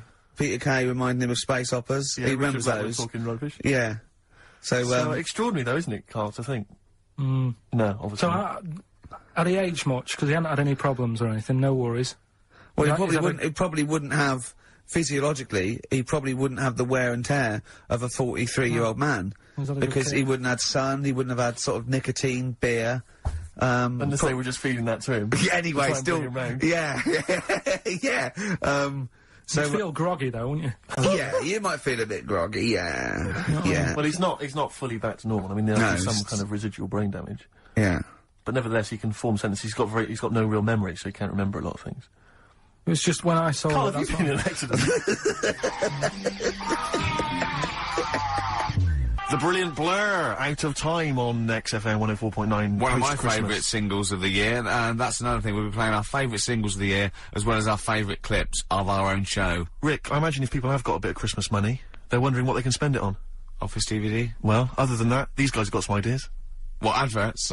Brilliant. Placebo, Bitter End on XFM 104.9. This is pre-recorded. We recorded this a couple of weeks ago, before Christmas. I hope you had a great Christmas. If you didn't, not our fault, really, is it? Nothing to do with us. Wouldn't have thought we'd have. We're well over time, because we've got plenty of cash now, thanks to a lot of you who probably bought the Office DVD. Yeah. Probably got And that if you in haven't stock. yet, and you've maybe got vouchers or money, still available. Still there in the shops. Still available. You can still make it the best-selling DVD of all time. Please. Please do. Yeah. Please do. I'll tell you what you want to hear, though, before you make your mind up. I'll tell you what, if you like this next clip, go and buy the Office DVD. I think you will. It's a brilliant clip. It's the one where we talk about, well, it's self-explanatory. Yeah. What's the best job you've ever had still, Karl? Talk like occupations. It is still Paper round. Is it still the paper round? Yeah. That's ridiculous. No, it was good though. If you look at it, like, you know, what I liked about it, you're your own boss. No, you're not. You're not your own boss. No, The guy who runs news the news agent is your boss. Alright. But then once you get out and you've got your papers and that, you sort of, you're on your Do own. what you want can as long think as you about deliver the stuff. papers exactly to the places he said you are in the time he said. Yeah. It's and I do. freedom, isn't it? Any jobs you wouldn't do? I've just thought of one that you wouldn't do. Go on. With your sort of mild homophobia. Well, I'm not. Proctologist. What's that? Basically sticking your finger up other people's arses. Right, well, no, I wouldn't do that, no. Why have you got to do that? What do you mean, why have you got to do Well, that? why does anyone need that doing? Does they got to look if they've got an arse-ache or something? Which trainee doctor makes that their speciality? Do you know what I mean? That must be, right, we got a place for proctologists, and it's you, Meadows. You came last. Oh, seriously, what? I'm not the arse doctor, am I? Yeah, you came last. Oh, I'm a bum GP. I can't believe it. Yeah, you got to, oh, I can't believe this. Yeah. Tell you a job I don't like. What? I wouldn't want to be doing. The woman, there's a little woman who sits in the little snack stall on Finchley Road station. Yeah. And I don't know how to describe it, really. She is surrounded by snacks. She can't move for snacks. It's Does like... it look like American Beauty, but with different... Not dissimilar to that. Yeah. It's a little hut on the station. And it's like, if you go to the seaside, you can put your head through one of those cardboard cutouts and it looks like you're a big fat person, whatever, and you can have your photo taken. It's like an equivalent of that, but it's just snacks everywhere. She's got bananas up to her chin. She's got chocolate coming down to her eyes, crisps either side of her. She can't move. She can't do 360 degrees. She's like packed in there. I don't know how she gets in there. I think they put her in there first, and they put, okay, pour in the bananas. Yeah. And then they go pour in the nuts. She has and 2 hours of makeup before they exactly, open, yeah. dressing her in there. Because I'll ask for something from the fridge, and she cannot turn her head to see. She has to go by feel alone, just to feel the fridge, and get stuff out and pass it. And often I'll say, that's not what I wanted, but she can. You've got to let her off. It's extraordinary. Dear. But there's no music playing, Does she there's have nothing. to sell her way out of it? Exactly. If it's a slow day, she's stuck there till the next day. Yeah, it's like a world-breaking attempt. Yeah. Karl, what job wouldn't you want to do? Well, any job. You're a lazy... You're joking, aren't you? I've done loads of stuff. I'm quite happy now doing what I'm doing. Yeah? You look happy. Trying to think. You sound happy. Yeah, I mean, calm down. You on drugs? I'm alright. Are you on happy E? before England have won and that. I'm happy for them. Yeah, go on, happy for them. I'm happy in that. Yeah, what do you mean happy for them? We are England. Happy for us? Yeah. I mean, we didn't play. I did very little towards it. No. It was mainly Johnny Wilkinson. Yeah, I and the barely other- contributed. Switching on the TV was about as much as I did. Exactly. And shouting, come on! Yeah. Talking about jobs and that, though, I was reading the other day about, like, you know, rubbish jobs that people have had and stuff. I haven't got time when I'm at work, man. I just get on with it. I'm not squiddly diddly. Fingers in pies, different jobs. Go on. Do you know Ivor the Terrible? Ivan. He, his Russian, yeah, that was the Welsh fella. It was bloody awful, but not as bad as his Russian cousin. Ivan, go on. He had a fella doing some work for him, right? This fella built his house. After it was done, right, the terrible fellow was like... fella Ivan. He was going, oh, it's brilliant, you've done a good job there. Yeah. I don't want you to build another one like that. Took his eyes out. Just stopped him making an house like that. Again. Blimey. That's bad, isn't it? Why didn't he take away his trowel? Then he could have seen that he couldn't have built a house without a trowel. You can't build a house without a trowel. Yeah. I suppose he probably later thought that, once he'd been nicknamed Ivan the Terrible. Yeah, yeah. He thought, why? Because you gouge people's eyes out. Yeah, but I didn't want to build another house. I know, but... Take his trowel away. What would I have been then? Ivan the Crafty at most. Exactly, yeah. Ivan the Jealous, you know, Ivan the spoilt brat, but... Gouge someone's eyes. That is bloody terrible. I'm surprised you're not called Ivan the... Do you know what I mean? You're going to get on in history like with Vlad the Impaler. Yeah. He's mainly remembered for impaling people. Yeah. He did a lot of other stuff. Did a load of great charity work he did. The impaling is the thing that's really gone down in history. When were you reading about Ivan the Terrible? No, it's just or Ivan the Terrible is the thing you remembered from this informative article? No, it was just little bits like that. Talking about him, there was a thing about someone who worked for that fella who painted the ceiling. Sistine Chapel? Yeah. There was a thing, a woman who worked for him in his house. And, I love how you assimilate information when it's just bordering on the academic, or just the interesting and true. It's wonderful. Ivan the Terrible gouged someone's eyes out 'cause built him an house. That fella who painted that ceiling had a woman work for him. Imagine if you wrote that down in an essay. Imagine if you wrote that in a school essay. Well, you'd probably end up with not getting a grade, or... Yeah, or thinking you turned up to more than you had. Exactly. Anyway, the woman who lived with... Yeah, the woman who lived in a shoe, go on. Yeah, there was this woman who lived with him, and, she used to, like, you know, go out and do all this shopping and that. Yeah. But because she couldn't read or write, he used to have to draw everything that he wanted. Why couldn't he just tell her? I don't know. No, but no, wait. That's an excellent point. Could she talk? Yeah, but if it's a big list and that, loads of different coloured paints. But why couldn't she draw on a piece of paper? Why did he have to do it? Because he's a better drawer, isn't he? That's the point. That's it. That is. We were just looking for the logic of the story. You found it. You've done it. Play a record. He's a better drawer. This is the Best Of Show on XFM 104.9. I'm Ricky Gervais, with me Stephen Merchant. Yes. I hope you're enjoying the Best Of. I'm amazed that these are the highlights and that we've strung it out this long, Rick. But the good thing about this is, we're not here, we recorded this a couple of weeks ago, just the links, right? This has taken us about 10 minutes for the whole show. We get paid the same. Why don't we do this every week? That's a great idea. High five. Listen to this clip, it's brilliant. I think that my new TV is too big, Rick. I said that I know, when you I bought don't know it. what I was thinking. But I can't believe it. He talked about this buying it. He's got a bit of cash now, of course. And, what is it? 42 inches? 42-inch plasma screen. What did it cost you? $3 grand or something? Don't tell. That's wow, it's ridiculous. $3.5 grand. Big spender. Of course it's too big. Well, I can't get far enough back in my room, in my living room for it. You know, you're meant to be, I think, 4 times the screen size away from it. Really? To get out from the air. So that's 4 times 42 inches you're meant to be sitting away from it, which is impossible. Yeah. Well, I'll have to just get friendly with the neighbours. Yeah, watch it through a hat. Yeah. If that's the case, though, aren't you better off just getting a portable? What? I don't understand that rule. What are you saying? Well, you're meant to be 4 times the screen size away from the TV. But then what's the point in having a big telly if you've got to keep moving further back? Get a portable. and sit right next to it. Do see your point. Why do people go to the cinema, then? Did you see films that aren't out yet? Fair enough, he's got you there. Done. I'd tell you this, though. I had it delivered, and, are you supposed to tip delivery men? Of course you are. I don't know. You see, well, if I've never had anything delivered before. I've never spent that much money. Not if it's a courier with an envelope, but if it's a bloke who's struggled up the stairs, two fat blokes with a fridge, then give him a £5 for a drink. But the problem was, I didn't realise, and I was thinking to myself, I wonder if I've got to tip him, and the guy was leaving, and my mobile phone went off in my pocket, and I reached in to get it, he put his hand out thinking it was a tip, I went, it's just my phone. And I felt terrible after he left. I didn't know. What was I going to do? Run down the street and offer him a £5? No. No, of course not. No. I'm not made of money, I just spent it on TV. Yeah, I've got no money, mate. Yeah. I just spent it all on this. To clean out the jar, everything, the drawers. Yeah, I'd take some, bottles back. The problem was it took me forever to wire it in. I thought, I'm not going to pay for someone to wire it up, you know. So it took me about 3 hours to wire it in, and it was huge, and I got it switched on, and the first programme that was on when I got it wired in was Bargain Hunt. I'll tell you this, David Dickinson's tan almost took me eyeballs out.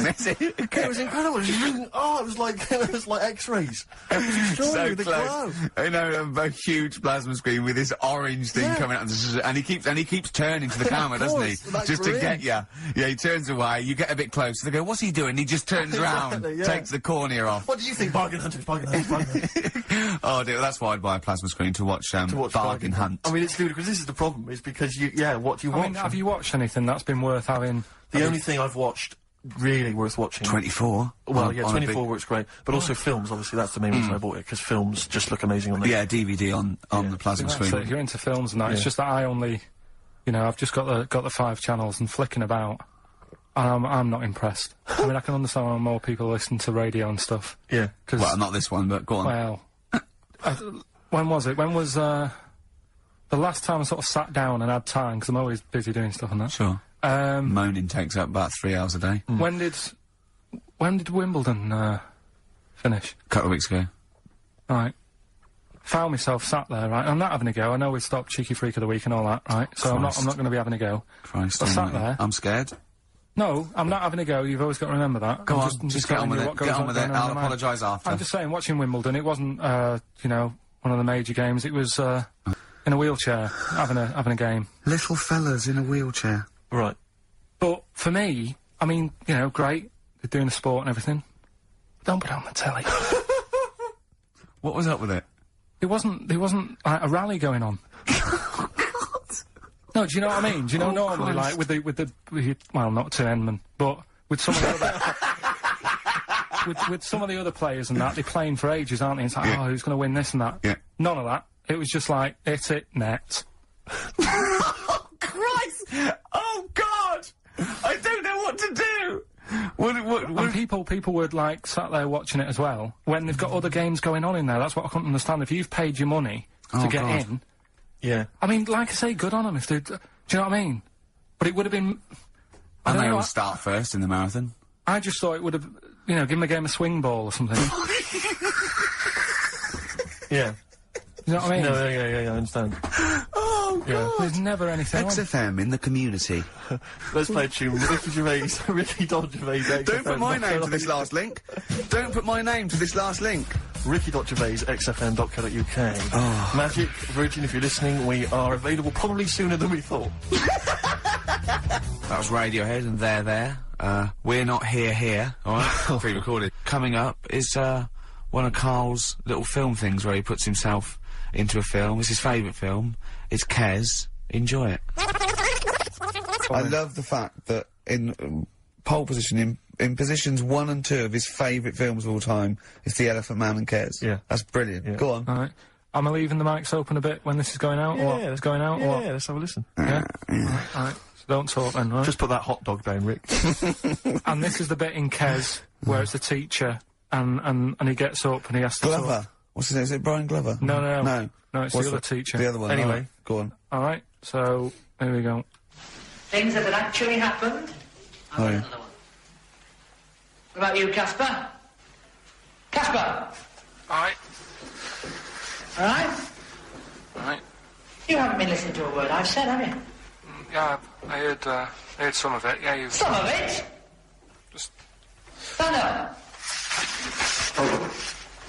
Always somebody, isn't there, eh? Right, now you're going to tell us a story about yourself. What sort of story? I want you to think of an incident that's happened to you sometime in the past that is true and that you think will interest the rest of the class. All right? Right. What about, I work on a radio show at the weekend. What are you going to tell us about it? I'll just do, it's 2 hours, and it's with Ricky Gervais and Stephen Merchant, and, just sort of play music and, you know, tell stories and stuff. What kind of stories? Well, whatever. Like last week it was science. We were talking about this lad who was growing a knob on his arm, so it's weird. It's tricky, sir, because, like, with Ricky, he gets bored quick and he won't listen to the stories and he'll start squeezing my head. All right, I'm not interested in what he does. That isn't normal, is it, sir, that? I mean, it sure is a bit gay. Is he? Just messes about, though, do you know what I mean? I try and, like, come up with good stuff, like monkey news and, like, quizzes and stuff, but then he'll just, you know, Ricky will just mess about. I mean, on Saturday he did it again, he squoze me head. How do you spell that? Squoze. S-Q... Oh, you're going to show it on the wall? It's a new word to me. Squoze is S-Q-U-O-Z-E. I can't tell us what it is. It's when he gets me head and he puts one hand on the back of it, right? And he puts the other hand on the front of it and he just sort of swivels it. Swivel, right down there. Oh, swivel's not it's spelled S-W-I-V-R. How many times a day? How many times a day does he swells it? It depends what time he gets in. If he gets in about 12:30, he could get a good 3 in. But I think, you know, I don't really want to talk about. Really don't you? Well done, Billy. Big hand of applause. That is the effort. Yeah. Wow.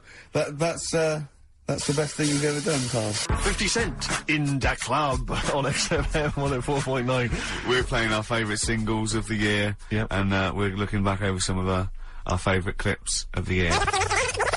I'm Ricky Gervais, Steve Merchant, and Karl Pilkington. Not done a lot. Maybe you should earn your money as you get to Mondays off for this 2 hours of nonsense. What are you on about? I've done loads of stuff. Yeah. Well, same old. Yeah. Let's have something new, something fresh. Well, I've been looking around, right, on the internet for stuff. Yeah. On the internet? Yeah. Your Bible, where you get all your information about the world and the universe and morality from. And you know, like, how I always say to you, I don't really read that much of it, I just read the headline. Perfect. Right? Yeah. Anna Nova have sort of nicked that idea to grab you. Nicked what idea? Well, to sort of get to the meat straight away at the top. Do you know what I mean? The headline to the story and everything. What? Right, these are stories. But the headlines already existed, that was why you thought that was a good idea? Not like this, though. Alright. Headline. Oh, these are all headlines, right? Vibrating shoes could stop elderly falling. Do you know what I mean? Oh, God. You don't Vibrating shoes could stop elderly falling. Yeah, that's the story. You don't need to read on. That's what I'm saying. Well, right? could you read on anyway? Can't be bothered. Read on anyway. Well, you have a look at that in a bit, right? This is frustrating radio if you're sitting at home. No, well, it's not on. They've turned it off. If you want to know more, you know where to go. That's what I'm saying. That's what they should do in the news. Get the news done in a minute. There's a good story about Iraq. Right. Bong. Look it up. Look it up on the internet. Anna Nova. Give us another bong. Bong. Family sick of living on Butthole Road. Oh, brilliant. Bong. Man wears same shoes for 60 years. Oh, bong. This isn't that good. Some fella pulls a train with his teeth. And in lighter news. I know that. General Donald, this one isn't very good. And the last one, man fails to break clothes pegs on face record. She's always good. Well, that's the one I did read on about. I love that out of all those. That's the one he read on about. Go on then. Just, Why is that news? He fails to make a record. So did I today. I know, yeah. I failed the long jump record today. Yeah. Didn't even take part. No, I was rubbish. But what are the rules on world records and that?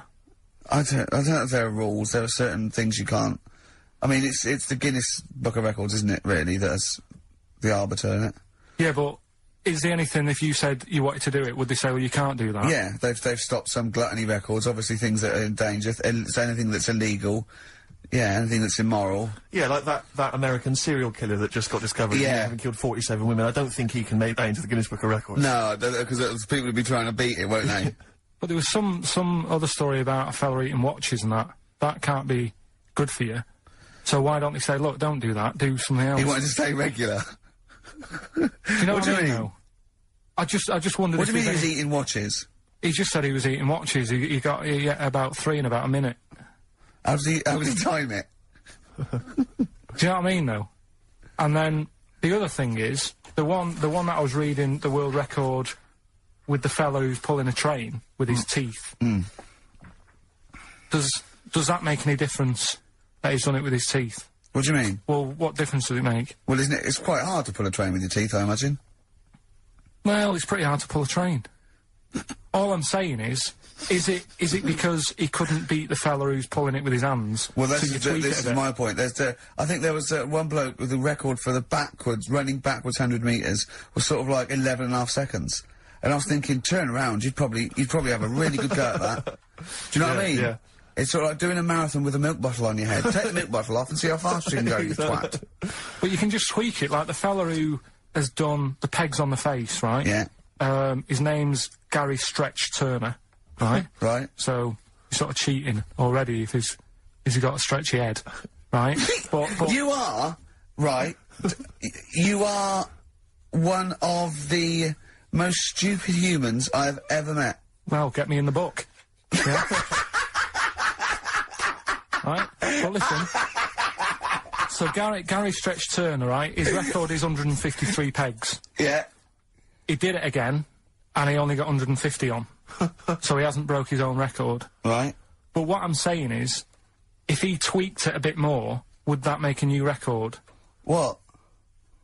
Well, if he said, I've got 150 pegs on, but at the same time he's eating a burger. I see what you mean, yeah. He'd be the world record breaker for pegs and eating burgers at the same time. Yeah, just change it a bit. If you know you're not going to make it, just do something else. I'm assuming the rules are set at the beginning, Karl. That's it. That's where they say, right, you're just going to do the pegs thing. You're not going to introduce burgers halfway through, are you? Definitely not. And then they have a go. I was on one leg, not interested. How many pegs? 150. Can I just ask very briefly, I was quite interested by the family had to move because they lived on Butthole Road. Yeah, I quite like that one. Now, I don't know if I've told you before, Rick, where I used to live. I'm not going to tell you the name of the street that I used to live on, not on air, because my parents still live there and I don't want, you know. But I'm going to write it for you now. This is the genuine name of the street I used to live on. Just imagine when you're at school. Yeah. And like in class, for instance, in French, you've got to say, you've got to answer where you live. Yeah. J'habite, wherever. Yeah. That's the name. This is actually the name of the street we lived on. No, it's not. I swear to God. That is... Absolute right. I could phone my father now and he could confirm that for you. No, I swear because he doesn't want to God. And I tell you that... But listen, do you know what worries me? It's the apostrophe S. I know. Because that's blatant. Yes.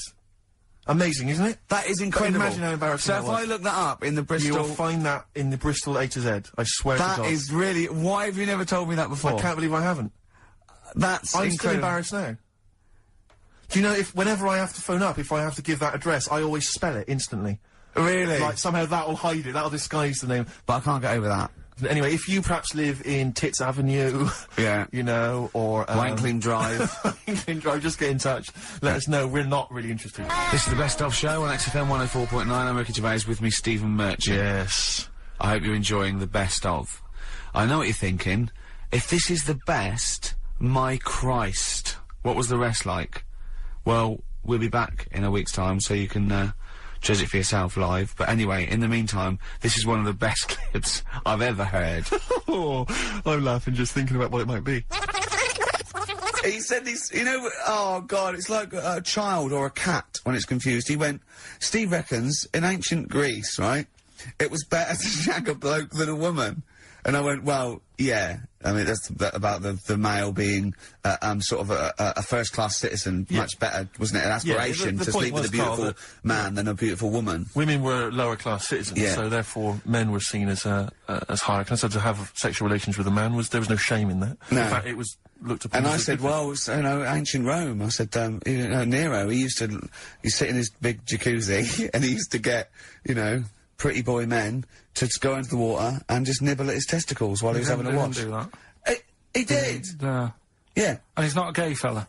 No, well, no. I mean, you know, I don't know about Nero, but I mean, it wasn't a case of a big delineation between what was heterosexual and what was gay. It was just, you know, whatever you... So what did this fella do then? This one who's having his... Well, he was pretty much top boy, Nero, for a while. He was in charge. And, you know, and you did what you're told. If, Caesar or... But why were people going round there? Why didn't they go, oh... No, they weren't dropping in. It wasn't like the doors opening. I was going to see what Nero's doing. You'd have probably been like a delivery boy or a stable boy or something, you know, and you'd have popped round there and you'd have gone, there, right, Nero, as the tablets of stone you wanted. And you go, Pilkington, why you are here? Pop under... I don't know why he's French. What is that? I don't know why he's French. Just pop under the water and nibble at my testicles and you'd have done it. Because he was Nero. I wouldn't. He would have. Well, there's no way I would have done. Well, you would have. What have I done? I've dropped a pizza off. Yeah, you put round to Nero's place with the pizza. Right, I'd say I've done my job. Right? Yeah. That's not the sort of tip I wanted. No, he'd have said, get the little baldy chap to nibble at my testicles, and you'd have been under the water. I wouldn't have done it. No, Well, you I have put my head under water. You have done it, right. No, I wouldn't have done it. Can I just say this, Steve? Not only would you be nibbling at his testicles, you'd have been going mad. You'd have been noshing him, just for extra. You'd have been doing everything he wanted. You'd have been going, he'd have gone, I didn't ask you to do that. You'd have been going mental. They'd have been chewing, slurping, smacking, poking. You'd have gnawed his packet off. You'd think you're eating Walker's crisps. There'd be bubbles, there'd be flood. Oh, it'd be horrible. That was Bowie and Waterloo Sunset. Love that. Love the original. Love Bowie. Bowie was my gig of the year. These are my singles of the year. These are our clips of the year. I'm Ricky Gervais, with me Stephen Merchant. We're just picking some lovely little bits and pieces. Do you remember when we talked about this? That's the sort of thing I think we need now, right? We've covered a lot of stuff. What, education? Teaching, yeah. Well, okay, what do you want to know? Don't know. Have you got something? Can you educate us on anything? I've been reading bits So and could we bobs. bring back just for one night only, educating Ricky? Oh, I'm excited. Yeah? Do you think it warrants that? I don't know enough about it. You know what I mean? About what? It sounds perfect. Play the jingle. Oh, educating Ricky. He's getting smarter. A couple of things happened in the week that I read about. Okay. Keeping up on what's going on in that. Sure. Yeah. One was about that Galileo fella. Okay. Was it about 1636? Was it? I think it might have been earlier. bad. Go on. Did some stuff with light and that. Yeah, he did lots of physical experiments, yeah. Is that it then, Karl, is it? He did some stuff with light and that. What did he do with light? What was that? Well, I think he invented the first... Telescope? Yeah, telescope. So I think it's a particular lens, though, and he did experiments where he dropped famously, two different, weighted, balls from Pisa, and they hit the ground at the same time, showing that it doesn't matter, the weight doesn't matter, but air resistance does, and stuff like that. I think he probably explained it a bit better than that. Yeah, but I'm talking to Karl. Sure. But did they need to know He's stuff? just thinking about pizza. Yeah. Did they need to know stuff like that back then? What do you mean, did they need to know stuff like that? It's just... There weren't people going around going, I've got to drop these two things off the Leaning Tower of Pizza. I just don't know which one's going to land first. Yeah, I need to know. What do you need to know about? Bring me Galileo. Yeah. It's for a bet. Yeah. No, but if I was knocking about then, I'd be like, stop messing with that. We need a telly. Or, do you know what I mean? I bet he thinks the Flintstones is real. I know. That'd be brilliant. That's what I'd do if I was a caveman. I'd make a telly out of rock. Yeah. And a pelican and as a cement mixer. Ran along the road with. Yeah, exactly. Yeah, we need a car. Yeah. Well, we haven't really got the internal combustion engine. Can you stick your feet through the bottom? Yeah, just get me a car, for Christ's sake. Anyway, so I learnt that. And then, What? He learnt his name. Yeah. Other people I learnt the name of this week. Oh, if a chimp could watch telly. Go on, Karl, go on. And there was also a fella in the week who... Over the last couple of weeks. This is the entire news. Galileo did something with light. A French fella said women shouldn't wear trousers. See, that to me wouldn't pass as education. But it's not education. I don't know where you could ever use that. I don't know when that would ever be applicable to life. I just like reading stuff that sort of reminds me of... Do you know what I mean? If I read it and it gets me thinking, I think that's a good little piece. But, I mean, but surely can't you just sort of like sit near something that vibrates to keep your brain going? Or shake your head every now and again? I mean, what does this do? You mean it makes you start using your brain? But what aspect of a Frenchman said women shouldn't wear trousers got your mind working? What questions were you Because asking? I thought that's a bit daft, isn't it? Right? Yeah. Okay, And I it was ends there with me. There's nothing else. There's nowhere else for me to go on that. He closes Your the mind's gap. still whirring. Yeah, go on. What do you think? Let's go through this. Oh, I wish we could download his thoughts. I know. Just watch it. Yeah. Wouldn't it be great, like a DVD? Like a cartoon. Imagine that extra footage on the Office DVD. Yeah, Carl's brain. That would be With a commentary. amazing. Oh, with the commentary. Go on. Women wearing trousers and that, right? On the estate that I grew up in. Yeah. On, right? There was a woman about 4 houses down. Right? Rough. Now, she used to wear leggings. Yeah. No, they're a bad idea. They are a terrible idea. I agree with you there, Carl. If you're a lady of What the colour? normo Were persuasion... they pink? No, they were sort of black, but with all bits on them. Oh, right. You know what I mean? What, toast and just horse droppings? Yeah, go on, yeah. And she used to, she's quite a big woman. Sure.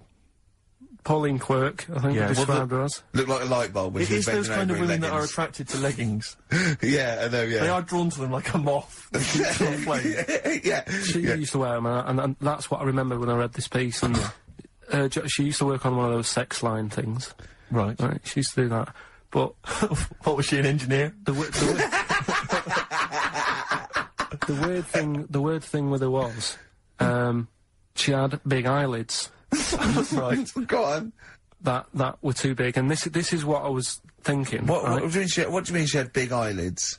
How big do eyelids have to be for you to go, they're big eyelids? Or was she shoplifting with them? Would she come out of Dixon's with, like, radio stored in them? What do you mean she had big eyelids? It was another one of them popular things round our way. Do you know? Like, What do you mean popular things? They didn't go, oh, I'll tell you what, all the rage. Can I get some big eyelids, please? No. It was just like one of them things that people suffered with. Just big eyelids. They could hardly open their eyes. What do you mean? What do you mean?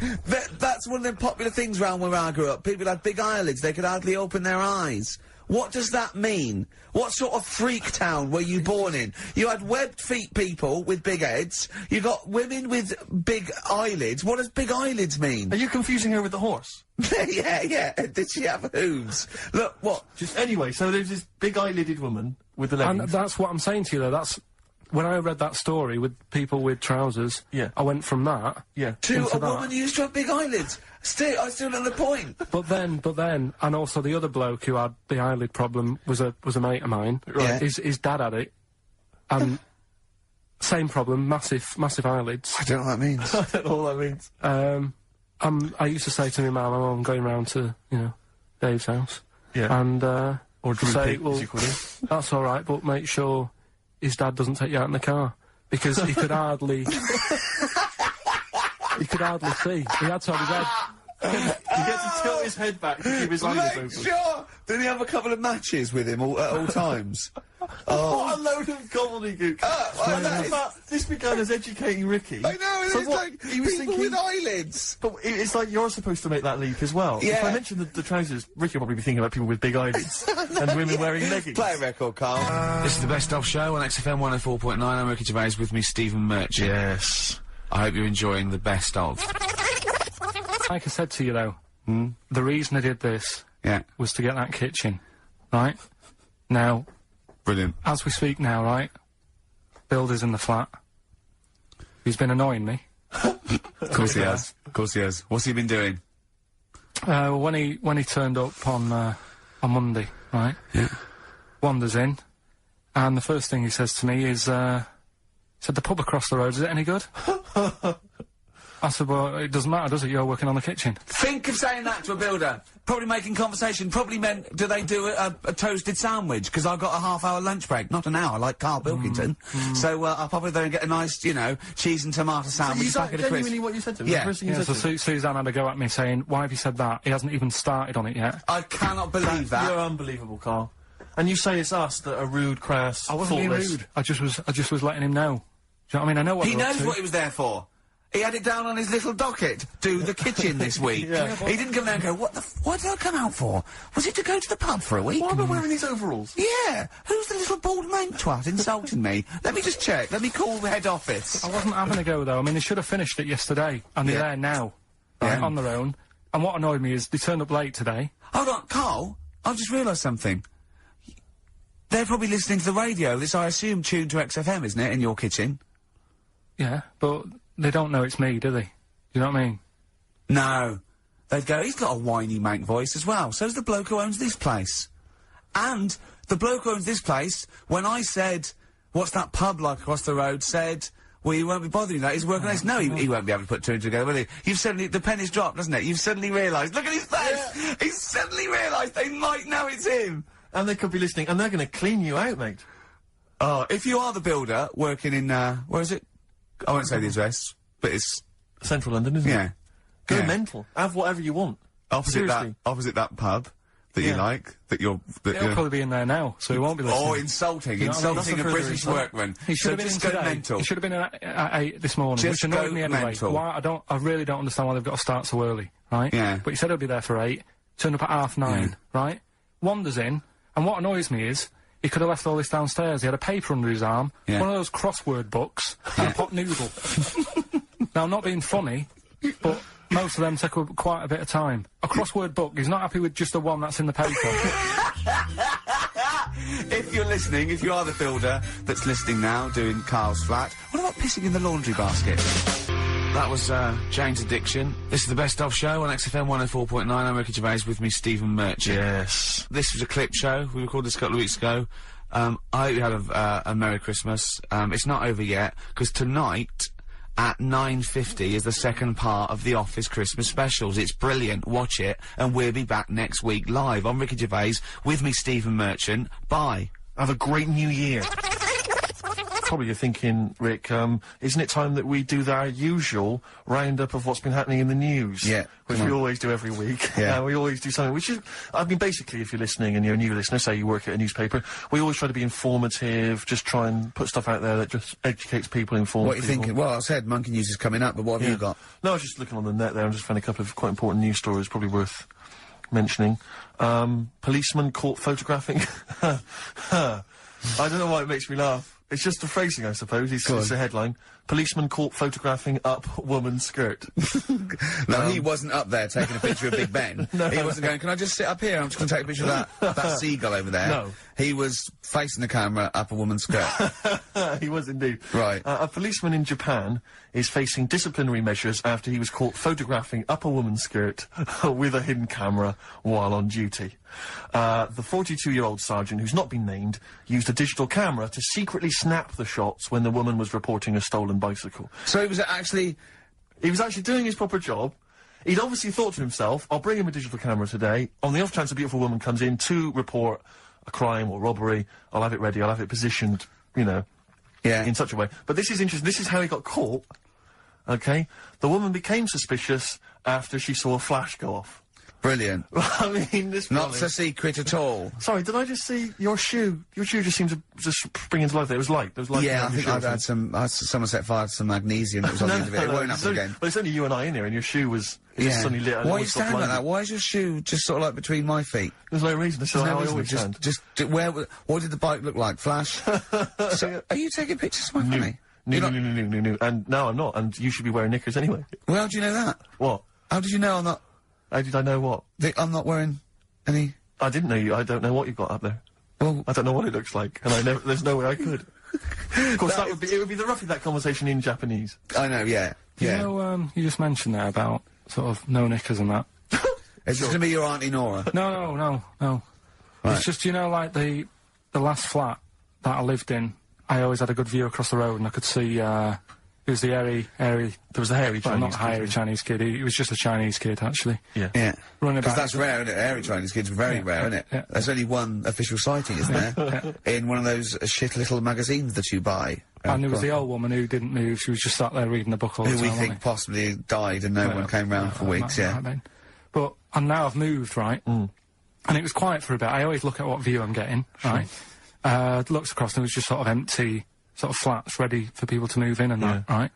Anyway, people are in there now, right? And they've put all the furniture in, but I haven't put any curtains up. Oh. Right. So anyway, I'm sort of washing up, just having a look out the window. Yeah. Right. Girl sort of, wandering about, you know, knickers on. Right? With no knickers on? You mean naked? No knickers. Well, she had a bra on. Right, okay. She was probably looking for a knickers. So, I thought, oh. And I don't know how long I was looking. No. Right, but anyway, she looks across. Oh, God. I think she spotted me. Yeah. I think, oh, God. I felt really bad. Yeah. I said to Suzanne... Sorry, is this some sort of peeping Tom confession? No idea. Well, it's not, that's the thing, though. Peepington. If I was peeping, she was peeping as well, because she was looking over. Works both ways, doesn't it? Yeah, but yeah, all she could see of you was your bald head. Yeah. No, but and your hands moving as you were washing up. And some white-looking substance rotting up. Particularly stubborn stain on this glass. Yeah. Oh, God. Imagine that. Imagine if she looked across. I'm assuming your sink is lower than the window. But didn't she just, like, just cover up or something? Or she looked back and go, oh, you're looking at my fanny? Well, the thing I did... What? I thought, oh, just sort of drop me boxer shorts. Because I thought... Well, Suzanne said, what are you doing? What are you talking about? What are you talking about? No, just so they can see me cheeks of me. What are you talking about? No, because I thought, if she thinks I'm walking about in the nude as well, then we've both got something out of it. Karl! This sounds like a bad excuse in court. I know. So sorry, you were looking at a woman dancing around naked, right? So the only thing you could do was immediately drop your boxer shorts. So she looked across, saw you fully clothed, saw you took your boxer shorts. No, she wouldn't have done, because it's sort of just the top half and the sink's at a side angle, so I was sort of looking out. So she wouldn't have seen your trousers then anyway? No, she did. I moved in front of the window more. So you then made them... You actually climbed in front of the window. Oh, this is amazing! So you climbed in front of the window to show off it wasn't your naked lower half. Suzanne said, what are you doing? I bet she did.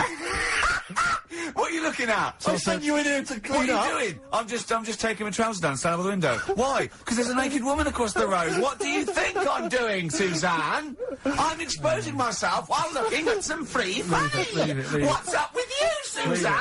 Anyway. Wait a minute, can I just check? A final question. What did the woman across the way... What happened? What was her reaction? I didn't look again. I just thought, you've seen a bit of action as well. We're both happy. Let's leave it. So were you waddling around like a penguin with your trousers around your ankles? I just was walking about, and Suzanne said, what are you doing? I said, I'll explain to you in a bit, but don't look out the window, because then it's excellent. obvious. Then he sees, she calls her husband to look at Karl walking around naked. He goes, oh, she's got a... Quick, Suzanne, get him out. There's only one with him. Get some more friends. They've gone one more. Snow Patrol and Run on XFM 104.9. I'm Ricky Gervais. With me is Stephen Merchant and Karl Pilkington. So that's 3 for 1. I don't know.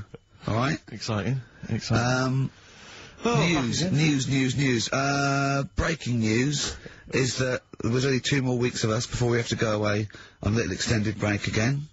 So can't give any more details yet. We don't know when we can come back because we don't know what we're doing. We're going to America. We're doing the Golden Globes, and then we're going to watch the Office pilot being filmed. Yes. And then we got bits. I'm doing a bit of a tour, so it'll be sort of the summer times probably. Yeah. I'm saying it like they care. Oh, they don't give a damn. Do you know what I mean? I sometimes think that because you think, oh, you don't want to let down the people. You want to keep it consistent. You want to give. But really, I know I like doing this more than anyone listening. Definitely. Do you know what I mean? Definitely. I love coming in, I love squeezing Karl's head. Yeah. I love playing some records. You know, I like sort of sitting in the room with you. I know you love it. Oh. I can't wait. I can't think of anything else I'd rather be doing on a Saturday. Yeah. So, we got our Saturdays back, though. Yeah, that'd be great. I mean, my alarm went off today, and I was a bit tired, because we had a couple of drinks last night, didn't we? Last night, yeah. We had, you know, we're party animals. I've been looking for an office this week, as you know, and it's so stressful. Just walking around, just talking to agents and... right, okay. So, my method is this, right? I walk around the area that I want to be an office in, because I don't want to hear anything else. I don't want to... You know what I mean? So I walk round... to be fair, it is about a square 500 yards. Yeah. Right? It's sort Your of... house is in the centre. Yeah. I walk, And, so I walk round and look at placards. I go, that's a nice office, and I phone them up. There's loads of different people I'm dealing with, right? And I went, oh, we got one in so-and-so street. I think it was 5th Street or something like that. I went, oh yeah, I went along to, I'll see you there in 20 minutes. I got there. You were there, if you remember. I looked round and I said to Steve, it looks alright. There's no pawn shops or anything like that, right? And Steve went, well, it is next to a brothel. And I looked, and there on the next thing, like, you know, model, first floor, Susie, 03, and I phoned him and I said, do you know what? Don't bother coming here. No, I said, no, I said, because it's next to a brothel. He went, yeah. I went, right, okay. Just for future reference, I don't want an office literally next to a brothel, right?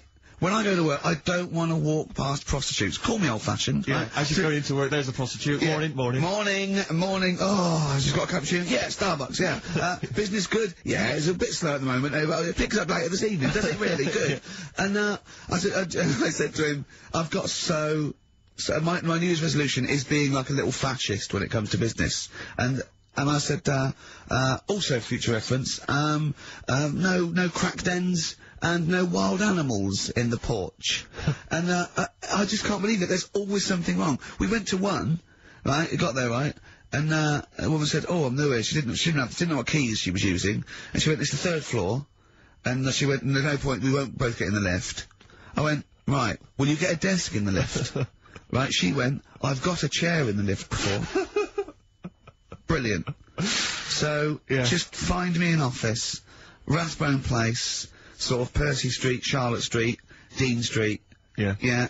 1st or 2nd floor. I'm worried we're going to get emails from estate agents, phone calls from them. You know what those people are like. But I don't look at the emails. True. Fair enough. So, play a record. Sexist.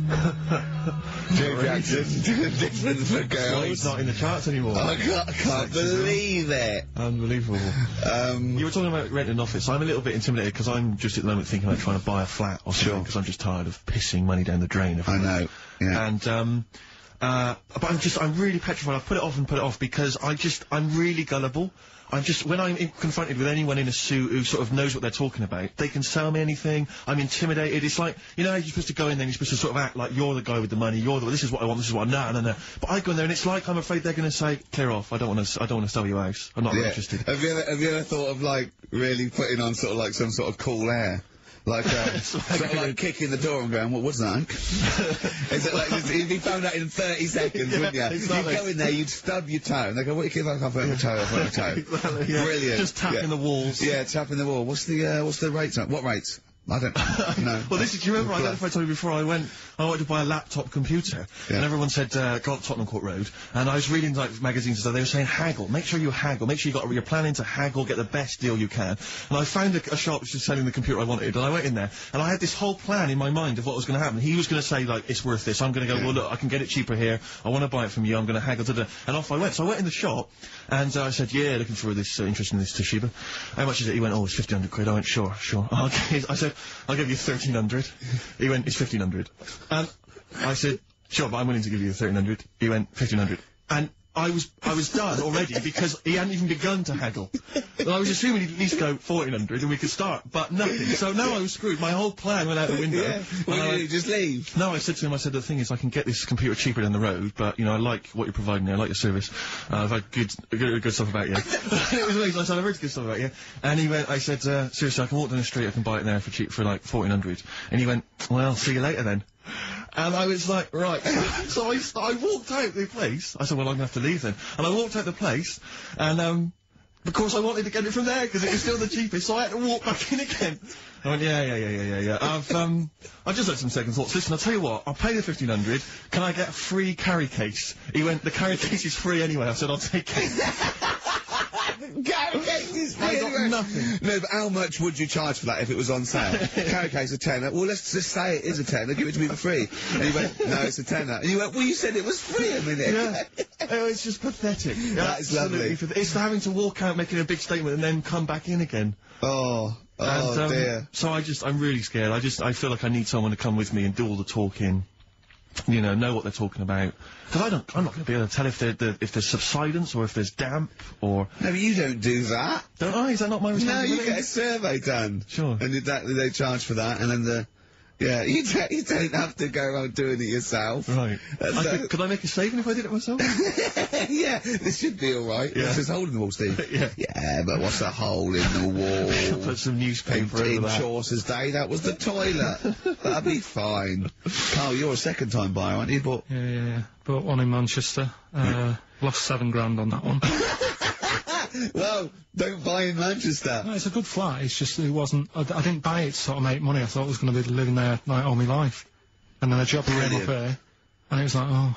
You bought your first flat in Manchester, you assumed you would be living there for the rest of your life. Well, I wasn't in a rush. Play a record, you're an idiot. Hang on a minute, so have you got a property portfolio? Have you got the 2 houses now? No, I've got rid of that one. Oh, you sold that one? Got this flat. £7,000 Got this flat. I'll tell you something that is interesting. Hold on, though. What? £7,000 lost. It's a flat in Manchester, but it could only cost about £8 anyway. Right, Steve, something they do now, right, they've got to do by law when you're buying, right? I was looking at one in London, right? It's haunted. They've got to tell you now. Right, don't talk shit. I'm telling you now. Play a record. I'm telling you now. Yeah. There's no such thing as ghosts. That is ridiculous if that appears on a legal document. Right, if there's anyone who sells flats and does that for a living. Yeah. Right, email in, because I'm telling you now, that is a fact. She sort of dropped it in. She said, I said, oh, you know, nice feel there. And she said, yeah, well, that'll be the ghost. Just dropped it in, that's all they've got to do. And then I was like, what? And they went, oh, yeah. That's what I've got to do, is it? So that's the legal thing. Did you drop it in? So in court you go, did you drop it in? Yeah, I dropped it in. Play a record, you're an idiot. That's David Gray, and this year's Love, if you're in love. I hope it lasts. It's only January. What you got for us, I just thought we ought to maybe go through some of the emails. I mean, I don't want to query the calibre of some of the emails we get sent on this show, but, here's a typical one, Rick. Go on. There's no name, it's just from Glicko, that's his email address. It's just a question to you, Rick. Did I see you walking around Marylebone High Street last Sunday? Yes. Okay. Well, I don't know. Well, I was in Marylebone High Street last Sunday, yeah. Yeah, but did you see Glicko? I didn't see Glicks. Okay. I didn't see the Glickster, Alright, this is one from M. Ricky, what do you think of Richard Bacon's show? I can't decide if he's better than you. Nor can I. Any thoughts? Nor can I. I can't help her out on that one. Sure. That's a really personal thing. She's got to dig deep. She's got to look at both of us. She's got to find out what she likes. Yeah. And then whether I provide more of that than Baker's. Yeah. I mean, you know, Baker Foyle's brilliant. Yeah. I'm not going to put myself up against him, so I can't help you. Next, Steve, next. Well, there's a lot of emails last week, which were saying how much they enjoyed the Christmas specials. Thank you very much for that. That's very flattering of you. There was also a couple... There was one, it was a guy, I'm sorry that I think I might have deleted it, but, I should have sent a reply, because there was a guy from Canada saying, if there any chance you're around in March, whether you could pop in and have a surprise birthday dinner for his wife. Oh, why do you keep that? I know, sorry I can't let it go now, can I, you idiot? Okay. I really apologise for that. Yeah. There's also, this is interesting, this is more for Karl, really. It seems unlikely. Is it from a doctor saying you're an idiot? We've got plenty of those, I tend to delete them. Okay, alright, yeah. Look at his face! No, it just says, don't like to complain, but I won the film competition about 5 or 6 weeks ago, and I haven't received my prizes. Oh dear, that's all Karl has to do on the show. We provide the chat, the records, the light entertainment. I mean, the glamour. Strokes of comedy genius. All Karl has to do is send out the prizes and say, there was a monkey that was a bank robber at 5 to 3. What's your excuse, Karl? Do you remember her winning? I've got all... Well, you're calling her a liar? Well, I am, because I don't remember ever seeing... Right, he's calling her a liar. So, Joanne Ogden, you're claiming, is just making this up. She sent this in on a whim, trying to fool us and get some cheap tat. Wow. I don't believe that. I don't believe anyone would lie to try and get knowing me, knowing you on VHS. I really don't. Well, I'll look in the records, because we keep all the details, so... You know what I mean? Right.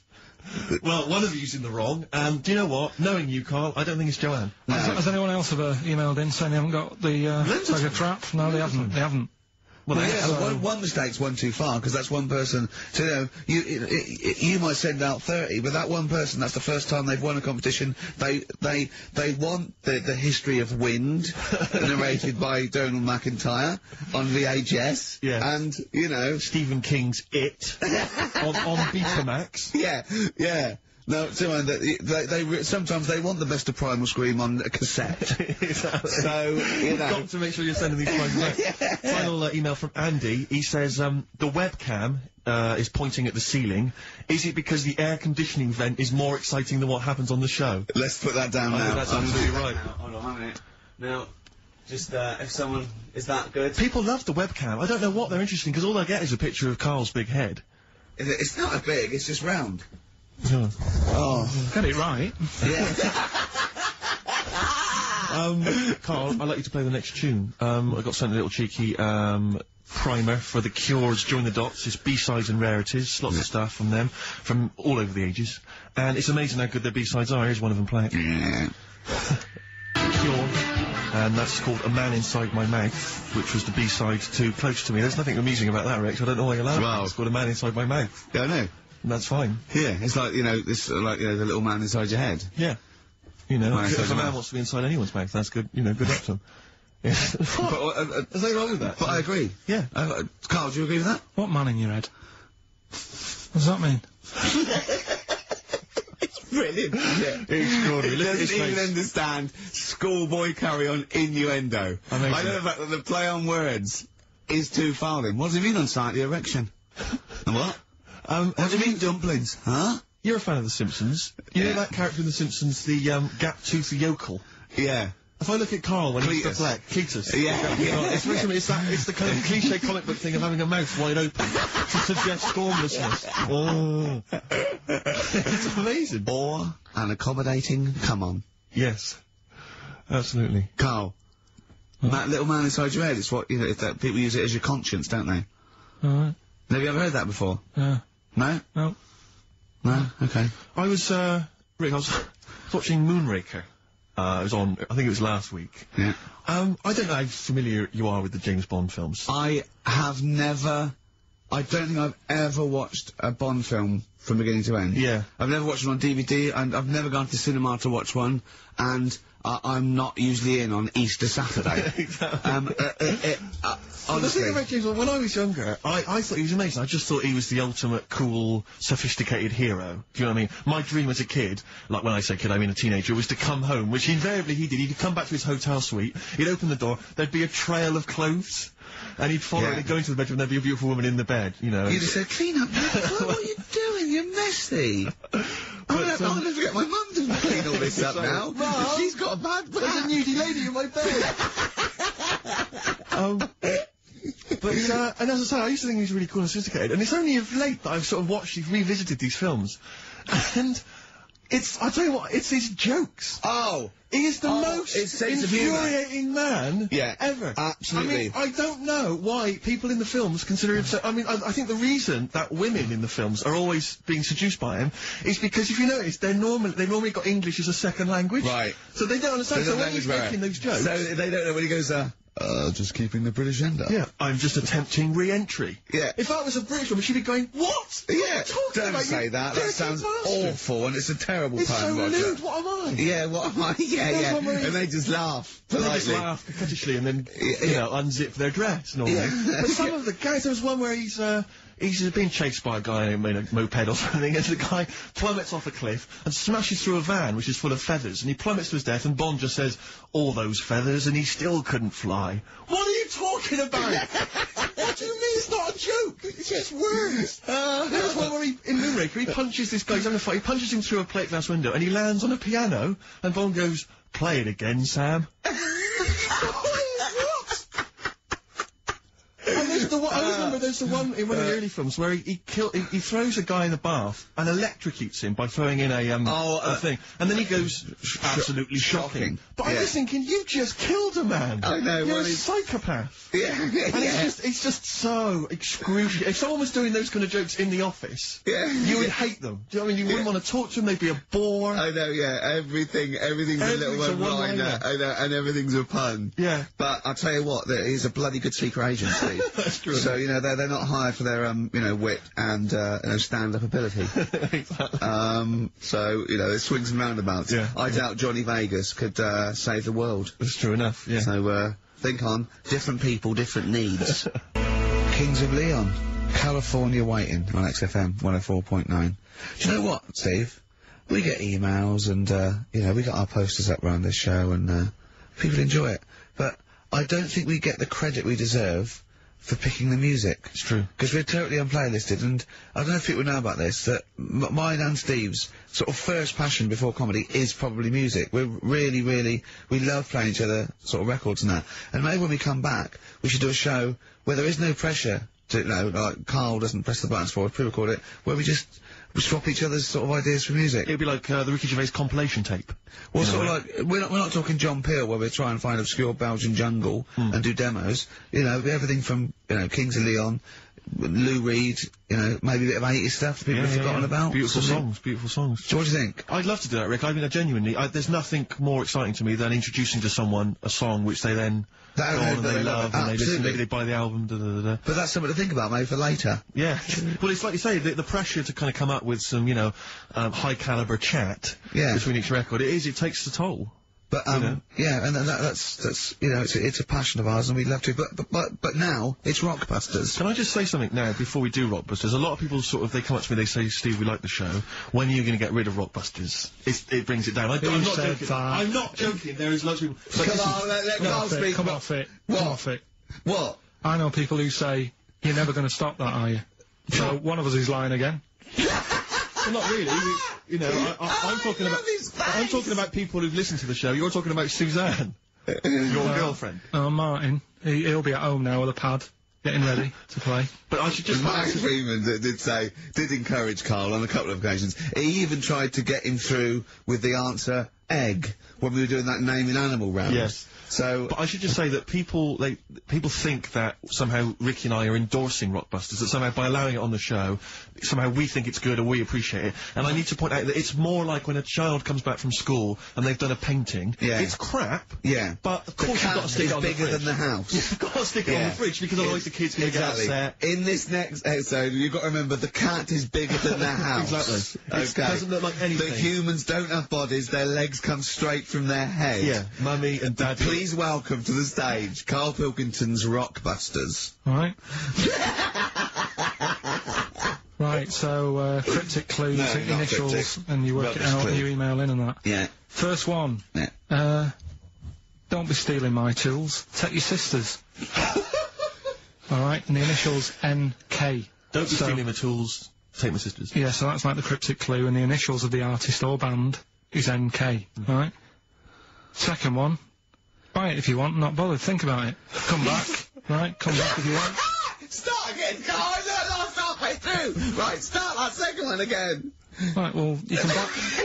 It's different! Well, the first one was, buy it, well, no, this one was, yeah, well, write it down, buy it. Right, do it. If it's a cryptic clue, all the letters count. Do it. Buy it if you want, I'm not that bothered. You know, think about it, come back, check some other places out first before you know... That was a crossword clue! In the Times! So we've got no time for other clues. Right. So that's SC. Right, do that clue again. Buy it if you want. I'm not fussed. Do you know what I mean? Think about it. Fussed has made an appearance. Fussed wasn't there before. Do the clue again. Do the clue again. Initials SC for that one. Do the clue again. I don't want to do it again. You haven't finished it yet? I have. That's it. No, do the clue again. I can't do it again. Do the clue again. Buy it if you want. I'm not fussed. Right? Shop around. Come back. It's up to you. I'm not pushing you into anything. It's up to you, wasn't there?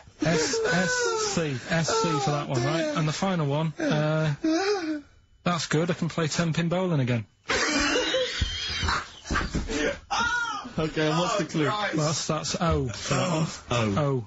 Alright, so... Okay, now I assume that I'm not going to bother to look, but I assume there's a jiffy bag of taps which people can win. Alright, well, great, good luck. Ricky.Gervais at xfm.co.uk is the email address. Thorns? No, buy it if you want. I'm not fussing. Come back, have a look round. I'm open Wednesdays, by the way. Shut up, I'll see you later.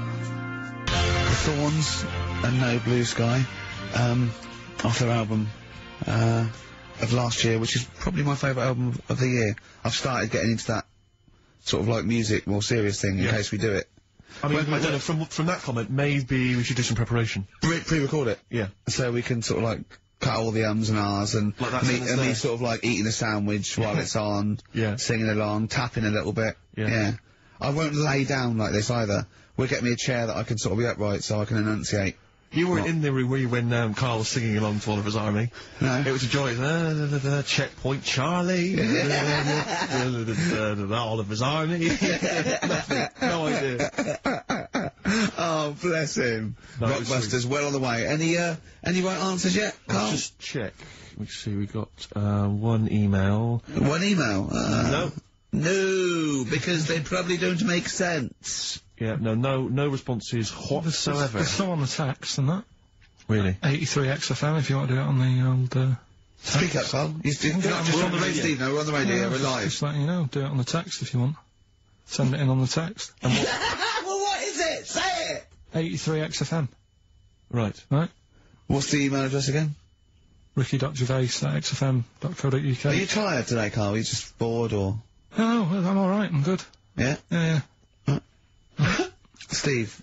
Yeah, well, no, I just wanted to mention to you, I went to, the pub near my house recently. I found out that there was a pool hall. Oh, yeah. Like a pool club there. I love pool. I like to think myself as looking a little bit like Paul Newman in The Hustler when I'm shooting pool. Yeah. And, I went down there, and I went with my flatmate, and, it's quite a seedy pub, in many respects. There's a lot of weird people in there, like alcoholics, and... Why'd they go there? It's strange, isn't it? Weird, isn't it? Yeah. Go on. And, very, very odd people. And, so he's a little bit nervous, and he says, I'm a bit worried, because there's a lot of kind of, there's people from the estate, the nearby council estate, Yeah. For want of a better word, scum. And, so he's a bit edgy, and, bizarrely, because I so wanted people, I said to him, he went, I'm a bit scared about going in. I went, don't worry, you're with me. Yeah. I don't know what I was thinking. I don't know what that means.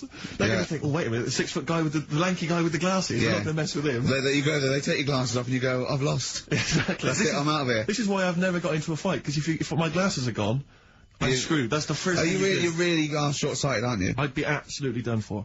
And are you nervous are you sort of like nervous without them? Whenever you see like a kind of action film or whatever, or maybe like a horror film, the nerd loses glasses and he's travelling around on the floor. Is that you? Is it? Coming behind him. That's me. Really? Yeah, done for. Absolutely done for. What did you do when you were at school when you had to play tennis or football or rugby or something? Kept them on. That's dangerous. Well, of course it is. That's why I was never, as good at rugby as I probably could have been. Because of course you can. How can you play rugby with glasses on? I'm in the scrub going, careful! Your boots!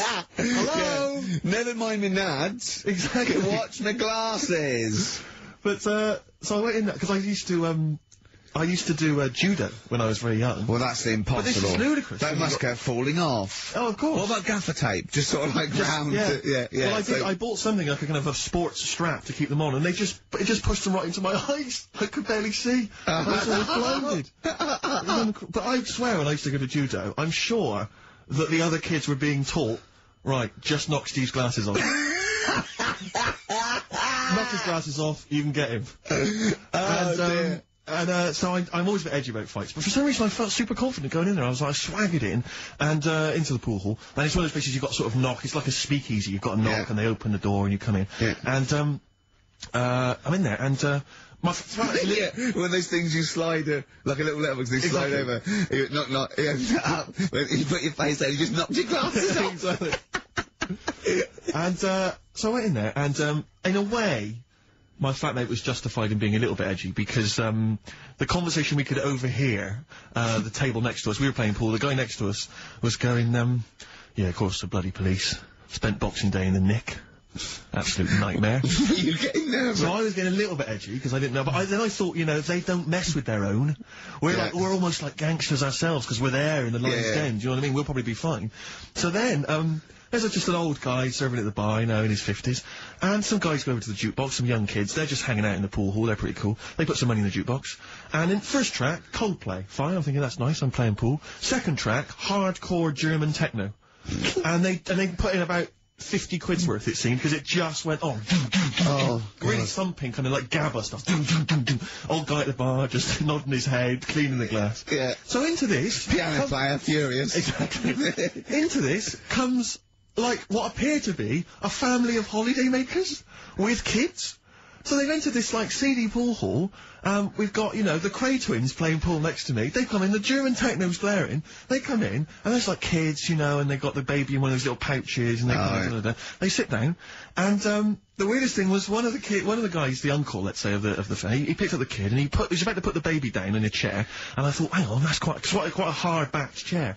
And as he did it, the baby's head just went and hit the back of the chair, and just flipped back and hit the back of the chair, because he just lumped it down. Oh, God! And it started screaming, it crying, and the, teenagers were rocking to that, they loved it. And he came over, and It was transparent what had happened, and the mum was going, "What's happened? The baby's crying." And he went, "I don't know what happened." And I wanted to lean over and go, "You lying swine! You know what happened? You just hear that." I wanted to go, just take her aside and say, "Never let him handle your baby again." No, the head was wobbling around. He put it on that heavy. I could see it coming. I don't know. Who knows? You might turn out like Karl now. That's a point. But what do you do in those situations? You know, do you Well, I'm assuming by the way you're taking it lightly, the baby wasn't hurt in any way. Just made his. Well then. But it was still a big. You keep out of it, don't you? What are you going to do? Call the authorities and go, "It was him." Yeah, yeah.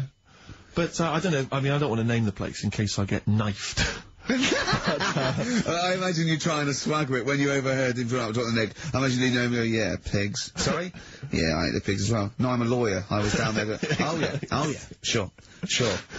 Oh dear. But so I'll be going back there. I feel like I'm. That's it. I mean, I've told you before, Steve. Stay away from working class people and bad men in trainers, because you know you hang around with ne'er-do-wells and you're going to get your glasses knocked off. That's true. Jet. Rollover DJ on XFM 104.9. Karl, now Karl, you promised me that you were going to reintroduce Educating Ricky. Yeah, we can do that. Have you got it? Have you got something that will, that's something that I won't know that's correct and that will interest me? Yeah, there's loads of stuff. Is it anything to do with monkeys? No, we've got monkey news. We've got monkey news coming up, of course we have. Monkey news, people, and they're now over to, XFM for monkey news with Karl Pilkington. No, we won't do that yet. We're not doing that yet. Educating Ricky is... Yeah. Well, let's do it. We did it ages ago. Educating Ricky. Oh, that's interesting, and it's correct. Hang on a minute, though. What I do is, I tease you, don't I, with headlines. Oh, go on then. And then you have to sort of go, "That one sounds good." Go on then, what are the headlines? I want to know more about that. Educate me. Yeah. Right? Okay. You've got, well... Jeez. That Nelly died. That Nelly died. All right. Okay. Okay. Could be about an elephant. Yeah. Go on. You've got that. You've got well. I got well. Take well as read. So they all start with well. Okay. Knob body has been that lucky before. Brilliant. All right. Okay. Or you've got get a lobe of this court case. Right, okay. I'm going for knob body has been that lucky before. Right, it's a story about this kid who was born, right? Was he? Yeah, he's popped out, like, and the dad and the mum saw the baby, and it was like, "Oh, that's a good-looking little kid." Sure. And they were proud and that. And then, they're surprised it's a good-looking little kid, it's theirs. Yeah. Like, it could have been a frog, and they'd have gone, "Oh, he's got your eyes." And then, the doctor goes, "Yeah, it is, but, look at that." What? He said, "It's a boy, and, hasn't got a knob." I love the doctor saying that. I love this GP. Right. Oh, this midwife saying that. "Oh, I love little boy." Yeah, but no knob, baby. Mr. and Mrs. I mean, think. Right. No, but I'm speeding it up a bit. Alright, come on, so the baby's born. So the baby's like that, and the doctor says that, and the woman's like, "Oh, it's our first as well," and stuff, right? She's really gutted. What's the second gonna be like? So, Go ahead. Just a knob. Doctor says, yeah. You call it Karl. Right, go on. So the doctor says, "Well, I'll leave it with you for a bit, get used to the idea, right?" As opposed to throwing it away. So he wanders off. Yeah. He comes back with a smile on his face. Right? Found the knob. So the mum and dad are like, what are you smiling about?" He said, "You're not going to believe this. Baby's just been born. It's got 2. Right? You can have one of them." And they did a little operation. Where did you get this information from? That's in a book. What book? Is it the same as the book that you carry round with you? No. With the woman with 3 legs, the juggler with 9 arms, and the bloke who found shagging a chicken under a rock. Is it in that book? Weird though, isn't it? Well, it's not true. It is true. What, in the same hospital, there was a baby born without a knob? Luckily, it's Karl. What happened? You swear to God you're not making The doctor came back smiling, because you won't believe it. There's a baby there with an excess of a knob. It happened, honestly. I'm not, all these things are not made up, the educating stuff. That's why I do it, innit? Teaching you stuff, always teaching you stuff. Alright, if anyone can confirm the baby with no knob, they're gonna confirm it, because they're gonna go to the same dubious website that Karl got it from. I always try to be level-headed and reasonable in these situations. And You always it's ignore always it. Guatemala or Mexico. Rodriguez was born without a knob. Luckily, baby next door and was got 2 knobs. What a load of shite. Play a record. There's still more to come. Oh. I'm looking forward to it. Was it Nelly? Nelly dead. It nearly died. It nearly died. Bones. Radiohead off the Benz album. I mean, might be my favourite album of all time. You said it before, yeah. I can't say I've ever really got into it. I remember when it came out, it was just so ubiquitous everywhere, I never really bothered listening to it. I can still listen to it every day. I mean, that might be sad, I don't know, but it's a fantastic album. Yeah. On XFM 104.9, just practicing for when we, talk about music. Talk more about music than maybe monkeys and people born without knobs, baby. Karl, any other thoughts? Well, I'm not going to tell you any more educating stuff yet. You're going to tease me with that, are you? Leave you with, it nearly died. Yeah. And get a load of this court case, right? But I want you thinking about... Yeah, thinking about it, yeah, just getting the red juices ready. Things like that. Yeah, like an aperitif, yeah, sure. But, I've just educated you. Yeah. Right? And I watched The Office Christmas stuff on, last Sunday. Did you enjoy it? I think it was good. Good. I think it was good. Thank you very much. It was up there with one of my favourites. The second one was good. Yeah, okay, the second one, there's more the paybacks in the second one, the first one's more set up. Yeah. So, you know, I'd have thought people would like the second one more. Yeah. So that's nice. That's a nice critique, thank you, Karl. But there was something in it you did about cavemen. Cavemen? You said something about, it was a fact about caveman, and you sort of only half did it. You didn't give the full information, like... What? Like I do in that. You just... Where was it? What bit was it? It was the bit when you were talking about getting a woman, I think, or you were talking about breasts or... Oh, the one when I said the reason women have cleavage is it reminds men of buttocks, because when we were cavemen we used to do you from behind. Yeah. Yeah. At the blind date, yeah. Is that a joke, or...? Well, I was hoping it was funny. We would... Oh, you mean... no, I don't know. Yeah, I think I did... I think cleavage is meant to represent... In a sort of Desmond Morris pop sort of anthropology type way, I think I've seen that before, that cleavage represents buttocks. And I imagine, you know, cavemen probably did do it from behind. I don't know what you want to know, Karl, really. It's in a sitcom. It wasn't a documentary. It looked like one. Yeah. Brilliantly directed to look like one, I'll give you that. No, but what you're saying, so blokes like... Yeah, I think cleavage is represented like buttocks, because obviously buttocks were much more of a sexual organ, evolutionarily speaking. Breasts were to actually bring up to suckle young, but and were a sign of sexual maturity, so you're ready to mate. But whereas Karl, I'm not an anthropologist, mate. I'm struggling here. What do you need to know? But yeah, I imagine that the cleavage reminds you of an arse.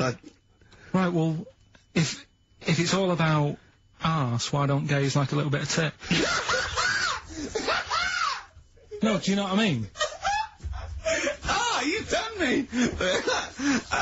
So the question put to us today on XFM 104.9, please call me $1, is, if it's all about arse, then why don't gays like a little bit of tit? I was worried. If it's all about arse, why don't gays like tit? If it's all about arse, why don't gays like tit? Just call in with your... Thanks very much for tuning in. This has been Children's TV. If it's all about arse, why don't gays like tit? It's still been an hour and a quarter before we got round to gays, so it's getting too late on the clearance. If it's all about arse, why don't gays like a bit of tit?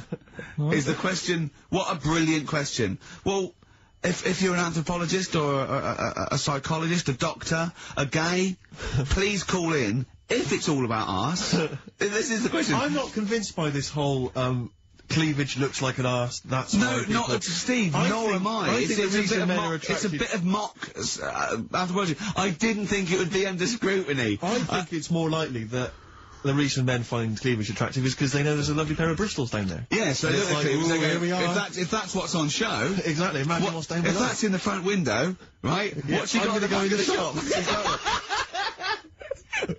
Oh, dear! The Coral, Bill Mackay, on XFM 104.9. If it's all about arses, Steve, Why don't gays like a bit of tit? I think there might be a lecture on that at the Royal Institute tonight. I'm not sure. Yeah, Stephen Hawking. Yeah, I think he's giving it. Brilliant. Tell you something else though. That's about cavemen and that. Yeah. Right. Not really. Go on. Do you know? I love the idea of a little gay fella. He's pulled a bird. He's just all he's done is focused on the cleavage, and he's gone, "That's a lovely ass." Right? He's got a back. Right? Do. Pulls the dress down. No. Where's the ass? I've been gone. There's boobs. Boobs. I hate them. They're my worst. No. Right. Sorry, Carl. Cavemen and that. Yeah. Back to it. Doesn't drop a beat, does he? Do you know, like, when you get a bit scared, and the hairs on your back and that sort of go up? Well, I haven't got a particularly hairy back, but go on. No, but on your neck or whatever, On your head. Do you know... Not in your case, but sure. Do you know where that comes from? Do you know why that happens? Why it happens? Yeah. To look more fierce. Yeah. Probably residue of, like, the erectile tissue with the, you know, would make you look apes, and that would make you look slightly bigger, your outline bigger. Is that the answer? Yeah, just cavemen in front of dinosaurs and that, they sort of went, oh. And then... Well, it wasn't cavemen in front of dinosaurs, was it? Because cavemen weren't alive when dinosaurs were alive. There was a couple knocking about. Right, okay, fair enough. There was a crossover point, surely. Not dinosaurs like you're thinking 15 million. Was the, yeah, probably the Ice Age, there were still big reptiles. I think it's fairly common knowledge that the dinosaurs did not exist. Well, who gave the dinosaurs the name? Well, no. Well, no. I don't know. He's using cavemen as any genus of homo. I know he's thinking of the Flintstones, but I'm giving him like, you know, an instep into evolution here. But, I should just point out, you know cavemen didn't have cars which they motored by running along the street. And they didn't mix cement in Pelicans. You're aware of that? Right. Go on, Carl. Should we have the Rockbusters answers? You've got to get that out of the way. I'd love to. Number one was, don't be stealing my tools. Take your sisters. The initials were NK. That was Nick Ershaw. Right? Nick Ershaw? Nick Ershaw. 80s. I don't know. I've never heard of that band. Nick Kershaw. Nick Kershaw, yeah. Nick...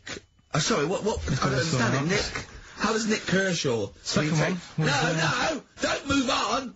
Nick Kershaw! What's Nick Kershaw? Jesus. Alright. It doesn't count. It's not a clue. Let's just leave it behind us, alright? Second one was, buy it if you want. You know, I'm not bothered. You can think about it, come back, have a look around, think it over. I'm not fussed. The initials were SC. That was soft cell. Right? That works. Yeah. Well done. That works. Right. And that's good. I can play 10-pin bowling again. That's O. That's outcast. Alright? What does that mean? Outcast? You're out, you broke your arm. Right? Got the cast that's ridiculous. That's ludicrous. I mean, that's ridiculous. You broke your arm, you were in a cast, you got rid of the cast, you're outcast. Did anyone get that? Yeah. I mean, I am stunned. I think, to be fair, that was because how many bands begin with O? Yeah. I think that's why people got it. Exactly. But there were guesses, yeah. I could probably make Oasis work if I tried hard enough. We've done that. Oh, pardon me. So, outcast. That's ridiculous. Why is it ridiculous? But it's ridiculous. The leap to bowling. We had worse than that! No, I remember when I did my wristing, then it fixed, I went 10-pin bowling. Why did you do your So it's what you did. Brilliant. So next week's quiz is, what am I thinking? You're an idiot, Carl. Play a record. The winner, Why did you do your wristing? Crash. A what? Crash. A crash. You had a crash? Yeah. That sounds like a story we've not explored. Not much to it. I just went on a free, sort of rally day. Got in this car. I'd been working all night, right, so I wasn't the best condition to be whizzing around the track in a car. Sure. Like a Formula 1 type car. Yeah. Spun out of control, hit some mud, smashed it all in, wrote it off, and I didn't realise I'd done a load of damage until... Well, you landed on your head, but you were fine. Yeah. Who's the winner? Mike Godley. Bad time from the Jayhawks on XFM 104.9. Steve Merchant, Ricky Gervais, Karl. We're having a good time. We are indeed. Alright. Yeah. Karl, what you got lined up for us now? Right, well, you got a choice. Nearly dead? You can have a bit of educating. Yeah, let's have educating. Come on. Educating Ricky. Can we just clarify what this is? I think a lot of new listeners perhaps aren't familiar with this. It's when Karl looks on the internet and finds a weird story about, you know, the double knob, fun, and tells me about it, and it's usually not true. Okay. If it is true, I know it already. Go on then, Karl.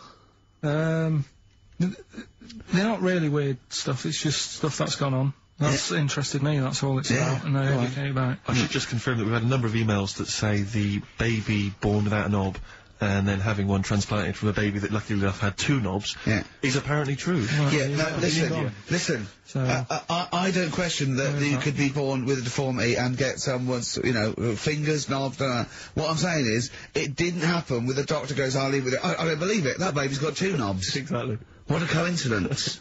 I bet that little bit of information isn't in there, is it? Sure. That he went out the door, I'm gonna get a coffee, came back, bloody hell, hold on, look, there's an extra knob, I found an extra knob. We'll put that knob on there. Perfect. right, well, you've opted for the headline, It Nearly Died. Right? Yeah. It's about this elephant. Yeah. 80 years old. In Africa. Right? It's had quite a good life and that. But then what happens is, I don't know what it's been eating, but, his teeth fall out.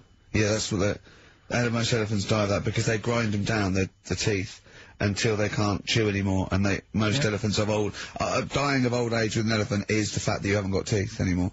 Well, it's had a good innings, it was 80. Yeah. Right? So anyway... They used to pop the food up and feed it to it, and it lived quite happily? No, what they did was, the village got together, said, shoot the food for that's it. sad, isn't it? Made it some false teeth. Made it some teeth. Out of wood. Wooden teeth for this elephant, that's 80. What do you think of that? I don't know. I don't know if it's true, I mean... No, it is, forget that, you've been proved wrong once, it is true. What do you think about that? Oh, Karl, it's like saying, yeah, my Auntie Nora saw a ghost, what do you think about that? There's no comment. I can't comment on it. Would you have gone to the trouble, is what I'm saying? To build an elephant some teeth? It's 80. Yeah. With all the problems Africa's got and that, and they're messing about making teeth for an elephant. What problems has Africa got? Well, there's not enough food to go around, so if an elephant's dead, that's a bit more food left. Do you know what I mean? Yeah, but you're assuming this is in the middle of a village where there was famine and starvation. It might have been South Africa, Kenya, you don't know, it's not all Ethiopia. If it was a busy city, people in the village wouldn't have time to be messing about with making teeth and that, would they? It was a little village. Little village. Yeah. And the local elephant. The local elephant? Like a local post office? I'll meet you by the elephant. No, to be fair, Rick, I think I saw Bob Geldof on TV saying, please, people, stop making elephants' teeth. They are eating all the food, we're sending it over there. F the number, where's the teeth? I don't know, it's possible. Send us the teeth. It's possible. It's possible that they've made this elephant some dentures. It is possible. Wouldn't it have been easier to just... Pulp it. Exactly. Fresh it up, serve it some soup or whatever. Yeah, I think if you're making its teeth, you know, it's a village, so I'd have thought, I wouldn't have thought it would work for very long, and I wouldn't have thought the elephant would understand that it was teeth, so I wouldn't have been able to thought that the villagers could do it. I mean, top veterinary surgeons could have done something, but I think they made it all goodwill, but I don't want to thought it worked, so they probably end up dying or pulping it like I suggested. But, you know, thanks very much, play a record. No, but didn't you say something about wooden teeth? Someone, you know, had wooden teeth. I don't know, I think that was possibly my grandparents. They had wooden teeth? Yeah. Well, I don't know if it was wooden, I think the palate was wood, and then the teeth were... as you would normally That's like from the 16th century, though, isn't it? Well, it was the 1940s. They used to hammer them in without anaesthetic. Really? Yeah. Just put into the roots, so it wouldn't... Oh, God. That's a rubbish time, isn't it, to live? And other people's teeth, obviously dead people's teeth, you could replace it, just bang it in for a while. Oh. Oh, God. Unbelievable. Oh, dear. Play a record, Karl. If you've had teeth hammered into your gums. Placebo, English Summer Rain on XFM 104.9. Right, okay, you got the final educating Ricky, Karl? Get a load of this court case. Yeah. What happened was, right, allegedly. Fella's in court for something that he shouldn't have done, right? Yeah. You got all the detail then at your fingertips? And the jury says, he's guilty, right? And the judge went, what, he's not guilty, off you go then. Right? He misheard it. He couldn't do anything about it, because once the judge has sort of said, you're not guilty, off you go, you can go home. And the jury were like, what are you doing? They said he's guilty. And I was like... What do you think of the Thorns album? I'm quite a big fan, Rick. Yeah, I like that sort of old country sound. I think I know. I like that compilation you made me. That was that sort of thing. Really good. The Jayhawks. Thanks for that, by the way. There was the hanging one, wasn't there? There was the hanging one that happened. Are you still there? What bands have you been checking out recently? Any new things? Just exploring all kinds of stuff. Obviously, you know, I like dipping back into the old stuff. I'll tell you I've been appreciating a lot recently, Rick. Billy Bragg. Oh, brilliant, yeah. Great guy. Isn't he playing He's playing in March, yeah. You might want to try and hear about the hanging one when the fellow was... Sorry, mate, go on. When the fellow was hung. He was hung, and... He was hung? He was hung by a rope. So, isn't that... No, I think it wasn't he, a Chinese emperor? And wasn't he hung? Yeah. Sorry, he was hung. Some fella who'd done something, they hung him. It's not a word anymore, he was hung. Well, don't be doing that again, because you said squoze wasn't a word, and then I shown you a menu today that someone sent, and it said fresh orange. Yeah. Squoze. In inverted commas, and next to it was the word colour, spelt C-O-L-O-R. So, presumably either the American menu, right, in which case, there's loads of American words that we don't use, or... it's just a badly typed piece of work. Anyway, there was a bloke that was hung. He was hung and that, but he didn't die. Hung on that, he was definitely a Chinese. Hung on that, yeah. I remember him now, yeah. He didn't die, and they said, oh, just hang on a minute whilst we change the rope and that, and he stood there waiting, changed the rope. They, tried to, you know, do it again, and, didn't work. It didn't work, right. So, they got another rope, right? Didn't work. And then they had to let him go, because it's like there's a well-known saying or something from this thing. Yeah. Have you seen, do you like, Oh My Car's On by, Tim Burton's new single? I don't know that It's brilliant. Can we play a bit later? Yeah, can we play it? Let's play a record now, and, we'll, talk more a bit later. Yeah. Hey, can you, Karl, would you shut up? Oh My Car's On. Tim Burgess, brilliant. XFM 104.9. Right. Well, we're running out of time here. Yeah. We had Karl in a little film, but I think we've really got time for Monkey News, you know? Yeah. What are you thinking, Karl? Yeah, if you want to do that. Yeah, let's do Monkey News. Alright. Play the jingle. Oh, chimpanzee that Monkey News. Right, there's this monkey, right? Oh, yeah. I think his name was number 6 or number 7 or something, right, in this lab. Right? Yeah. And, anyway, it's in there, with, like, you know, the rabbits and little mice and stuff like that. And, the rabbit smoking? The nurse, right, not the nurse, the woman who works in the lab, what would you call her? A nurse?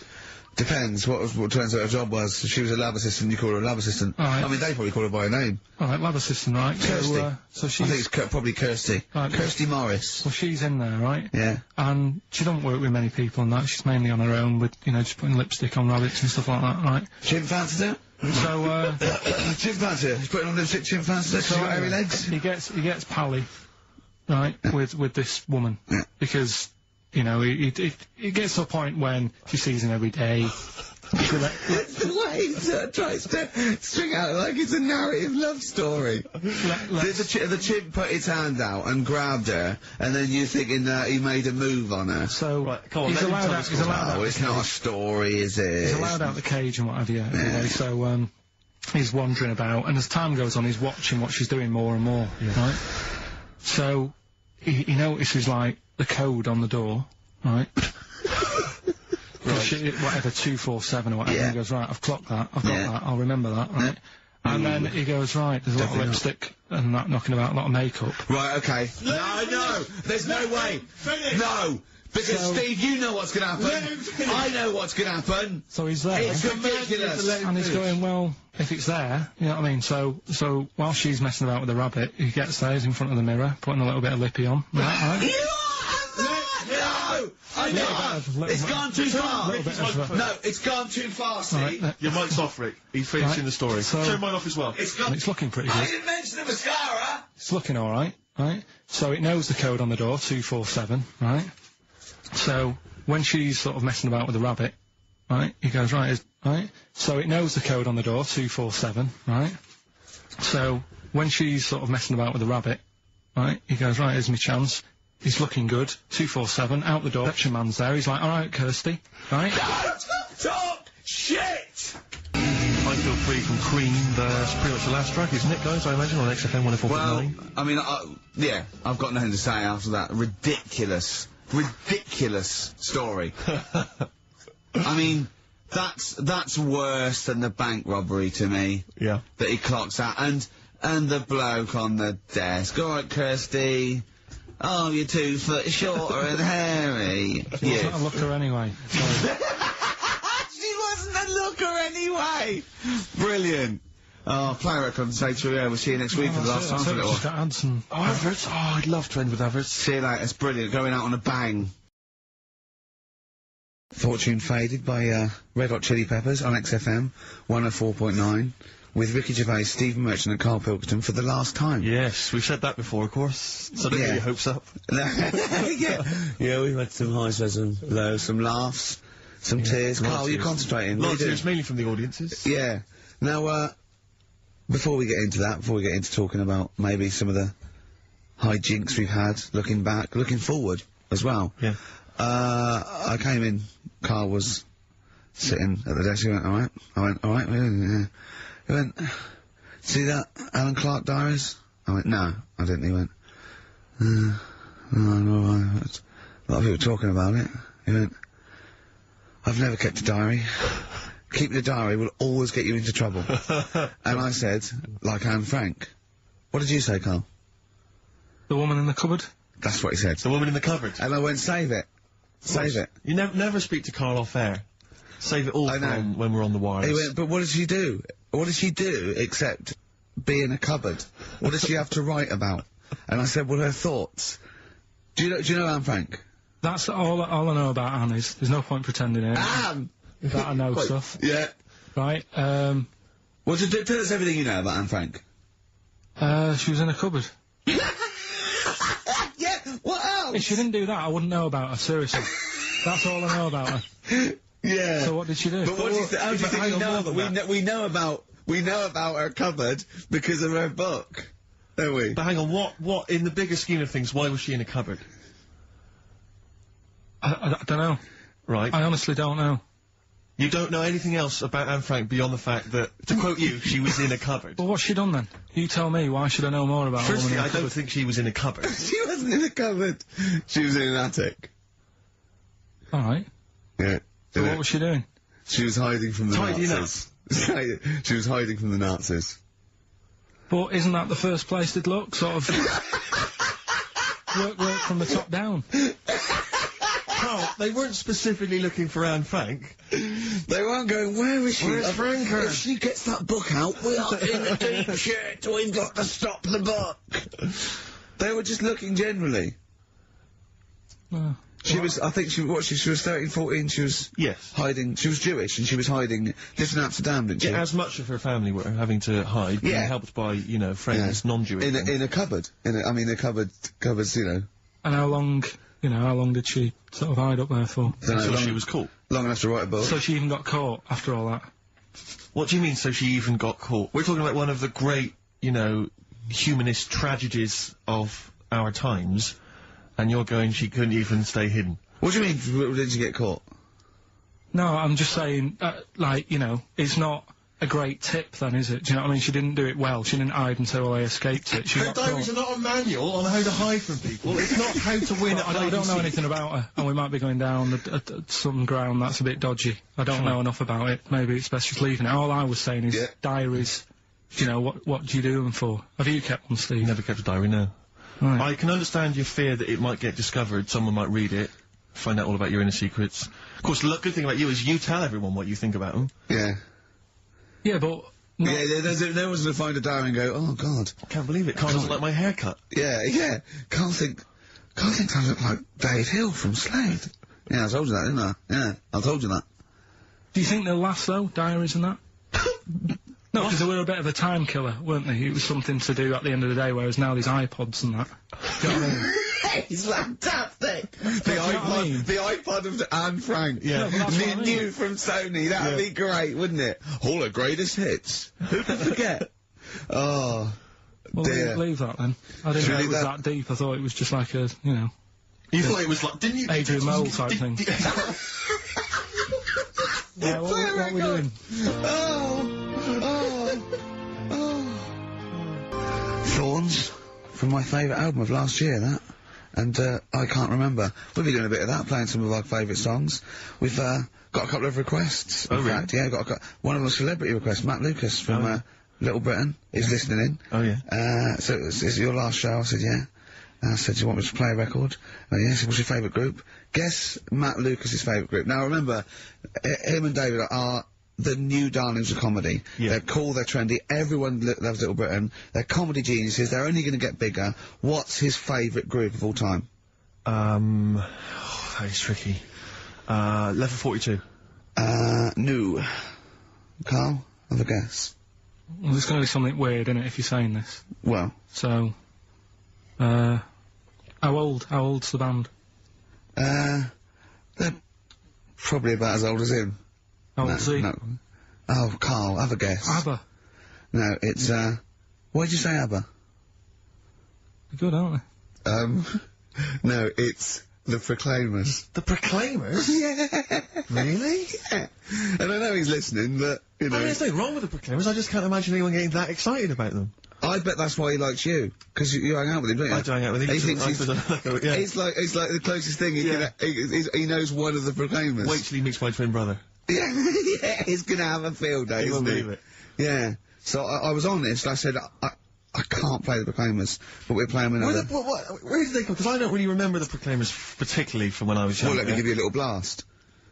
I give a little but in two-part harmony. Of course. That was the main thing. They were very popular for a while, weren't they? I think they had, sort of 3 big hits in sort of about 1980... When was it? Yeah. Oh, I forget. Yeah, 80s. Scottish. They did sing in Scottish accents, which I thought was quite refreshing. They didn't do the fake American thing. No, that was good. Yeah. But again, I just can't imagine sort of being in that. When would I be in the mood to put on a Proclaimers record? When you've run out of Crankies stuff, I suppose. I guess so. Yeah. If you've played all your Crankies records, there's and the Muppets album. Yeah. Pop on the Proclaimers. Sure. Now we were talking before the break about Anne Frank in her cupboard. Yes. Yes. Now, I'm still a little bit concerned that Karl's not quite got his head around Anne Frank's diary. Yeah. It's not like a children's book. It's not like The Lion, Anne Frank and the Wardrobe. No. She doesn't go into a fantasy land when she goes into the attic. I'm just glad that old Mother Hubbard didn't help the Nazis. Sure. Because that's the first place she'd look. Yeah. Isn't it? The Nazis go, we've got old Mother Hubbard. She thinks she knows where she is. Yeah. She's gone straight there. I think with Hubbard, it's like, if I just briefly, you mentioned Hubbard. Now Hubbard goes to the cupboard to get, I can't remember exactly. Her poor dog a bone. She goes to get the dog a bone. But when she got there, the cupboard was bare. The poor dog had none. Is there more to that than because that's all I remember. Is there further verses? Does she finally get a bone? Does she go on an adventure? Oh, what, you mean the second verse is, then she looked in the fridge and realised that's where she kept the bones, and so the dog was laughing. Exactly. No, there isn't another verse. That's all of it. I think so. Oh, when they went to the cupboard to get a bottle of bone, when she got there, the cupboard was bare, and so the poor dog had none. No, I think that's the end of it. I think it's a moral. I think it's a moral that, What's the moral? Well, if you got a dog, keep some bones in the cupboard. Right. Because I always, even as a kid, I remember thinking that it's quite a tragic sort of picture they paint. I imagine maybe she's lost her... It's short, isn't it? It is short. It's over, isn't it? That's amazing. But I always wondered whether perhaps she's had a nervous breakdown. Maybe her husband's died recently. She's just not got any food she in. She doesn't really know what's going on. The dog's, yapping away. Eventually she kind of wakes out of this kind of depressed stupor. She goes to the cupboard. There's nothing there. It's just a really depressing, morbid sort of tale. I don't know if maybe it's originated from something in history. I know that Jack and Jill went up the hill and they fell down again. That's a story about illicit lovers. That was apparently based on that. And obviously Ring a Ring of Roses. It dates back to plague times, so I don't know about Hubbard. Humpty Dumpty, not so sure about this. This is something I remember as a kid thinking, at what point was it decided that Humpty Dumpty was a giant Eggman? I don't know. Because there's nothing in the actual rhyme. There's no actually, it's not Humpty Dumpty, It's not. the Eggman sat on the wall. I don't know. My concern is more I mean, his parents were a little bit cruel, because if you are the Dumpties of, say, Surrey, don't call your firstborn Humpty. Yeah. Because straight away, it's going to be embarrassing for him at school, isn't it? Yeah. I don't know what I'm just saying, I'm trying to go all the girls together. Is that it as well? That's all of it. Oh, and also, I don't mean to be pedantic, because I know it's a children's Is it like an Edward Lear thing, or that's before that, is it? But I don't mean to be pedantic again, but if you've got a giant Eggman and he's fallen into bits, you know, all the King's men, fine, they're there, they can piece that together again. Don't send horses in. No, because that's just a whole eggy, horsey mess. Enough. They're going to make it worse. They're just going to be standing on it. They are going to make it worse. It's not a great idea. Standing on it, get the horse out of the way. No, he's definitely not. But again, maybe I'm sure some of the, you know, the mental people... Is it pre-Lewis Carroll, or... If it's Lewis Carroll, it just came with the illustration. I guess so. He gave it to someone to illustrate. Go, illustrate Humpty Dumpty. He goes, we've made him an egg. Yeah, a sort of egg with eyes and a face. Yeah. I mean, I suppose, because the moral of that is, if you're fragile, if you're an enormous egg, Mr. Dumpty, get down from the wall, I'll be fine. Yeah. Because, I'll tell you what, there'd be no medical... way to happen. Yeah. Frankly. I don't know, Karl, what was your favourite nursery rhyme when you were growing up? Didn't really do that much reading as a kid. Are you joking? You surprised me. You're joking? What's the one with, loads of people in a bed? What's that one? Oh, there was one of the bears and the little one said, roll over. Yeah. No, because that's not really even got a story to it, is it? That's but just... hold on, though, I'll stop you there. It doesn't even say people. It says there was 10 in the bed and the little one. Little what? They could be anything. I don't know what they are. Roll over, and they all rolled over and one fell out. There was 9 in the bed and the little one said, roll over. Now, where is the little one in the bed? I don't know, but worse than that, what has he got over the other 9? That he can demand they roll out the bed. And why is no one getting back in? Yeah, they're just lying on the floor. We're here now. Yeah. I don't know. How does that end as well? Where's that going? It goes on, there was one in the bed, and the little one said, again, he just says, presumably he's telling himself to roll over. Yeah. There was one in the bed, and there was a roll over. So he rolled over, and one fell out, that's him. That's him. There was none in the bed, and the little one said, roll over. So now he's calling the shots, presumably laying on the pile of other... They're just still rolling around. I don't know, Karl. We've got to look into this. If anyone knows why Dumpty was an egg, if Hubbard eventually found a dog a bone, and what was the little one doing? What did the little one think he was doing, for God's sake? When I saw my dad last year, he was telling me about a fella who's got some clothes you can see through. What's that one? You don't mean the Emperor's New Clothes? Yeah, what's that one about? Well, that's a genuinely good little parable, that. Yeah, because it's now used for people who are scared to sort of slag something off because it's sort of like really cool and they don't want to be the one that shouts it, and then one person goes, hold on, very briefly, Karl, very briefly, the king wants some new clothes, right, he's the king, he goes, who's going to make me some new clothes? Various people come to me, says, I don't like that, it's not interesting enough. One guy, who's just a bit of a con artist, he comes along, he goes, I've made you this magic suit, look, and it's nothing. He goes, put it on, the king puts on nothing, because there is nothing, but thinks there's something, because, you know, he wants to buy into it and everything. And he goes, it's the finest stitching, he goes, look at it, can you see it? They have to say, only a genius can see how good this suit is. And the king goes, yeah, it's brilliant, yeah. It's great. And he goes out, and just, is it a woman or a little kid? Well, everyone's applauding it, they're going, you look great, even though his tackle's hanging out, he's nothing. Even though he's got a king-size, sort of like, bit of meat and 2 veg, wobbling, dragging down the street. Exactly. And then one little boy goes, he's not wearing anything. The king is in the Altogether. Know that one? So, well, did anyone else buy one? Or was... Okay, play a record. Play a record, Karl. Play a record. Karl, just play a song. Jesus. Travis, writing to reach you on XFM 104.9, alright? Couple of emails here, try and respond to our requests for nursery rhyme related information. Oh, go on. Nikki Williams says that she was at infant school and she had a nursery rhyme book, and in the book, and this may just be the illustrations, but apparently the 10 in the bed in there were small baby monkeys, which you'll be loving, Karl. But again, I suspect that might just be the illustration. Yeah.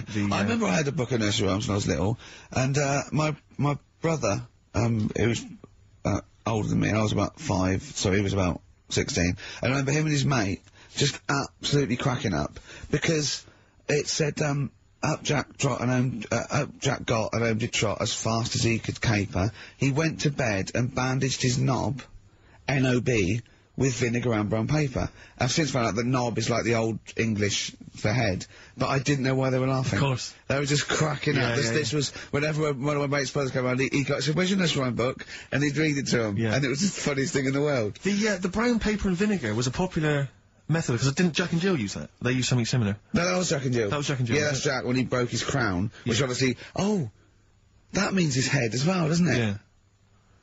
Yeah. Yeah. So he's fractured his skull on a sort of like an outcrop of rock. Yeah. And then, Is that still used, the brown paper and vinegar? I don't think it is. I don't know, maybe in Manchester they're still using that, I'm not sure. Yeah. Tracy and John Burton say that they, reckon Humpty Dumpty was actually a cannon that used to sit on the walls of the castle, in Colchester, where they lived. That makes sense. Yeah. That would make a lot more sense. on a wall. I had a great fall, things couldn't put them together in. So, he had oh, they broke the cannon, or it meant it exploded. Maybe the cannon fell apart. Because people used to get blown up by cannons, just doing it wrong, didn't they? Sure. Which is hoist by your own petard. Right. Where that comes from. Right. Coming back and blowing up in your face. So that makes slightly more sense, because you would want to send for the King's Men, then. Yeah, and the horses. I think the horses just came along anyway. Well, that was quicker. Sure. The quick King's Men, it took them about 3 minutes, with the horses there in about a minute. Yeah. So, but I mean, if it blew up, there's nothing I could do. Yeah. So we got to the bottom of that. See, the educational, Karl. See, this is real education. You know what I mean? It's got a bit heavy though, doesn't it? What, Humpty Dumpty? Yeah, it has got a little bit heavy. Let's dumb it down a little bit. What do you want to do? Mary, quite contrary? We're doing Rockbusters in a bit. Hang on a minute. What? Before you even get to Rockbusters, oh, man alive, there are loads more verses to Old Mother Hubbard. Are there? I'm going to digest these while we play the ads, and I'll see if there's any salient information I can give you afterwards. Brilliant. Delays. Long time coming on XFM 104.9. With Ricky Gervais, Stephen Merchant and Karl Pilkington for the last time. XFM 104.9. Sad. We've established that Hubbard went to the cupboard, Rick. Yeah. Get the dog a bone, the cupboard was empty. Yeah. As we all know. And So the dog didn't have any. End of story, so the dog didn't have any. Well, no, wait. Go on. It turns out there's what appears to be something like 15 other verses. Not really. Unbelievable. I'm not going to go through all of them, Rick. Right, any information? Well, basically, I can tell you straight away that the dog initially had none. Yeah. She went to the baker's to buy him some bread. When she came back, the poor dog was dead. Right, you're pretty upset about that. Yeah. She went to the joiner's to buy him a coffin. When she came back, the poor dog was laughing. I don't know what he's up to. Right. She took a clean dish to get him some tripe, but when she came back, he was smoking a pipe. I mean... So the dog was winding her up then at the beginning, being dead. I mean, he's pushing his luck. But especially if she's already depressed. But, do you know, if I was that dog, right, and I live with Old Mother Hubbard, right, all that faffing around, I'd be going, I know there's no bones in the cupboard, right? What do you mean you're going to get me some bread? I'm a dog. Yeah. I'm not interested in bread. Get me some hamburgers. Yeah. So, I think I'd start winding her up. She went to the Owl House to get him some beer. When she came back, the dog sat in a chair. See, I just said the dog had turned queer. Yeah. Make it rhyme, beliefs, and also get a little, you know, he's smoking a pipe, he's having a laugh. I'm beginning to wonder He's bent. I'm beginning to wonder if this is based on fact, though, in any way, because she went to the grocer's to buy him some fruit. When she came back, he was playing the flute. He's gay. No, it is the flute, it's not, now this, I didn't even know there was a goat involved. She went no. She went to the tailor's to buy him a coat. When she came back, he was riding the goat. Yeah, there you go. Dirty little, what? She went to the hatter's to buy him a hat. When she came back, he was feeding the cat. I mean... I can't believe it. So I'm thinking the pipe's a crack pipe. Hang on a minute. I think the gay thing's beginning to stand up. Go on. She went to the barber's to buy him a wig. When she came back... He was having a frig? He was dancing a jig. He's dancing a jig. You're dancing a jig. He's dancing a jig, smoking a pipe, shagging a go. This is a bit of a left field one, though. She went to the cobbler's to buy him some shoes. Why does he need shoes? I bet they're high heels. Wait a second, though. She went to the cobbler's to buy him some shoes. When she came back, you're never going to believe this. What? He was reading the news. Brilliant! She went to the seamstress to buy him some linen. Again, don't know why. When she came back, the dog was a-spinning. Yeah. She went to the hosier's to buy him some hose. When she came back, he was dressed in his clothes. Yeah! Why did she want to This is the big payoff that we've been building to. Right. The dame made a curtsy, the dog made a bow, the dame said, your servant, the dog said, bow wow. Right. I mean... Okay. You know...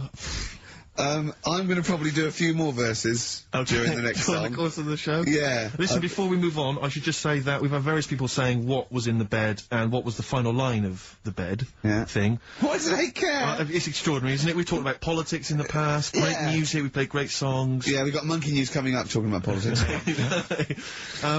But Danny's said that apparently it ends with one in the bed, little one said good night. Because he was all happy, he had the bed to himself, and there's nine of his mates piled on the floor.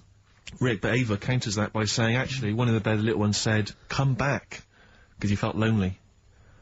So... We're never going to get to this. I don't know, Rick. This is the same as the Kennedy thing. There's loads of different opinions. Conspiracy theories. I know, we don't know what's going on. Bit of Jimmy Webb, big go. Jimmy Webb, Galveston.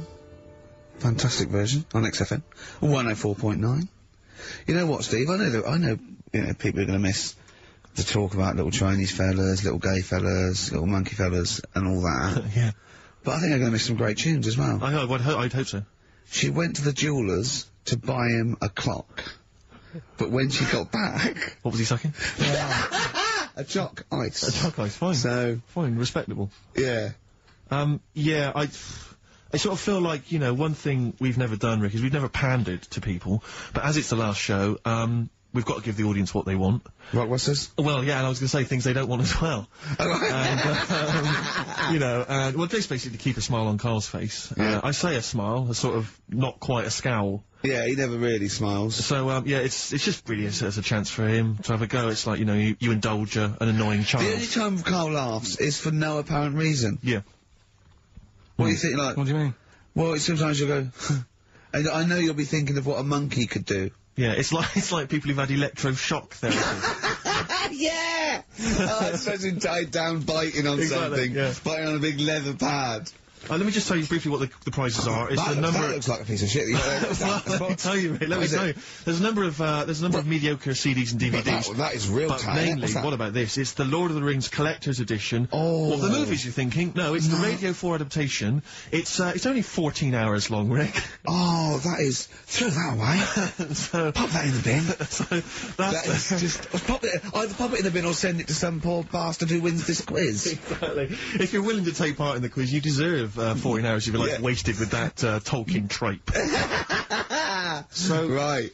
Yeah, what are the clues then, Karl? Right, as always, just, you know, cryptic clues and that. Initials of a band or an artist, work it out, win the stuff. Yeah. Email only. Yeah, Ricky.Gervais at xfm.co.uk. First clue is as follows.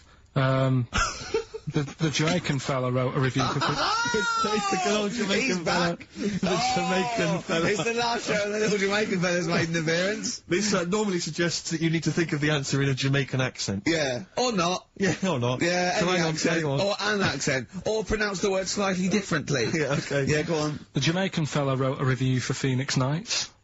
Alright? Yeah. DC is on the initials. DC? D for Derek? Yeah, okay. DC. The Jamaican fella wrote a review for Phoenix Nights. That's the first one. Second one. Three of them. Second one is, we should all vote for Paul Daniels, David Blaine, Copperfield, The Great Soprendo, Tommy Cooper, and Darren Brown. We should all vote for them. Why is that? What was... I've just got the first one. E.S.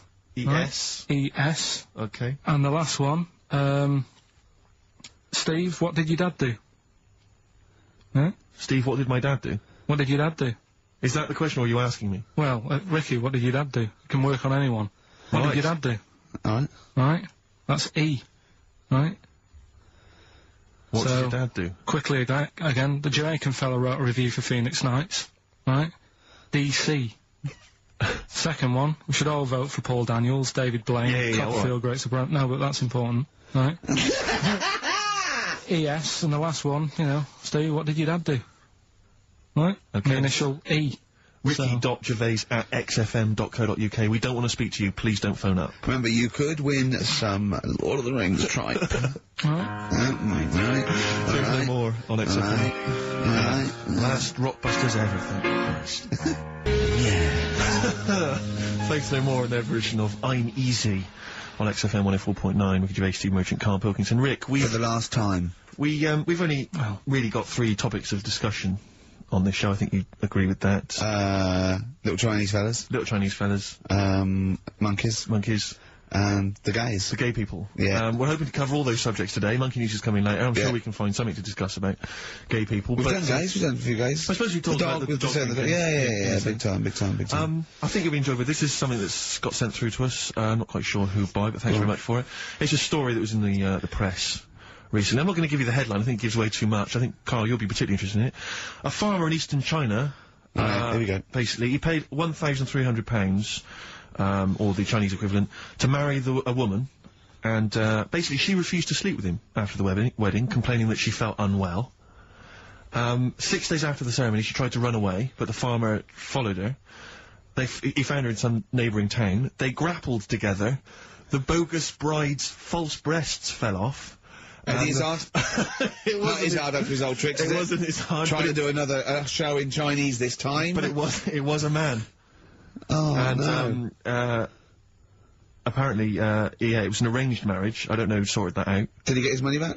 I think men are cheaper than women, to marry in China, I think, on this. But, yeah, I mean, you've got to be pretty simple not to realise that the person you're marrying's a bloke, surely.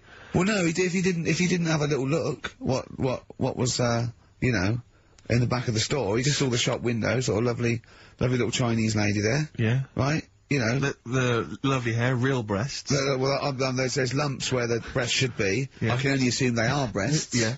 Right? I'm not, you see women walking around going, what are they, breasts, or are they, stealing sort of grapefruits? No, but wouldn't there have been a lot, I mean, wouldn't there be quite a sort of long initiation period when they first get introduced and so on? Not if he put his money down. He came and they said, right, I want a bird quickly, here's a grand. Sure. Get me one. They're not going to say, do you want real breasts, or they're just going to assume. Sure. Yeah, here's one. Yeah. Little Chinese. But who is he paying? Where is he buying this woman from? For the Chinese lady shop. The Chinese lady shop. Yeah. Sure. So, yeah.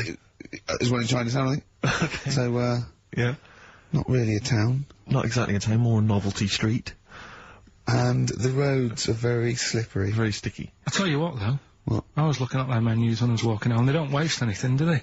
Why? Duck's tongue on the menu. Yeah, but it's better when you say it. Alright, duck's tongue. A duck's tongue, really? You sure that wasn't the proprietor? Coldplay, warning sign on XFM, 104.9. Karl, look at that. What is it? What is it? An apple. Right, okay. What am I doing to it? You're messing with it. Yeah, and what's happening to it? It's gone up a bit. Yeah! Would you kiss it for 100 quid? No. 100 quid. Would you just kiss it? No, I wouldn't. Why? 100 quid? What are we doing this for? I think I read this same feature on Wogan, I'm not sure. Seriously, Karl, I'm intrigued to know, how much would you have to be paid to kiss Ricky's nipple? Not suck it or lick it or anything like that. Just, like that, just on the nipple. £5 grand. £5 to kiss my nipple? Well, if you do it for 5, you do it for 1. £1,000 cash to kiss my nipple. No, I'm not doing it. You're joking? £1,000 to kiss my nipple? Come on, it's the last show. No, I'm not doing it. 2,000. If you had the money there, and, like, if you had it there now, I might do it. For what? I'm not doing it. 500 quid? No. It's not taking it down. What's happening to... £2 grand. £2 grand? So you've gone down from 5 to 2 straight away. Look. Steve, what's going on? I seriously think I'd like to see you kiss his nipple for 2 seconds. It's not going to happen, is it? So...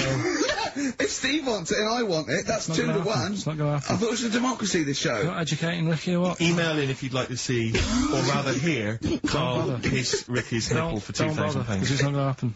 Come on, Karl. Right. It's not like it's Jono's nipple. Next. Next. Okay. Would you kiss this for, right, okay, wrong, but no, what are you doing? What are you doing educating Ricky? Do you want to set that Why were you looking, by the way? Why were you looking at that? You didn't have to look at that. We're doing... Go on. Right, this is when I teach Ricky stuff. Just give him some headlines to sort of tease him into what's gone on this week that you might want to know about. Yeah, go on. Is that important? Yeah. Right, you got that? Headline one. That'll be something to do with ants. So, where there's a way, where there's a will, there's a way. Right, okay, that'll be something about sucking mints. Hook, line, and good thinkers. God. Okay. Right, so which of those are you choosing? I'll have the, is that important? What, you want to do it now? I was just gonna leave it. Come on, let's do this one now, yeah, come on. It's Christmas Eve, open one, come on. You know I don't like anteaters. Why? Okay, so I should just point out to people that as far as Karl is convinced, the stories that he's about to relate are absolutely 100% true. Yeah. You be the judge of whether He's seen them on the internet, of course they're true, go on. Anteaters, yeah. Why don't you like them? I've told you before, I just don't, sort of...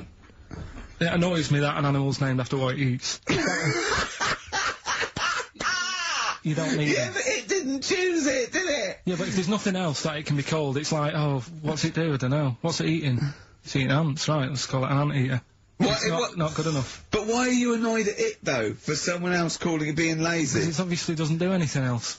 Do you know what I mean? But what do you want to be called? The Chartered Surveyor? Well, whatever, just a proper name. What's the proper name? Well, I'm just saying... But tell me an animal that's a proper name to you. Beaver. That's pretty good. Why is that a proper name? It doesn't matter anyway, I don't understand what they're about. You and anteaters have got issues. Right, okay. Sometimes I genuinely don't understand what his thought processes are. Go on, right, okay, an anteater. You don't like anteaters because they just eat ants and that's what they're named after. Go on. Do you know that an anteater can stick its tongue in and out 160 times in a minute? No, didn't know that. Right. Okay. Okay.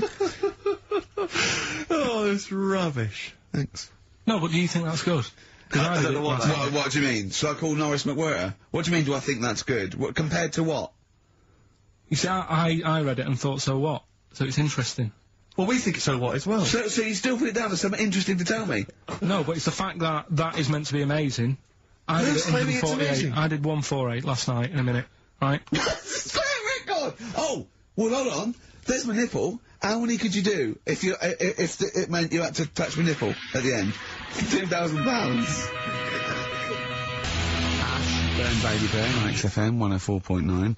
We do talk twaddle. Oh, God. I mean, I don't know why we haven't got complaints. We haven't got any complaints, have we? No We've had one. No one listening. No, it must be that, because Kilroy, he's probably got a big show, and it's all over the place. Yeah. You know, mind you, you know, I'd be annoyed if he'd have said that about me. Yeah. But he's got to be careful who he annoys, because he will end up having to move him with Salman Rushdie. Do you know what I mean? Is Salman, is he still on the run? No, he's out. I've seen him twice. I think he's out all the time now. I bet his flat's a pigsty. Sure. It was not neat when he was living with 400 CIA people and a couple of...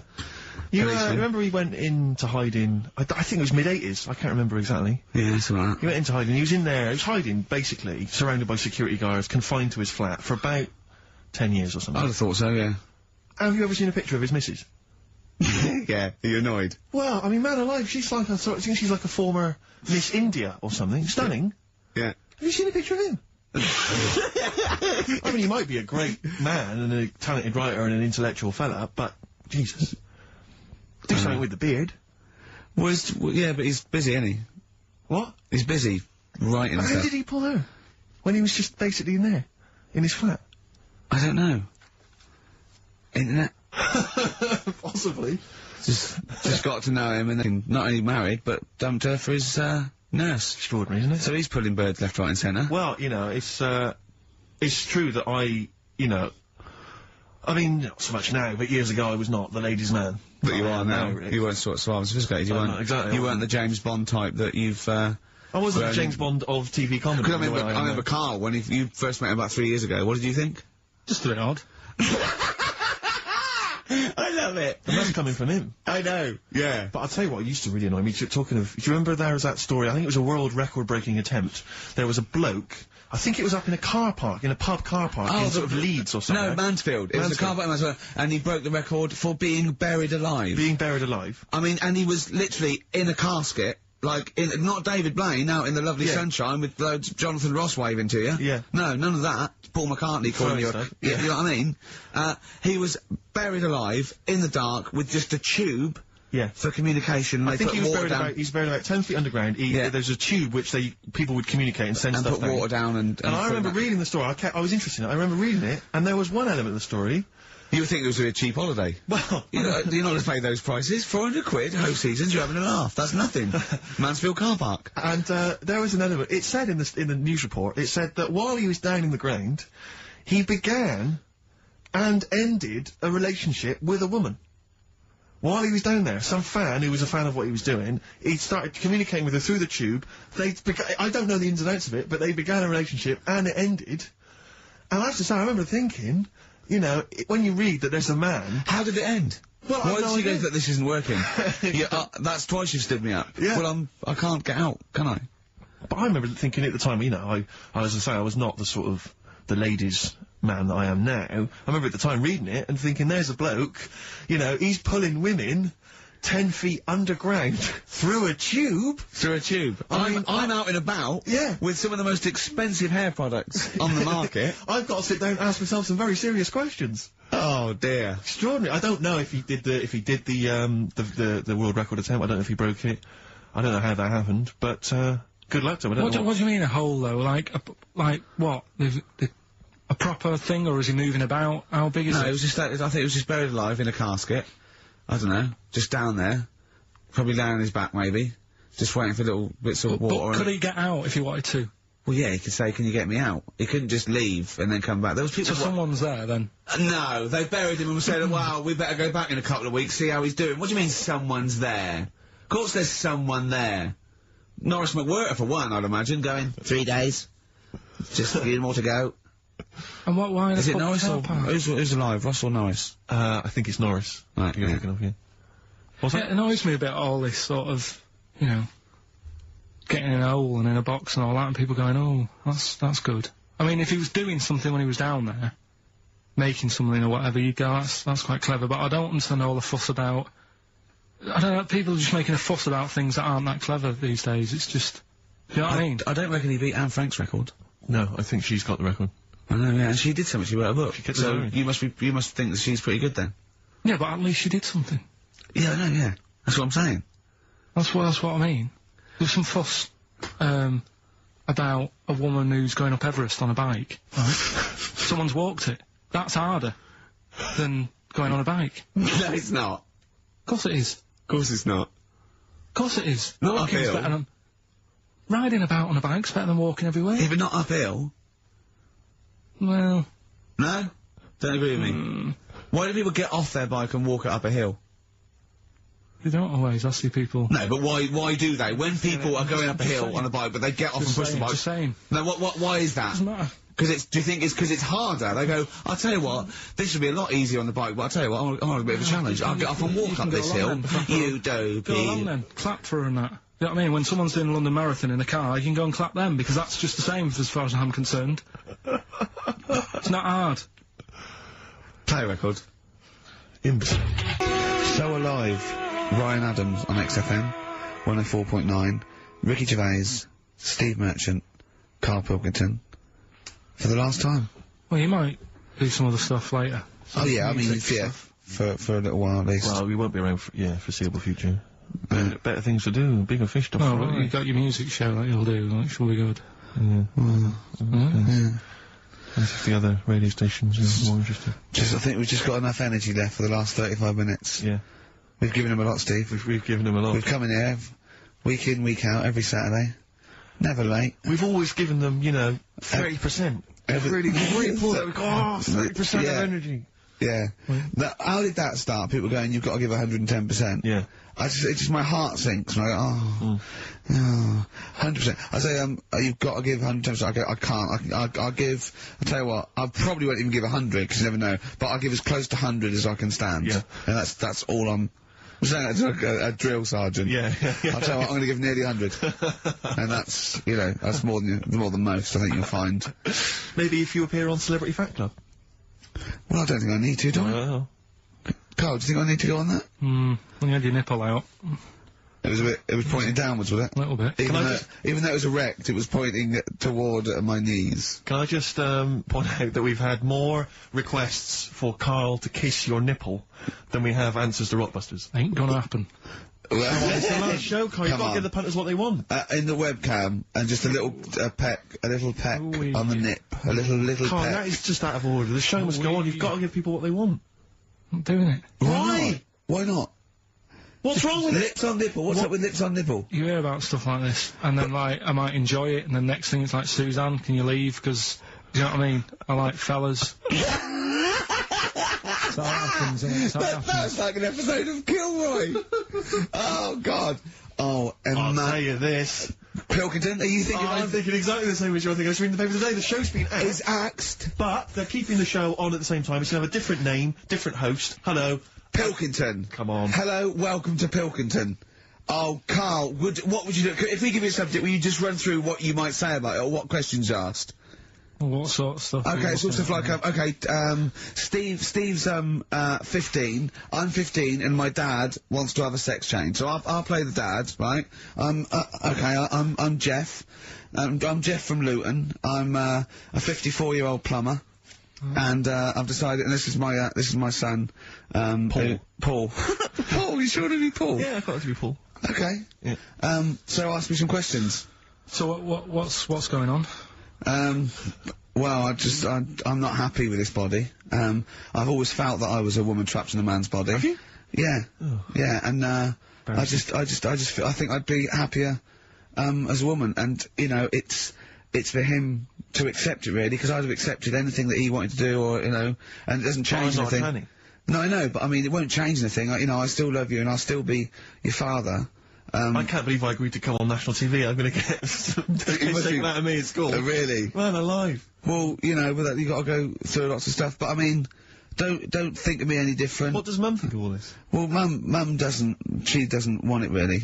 But I mean, I'm not going to throw away the knob and bollocks. I'm going to keep that for her in case she ever wants to use that. But I just don't want them attached to me. I'm going to have them off. I'm going to have some lovely pair of tits put on, and a nice little minge down there. But it doesn't. But I'm not bent. I still fancy my wife and that, and you know. Okay. Well, thanks for coming in today. Yeah, brilliant. That's your audition for Pilkington. Well, what can I say? I'm not a doctor. Right. But what would you want? Come on, ask me questions about what? Discussion that I'm upset with my dad because he wants to become a woman. But we say stuff like, well, dear, but you mean you've had a son and he's going through an awful day. Should you think of him? Shouldn't you put his feelings? Should you think of your son before you go doing that? Yeah, but if I'm not happy with who I am, how can I live a lie? I'd go through my whole life living a lie just because he might go through a little bit of embarrassment. You know, he's old enough to realise now that you know I love him, and I just need to have some tits and a minge on me. Well, thanks for coming in. Oh, Christ almighty! Well, what play a record? I'm not sure Buster's answers. Let's see what Buster's answers. Rubbish. I don't want the gig anyway. Like they were seriously considering him. Thanks for coming in! Brilliant! Go on. Did I tell you my dad's always been asked to go on that? Why? He's always been asked to go on. Is he a woman trapped in a man's body? No, they want to talk about you. So was it disappointing? Go on. Anyway, Rockbusters, right? Right, first clue was, Jamaican fella wrote a review for Phoenix Nights. Yeah. That was the cryptic clue. The initials were DC. Yeah. What is it? Come on, no, you tell me. It's Define Comedy. Alright? Define Comedy. It's a divine comedy. What Alright? is that? That's just do the accent again, do the accent again. Oh, it's just divine comedy. What are you talking? That's do it again, do the accent again. Do it again, you've got the answer, it doesn't matter, let's move on. Right? Second one. We should all vote for Paul Daniels, David Blaine, Copperfield, Great Soprendo, Tommy Cooper and Darren Brown. Why is that? ES were the initials. Go on. Elec, Trick 6. Right? What? Elec, Trick 6. It works, so don't say it like that. I don't know what it means. Right, well, there's 6 people there who do tricks and that. Right, I'm saying we should vote for them, so you elect them. Yeah, but he said elect. Yeah, Electric 6. No, elect though. Elect's not a word, is it? And the last one, I think elect's a word, elect. Steve. You don't mean Alec, do you? It's not Alec Park. You're not trying to do Alec Park, the one. Third one, Steve, what did your dad do? I don't know. That was E. Could work for anyone, it didn't have to be Steve, right? That was, Erasure. Right? Erasure. Erasure? No, it doesn't work either. It doesn't work either. No, it doesn't work. Doesn't work. Who's the winner? None of them work. None of them work.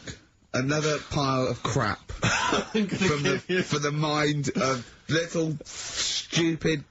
I'll give the prizes dopey little... I'm going to give the prizes to Martin Williams from Flintshire. I don't know where Flintshire is. He says that he's promised to listen to the Lord of the Rings, and by listen he means sell them on eBay. Yeah. So, thanks for coming in. Stupid, the end of Rockbusters, from the stupid little... shitty brain, I'm going to say it, of Pilkington.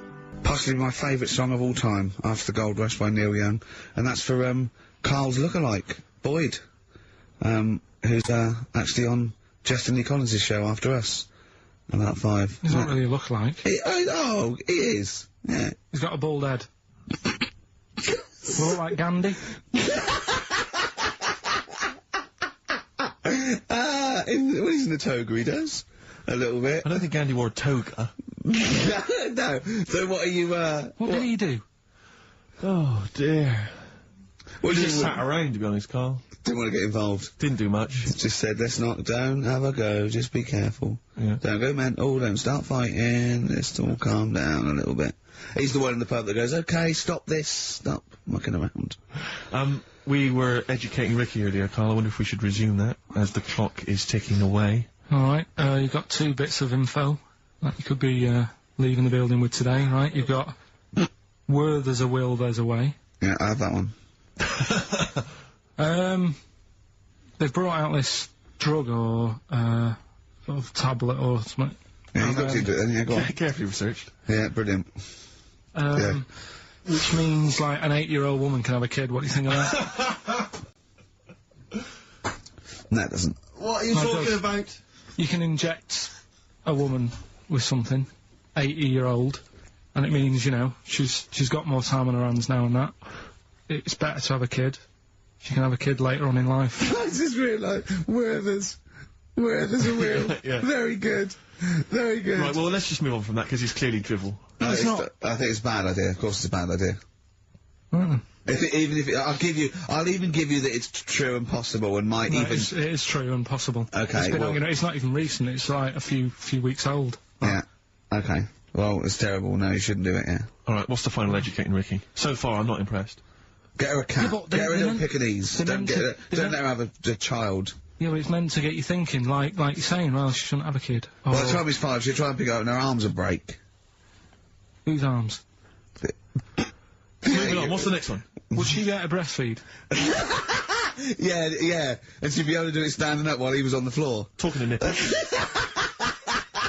Come on. There's a lovely juicy pair over there. Okay, I think this is the last show. People should actually phone in and speak to Karl and try and convince him. Forget that. Yeah, what's the number, Steve? Forget that, we haven't got time. Yeah, he hates answering it. We'll do it during the record. Phone in if you want to speak to Karl, if you have a number. Call in, try and convince Karl to kiss a little nipple. Don't want to. Yeah. Right, what are we doing? Are we, What's the last educating Ricky? Come on.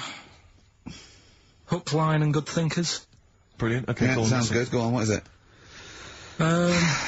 They've found a lot of fish with 2 heads. What do you think of that? Well, don't know. What do you mean they found a lot of fish with 2 heads? Who else? They've been messing about, basically, these scientists and stuff, and they've said, look at this we can do. And they're making loads of fish with 2 heads. They can do it now, and they're saying, that's good, isn't it? Do you know what I mean? Alright, play record then. Yeah, but what do you think? I think if they can do that to fish, they should try and do it to you, and then at least you'd have 2 brains to work with. Yeah. And we I'd love you arguing with yourself. And you end up you're walking on the street, but you're just headbutting each other. Just cracking heads in the middle. Squeezing fun you'd have, really. I wouldn't know what to do. I'd bang them together. It'd be like one of those knackers you used to have at the playground on the string. I'd just whack them together. I hit your head on the window, didn't I, to see what the noise meant today, didn't I? Yeah. Just if I had 2 heads, right? Would I be able to sort of do shifts? Do you know what I mean? Say if this is a start or something, they're trying it out with fish and that with 2 heads. You'd be 2 different people. You can't think like you're one. It doesn't make sense. If you had 2 heads, you'd have 2 brains. You'd have, you know. Well, that's all right. But say if we did the same job, well, we'd be doing the same job. Yeah, you could. So you could say, right, you work through the night. You'd take it in turns to do your job badly and moan about it, yes. It'd be fine. He's giving it some serious thought. I know, yeah. And so's his other head. Yeah. But also, they're saying there's, like, a fish shortage. And I was wondering whether they're doing, like, they're trying to make that better. Do you know what I mean? So yeah, well, as the head is a bit you throw away, it'd be perfect. No, but when they do a head count like they do, that's what they do. They do like they count fish. They get fish. But okay, just end the line. 1, 2. I think you'll find we're 1, sir. Don't answer back. Rick, I should just point out that I feel... Don't answer back! Come on, I think Karl, has offered nothing there. I think those educating Rickies were appalling. And the only thing that would redeem the show is if he kissed the nipple. Kiss the nipple phone in if you want to speak to Karl. If you know the number, call in and try and persuade Karl while this record's on. Well, that's the phone, Phones are still going mad. Answer one. Just put someone there. Kings of Leon, California waiting. He was rude. He's so rude to people. They phone up and they say, "Oh, kiss his nipple," and he goes, "Yeah, right," and he hangs up on them. Answer the phone. Come on there. Answer the phone and be nice to whoever it is. Be nice to them at least. Putting people on the air. Hello. Carl. Yeah. Speak to Karl. What? Why don't you speak about that human monkey that was on the other day? Old news, man. How long have you been listening? Can we forget the monkeys? What do you think of his nipples? Alright then, just kiss his nipple then for... I'm not going to kiss his nipple. I'd do it 500 quid easy. Would you? Yeah. Well, why? Why do you want me to do it anyway? What are you getting out of that? Oh, come on, mate, 500 quid. It's worth it. Yeah, but... He's got the money. You'll probably get more out of him if you want.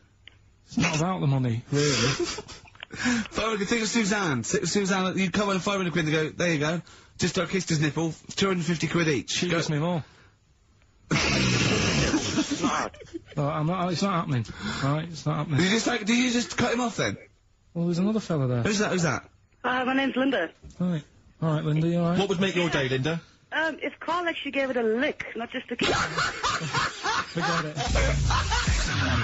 If you're on XFM 104.9, pictures of you, and it's Ricky Gervais, Steve Merchant, Karl Pilkington hosting the final show. Exciting. Which means the last film quiz. Karl puts himself in a film. Claire's on next week, by the way, and then, Adam and Joe. Then Adam and Joe. Brilliant. Adam and Joe coming back. So excellent. They're excellent. Right. Matt Lucas said he'd do a show. Give him a call, and maybe him and Dave Williams. Yeah. Big things with us, huh? Might do that. Yeah. Very good, wouldn't it? Yeah, it'd be alright, yeah. Right, the film thing. This is when we get, like, a film, and, I'm in it, right? So I'm doing, we talked, you know, a bit about gay fellas and that today. Yeah. So we're doing, When Harry Met Barry. Okay. Alright? Yeah. And listen to this, and then there'll be a question at the end, and you can win some more stuff. We've got DVDs. Some more shite. Some more good CDs and DVDs and that. Alright, let's hear it. So, When Harry Met Barry, right? We've got 18 hours to kill before we hit New York. Oh, yeah. Brought a few books just to kill a bit of time on the journey. When I buy a new book, I always read the last page first. That way, in case I die before I finish, I know how it ends. I read a book like that once. Not on purpose, though. It's just that all the chapters have been put in the wrong order, so it's a bit annoying. Got to chapter 1 before I realised. Are you finished now? Yeah, I bought another copy of it and read it in Lanzarote. It was alright. Good read. Listen, we're only staying in New York for a couple of days, aren't we? Because the place does me head in a bit. Oh, really? Yeah, it just stinks, doesn't it? It's a really dirty city. It's noisy. It's funny, the people who live there call it the city that never sleeps. I'm not surprised with all the noise. I couldn't agree more. Listen, I know you're gay in that, right? What is the attraction with New York for you lot? What? Because it is like the gay capital, isn't it? They all love it. Even that Rod Stewart song, you know, that Killing of Georgie, that was set in New York, wasn't it? Yes, it was. Yeah, well, that song was about a gay fellow, wasn't it, who moved to New York and ended up getting beaten up. Not a great advert for the place. You keep going there. Weird. Actually, I know why you like it. It's because it's a city that never sleeps, isn't it? You lot like going out late. You sort of run your life at a different timetable to everyone else. Are you finished now? No, I'm not being funny. I'm just saying. Just don't think you should live your life like that. Why not? Don't start getting angry. I think I'm entitled to throw a little anger your way. Especially when I'm being told how to live my life. Yeah, you're right. It is your life. And that's what I'm saying. Don't be dragging me into it. What? Well, you know I'm not gay, so why did you buy me a butt plug for my birthday? I'm not going to use it. What do you want me to do about it? I take it back, okay? I take it back. Right.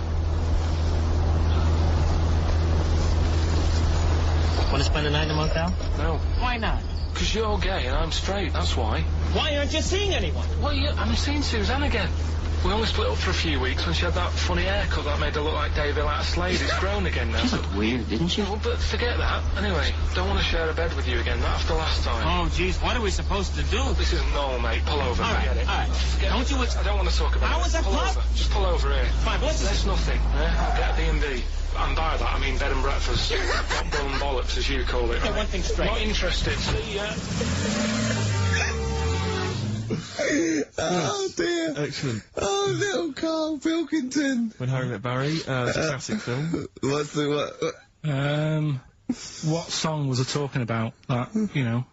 Yeah, we New know. York What song? and stuff. Yeah, we got song, yeah, okay. Artist will do, or the song title, whatever. Yeah, okay. Email only ricky.gervais@xfm.co.uk. We can squeeze in a tune, and then I hope... Monkey final News. Monkey News. Oh. Oh, what tune have we got? How long is it? 3 minutes. It's a nice one, though. Brilliant, brilliant. Bit of Amy Man. Fantastic. Red Vines, Amy Man. We'll be playing some of our favourite tunes, and after Monkey News, Justin E. Collins, we're going to leave you with one of our mutual favourite tracks of all time. We won't say what it is yet. We won't say what it is. It's a little surprise. Then Justin E. Collins is in, with little Boyd Hilton, Karl's twin brother. The answer to Karl's quiz question. Karl, what was the question? It was, what was the song that I was talking about in that, Harry Met Barry. Yeah. With Billy Crystal, The Killing of Georgie. Yeah, Rod Stewart, Rod good Stewart, song. and Stephen Farron from Essex wins another, DVDs and stuff. Tat. Right. Alright, well, this is the final one. Play the jingle. Oh, chimpanzee, that Monkey News, you Right, well, this Monkey News story, right, it's about, this fella, a couple of fellas in Texas. Yeah. Sort of running a farm. Yeah. Right. Just they're definitely fellas. Well, how tall are they? No, Can we just Okay, they aren't human beings. These two are human beings. Time's against us. They're running this farm and that. And, anyway, so they're outside getting the cattle. And he turns round, right? It's just that cow's... Couple of monkeys walking about. So he knows what's going on, right? So anyway, so it's in Texas. They don't know what to do with the monkeys. There isn't a zoo. It's fairly barren there, isn't it? You know what I mean? Not much going about. So the other fella who runs the farm with him said, look, we need a bit of an hand. Right? So, said, let's teach them some stuff. And the monkeys were happy with that, because they were lost anyway, right? So they had They had nothing to do. They were bumming around, they were looking for work. They'd hired a motorhome. They'd gone out of their way. Maybe it's like the Hulk. They were like Bruce Banner wandering around going, I need some work. You won't get angry, will you? So anyway, right, so they taught these monkeys how to ride a horse, right? So they've both got a... Sorry, you're sure Charlton Heston's not going to pop up? You're sure you weren't watching a video last night and thought it was a documentary? They've both got a horse each, right? They've been given, like, a little lasso and all that business. Don't talk shit, Karl. So, anyway, it's going well, and it carried on for about 2 years, this, right? It's like, you know, rounding up the cattle every night and all that. Yeah. So, the two fellas are chatting, going, it's worked out well, hasn't it? Well, if there's a hostile takeover, and they sort of, like, buy up 51% of the shares or something... So they said, for this to continue, the monkeys are getting old a bit now, we need a little woman monkey in here to sort of get some kids going for, like, the future farm people, Forward planning, yeah. So they get a little woman monkey. They decided to only hire monkeys from Ireland. Why not? It's working. Why mess with something when it's not broke, right? So they get the little woman monkey in. They have kids and all that business, right? But the problem was, right, when they first got the woman monkey in, it was like, well, which one's gonna have the woman? Right? So they started sort of fighting a bit and what have you. But because they'd seen the owners of the farm with, like, guns and stuff... Don't tell me the baby monkeys didn't want to go into the family business, one went off to be a lawyer. They had a bit of a shoot-off. Shut up! They got 2 monkeys, right? And don't stop! Because they'd seen the owners with guns and what have you. Yeah, no, that sounds... So they had a bit of a shoot-off. Yeah. That's how they sorted it out. And who won? I think it was George. The one called George. Right. So I think they had 17 kids. The farm's still running. So that's like the last little monkey news. Good little Rick, happy ending to that one. If you were to rub your nipple against his lips while I held him down. Right, come off it now. Come on. No, I'm not doing Bruce Springsteen, Thunder Road, last track on XFM's Ricky and Steve. You can check this all out on the webcam. I've got fingers. Get his arm out of the way, get the arm out of the way. This happened on Scum.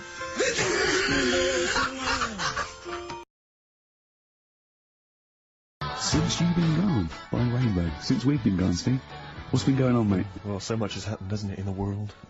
You know, politics and stuff. There's been an election and the like. I'm Ricky Gervais, with me Steve Merchant, and our producer. Oh. I say producer. But yeah. Karl Pilkington. Alright. Yeah, very good. We've been away for a while. I think the last show we did was January 2004. Yeah. Yeah. And nothing's changed. Nothing's changed whatsoever. Nothing's been mended. I mean, I'm pretty sure I threw that away in the bin. Yeah. Before I left. Yeah, there are some of your old bacon rinds from that sandwich. Yeah. The spare ribs on the floor. Yeah, nothing's changed at all. Oh, no, that's not true. The listenership has changed. It went down slightly, didn't it, on the last radio show? Well, I don't know. I don't know. Is that what happened? Did it go down slightly, Karl? A little bit, I think. I don't think Excellent gets new listeners, because I think what happens is, because the reason it goes down just very slightly each time is that their old listeners die. Yeah. You know, old Cure fans dying of... Yeah, you know, smack addictions. Yeah, gout. Yeah. But anyway, well, I haven't listened to this station for a year and a half, so that's increased by 1, Yeah. which is probably quite a high percentage. Exactly. So, I mean, I suppose that my question, I suppose, to you, Rick, would be, you know, why now? Why have you come back now? You know, I was a bit bored of sitting at home, you know. Okay. Yeah. Because we're just here for 6 weeks. 6 weeks. Well, we're standing in for Adam and Joe, aren't we? Yeah. Yeah. The tables have turned. I remember when they were standing in for us, but... Yeah, I don't know. But the only reason I'm here is because, my housekeeper cleans, between 1 and 3. Oh, right, that's a good idea. So I just want to get out of the house. And, are they listening to XFM? Well, no, she doesn't speak English. You know, I'm not made of money, Rick. You know, if I can help out, you know, a young immigrant lady, then I will do. And there are so many things I can do for her in so many ways. Yeah. But her, you know, picking up my old tea towels and stuff is ideal. So that's why I'm here. But all I'm worried about is I think people kind of associate with the name Ricky Gervais. They associate a certain level of quality. You know, your live stand-up DVDs. There's a level of quality. You've put a lot of work into them. You've honed it. The TV work you've done, likewise. Should people expect the same from the radio show? Definitely not. No. Definitely not. Those things that, you know, you sit down, well, you know, we sit down, we write them for a long time, write them for a year maybe, then film them, we worry about everything. This is, I'm not even sure I'm talking into the mic at the moment. I was actually doodling, as you saw there. Yeah. I'm eating a sandwich as we speak. Yeah. You know, although we do like music, that is true. That's absolutely right. Should we play some great records? Let's play a great record now. U2, City of Blinding Light. I'll tell you what, I love U2 now. Yeah. I honestly hated them, sort of everything from Boy up to about, I think, Beautiful Day, when that came out. I thought, oh, that's alright. I listened to the album, listened to this album. I love them now, Steve. It's a turnaround, isn't it? Well, yeah, no, it's that kind of musical insight that I'm looking for throughout this show. Really. I sound like Dr. Fox then, didn't I? Just find out some of your tastes and wants and needs. Dr. Fox. What's happened to him? Is he off air now? Because that's one of the reasons I put no effort into this radio show, because, you know, we go to the Golden Globes the same month, we do nothing at the Sony, and Dr. Fox actually said, that's because you're not very good. I like the fact that the Dr. Fox criticisms really hit you quite hard. You know, you really took that Still talking about it a year later. Exactly, you know, you've got to let it go, Rick. Yeah. But then again, you know, he's a medical man, and... Yeah, well, you know, you got to believe him. That's his opinion. Exactly, yeah. Yeah, I could have done without the rectal examination. I think he could have just said, you're not very good. Exactly. Try and enunciate. No, I know what the problem is. Or let's have a look down here. Exactly. Karl you had to, go to one of those, well clinics, didn't you? No, I haven't gone. Why? Because I'm not happy with it. What? I'm not happy with the whole... Well, it's just... Do people know what them places are? We'll give you a whole... Have you heard of them? Yeah, I've had one, yeah. They check everything. Which, you know, Suzanne, my girlfriend, was like, you know, you're 30-odd now. When was the last time you went to the doctors? And I haven't been for ages, because I don't... No, I never go. I never go. Unless I think I'm honestly gonna die there. I'm in agony. They can always find something. Jane made me go to one of those things, yeah, those booper things where they do that. It's, yeah, couple £100 and they give you a complete head to toe, don't they? But head to bottom is what it is. They do the old finger up the arse thing, Now, what is that testing for? What I like that he said it quietly, because he's on the radio. You can't say arse. Yeah. I say it quietly. Say it quietly. Yeah. Arse. Yeah, arse. That's what our mistake was, because we got a complaint upheld, didn't we, for saying... And I'm talking about a male chicken here, which is a cock, as you know. And we said that word, right? So if we'd have gone, cock, we'd have probably gotten away with it. You can get away with murder. If you just, yeah. If you just whisper it very So go on then, yeah, so... I'm not going because I'm not having that done. I don't understand what you're going to find up there. That's your head. No, but why can't we just? I mean, it's the heart that I worry about the most. Do you mean that in a kind of romantic sense? No, I mean like if they'd have to have a long finger, wouldn't they, to check that out? They go, "Is something wrong with your left ventricle?" Yeah. Now, this thing about the doctors, they hold your testicles and they make you cough. Yeah, they don't hold the testicles anymore. They just put it sort of like by the side of them. And what's that testing for? I don't know. I think it's something to do with if you got something wrong with your diaphragm or something like that. You can't do it when they press there. I don't know. It shows them something. So it's not doctors having a quick feel. But so you can't. Well, that's good because do you remember when Karl said he's going to die of cancer, and I said why? He said I don't check my balls. I said why? He said I don't like the feel. So they feel it for you. They feel them for you, and you can just relax, shut your eyes, and think of England. But don't mess with them. What do you mean? You can do more damage messing about with them. Just leave them. And there's two anyway. You can afford to lose one. Yeah, I don't think that's the point. I think the point is it sort of spreads, doesn't it? You've got to check the... No, I mean, I'm not saying, if don't do it, because they spend a lot of money saying to people, have a quick feel if you've got the time, what have you. But I don't worry about it. Leave it. Leave it alone. Why, out of interest, why do doctors stick fingers up your arse? Check the prostate. Check the prostate? Yeah, because if it's swollen, it could lead to all sorts of problems. Again, they're not having a laugh, Karl. They're not going, hang on, look at this bald little mank fella. But there's no nice way... I'll feel his balls, stick a finger up his arse and send him home. 300 quid, please, on you go. What about me art? It's fine. And they're all laughing. Roger, Jeff, stand behind that two-way mirror. yeah, what's this? I'm not going anyway. So. Really, you're not going because you don't want... No, I'm not happy with that. It doesn't even matter, it's not the fact he's a stranger. If it was someone who I knew, it'd be just as bad. That'd be worse! Imagine that! At a dinner party. Oh, God. Oh, look, hello, Roger and Selena. Do you mind? Roger, do you mind? Would you allow any of the celebrity doctors to do it, though? Dr. Dre, Dr. Fox, any of those. Doctor Who. I just don't understand in this day and age. Would you allow Christopher Eccleston to stick his big northern finger up your... Do you want a song on anyway? What? Beanie Siegel. I love this track. Oh, it's very urban for you, Rick. Beanie Siegel. Feel it in the air. Beautiful track, isn't it? Well, it's wonderful, and a lovely summer's day like this as well, Rick. It's the ideal choice. Well done on that one. Well, I'm a little bit worried that if there are any new listeners, very unlikely, that they may be familiar with our work, but they might not know the wonderful little gem that we found just there, a little rough diamond in the mud. Yeah. Karl Pilkington. Yeah. Just working here, just working away as a little producer, little sound man, wasn't he? Yeah. And he was, and we gave him his opportunity, didn't we? Mm. It's like Cinderella, wasn't it? Yeah.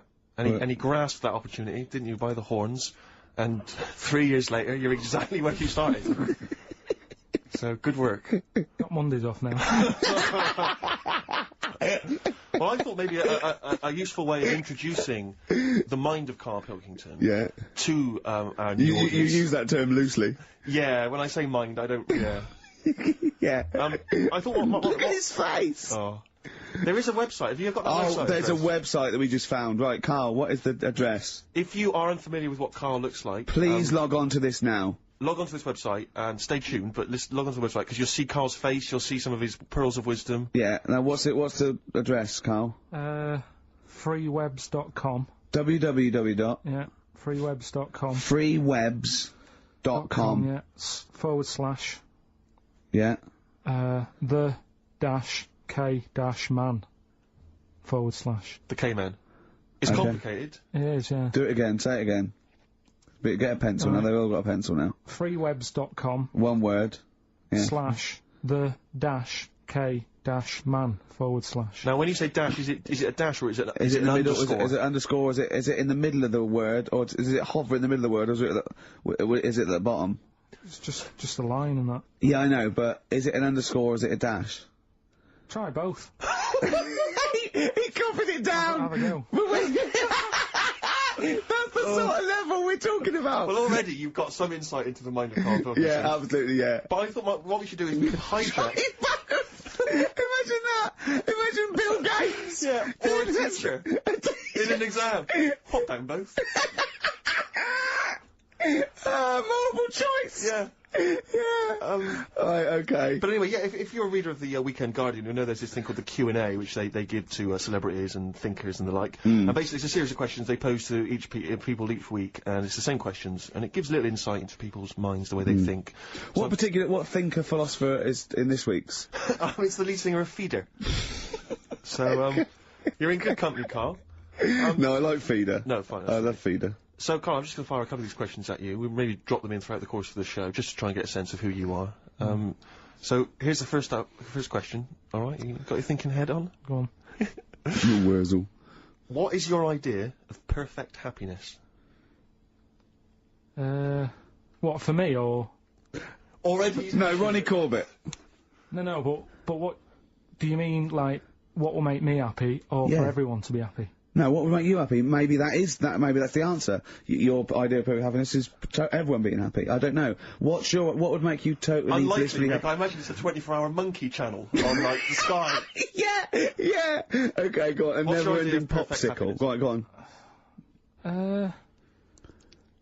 I don't think I've had it yet where I'm, like, really, really happy with anything. Carl, I've never seen you really happy, no. No, but... When have you been at your happiest? Probably, I like sort of fish fingers, potato cakes and beans for tea. Yeah. You're not, yeah. Right, well, let's move on. We'll come back to that one. Let's move on. I don't think you're aiming high enough for, Well, what would your answer be for that? When are you happy? What would make you happy? I wouldn't have I'd have fish fingers, but I probably wouldn't have the potato cakes. Yeah. I'd have fish fingers and beans. I'm not a huge fan of the beans. Really? So your idea of perfect happiness is probably just fish fingers, is it? Just the fish fingers. Okay, good. Alright, second question. What is your greatest fear, Karl? Going to the doctors. So presumably, ill health and mortality. That's how you do it, you see. No, I don't. Any particular doctor? I don't want to live forever either. No, I just want to go innings. I just want to get to about 80, 83, 84. Specific! So specific! Yeah, okay. Which living person do you most admire?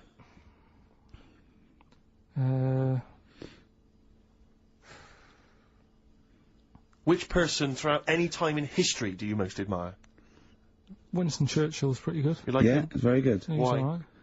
Good answer. Because if it weren't for him, we'd be talking German. I'm not that good at that. So. He's not that good at that. I love that even if the Nazis won, right, in 1945, and we'd be now speaking German, he still wouldn't be that good at it. Although he's not good at English, so I suppose that's true, isn't it? Yeah. Alright, well here's the final one for now. Do you believe in capital punishment?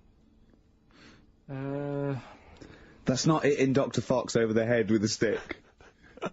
Depends what for, doesn't it? Go on. Oh, if it's something bad. And, well, I assume it would be. they don't kill people now for parking illegally. But what sort of thing are you talking about? What sort of punishment? Capital punishment. Yeah, I know, but what is that? What are you talking about? Well, guillotine, hanging. Hanging's a bit bad. Yeah. Can be fatal, can't it? What do you mean hanging's a bit bad? It's all bad. Why should the state kill someone? Because prisons are getting a bit busy, aren't they? Brilliant. Okay. What's the point in keeping them, people around? Well, what's the point in killing them? Just because it's like, right, that's that done, who's next? You know what I mean? What can you do with someone if they're mental?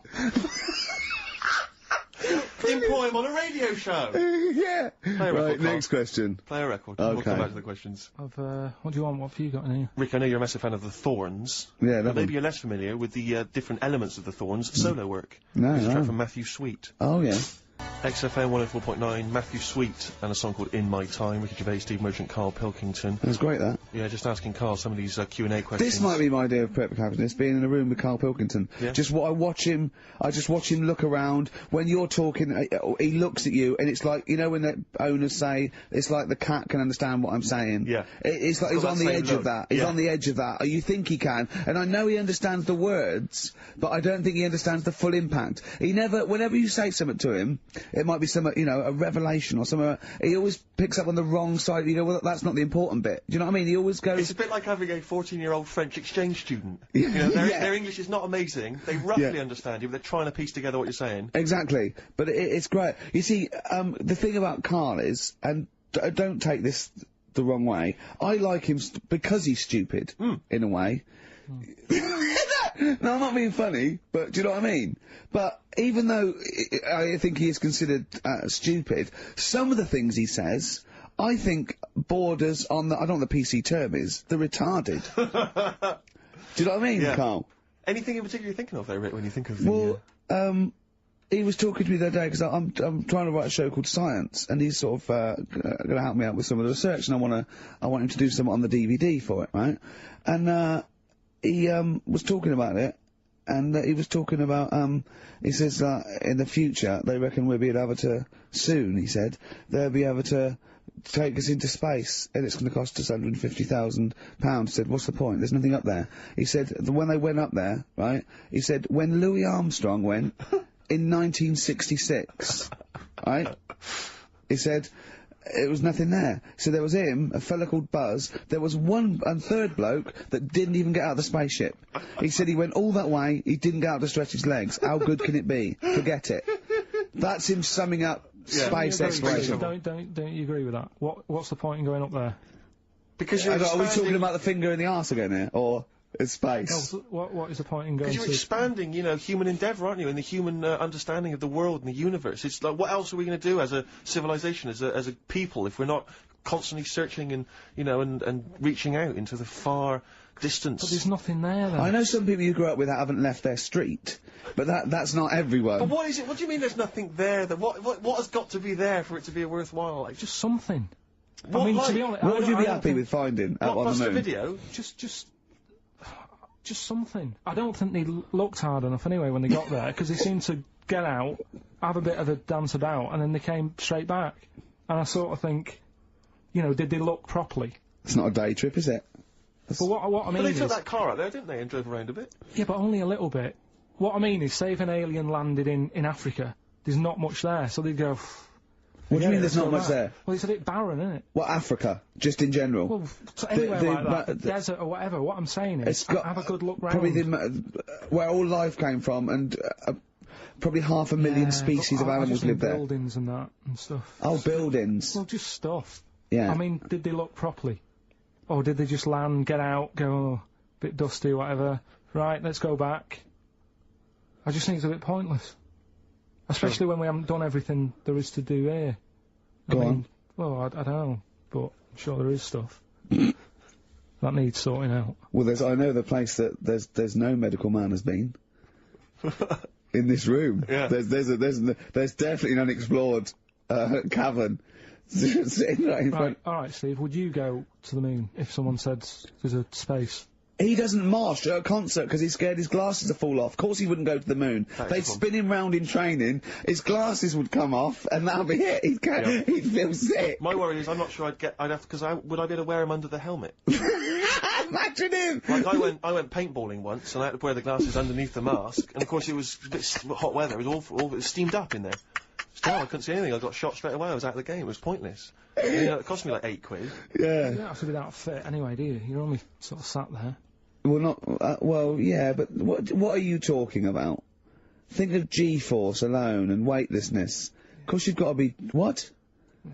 I think when you said think of G-force, he thought of G4. The follow-up winners in Pop Idol. I could see it as his eyes glazed over. A couple more quick questions for you, Karl, just to try and get inside your mind. What is your greatest regret? Probably, I didn't do that well at school, did I? So I'm trying to, like, learn stuff now. Yeah. not mentally, but, you know. He reckons he's learnt more in the last 3 months than he ever has in the rest of his life, reading a couple of science books I gave him. Well, that's impressive. We'll test you on that later on. Yeah. What keeps you awake at night? Well, I live in sort of central London, don't I? So it's brilliant. Traffic and that. I think they were thinking more of what fears have you got? What worries do you ponder the expansion of the universe? Do you what the little Chinese fellow across the road? Just stuff that I've got to sort out. You know, any bills or anything. I don't worry about the world ending or anything. What's the point in that? It's true. That is true. I can't do anything about it. I always think that people with more sort of intelligence have the world on their shoulders. Because they're worrying about stuff that's miles away, whereas I'm like, you know, I'm happy if the sun's out, it's like, oh, it's a nice day. Yeah. I don't worry about wars and stuff going on, because there's nothing I can do. What would you do if there was a war that maybe there was... What, here? Yeah. Go on holiday. Play a record, Carl. The Who. I mean, that's got to be one of the best rock tracks ever, isn't it? Oh, there's no arguing. Did I sound like Dr. Fox again? A little bit. That's a good thing. Yeah, it's a good thing, isn't it? Yeah. We're going to get a Sony Award this year. Karl, how are you doing? Yeah, I'm alright, yeah. Yeah? It's good to be back, isn't it? We're doing Rockbusters in a bit, what? Have we got Rockbusters? Well... Hallelujah! I'll tell you this, new listeners. The new listeners won't believe their luck when they hear Rockbusters. We've got Rockbusters. Have we got, well, dare I say it, have we got Monkey News, Karl? Well, I've been away, haven't I? So, I've sort of got a few things that I've read about roughly, but I don't know the full ins and outs. You're joking, because usually you do your research quite well, don't you, when you get it off Ann and over and read the top line. So what are you saying, though? Are you saying that it's kind of Monkey News? We might have time to do something later. Well, we've got to have him Monkey News. I love it when he teases us with his Monkey News. We've had emails about that website address. Oh, yeah? It was a what's the name? An underscore. Okay, so give it out it's one more time. Now go to this to find out about Karl Pilkington. Someone's put in a lot of effort. It's a really good website. There's some great pictures of Karl. Well, they're not great. They're just freewebs.com/the_K_man/. Okay, // all the way. Yeah. Except the underscores. Except the underscores, yeah. This is interminable. Isn't it interminable giving out email addresses? I know, yeah. Rub it, it's so boring. No, yeah. Oh, dear. Is he enjoying the show? Just says, I love spending 2 hours on a Saturday listening about fingers of arses, doctors squeezing testicles and making you cough. Have you got any news on the airy Chinese kid? So... Well, when you say it like that, some of the stuff we cover, it does sound a little bit of, you know, drivel. Well, sometimes. Yeah. Karl was worried about swearing, because after we were talking about finger arse and that, he's generally worried. And I don't have a problem with swearing, although I understand why you can't say certain words on radio. It might be offensive if you're listening. I mean, you know, the F word, the C word and all those. But when they bleep it out in a record, they bleep out the vowel. So in the F word, they bleep out the U, so it goes, beep. Right? So they go, it's not offensive, I didn't hear the vowel. Presumably, yeah. So if you change the vowel, it's not, do you know what I mean? So, in the C word, could I say, could I talk about the philosopher Immanuel Kant? Well, you can talk about Immanuel Kant because he's one of the great thinkers of all time. So Kant is not an offensive word, because the vowel is different, is it? Leave it then. Do you know what I mean, though? But I don't see how it can be offensive. You can't. It can't be. He's a thinker. He's a philosopher. His name is Kant. That is his actual name. Yeah. I think it comes from a long line of Kants, from what I can. He hasn't changed his name. I think his father, his grandfather. They're all German people. Oh, Germany's, I assume, full of Kants. Well, I mean, yeah. Yeah. What? Well, what else was So you can change the vowel. So could I say? Probably not. What if I changed 2 words? What if I said cump? C-U-M-P. Now that's not offensive at all, is it? That can't be offensive. So I could say, you fucking cump. Yeah. Right. Okay. I need a schnit. That would be fun. Wonka, Willy Wonka. Yeah. Absolute. That's a good one. Willy Wonka. Yeah. You got, although Willy, is Willy offensive? Could you say Willy? It's tricky. Willy Wonka and his, Willy Wonka and his fucking cumps. Yeah. That'll be fine, That'll be wouldn't absolutely fine. Is that alright then, Karl? You got any other questions or anything, Steve? Well, it's not so much a question, but it's something that I think might be of interest to you, Karl. I was reading about this in the paper, and I know how fascinated you are by people of the Japanese persuasion. 2 elderly men found on a remote island are believed to be Japanese soldiers in hiding since 1945, desperate to go home. diplomats from Tokyo are investigating the claims of these men who are 87 and 83. What? What? What are you thinking there? Well, no, go on. I know what you're thinking. Go on. Say what you're thinking. I'll be that old, though. Why? Why? Say why. I don't want to. Just leave it. Carl's got a theory. Well, I mean, I don't think this is fine. I'd say that Carl's views don't reflect the views of XFM, right? Carl's got a theory that Oriental people don't age well. Sure. Let Carl. But that annoys me the way. Yeah, but I think people will probably agree with me. But for some reason, the first time I said that, I wasn't even worried about it. But now, because of reaction of people, I don't understand. I don't know why I can't say that. What's your theory? Explain your theory in a nutshell. Just like you don't see sort of a 33-year-old Chinese person. No, but at the same time... What do you mean you don't see a 33-year-old I'm not having a go. person? At the same time, you don't see that many fat ones either. So, in a way, that's good news. Nobody would be upset about that. But what do you mean? But your news isn't bad news, because it's not true. But wait, stop. What do you mean you don't see a 33-year-old Chinese person? I don't understand. What do you mean you don't see them? What do you see then? Sort of, young ones. And then, like, you don't see that middle ground. I don't know what this theory's based on! So you see old ones, and then you see young ones, but you never see any in between? Yeah. What do you mean? So what's the oldest Chinese person you've seen before the age of 33? How old do you think? About 22. 22, so you've seen lots of 22-year-olds, so you've seen range from babies to 22-year-old Chinese people. That's fact, okay? And then what gap do you miss out? When do they pop back up on the radar for you? What age has a Chinese person got to be older than that? Well, 49. They're always so specific. What do you mean when you say they don't age well? What do you mean they don't age well? You mean that middle-aged ones look old? Because you think at 23, when it's 23, happy birthday to you, and they look up, and oh jeez, it's 52. What do you mean? No, I just mean they don't age that well. There's nothing wrong with that. I don't know what it is in them, but they just don't... Alright then, here's a question. You tell me of a Chinese person on the telly who's about 32. Tell me of a Chinese person on the telly first. Give us the great gamut of Chinese talent currently on British TV, right? And I'll pick and choose. Go on then. Bruce Lee. How long has he been dead, Bruce Lee? 70s, wasn't it? And not really on the telly much, was he? Okay. What age was he when he died? 33, I think. Well, I would have never guessed that. Well, what do you think? How old do you think he was? Probably about 42. What, you know Burt Kwok? Yeah, he's old. Yeah. Do you remember the Pink Panther films? No. Okay. He wasn't that old in them, because it was 60s, 70s. But how old did he look, though? If he walked in and someone said, you never guess how old he is, what would you have said? Right then, there's my point then. There's my point. I have to say, I've been listening to you two talk, and I like the idea that there's people who've been waiting 18 months for some of this. for the Kant discussion, the Orientals. Do you know what I think? I think, Kant, as a philosopher, is very popular in Essex.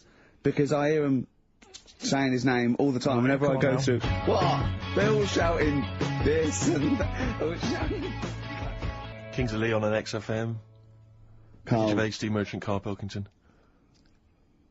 Karl, dead air. Talk. I'm just looking at it now. Yeah, but that's no good on radio. You can't just look at something. You got to talk. Is he even more backward than I remember? I don't know. It's just that someone's emailed in. Yeah, so you got to tell the listeners that. I'm telling them now. I'm doing it. Someone's emailed in from Tokyo, saying that he's getting married in a few months to a Japanese woman. She's 27. Just want to know how long I've got so she starts looking old. Well, how long do you reckon, according to your theory? About 27. Probably about 4 years. About 4 years and that. So. What would you advise him to get out now, or? Well, have some good sort of wedding pictures done and that. Carl! Carl! It's not true! The theory's not true! Well, we'll see, won't we? Oh yeah, great. In 4 years' time, he's going to send a picture going, oh, you're right, Carl. Look, she looks like a prune. What? He's going to suddenly start saying his girl... It's not true, it's not going to happen. It's that thing, though, innit, of... looking at her mum. There's a lot of truth in that, isn't there, that you shouldn't really meet up with your girlfriend's sort of parents and that. Sure. Because you just sort of get a little taster of what's to come and what have you. Then what's to come with yours? It's a good job I didn't meet her early on. No. You're gonna be in such trouble! No, they don't listen. It's alright. Really? Well, Suzanne does, doesn't she? She'll probably be out. Really? But she knows. She's got some sense. Yeah, when you get back. Yeah. You went on holiday with them, didn't you? Yeah, we've been on since then, haven't we? I don't think so. Yeah, I went on holiday last week, been away, but that was just me and Suzanne. Talk about that later. Yeah, okay. That's coming up. Plus, of course, Rockbusters, the return of Rockbusters. Let's start Rockbusters. Let's do Rockbusters. Let's get it rolling, because I have got some amazing prizes. I went to the Americas, and I brought back gifts. Not your tobacco and your potatoes, but brilliant prizes. Now, quite seriously, these are not the usual tat. You will win some tat for Rockbusters, okay? We've got DVDs, CDs, things like that, right? But the winner of Rockbusters today will go through to a chance to win the prizes in week 6. We're only here for 6 weeks, by the way. This is our first of 6 shows. Thank God for that. Yeah. And, I went to do The Simpsons, last weekend, and I've got, a drawing here, an original drawing of Homer by Matt Groening. See that? Look at that. As Homer there, your pal Matt Groening, May the 18th, 2005. And Homer's saying, I love Karl, 'cause he's stupid like me. And that's going to be framed, original drawing. That is worth, I think, a lot, but I've promised Matt Groening that it will not go on eBay. So please, I hope it goes to a fan. I've also got a rare Spinal Tap poster, met with Christopher Guest, and he signed that, Nigel Tufnell. Fans of Spinal Tap and The Simpsons, possibly the 2 greatest things ever, I think. Yeah. Also, my friend Rob, who did flannels with me, has drawn us 3 as Flanimals. There's Steve there, a little goglanker. There's me there, a little bloke dumplant, and little Karl Pilkington, Pink Floyd numbscrunt. And these are going to be framed. So some very nice prizes. And I've got a little surprise for you. Obviously I met Homer.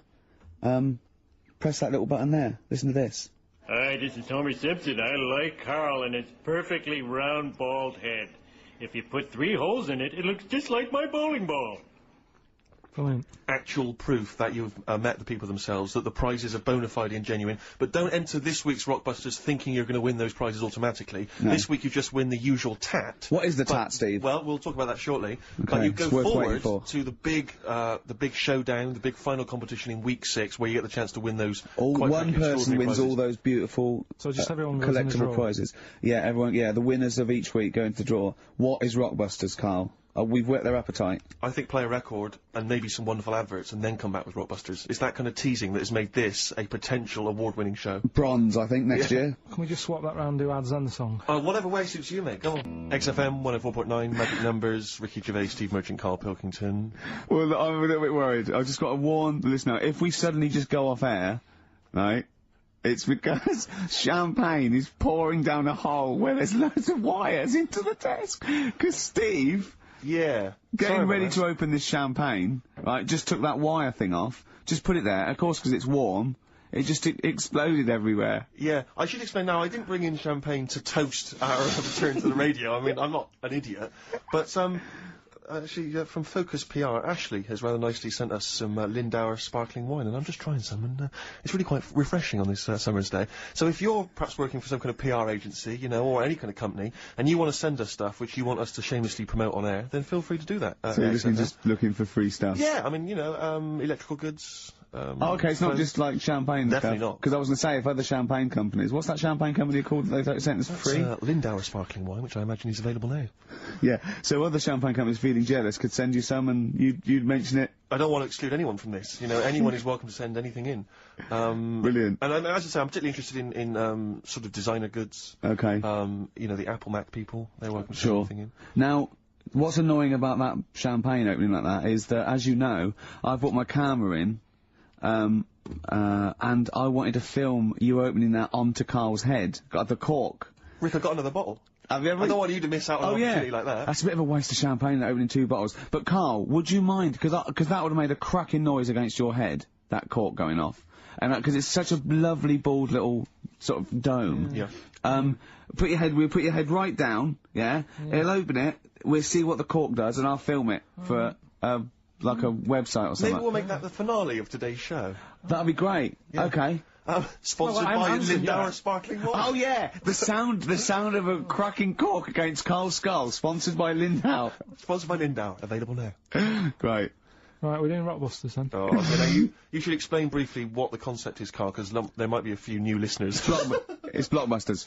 Right, go on then. Well, it's not Blockbusters. No, because they were real clues, weren't they? Yeah, that was actually. He says they're a cryptic clue. It's not cryptic. Well, it's like what am I thinking? This competition is like what number am I thinking of? Rick, just calm down for a second. Let me explain basically what the concept is. You'll remember some of the greats from the past. Yeah. Basically, you give some vague clue. Is that right, Karl? And from that, we're supposed to deduct which band or artist you're thinking of. So, for instance, there was there was one, the West Indian fella spinning a fish round his head, and that was Detroit Spinners. The Trout Spinners. Yeah, Detroit Spinners. Yeah. There's also what happens if you fall over into a puddle in Texas. Wet knee, Houston. Wet knee. That is the level of Karl's That's what you're clues. working with. But could I just say, there's no irony in this. Karl doesn't think this is quirky or kitsch or ironic. He thinks these could go on the Guardian crossword. Yeah.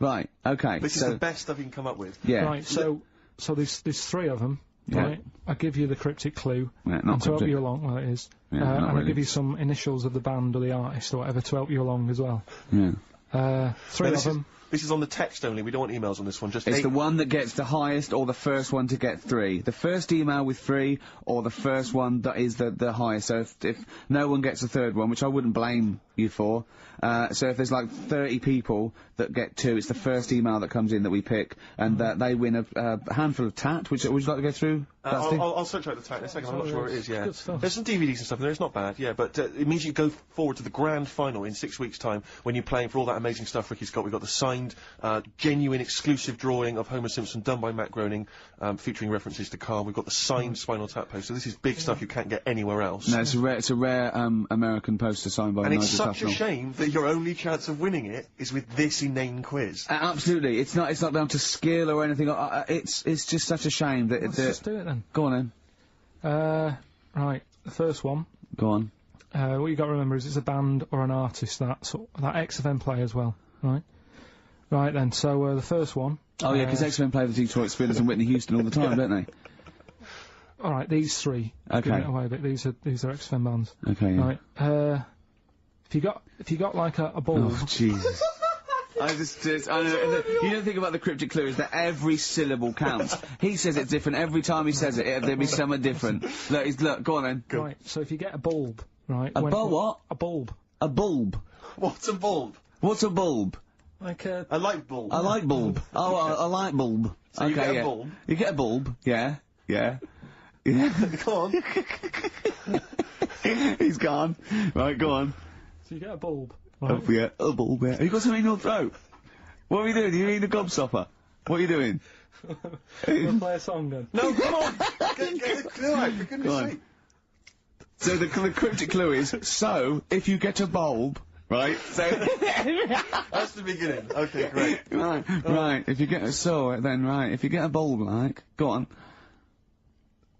And you look after it, right, you look after that bulb. Mm. And you teach it stuff. Jesus Christ. What you doing there? Do you know what I mean? This is extraordinary. This is extraordinary. Amazing. Imagine that written down in the Telegraph. He's had 18 months to get this. Imagine it. That's not a clue. That's an essay. I don't know what it is. It's a conversation with yourself. A light bulb, a bulb like you plant in the garden. What kind of bulb does he mean? Yeah. It doesn't really matter. Oh, okay. Right, you get a bulb. Well, remember that it doesn't matter. Okay. No, okay. It doesn't matter. It does, but I can't say too much. Right, so listen, let me just do it again. You get a bulb, right, when it's young, you look after that bulb, you teach it stuff and what have you. What have you done there? What's gone on? Brilliant! And what are the initials of the band? R, right? R. R for rabbit, right? So what's the band there? Second one. Jesus.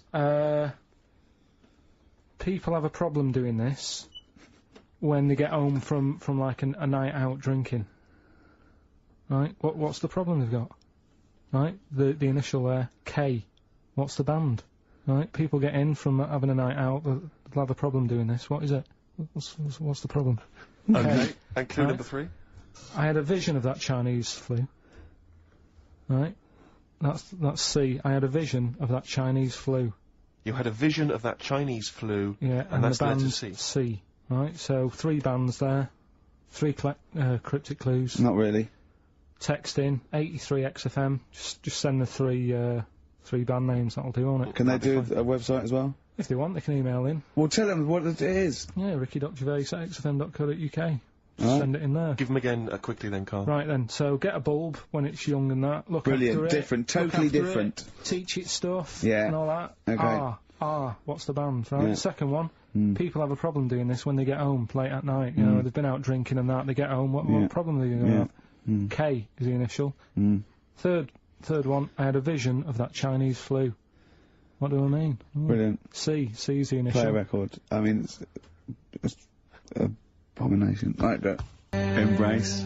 Glorious Day on XFM 104.9. Rick, there may be listeners tuning in thinking they've got something better to do, for instance, switching off the radio and just staring blankly at the wall for the next half an hour. But no, because what they're going to miss is our grand finale to this, which is, of course... sponsored by Lindauer's, the sparkling wine solution to a hot summer's day. Yeah. That we're going to be firing a cork. Did you just make that up? Yeah. Pretty good. Please, yeah. Good.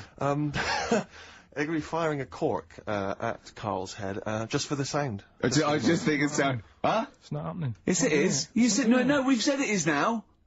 We've promised it to the listeners. Yeah, come on. I'm not happy with it. Why? Because the pain? Well, I've never had it done, so I don't know how painful it is. Well, what reason to do it then? Yeah, we've got to try it out, haven't you? You're perfect. It's like a little cowbell or woodblock. That's what I'm hoping for. Yeah. I'm hoping for pop. And I'm going to film it for my website. Brilliant. So go to that this week, rickygervais.com, and see Karl Pilkington getting hit. A high-powered cork coming out of, Lindauer sparkling wine. Lindauer sparkling wine. And of course, if you want to send us anything in, and perhaps next week that you feel we could, actually, that'd be great. That's us to do this is like Karl. interactive because a lot of people plan the show. Like Dr. Fox plans his show. We sort of come up, we riff on the. That's a great idea. Send stuff in that we could harm Karl with. Yeah, we harm Karl. Harm Karl. We do a jingle. Harm Karl. I've always wanted one of those George Foreman grills. I've always wanted one of them. I know, but that's too much, isn't it? What if we just pressed his head inside it? But we'd have to put it on. Put it on. See, yeah. Just squeeze his head inside it. I've got to do that thing with a tea towel one day. You know that thing I did with a tea towel? You put a tea towel around his head, right, tie it. I put a wooden spoon in, and you only have to turn it like a couple of inches, and it kills you, doesn't it? Yeah, sure. It really is, yeah. So we'll be firing a cork at Karl's head. I'll be filming it for the website. So that's coming up about 10 to 3. Look forward to that. Yeah. Do you know what? I'm loving this. This is my. just being in a room with him. I just can't. I want to squeeze his head all the time. I'll tell you, if you're a fan of imbeciles and idiots, you're missing out if you're not watching Celebrity Love Island. I watched about 30 seconds of it, and I hate them. Just desperate idiots and slappers. I actually angers me. I switched on Celebrity Love Island. The first thing I thought is, where's a tsunami when you need one? but seriously, there's a guy on there.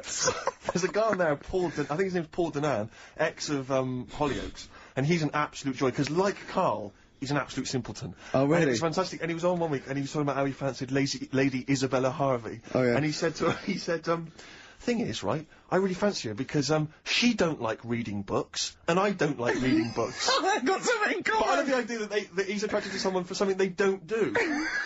I know, yeah. I've never killed a kid. She's never killed a kid. We're gonna get married. What about sleep around? That'd be a good thing to be attracted to someone for. Just honestly, and Big Brother's the same. Is it? Just a load of ropey old cats.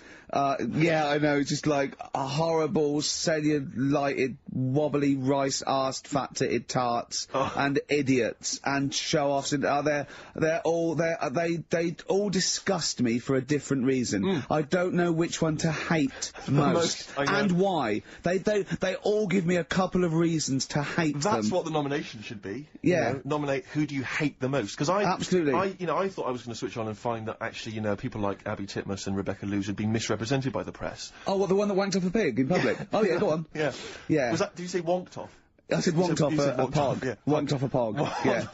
That's great, isn't it? But I mean, it's amazing, Rebecca. I mean, don't even get me started on Abby Titmuss. Don't even get me. Don't.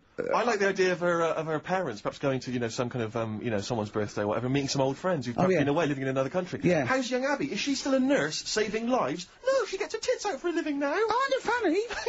Yeah. Rebecca Lewis, by her own admission, I don't know if it's true, but she said she sleeps with a married man, then sold her stories to papers, then wonked off a pog, right? That's a hell of a CV, isn't it? I'm looking forward to that. That is amazing. I bet her nan's very, very proud of her. Yeah.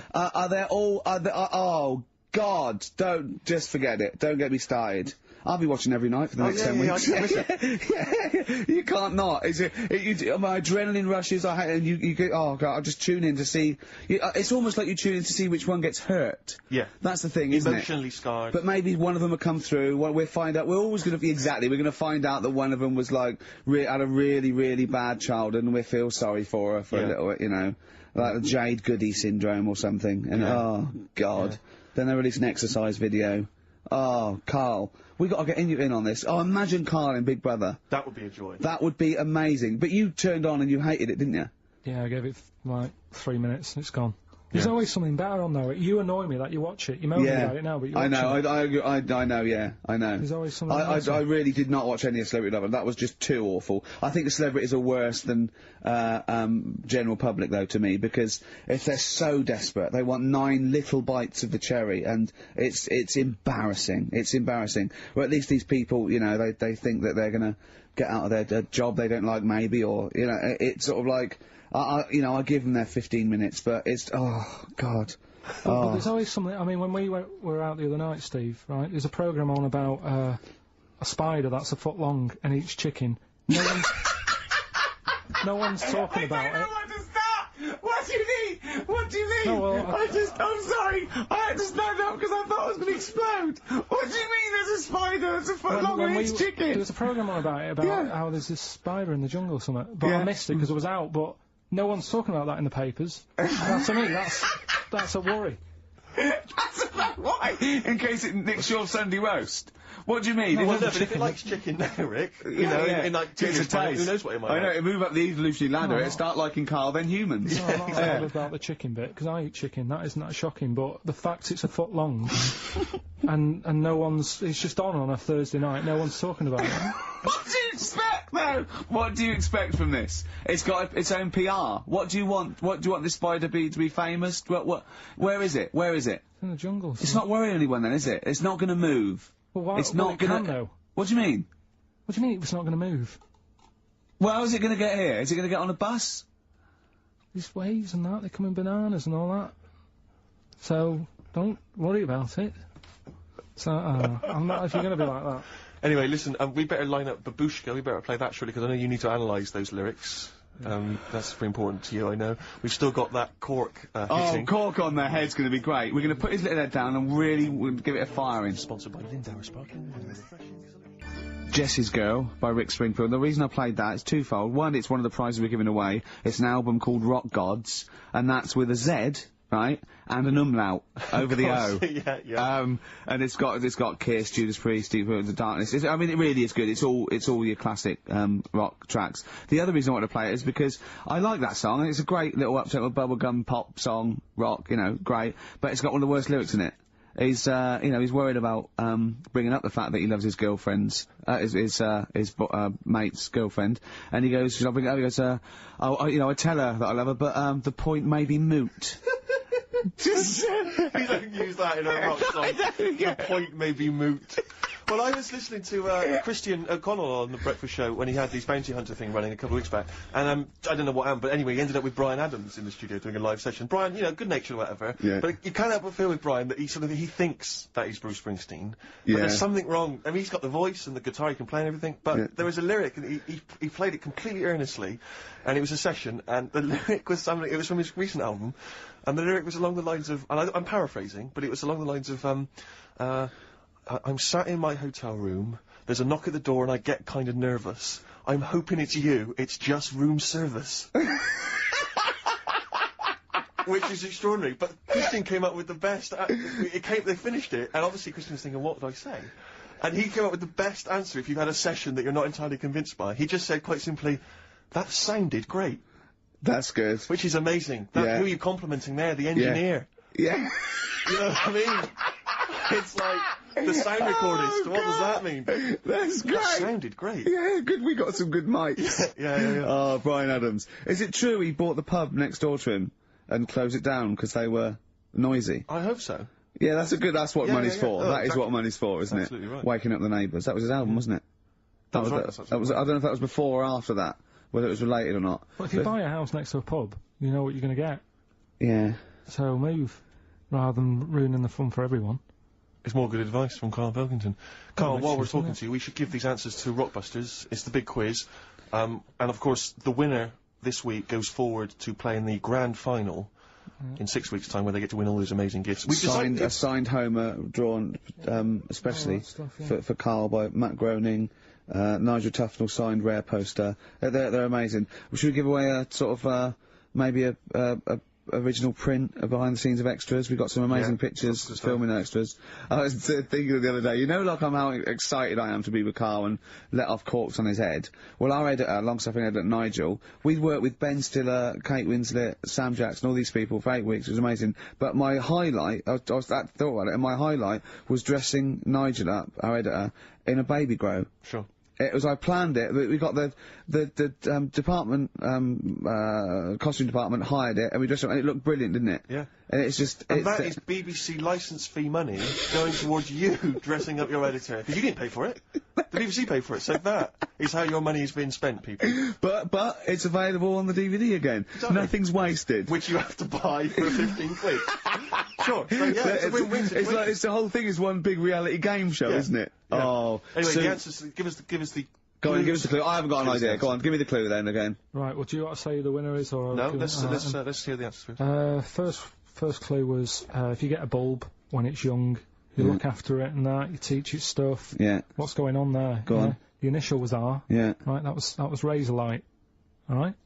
Razor light, you raise a light. Razor light, okay. Kinda works. Yeah, it didn't matter what sort of bulb it was then. It was very specific. Go on, Mike, go on. People have a problem doing this when they get home from a night out drinking. Yeah. What's the problem they're having? They have a problem getting the key in. That's the... That's awful. Word. That doesn't count. Keen. And they got it right. It's keen. It's keen. It's one's awful. Awful. I had a vision of that Chinese flu. Yeah. The initial I was C, that was Caesars. Caesars. They managed to get that as well. I love the fact that even he knows they managed to get that as well. Did anyone get all three?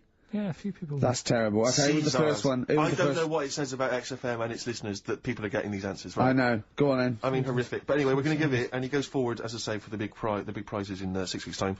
It's Paul in Bookham. Well done, Paul Bookham, but also he does get the complete series of Alias, League of Gentlemen, that Rock Gods album. So you know, it's pretty good. But Open Water on DVD and a chance to win all those prizes. Brilliant. Yeah. Coming up next, a cork smacking a bald man on the bonds really hard. Go on. XFM 104.9 playing Green Day. The studio's falling apart. I know, his microphone broke, mine broke. Rick, I don't know why Lindauer's, the sparkling wine, want to be associated with this shambles of a show. It is falling apart. This is awful, this studio. It's got to be fixed. Right? Right, now, Karl, come round here. It's the time where I'm going to let a cork off. Do you want to film this, Steve? Yeah, that'll be available on the website next week, rickygervais.com, so see Karl getting hit. One bloke suggested we leave the metal cap on because it's get a better pitch, but we'll take that. Hang on, let's get the camera ready. Get the camera ready. Ready? So if you just joined us, we are using some Lindauer's sparkling wine to basically, what can I say? We fire a cork at Karl's round head. Hang on a sec. Let me just put the headphones on. Right, film this then. Okay. He's in position. Look. Just firing up. Okay, Karl, come on there so we can see your head a little bit. We want to get the noise, the microphone there. Right, ready? Hold on. Good. So you're just doing it. Hold on. Now it's in position. What if it? Oh. Ready? Yep. Oh God! It. Oh.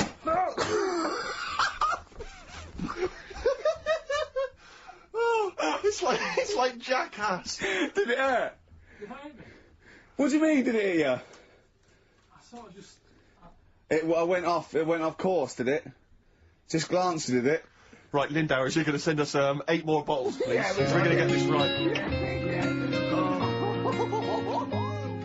Homesick. Kings of Convenience. Beautiful. Yeah. On XFM 104.9. Well, that's nearly the end of our first of 6 shows, our summertime special. Some of the highlights, Rick, so far today. I don't know what you've made of it. We Finger at the arse. Finger at the arse, testicles early on. Orientals don't age very well. Bit of racism. Bit of racism with the Germany's full of cants. Yeah, that was that isn't swearing. Cork on the head, champagne down the electrical works. So good. Just the finale is monkey news, obviously. Well, I'm looking forward to it. Oh, chimpanzee that monkey news, yeah. There isn't. I've been away, haven't I? Oh, there's been no monkey news. You can't get. No, but I haven't had a proper chance to sort of, you know. Karl, your monkey news is of spurious tales from the 17th century sometimes. So let's have one of those. No, let's have a monkey who dressed as Zorro and they thought he was a woodsman, but when they took his head off he was a 4-foot hairy chimp. Let's have one of those ridiculous stories. Well, we've done that though. But do you want to go back on some of the ones? Oh, what is the monkey news? There must have been some monkey news this week. The only thing that sort of stood out, do you know, like, they're having problems... You're just making this up! Where's your information? Where's the piece of paper? Where's the document? What is this? Because I've been away, so I haven't got anything. Let's But it's bad enough when he's reading it he gets it wrong. When he's just riffing, it's going to be absolute twaddle. Let's hear it out. Right, do you know, like, they're having problems getting new people to be policemen? Oh, Go on. They've, in America... They're taking them on to, sort of, join the SWAT team. They've taken what on? Some little monkeys. Okay. Giving them walkie-talkies and all that. And, well, they can't talk. They're just walkies. Did I have to... Yeah, giving them some walkies. What do you mean? What was... being given commands and that. And, What, so it's one way? They tell them they've got the little thing strapped to them? They're good at, like... getting into small places and that, and sort of, you know, cracking stuff and all that. Like I say, it's just half a story I just picked up on. That's not a story! Well, what do you want? Monkey news! Well, I'll get some better stuff next week, but I've literally, like, got off a plane. This is the worst, this is one of the worst shows we've ever done. And that's saying something, Rick. We've done some tripe. This is nothing. And to end with the police in America have given monkeys walkie-talkies, that's nothing. That is a disgrace. And what do you mean that you've not had enough time to prepare? We've been off air for 18 months. Yeah. What, there's been no accumulated monkey news in that time? It's got to keep it fresh though, hasn't it? Great, well, what... Coldplay, Speed of Sound. Steve, I know you like an insight to my musical taste, but that's my favourite Coldplay track of all time. I just thought I'd just throw that in. Not a fan of clocks? No, I think I've overplayed Parachutes a little bit, and but that's my favourite one. I like it. I'm afraid to say I'm a bit of a Philistine when it comes to Coldplay. That sounds the same as all the other ones. I'm sorry to say. Oh, you'll have to meet these boys one day. Yeah, well, I'll tell them to their face. I don't care. A little bit rock and roll. I don't care. Well, I'm Ricky Gervais. A little funny little Wurzel type voice over there is Stephen Merchant, and with us our producer Karl Pilkington. All right. All right. Whenever we say producer, of course, that is in inverted commas. Yeah. Done with the fingers. Well, he didn't have it. I wanted to play some off my iPod today to record it because they didn't have it here. It's a great track called Anthony and the Johnsons. He didn't even have the lead. He went, right, it's difficult. And he went, is it any good? I went, yeah, it's really good. He went, well, why haven't we got it here already then? Oh, that's the paradigm, is it? If XFM hasn't got it, it's no good. Four Non-Blondes doing well, is it? That's still in the cupboard, is it? Unbelievable. We're a little bit annoyed today, aren't we, actually? I'm really annoyed. Yeah, all that stuff we did last week, that Landauer sent us some sparkling wine, and we thought, right, well, you shamelessly plugged it. Yeah. How many times you mentioned it? Like 20 times? 20 times. Well, the finale was hitting Karl on the head with a cork. That's on the website, by the way. Okay. RickyGervais.com. Go there and see Karl being hit in the head with a cork, right? Yeah. We said, look, send us free stuff, we'll talk about it. Nothing. The cupboard literally is nothing. empty. The cupboard is bare. No one has thought, I tell you what, there's those guys from The Office. Yeah. I mean, let's be honest, Rick, we are taste makers. We're opinion formers, you and I. Yeah. And you'd have thought if anyone was going to send us some free stuff. Yeah. You know, it makes me fume. And do you know what it is? It's because people, PR people and that, they've realised no one's listening. But not only are we going against all our principles and losing our dignity just for some free stuff. And integrity. And integrity, yeah. We're going against excellent policy, because obviously they would have got thousands of pounds for Landauer to be mentioned last week. 20 times. No, it wouldn't. It's 40 quid, isn't it? It's 40 quid. Yeah. 40 quid for a 9-minute advert. Exactly. So advertise your quality stuff here. Yeah. Jeff's Garage. Cheaper than some other garages. Anyway, actually, if there we is played an advert once for a tattoo parlour. Yeah! Do you remember that? I'm sure we played an advert for a tattoo parlour. What tattoo parlour can afford to advertise on a radio station? Unless it's a tin pot one like this. Oh, God! Oh, got some good music today, though, Steve. Oh, really? I hope so. I'll be the judge of that. Go on, well, AC/DC. Oh. Have you got a bit of, bare skin? You need, colouring in? Come along to, Ron's bike shop and tattoo parlour. He'll write Mum on your hand and give you Harley a tune-up while you wait. I can't believe no one wants to advertise with us. And that only costs, what, 20 quid? Yeah. And they play that I mean, endlessly. I turned down millions of pounds to do adverts, because I think it's beneath me. And I thought last week I'll give it a little bit back. I'll excite all these people who want to get it. Nothing. All I'm thinking is, Steve, either our cachet's gone down, no one wants us anymore, right? Which is impossible, surely. I would have thought so. Or we're on a tin pot station that no one listens to. Now, Ding! Correct answer. Correct answer. Unbelievable. I'm having to hold on the pop shield of this mic because it keeps falling off. It's embarrassing. It's awful. I mean, oh God. Well, Karl, what are your thoughts? Why have you stuck it out here? Nothing better coming in on from. Well, I'll tell you why, because you're always on holiday. You don't do a lot. You get paid, well, doesn't he, really? He's a moany. I mean, he doesn't try and get on at all. He doesn't deal with people. He moans about everything. And, so he's... I'm alright. I've got my own little room and that. Yeah. Like a cage. It is like a cage, isn't it? And he can shut the door. If people walk past, he can shut the door. He doesn't want them looking in. He's like a miserable old chimp. We noticed today how much he's simian, isn't he? It's very strange, actually. We maybe should try and get a picture on the website, because Karl's arms are particularly chimp-like. It's very, very strange. Because he's got that he's got long downy hair. It's and not the like long extended knuckles. Yeah, and he's totally round-faced, that sort of the chin goes back and the dome of his cranium. I think, quite seriously, I know we sort of share about 98.5% of our genetic material with, bonobos and chimpanzees, but I think he's got a little bit more. Yeah. I honestly think he's a little bit of a throwback. Just his line, they just kept to this sort of, really the ugliest one in the cave. Yeah. And the tree, and he really didn't come out of it. I'm not saying you are, I don't think well, you are. Yeah, you're chimp-like. No, it does annoy me. My hair annoys me on my body and that. Because I've got like hair on my little toes and that.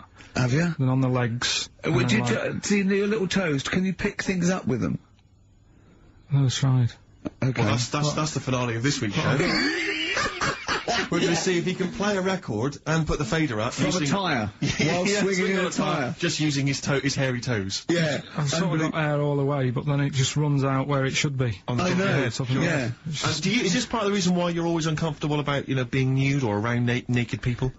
Is that partly the reason, do you think? Because you look so grotesque? Well, when I'm on holiday, I don't really like wandering about without a top on unless, like, it's a quiet beach or whatever. Sure. So what would you normally wear? I just have like a nice sort of light, summery, sort of linen shirt, maybe, just a few top buttons open. Yeah. But I don't like... The naked body isn't that nice anyway, is it? You know what I mean? Whatever it is, if you're a cat and you're shaved, you don't look that nice. You know what I mean? But with I think you'll find the cat is naked even with its fur on. The cats don't wear clothes. No, but what I mean is, a bald cat isn't that good. You know it does me head in that I'm bald. I'm not, I wish if I could have hair, it would be nice, but that's like... Would you prefer animals to wear clothes like Mickey Mouse does? Or Goofy? You know that I don't like nudist and all that, we've done it. But don't you think sometimes you could sort of like, maybe, I don't know, fancify a little bit? Like, if there was such a thing as an ape, salon, and there isn't, Karl, there isn't, right? Would you give a orangutan a trim, maybe sort of his hair, because some of those look like they're going bald, but they've got a comb over, they don't should they? just have a shave. When it's like that. That's what I did. Take it back. And the underarms as well.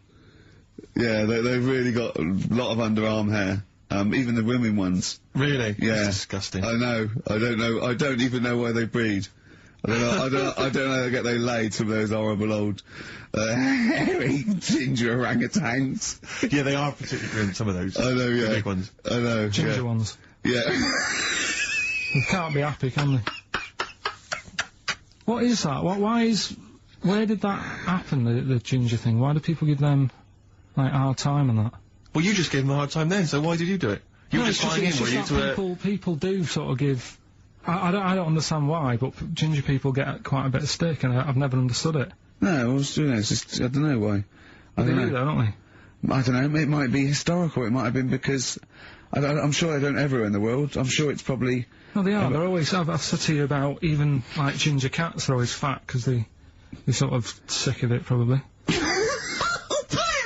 Wait. Ginger cats, what do you mean when they're you sick see of a it? ginger Well, cat... they've been eating, like, because they're upset, they've been bullied. You never see, like, a thin, happy ginger cat running about. It's always overweight and looking a bit fed up. It's just a good point, isn't it? I wouldn't say it's a good point, Karl, it's a point. So last week, the Chinese don't age well. Now, anything ginger, including cats, are sick of it. No, but I'm just saying... Are you ginger? Would you like to take issue with any of Karl's points? 83XFM is the text. You can text us. Maybe you've seen a thin ginger cat. I'm not having a go, though. That's what I'm saying. I'm just saying it's weird how people give them a hard time. And it's...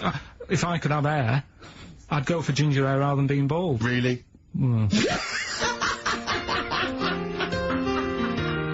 Landed from Ben Folds on XFM 104.9, Ricky Gervais, Steve Merchant, Karl Pilkington. Had a fax. Never mind champagne and freebies like that. Just forget that. We're not doing that anymore. It didn't work, okay? But we are still in demand. Got a fax here, right? So guy says, I produce a programme for the BAS scientists, right? Wintering in Antarctica. Now, what this bloke is saying is, there are scientists, right? Researching in Antarctica, and they're already locked away and sort of like out of touch because they can't get to them, right?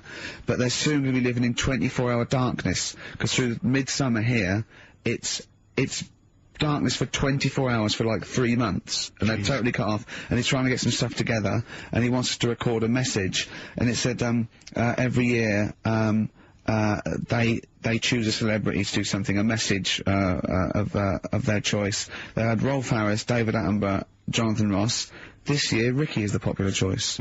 So I'm up there with Rolf Harris, David Attenborough and Jonathan Ross in terms of the vote amongst some scientists stuck in a hut in Antarctica for 3 months. I think they've just got cabin fever. So that's another poll I've won.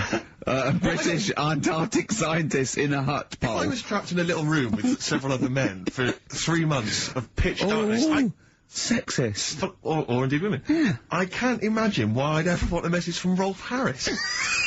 Why would Rolf... I mean, David Attenborough, fascinating. Well, I assume it is it's the animal... I assume they're researching penguins or something, aren't they, if they're stuck there? Or maybe seismic activity, or maybe polar shift, I don't know.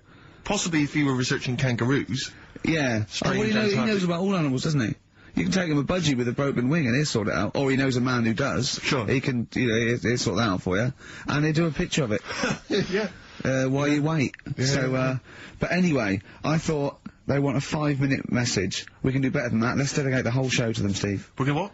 Dedicate the whole show to them. What, was it trouble with my diction? A little bit. I'm just thinking again, we've got to slow down because these guys are there, they're working, they're busy.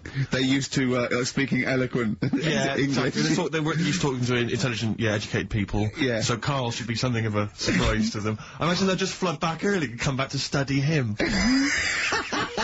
So, this is, this show is dedicated to all you I know nothing about them. I don't know how many there are. I know they're just, as I say, in a hut somewhere, presumably with a laptop, drinking, hot chocolate out of steel mugs with... Just looking up porn. Whatever they're not on the internet, are they? Oh, are they not? Well, no, there's no phone line. Well, how do they charge up the laptop when it runs out? Well, they've probably got generators. They must have other stuff. They've got a telly and that, haven't they? Of course they haven't. No, for DVDs and things. Well, they could probably have a DVD player that would run off a generator and stuff, so they can play. I don't know what we're giving this on CD or something, but and what are they?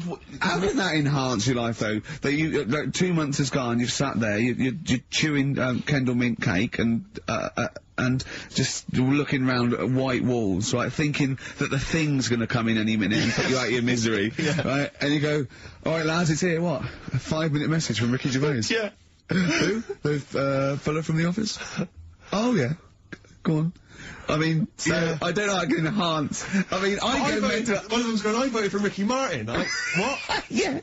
But I don't understand what they're researching. You say penguins, but that's just a hypothesis. Well, they're assuming that because it's Antarctica, where the penguins live. Is there anything else there? What else is going on? There's presumably climate differences and... Well, yeah, because it's a landmass, isn't it? Arctic's just on ice, and Antarctica is actually a continent. It's a landmass, so there's stuff there. But presumably not in the winter. I imagine it's like 10 foot of snow, and really not a lot happening. Sure. I don't know what they're researching. It could be astronomy, as I say, it could be some sort of seismic thing, it could be just testing polar melting, it could be penguins, I have no idea. I haven't got the information. I don't think they want us to go into what they're doing. I suppose they already know, yeah. They probably want to know what's happening in the world for, well, we've got the man here. That's an interminable 5 minutes for them. We've already wasted that 5 minutes. They're going to put it all excited to hear from you, and they've just got 5 minutes of us discussing what they might be doing. What I'm worried about is this bit, like, well, for these 10 people there, we've just annoyed the 200 listeners we've got. Because they're thinking, what's in this for me? Well, we'll have fun along the way, and what I think we're doing, they've been stuck there, as I say, they're out of touch, they don't know what's happening, so Karl Pilkington is the man. We're gonna have a break, we'll have a song, maybe some ad breaks, and then Karl is gonna let these scientists who are stuck away in the darkness know what's been happening for the last couple of weeks. Is that alright, Karl? Well, you know, I don't really follow the news, so they probably play know a more. record. I was going to ask them what's been going on. Embrace a glorious day. Well, it is a glorious day, Steve. Brilliant. Every day's a glorious day, isn't it? Well, it is when I'm with you. Yeah, love the world. Yeah. So these scientists, they're stuck away in the darkness. Let's tell them what they've been missing. What's the highlights, Karl, of the last, Ricky Gervais and Steve Merchant and Karl Pilkington, by the way, XFM 104.9, etc. What they missed for the last, just do the last few weeks. What have they missed? Remember, they haven't got newspapers, they haven't got telly. What's the... Look at him, he's looking at me like I just said that in Arabic. What do you understand? Think what's happened. Think what they haven't got that you know about. What have you seen and heard in the last couple of weeks that they couldn't have? Well, like on the news and that, what's gone on in the world and that? Yeah. Well, or just things you've done personally. I think that'll be of less interest. Yeah. Pope's dead. Okay. I like it. I imagine that. Imagine if that was them breaking it to them. Yeah. Like they're listening and going, what's happened? The Pope's dead. Well, don't say like that. Break it to us gently, Karl. Well, I think that's better than how they do it on the news normally, though, isn't it? They make a big deal out of it, and you panic a bit when it's the breaking news, and you think, oh, there's a war on. Yeah. And you go, Pope's dead, and you go, well... So you've just used that short, sharp tactic. Yeah. Like ripping a plaster off quickly. I just said it softly, no, Pope's dead. When you know all that coverage of the Pope with like those millions of people that had gathered in Rome and stuff. I was thinking about, you remember we talked about the Queen Mother, and they were queuing up to see the Pope. Yeah, like 4 hours to get a glimpse. And once again, I couldn't help but feel if they popped him on some kind of like dessert trolley and just wheeled him past everyone else, they could have got that done in about 3/4 of an hour. Yeah. You know, once again, people not thinking. They're not expanding their minds. What, like students and rag week with a bed down Oxford Street? Put them on those novelty beds. They're all dressed in kind of cardinals gear. Yeah. Just, you know, trundling them off and down the... Yes. But it's the way they also said they've now got a new Pope. He's hardly new, is he? Why didn't they learn from the last one? Sure. You're taking on old people. Yeah, yeah. My dad couldn't even get a gig in B&Q. There you go. Oh, God! So, who have we offended? I mean, the thing is, it's clever, because soon our offensiveness isn't going to be sort of like we're feeling a bit guilty about offending someone. It's going to be like we're going to be living with Salman Rushdie. Yeah. Do you know what I mean? The things, I mean, that's pretty, you know, don't have a go at the Pope, I'm not having a go at him. it's good that you can carry on working and what have you, but I thought everyone had to retire at, like, 60 or whatever. Like, bloody hell. But, you know, whatever, if you can get away with it. Yeah, why couldn't your dad get a gig in B&Q?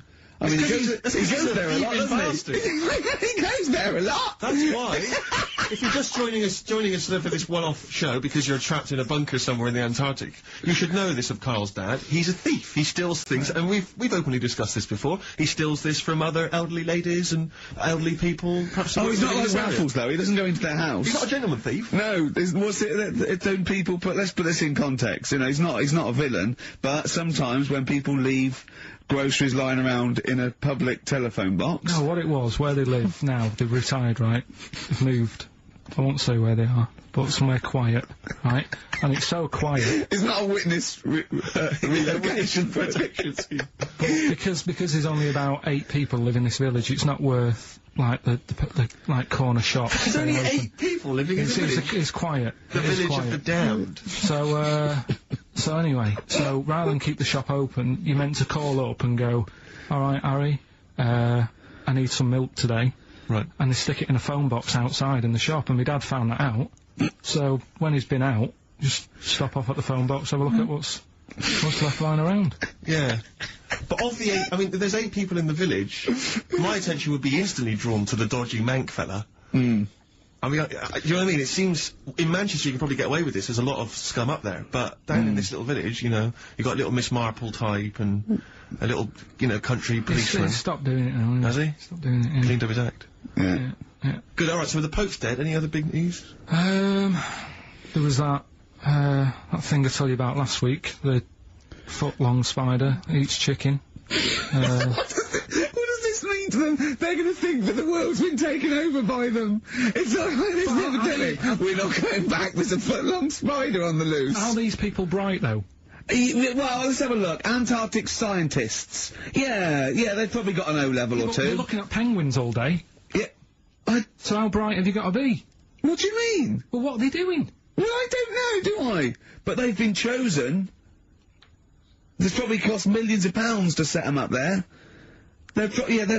Oh, Karl. I'd say this is like, for scientists, this is like Big Brother. Do you know what I mean? This is like a big dinner scientist there watching this, finding out what's going to go on, there's little challenges that they give them, little tasks. It's like Celebrity Love Island without the sun and slappers. Go on. I think, what else has gone on? Well, while you're thinking, Karl, I should just tell you now, you threw that question out earlier, why are ginger people historically mocked? We've had a couple of responses on the text, 83XFM. Again, as ever with XFM listeners, don't believe what they say, don't trust what they say.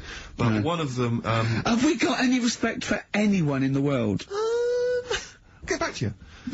Pete in Tooting, now again, I think this is nonsense. He claims that the reason ginger people are disliked is because Judas was ginger. From the Bible. I don't know where he's come up with this idea. No, I've heard that. But I mean, are there a great many people from, you know, the Middle East who are ginger? Well, that's probably why he stood out. Sure. And he was probably fed up, and he thought, I'll get him back. Yeah. Maybe... Unless he had his hair dyed ginger when he was on the witness protection scheme. What did he do? Presumably he had to go into, after it all came out in the book. What did he do? What did he do? He stitched him up, didn't he, to the Romans, didn't he, Judas? Didn't he do it for 40 pieces of silver or something? I'm not big on the Bible, but apparently, incidentally, if you'd like us to, stitch up any kind of Messiahs for 40 pieces of silver, just get in touch, 83XFM, we're willing to do that for you as well. So that's one explanation. There's another one here, which is, again, I don't believe this for a moment. It says here, ginger people get a lot of stick, because in Elizabethan times, people with ginger hair were told that their mother had slept with the devil. And that was why their hair was ginger. So, there's 2 options. Maybe if you've got some more, you can, any more spurious thoughts, then get in touch. 83XFM. But yeah, I don't know. Karl. No, there might be truth to both of those. I mean, the point is that if either of those are true, they were already being picked on, if you know what I mean. Right. That's the point. It's sort of like, maybe that's not the total root of it. Well, the Judas thing might be the root of it. The first big, ginger to, do something, a little bit So if off. he was bald, then old bald people would be like... Yeah. Get a hard time on that. Yeah. Well, we do mock you behind your back anyway, Karl. That's going on, don't worry. So, play a record and think of something that's happened to tell these poor scientists what's going on in the world. All you've come up with so far is the Pope's dead and there's a big spider. What is that? That eats chicken.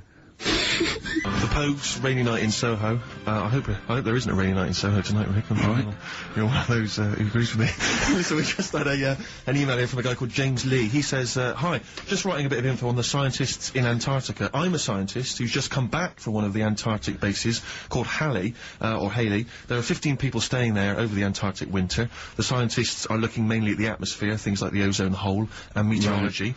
I think there are 6 scientists staying over the winter, as well as a doctor, electrician, mechanic, and a carpenter, and so on. And so he's saying, they do listen, they have the internet, so they maybe could listen to the show on the internet. And if you get the chance, say hi to Francis, and the rest of the winter is for me. Sure, no problem, yeah, thanks, James. But yeah, there they are, that's what they're doing, that's what they're up to. But why are they asking you for a message, though, when... I mean, have these people got families and that, or are they convicts, or... No! What do you mean? Of course they probably do get messages from their family. Well, why are you doing one for one? Is that... I mean, say, do you know, like, you see it in, like, Porridge and stuff like that, where if someone's in prison and no one visits them... Yeah. And they sort of look a bit fed up and that... Is this message that you're doing for like, people who don't get a letter in the post from... Brilliant. So they put this on the shelf until someone doesn't get one. All right, Hargreaves? Yes, sir, I didn't get a message today, sir. You have got a message, Hargreaves. Oh, what, sir? Hargreaves, you have got a message. Really, sir? From Ricky Gervais. Really, sir? And I give it... Don't talk, please, there are scientists listening. Try to keep the talking shit down to a minimum today. Yeah, what's annoying me is, right, they're saying they're stuck over there for months, but it seems to me like they're wasting a lot of time. Right? Why? Well, you're saying they probably watch DVDs, they're saying they've got internet access. Yeah. Yeah? Well, I'm wrong. Listening to messages, yeah. Get the job done and go home. Well, that's subtle. Well, then we don't have to tell them anything then, because they listen to the internet. If they've got the internet, then, yeah, it's a waste of time. Good point, play a record. Well, hang on, before that, here's a good point. You've had long time to research what's been going on in the world. We just had an email here from Nicholas who says, why haven't you told them about the recent pig Olympics that just went on in China? You've missed that one, Karl, once again. Who won? First of the game to die, Morrissey, XFM 104.9. I'm Ricky Gervais with me, Steve Merchant and Karl Pilkington. Well, Karl, you failed miserably. The scientists stuck away. Right, one more chance. What's happened in the last couple of weeks? Just one more chance to... What have you seen in the last couple of weeks? Well, like I say, I don't really watch the news and that, so... Right. I can't, tell them about that. But in a way, I think they're better off not knowing... I think that's the only good thing about being out there, isn't it? Not knowing about the bad stuff going on. Yeah. So... I can't help them there. They don't need to look at the weather, do they? No, don't you know, no. But, tell you about the Pope and that. Yeah, pretty extensive. What about the EU Constitution and the no votes? What do you make of that? What are your views?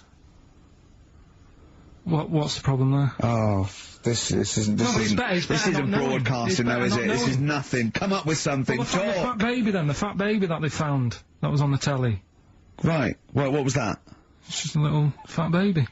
That, oh, I don't know what, it's just a little fat kid and that. What? Tell what? It was on the telly, it was on the telly and But what was on the telly? You just said fat baby, fat baby, fat baby, fat baby on telly, fat baby on telly. Do you meant to be telling them what's happened in the world? Tell me about the fat baby on telly.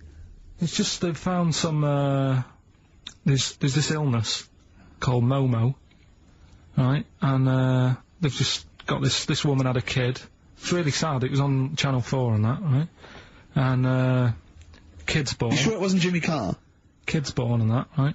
Momo? It's called Momo, Isn't that yeah. that Black Music Award? No, right, little fat baby and that, and, there's only 3 of them in the world. These little fat babies. Right. And, so one of them... They're in danger. How fat? Are you not telling what do you mean? How fat are they? 6 stone it was only 2. And, there's 3 of them in the world, and there was this one, and there was one in Brazil. Are they, like, endangered? Is that the problem? Because there's only 3 of them in the world. I'll be worried, is it like a conservation campaign? They're hunted for their flesh. No, it's sad. If you I know, it's easy to joke on that, but if you've seen it, you'd go, oh, it's a bit sad and that. Well, I haven't seen it, and I know nothing about it. Well, I've told you, there's 3 of them in the world. Okay, what else was on telly? Something I watched the other night, which was good. Again, you know, I learn stuff from the telly. I don't watch the news. Yeah, well, you don't learn stuff from the telly. Yeah, I'll tell you what, though. You told us there's a fat baby in the world. Forget about them. There's a spider eats chickens, and there was a fat kid. Forget them in Iceland, right? Yeah. We'll give them Rockbusters later to do, right? Iceland! But what's her name? I'll tell you what is interesting, Steve. What? I didn't know that much about it. Autism. Okay. Oh, good. There's some more entertaining stuff on XFM 104.9. No. Just to cheer up people. Go on, then. What? Come on.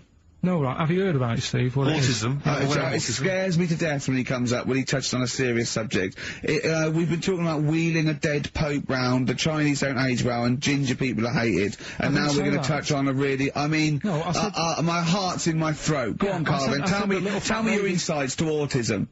Right, well, there was this, again, Channel 4 coming up with some good stuff at the moment, right? It might have been Channel 5. But what's the name? It was... It's the attention span I like! It's these people who, they've got like this autism thing going on. Yeah. And, they sort of take in a lot of information, they get sort of they get so into it that they know everything about that subject and what have you, right? And there was this lad who, he knew everything, right, about EastEnders. Right. He sort of, the cameraman was saying to him, so, you know, why EastEnders and that? And he said, I don't know, I just like it. And he said, I remember when I first watched it, it was a Thursday, it was 5 to 8, Pauline Fowler walked in, she had a pink jumper on, she said, alright, love. And he remembers everything from that moment on. Yeah. Right, and everything. Which is great, but then, the way the programme was making out, it was almost like they were saying it's a disability. Right. When in a way, it's more like a superpower. Sure. Like Rain Man. if you can take it's Rain Man. No, he has special autistic powers. Oh God! We must send for Rain Man. I don't know what to do. So he would be a great intentional mastermind, sort of autistic mastermind. Well, what I'm saying is, don't be watching EastEnders though. Sort of, why didn't they give him an encyclopedia and say, get into that? Sure. That'll be useful. Yeah. Keep him away from EastEnders. Wasting his time there. But I don't think it is a disability. No.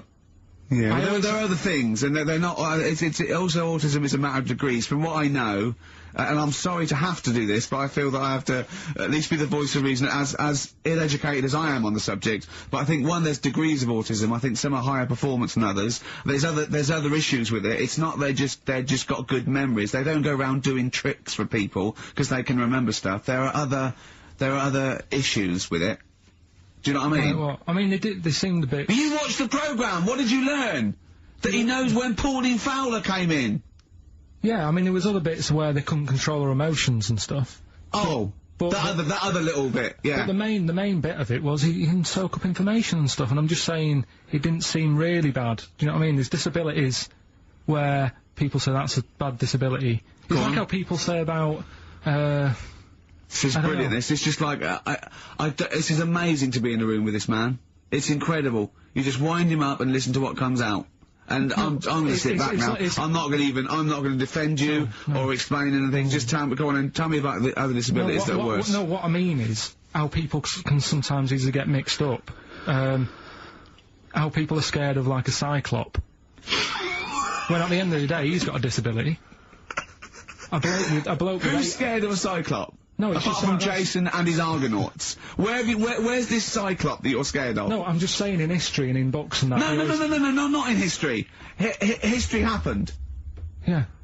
But what are you thinking of? You're mixing history with Greek mythology and Roman mythology and every other type of mythology. What do you mean there wasn't really a giant Cyclop that went round picking up ships and throwing them around? That's not history, Karl. Do you think Batman's history? No, but it was ages ago, wasn't it, when we were sort of No, I'm not saying it didn't happen ages ago, I'm saying it didn't happen.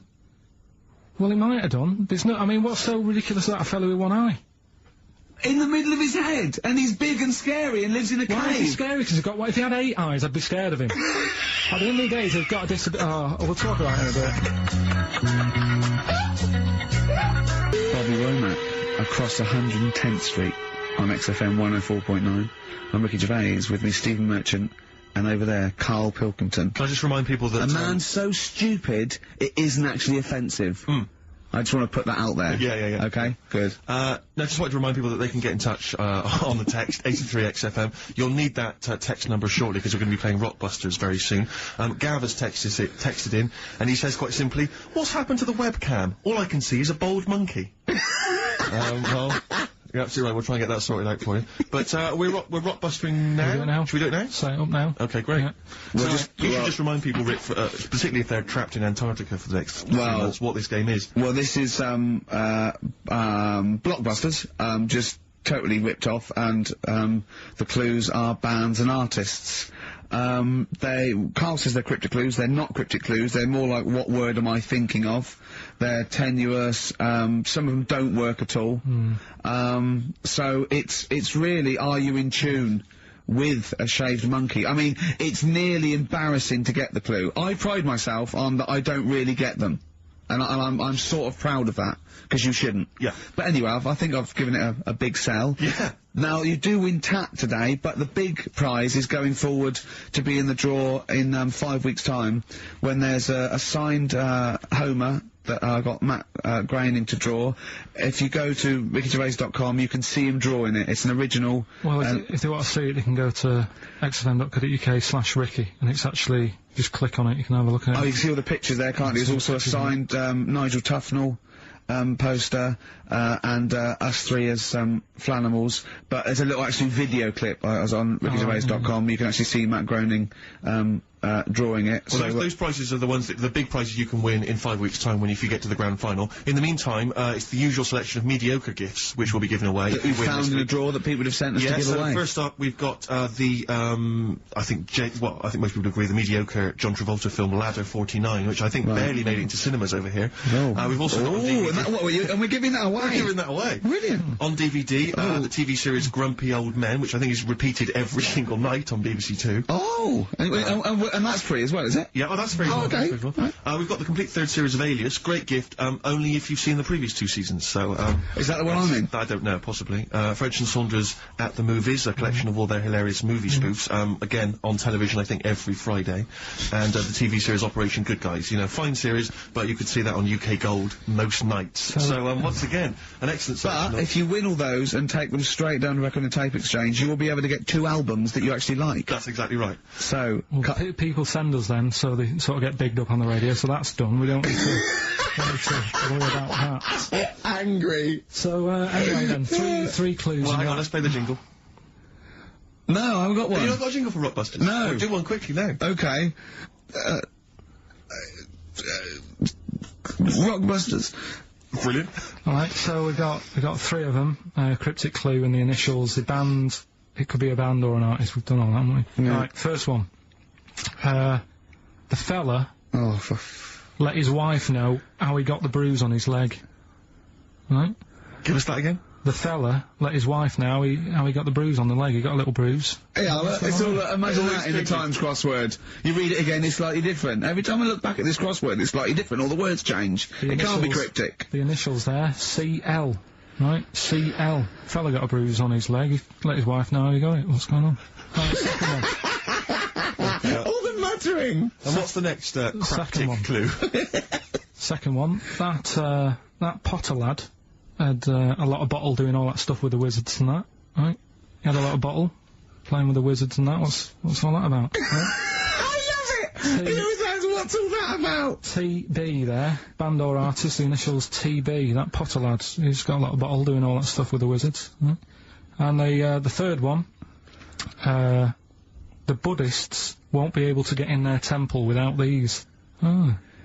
What do they need, right? The Buddhists won't be able to get in their temple without these. The initials TM. Right? 83936 is the text number. We don't want to receive emails from this because we can't be bothered, so just a quick text. Make sure you include all 3 answers. We're not interested unless you've only got, you need to get all 3. Yeah. But the winner may only get 2, but it's the first one with the most right answers. Yeah. And if that wins all those DVDs. Alias is a box set, to be fair. That's pretty good prize, that one. Oh, you could probably get two CDs when you take that down to Record Tape Exchange. And you don't need to see the first 2 seasons because you won't know what's happening anyway. Oh, okay, fine.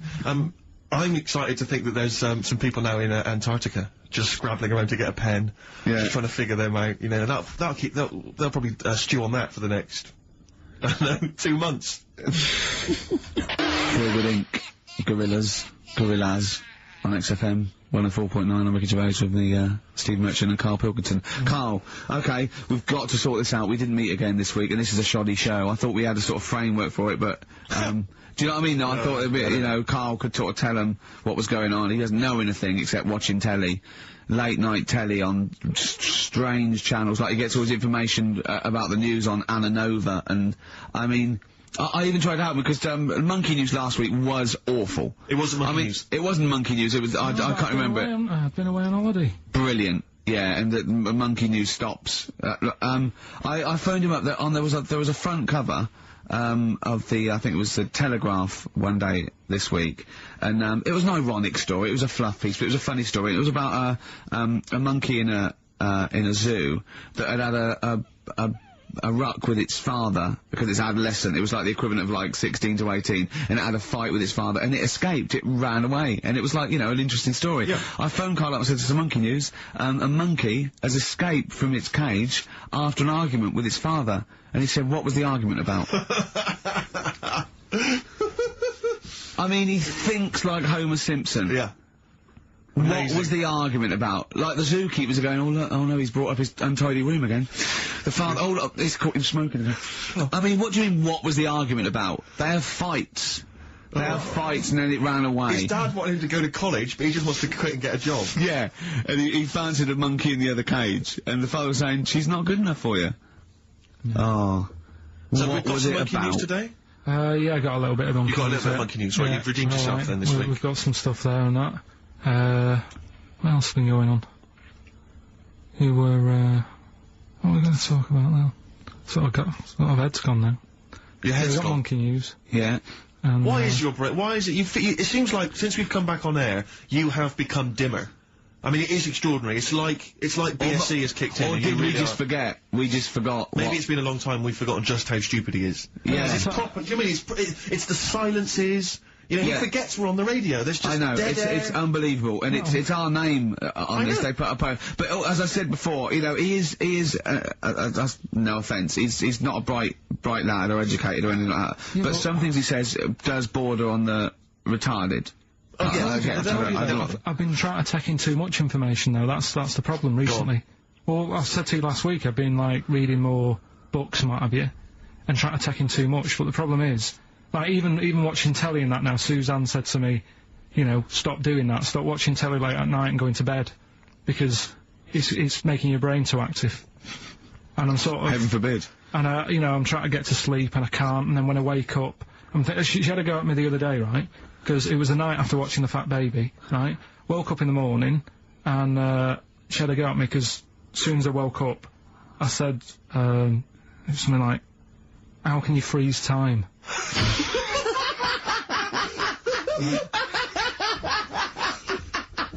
She says, "Are you going to say good morning or whatever?" I'm gonna burst! Just imagine it, right? It's like the sun comes up through the window. Oh, she's right. Karl's like that, his little head. His eyes open, he goes, "One of those floppy night hats." "How can you freeze time?" Oh, God! But it's because, like, whatever, the night before I might have heard that on the news or whatever, and it's just been sort of whizzing round my head. Sure. And, you know, it was a big debate. I think have they found a way of doing it or something? What are you talking about? They've done something about freezing time and all that. See, this isn't information, this is nothing. That is nothing, that. They've done something about freezing time. Imagine Jeremy Paxman coming on, going, "Well, the issues tonight said something about freezing time." It's, think before you talk. No, but I don't worry about how to do it. I just think about what effects that will have. They haven't asked you to get involved? Well, this is what I'm saying, though. You can't explain it. It's a tough thing, isn't it? But what's the point in me worrying about It's not a question. Do you know what he said to me the other day? This is unbelievable. This is one of the most stupid, incredible things I've ever heard.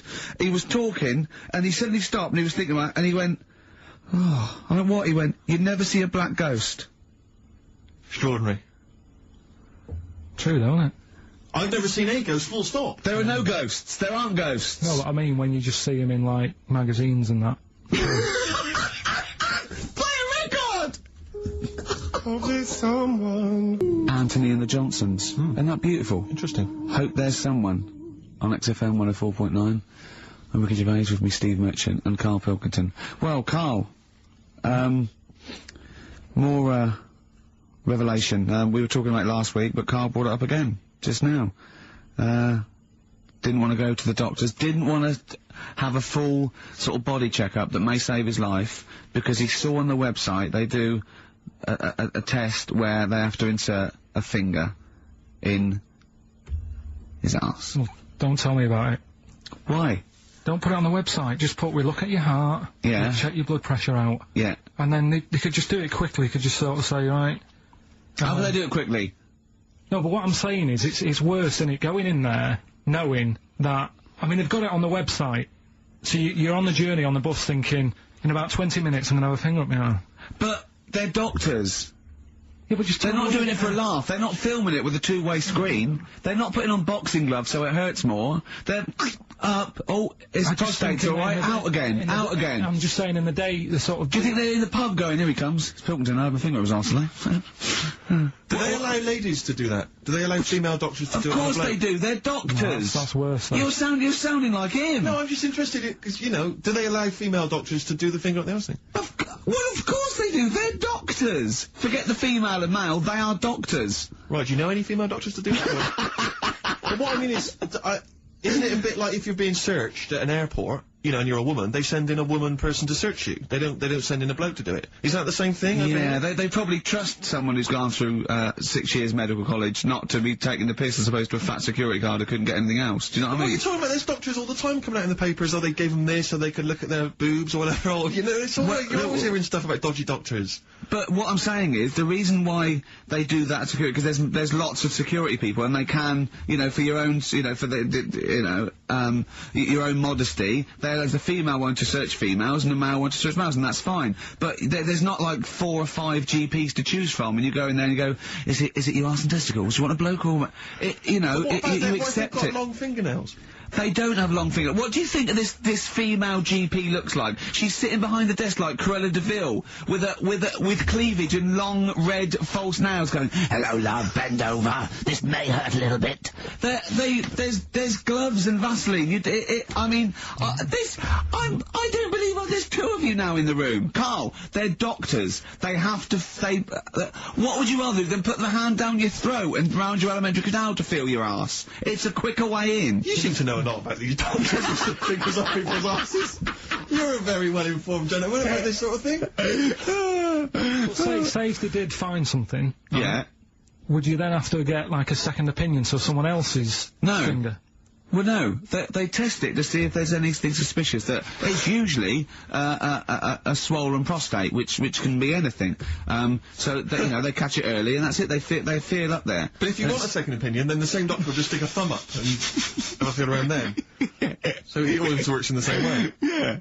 Well, if there's a doctor who can, I don't know, put me at ease. I mean, surely there's another way around it. I don't believe that. I mean, what is this? 60 million people or something in the world, isn't there? 60 billion or something? Well... 6 billion, something? Yes, you got it. Right. You hit it. Well done. That's good work. Right, so yeah, there's 6 billion, did I say? Yeah, what's 6 billion then? Loads, isn't it? Yeah, but... So if you want a doctor to phone up to assure you that the finger at the bum thing's not painful and that it's necessary, and Just that it's necessary, really. Just that it's not an easy way round. Alright, what's the phone number here? It's, changed that, haven't they? Oh, You're the producer! Hang on, here it is. 0871 222 1049, and I think you select option 1. It tells you anyway what to do. Please, if you're a GP, or if, you know, even if you've completed medical, I mean, we want a qualified doctor, really. Anything else is not good enough for Karl Pilkington. Just we'd love to, you can ask him all the other questions, because you know, Karl, as I said last week, he doesn't, feel his own testicles, because he doesn't like the feel. Yeah. So, you know, I'd like a doctor to explain to him how necessary that is. And this is truthful as well, I've got a very slight pain around the genital area at the moment, and I think it might be some kind of groin strain, but I'm a little bit anxious, not entirely sure Yeah, what it is. you've been with me twice when I've gone along to get them checked. Yeah. And I go, oh, what's that? Yeah. It's terrible. I mean, but, you know, it's usually... I think you're in a pretty low risk, aren't you? I'd hope so. You're coming out of the 20s. I think testicular sort of... I shouldn't be doing this, I'm not qualified. All they said was to me sort of like his 20s and 50s. So we're in... Mine sort of felt like they dropped a bit the other week when I was on holiday. I don't know if that's like when you're relaxing or I was wearing shorts a lot. How far? If it's 2 foot, it's too far. I was having problems walking. What do you mean? Why? No, it was just a bit, I had shorts on all day, I'm happy, I'm walking about on the beach, what have you. And then, at the night, when I put some long trousers on, I was sort of walking like they probably like stretch a little bit. Sometimes, I told you, when I was about 18, I was scared. I went to, the doctor, I felt a pain, right? And, because I was doing biology, I thought I'd show off this doctor. I said, I've got a pain, I think it feels like it starts in the epididymis and goes up through the urethra, either. And, he went, finger up the arse. He said, your jeans are too tight, they're squashing your balls. So, we want a doctor like that. So what's the phone number again? It's, 0871 222 1049. A qualified What do you mean your balls dropped, though? We've got to come back to this. I don't know, they just felt like, it's not too bad at the moment. I was alright on the way in, but I feel twinges all the time, but you never know whether it's just because they're but they felt like they weren't my own. Do you know what I mean? They sort of felt a bit like these other There wasn't a bloke standing really close to you, was there? You didn't get us mixed up just on the way back. On the flight back. Someone else has got Well, take a leaf out of nudist books. They just walk round, they've got nothing on it. About nudists. Why? Well, let's play this ad break and that and... Have you had another encounter? If we've got time, I'll tell you about it. Have you really? Right, we've got, who's that on the line? It's Rob. Rob, and, are you a doctor? I'm a final year medical student. I'll be a doctor in 2 months, touch wood. That's close enough, isn't it? Yeah. Excellent. So, where do you study? Do you want to give more details, or do you want to remain anonymous as you're calling into... I study at Barts Hospital. All right, great. So, why do GPs sometimes put their finger up a man's anus? To see what's there. You know, if you've got hemorrhoids, if you've got an enlarged prostate, you know, it's either that or they stick up a big tube and have a look up with a light. What? And it's easier to do that. Now, are you dumbing this down for us, or are you going to fail your medical exams by saying stick up a big tube with a light?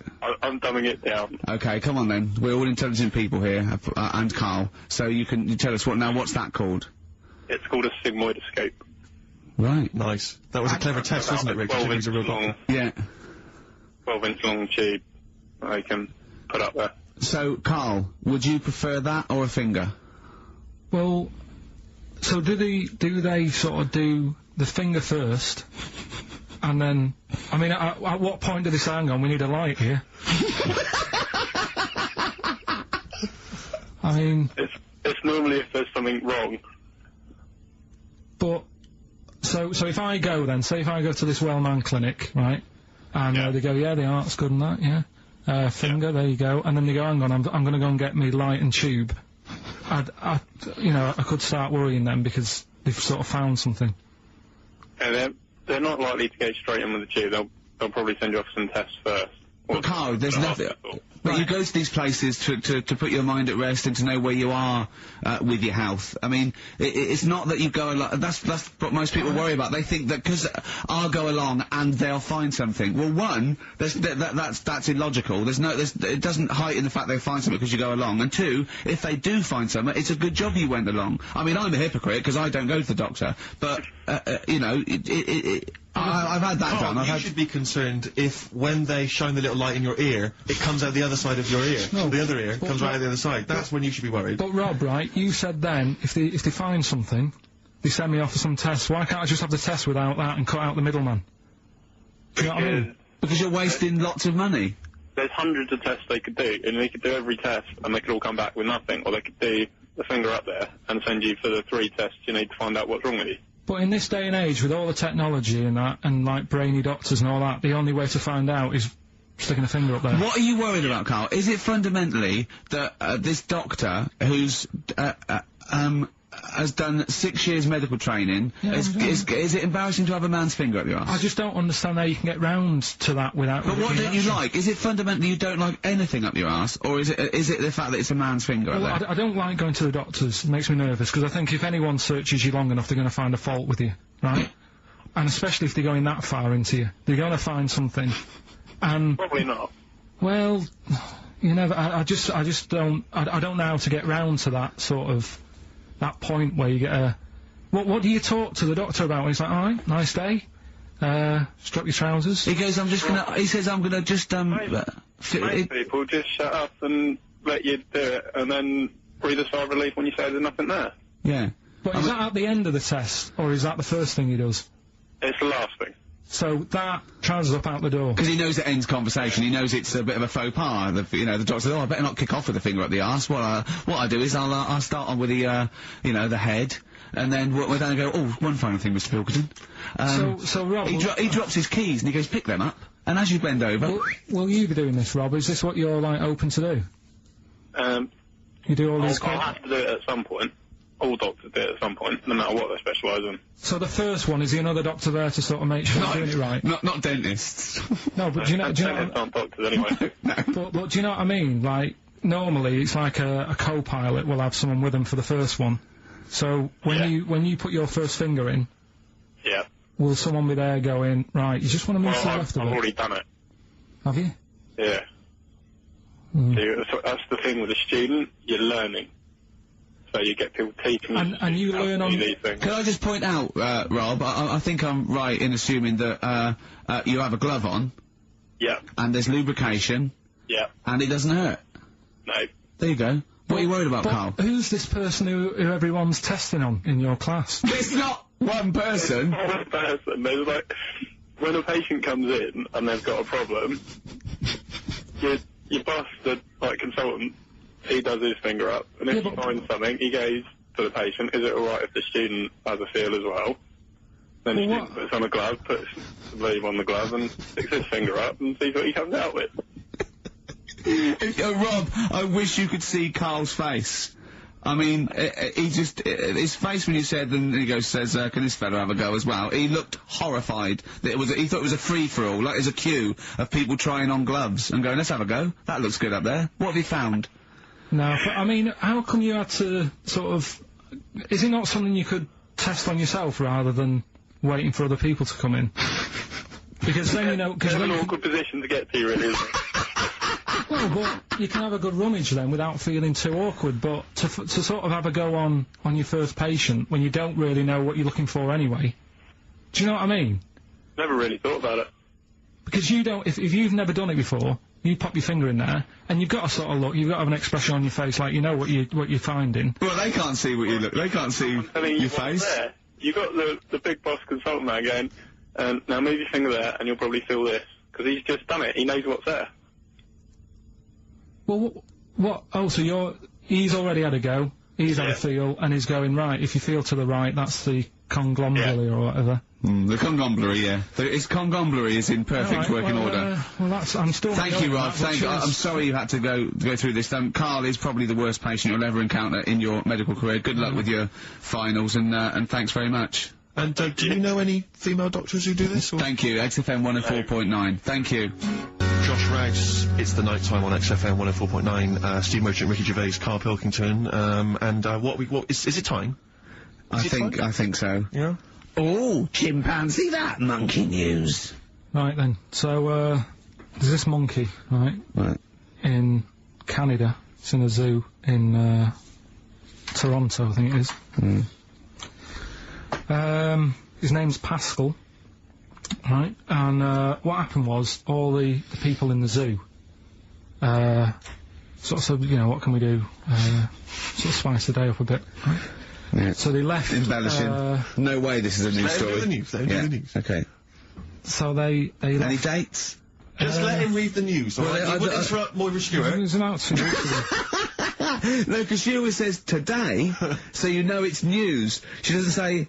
Right, there was a monkey, right? In Canada, right? Just finish the all night. A couple of weeks ago, in this zoo in Canada. Right. Jesus. They got a camcorder. Right. And they said, let's leave it for the for the monkey to have a play with, right? So, anyway, they passed it around. Won a BAFTA. And a couple of chimps and that were rubbish at it. They were like filming the floor and all that, and the fingers were always in shot and stuff like that, right? But anyway, there was this one chimp called Pascal, right?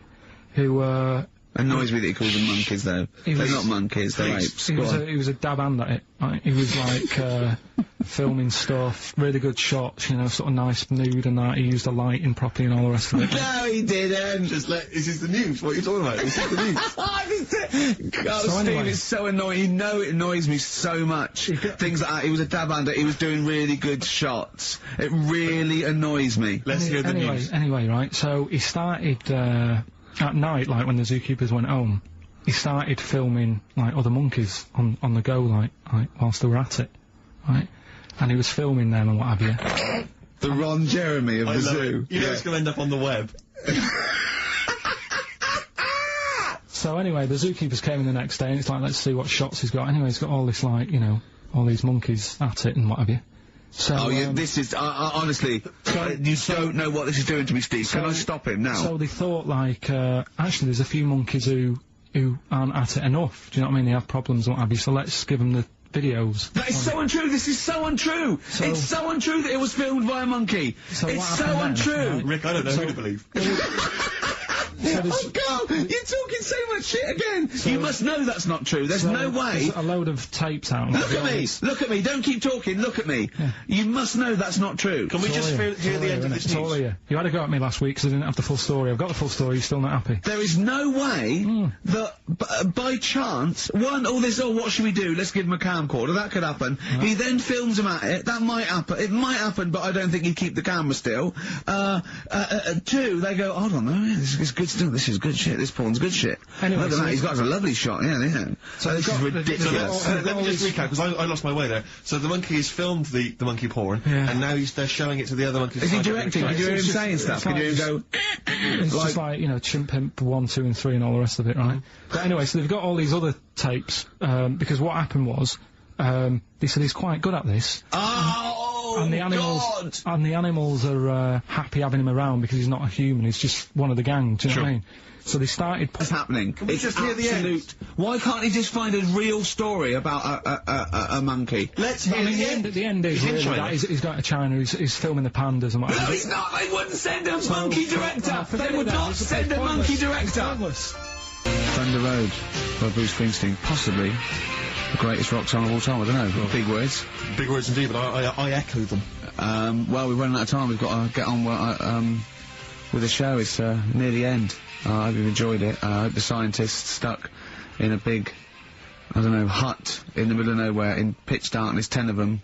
I imagine they've been fascinated, Rick, by the finger up the arse discussion. We had Chinese don't age well, gingers, all that. The big fat kid. Well, actually, they're probably securing the knowledge that if they want to kill some time and it's dark, there's anything better than stick your finger up someone else's ass. Exactly. So, enjoy that. But they've been hanging on for Rockbusters clues, I imagine.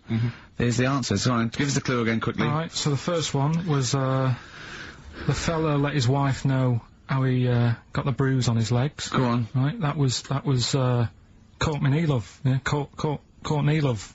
So that's Courtney Love. That's the first one, CL. So that one's fine. The second one, that possible. What am I doing? Letting that one just go? Let it go, just let it go. Am I just letting that go? Annoyingly, we haven't got time to take issue with it, Rick. Okay. That Potter lad, he's got a lot of bottle, hasn't he, doing all that stuff with the wizards and that. Go on. That's, Brave Harry, the Bravery, current sort of XFM band, the Brave Harry, that works as well. No, it doesn't. And the last one. No, it doesn't. No, it doesn't work. The Buddhists. It doesn't work. Won't be able to get in their temple without Doesn't work. Brave Harry. Doesn't work. Brave Harry. Brave Harry. Buddhists won't be able to get in their temple without these. TM. That's the monk keys. Right? So, who got all them, The monk keys? Who got all them, right? Which band are called the monk keys? The Monkeys. Oh, the Monkeys. Yeah, the Monkeys. Right, so who's the winner this week? The winner this week is Gina. Well, we're letting that go, yeah? Gina got them all right. I think her text said she was from Horrorstead. I don't know, I've never heard of that place, but I assume that's right. But Gina, you win that selection. I can't believe she got them. I cannot believe she got them, but she goes, wins those and also goes into the prize draw. We'll have, 6 people competing for that, original Matt Groening thing. If you go to rickygervais.com, you can see Matt actually doing that. We've got a signed Nigel Tufnell and, original drawing of us as Flanimals. See what I see, xfm.co.uk/Ricky. Yeah. We'll look at the picture and well, that's it. It's 3 o'clock. I'm Ricky Gervais with me, Steve Merchant and Karl Pilkington. More drivel next time. A shaven monkey. Right. An honest mistake by The Bravery on XFM 104.9. I'm Ricky Gervais with me, Stephen Merchant and Karl Pilkington. Yeah. Our producer. Right. In inverted commas, heat put. Yeah. Yeah. They know. They know. How you doing, alright, Karl? Yeah, didn't they also write something about me, bald round head? Yes, perfectly round little bald man head, they said, so... 'Cause you need to know that when you listen to the radio on that. Really matters what my hair's doing. Your hair, have you given it a little sort of polish? Because you look like a cue ball at the moment, and you've had a shave in it. I've never seen such a round head. It actually looks like a plate with ears. Yeah, well, for those that have never seen Karl, I actually, if you remember, I think he looks a little bit like, Mr. Spoon from Button Moon. He does! It does! If you've ever seen that show, and also he looks like, you know when they say, they find with a little 4-foot human, and it's actually 500,000 years old, and they give it a name, and it's the first, Australopithecus into, he looks like one of them as well. Perfectly round little, he's the missing link, he looks half human, half monkey. He's got a slight slouch as well. So yeah, it's like those pictures where you see it going from an ape to a man. He's one of those in the middle. Yeah, and of course his monkey hands, his hairy little wrist to those skinny little things that you can get oranges out of holes with. And it's unbelievable. Why are you so all shaved and polished and everything? Got a wedding. What? Got to go to a wedding today, so, thought I'd, clean myself up a bit. Yeah. Shouldn't you be wearing a suit or something? No, I'll go home and put something on. Oh, okay. But, yeah, Suzanne, said, make an effort. Sort of had a shave and that, and then I came out of the bathroom, she said, well, your head looks a bit sort of eggish. She's right. She always worries about when I have a shave, because I just, That's your girlfriend, Karl. I know. Saying that. Just think, so don't worry about Heat saying it. And funny thing is, it's Boyd Hilton, I think, of Heat that wrote it. And he's got a little bald head. Yeah, no, don't slag him off. Yeah, but on the end of his review, does he say, written by Baldy Boyd? No, because it doesn't matter, it's a magazine. Don't worry about it. Looking forward to the wedding? A bit boring, innit, but you've got to do it. They're probably listening. Should we do a shot? No, it'll be a great day for them, but I know what will happen. Suzanne will see, all the fuss and that, and then she'll get ideas, and I'll have to let her down and all that. Why is it you don't want to get married again? I always forget. It's just... Who's it for at the end of the day? I've been with Suzanne for 11 years, right? Sure. We're happy. Well, I am. That's what counts. You're never happy. I am. I'm alright. Yeah, no, you're happy with Suzanne and everything, but apart from that, you're never happy. You are the most grumpy, moany thing in the world. I mean, I get annoyed, but I'm always happy. I was annoyed here, I was happy coming here, but there was a bloke behind me walking and scuffing his feet. He had a pair of those stupid skulls on, and he was clicking and scuffing. Wear some shoes, you don't have to click. Pick your feet up. Flip-flops annoy me. But I'm happy, I'm just annoyed. You are just like, oh, the world's on me. It's rubbish, this. I know the world's great, it's just sometimes people annoy me by being there, But, Steve said I should be locked in one of those towers that princesses used to be locked in the fairy tales, because everything annoys me. But you're grumpy. I'm not, I'm alright. Oh, right, okay, listen, we better play a record, soon, but, coming up, Steve, I went away with Karl. Okay. It was a little present from Jane. It was a golfing day. I could take someone. Took Karl. It was a brilliant day. Absolutely brilliant. But it ended with us sort of drinking and chatting and me saying, right, I'm going to bed. Because Karl said the most ridiculous thing he has ever said. Think of that. That's something. Oh. Sometimes, Karl, I think you're on another planet. Here's the only ones. Another Girl, Another Planet by the Only Ones. What a song. Amazing. One of my favourite intros ever. Dr. Fox disagreed with me. His favourite ever was, I think, Money for Nothing, if I remember correctly. Interesting. Yeah. Another great tune. Yeah, another great show. I'm not knocking him. If you'd like to let us know. A night away, 2 rooms, 2 rounds of golf, dinner for 2, right? But not with her, I noticed. Well, she doesn't play. No, she knew. No, it was a present. They were playing golf. It was a golfing night. She doesn't play golf, so I had to choose someone to take away. It's alright. It wasn't a romantic meal. No, but that was my immediate thought. I was. Yeah. Me and Karl just getting in there in the jacuzzi together. It just sounds like an excuse for Jane to have a day off from you. But you don't play golf, Jane. I know. Go. Yeah. Enjoy yourself. A bowling ball with my name on it.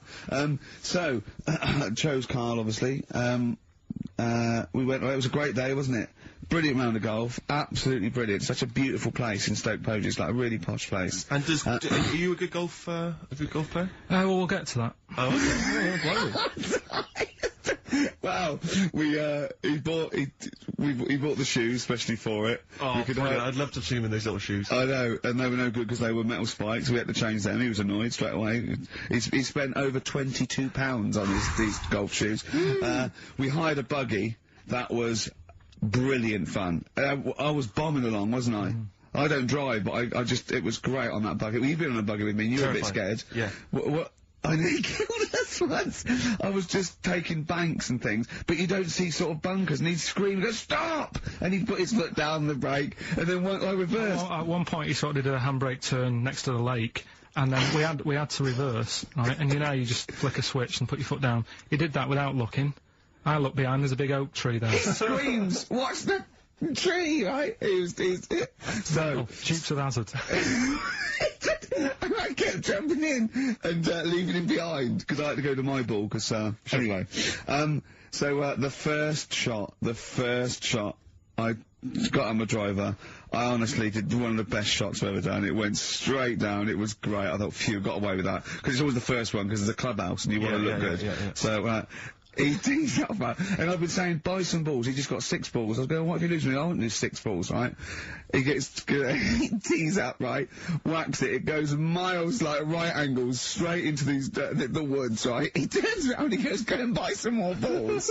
So I'm laughing, because it's, like, impolite to laugh, but he broke the ice for me, and I was falling around, and then second shot, I go, you're off for 3 now. If you take another shot, he went, oh, right. So it's his 3rd shot, he puts the ball down. He hits the ground before it and misses the ball altogether. And I was on my back, wasn't I? Unbelievable. Actually rolling about on his back. And we were terrible. I went round 107, he went round in like 119 or something. Sure. It was just rubbish. How long did it take? 5 hours. Of course. And there was no one around, luckily. But it was fantastic. So then we go and have our meal. What annoys me, I said, right, I'll go for a run. He went, I'll have a bath. I said, I'll see you at 7:45. At 7:55, I have to call him. He's not ready, so he's let me down there. Oh. I can't stand lateness or laziness. You hate lateness. Yeah, and he's let me down. Do you know his excuse? He fell asleep in the bath because there was no light bulb. There was no light bulb in the bathroom. So instantly he fell asleep. And he was late. No, do you know what I mean though, Steve? If you're sort of, like, nice and warm and what have you. I was tired anyway, I've been stressed out for 4.5 hours, right? My life flashed in front of me a few times in that buggy. So it's all sort of wears you down a bit. I thought, right, I've got a headache. You're going for your run. I'm gonna have a bath. I walk in, put the light on. For some reason it didn't come on, but I thought, it's alright. I'll just, doesn't matter, you can have a bath in the dark. Summer, so it's light anyway. Well, there's no windows in the bathroom, so, yeah. So you were in the darkness? So I'm in the darkness. I nod off because I'm shattered. He calls up, hassling me. So I said, well, I won't, it doesn't normally take that long for me because, I haven't got, like, long hair, I've got a dryer and shit. I can sort of one wipe. Yeah. He's already 10 minutes late, though, when I called. Well, 10 minutes. Lateness is lateness. Next. Doesn't matter. Dinner wasn't till 7:15, so we had, like, another 20 minutes anyway, so it doesn't really matter. Yeah, but we said 7:45. So he's calling up, hurry up. So I said, yeah, alright. So I get out, and drying, like, my tackle and what have you. Calls back again 30 seconds later. No, I don't, I don't like that. Do that, no. Give it a wipe. 30 seconds later, come on! So I end up going downstairs to the meal area. Naked. With a wet shirt on and wet socks. I've got headache as it is. Meant to be a relaxing weekend. But anyway, so we have our meal, which is really nice. And then we're sitting in the bar, I'm having a cigar by the fire. Yeah. Like, we're having a rather nice, Pinot Grigio. Yeah. He's there going, I've got a headache. Is this 1955 that you live in? It's so right. We are knackered, because, you know, he's not used to work. I've seen him moaning, falling asleep. He's not used to it at all. And you've been on your feet for over half an hour. Yeah, right. So, yeah, we didn't even walk round the golf course. We had a buggy. Yeah. Wasn't even exercise. So, we get onto conversations. He's talking about, he's asking me stuff about evolution. What about, tell me that. Why the giraffe? What's that rubbish about the giraffe getting a long neck? I said, well, it didn't try and get a long neck. It was selected. And he said, but why would evolution do that? I went, well, you think that evolution didn't do anything? There's not this consciousness, there's not this will that a giraffe has to stretch its neck to reach the leaves. It won't have a long enough neck to survive and pass it. He was going, yeah, but why did evolution... this isn't. But by the way, this isn't the most stupid thing. This is warming up. This is about 8:45. Right? He said, why didn't evolution make a giraffe good at carpentry so it could build a ladder? Right. Yeah. Okay. No. All right. Okay. So he's thinking around it. He's trying to pick holes in evolution. Yeah. We get on to, I said, well, things are, I said, we can see the speed of evolution in lower life forms like bacteria, viruses, they evolved, and that's why, soon we won't have an antibiotic that can kill some certain bacterial strains. And he said, and this is about, 11:30, and I said, I'm going to bed, right? He said, in the future, they reckon that you'll be able to wake up and eat a yogurt you can have a chat with. I don't know what that means. Let's put a song on, right? And we'll come back to it. So you're going to explain that? Yeah. You've got an explanation? Yeah. The Verve and Sonic on XFM 104.9. I'm Ricky Gervais, with me Steve Merchant and Karl Pilkington. So let's just get this right. What did Karl say? He's just specifically giving those words again. He said, they reckon, and I said I'm going to bed. He went, no, really? I said, no, I'm going to bed, Karl. There's no point now, because, I mean, it's just like you're talking gobbledygook. You know what I mean? I might as well talk to a pot plant. Yeah. He said, in the future, they reckon, I don't know who they are. Sure. I don't know, people who post things on the internet that he reads. I think the Telegraph. Anyway, complete the sentence. They reckon that in the future you'll be able to wake up. I love it, there's always a little scenario, an embellishment. Like this little... Oh, hello, darling. Here's your yogurt. Hello. You'll be able to wake up and eat a yogurt you can have a chat with. Alright, well, you know, thanks for that, Rick. I'm looking at you. I'm going to throw that over to Karl now. Right, it's when I was away on holiday, right? I don't normally buy the Telegraph, because it's too big and that, innit? So, but, they were giving it away for free on the plane, so I thought... Ding dong. Might as well have it. And I saw a couple of things in it, and I thought that'll be interesting.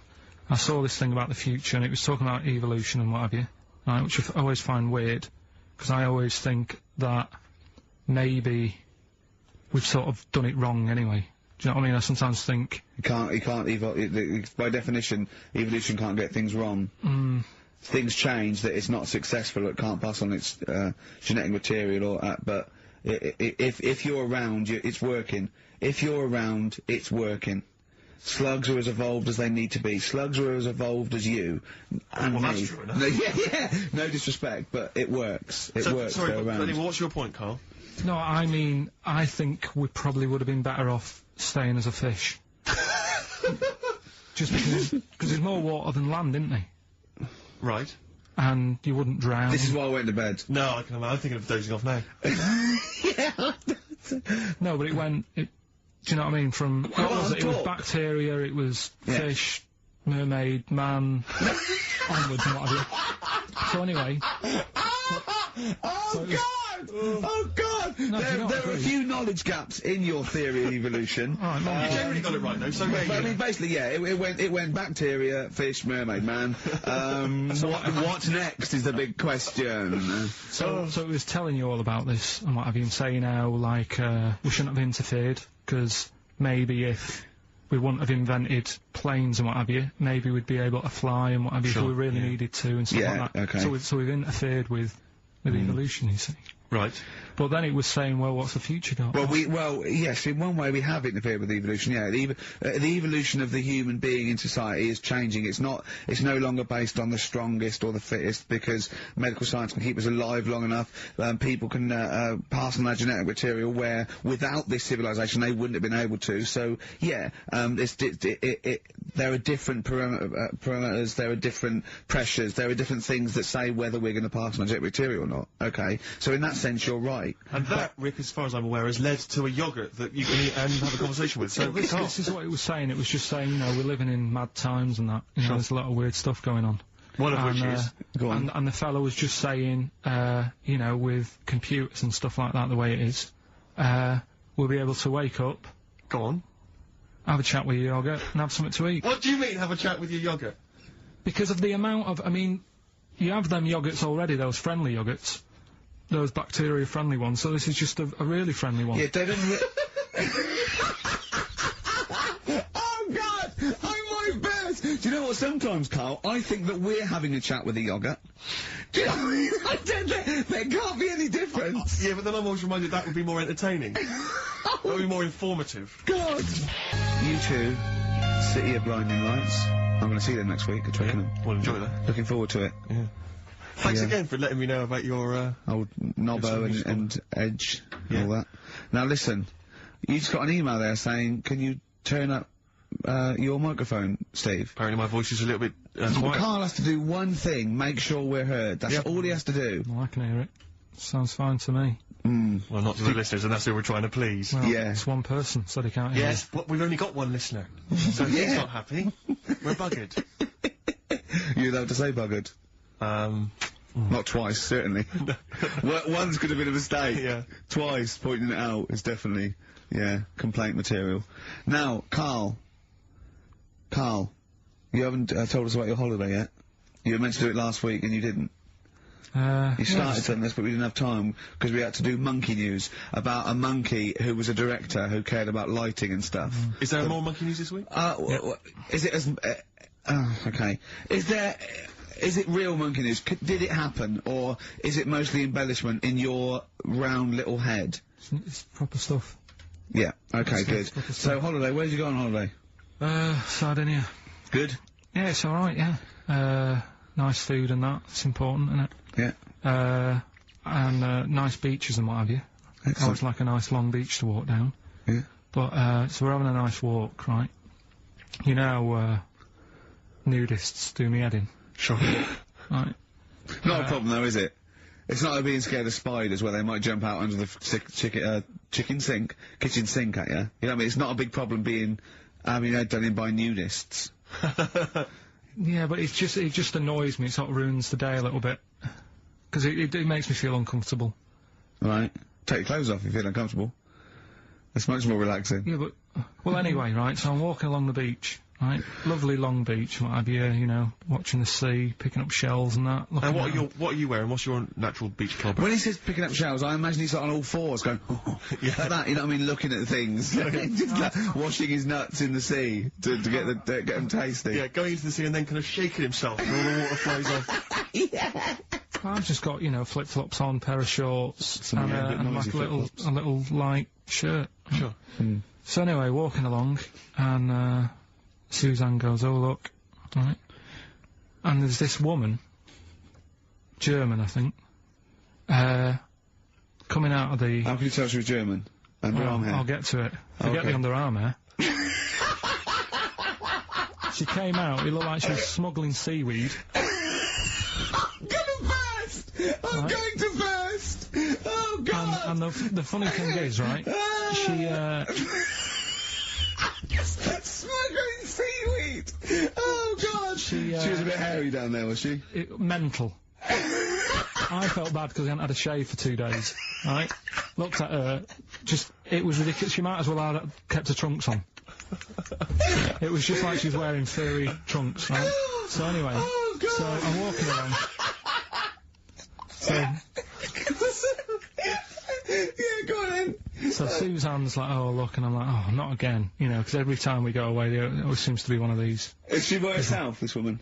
Well, the weird thing was, she was with her husband, right, but he had shorts on, he was happy, right, but every time, like, because I walked past her, and he sort of ran off, because he's embarrassed. Do you know what I mean? There's nothing normal about it. What can he do? He can't go, alright, mate? Because he knows it's odd, right? How old was he? Sorry, how old was she?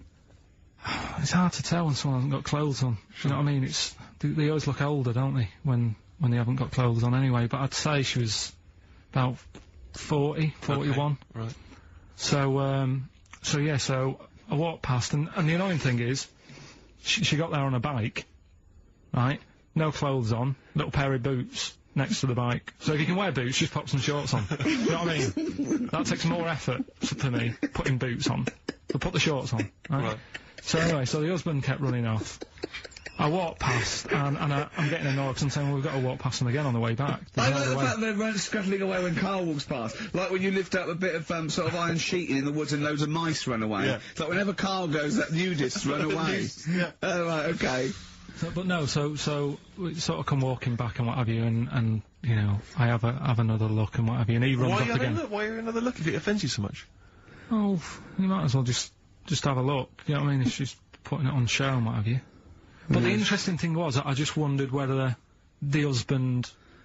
Because if the husband were nude, you'd looked at his tackle. Because remember, when you went to see those two strippers, and it was a woman and man, and they whipped their shorts off, you said you looked at his tackle first. I think any bloke would. Wow. You would. You just check it out, it's natural, isn't it? You just go, oh, right. So it is normal or whatever. Because you don't know if... you know what I mean? You don't know if what you've got's right until you see someone else's. No, do you know what I mean? Yeah. But anyway, so, but he got us talking, because I was... Then, as soon as I saw her, sort of, today's been ruined a bit, so I'm walking up the beach... It's been ruined! Walking up the beach with Suzanne going, how does it happen? Do you know what I mean? Why do people do this? What fun are they getting out of it, and what have you?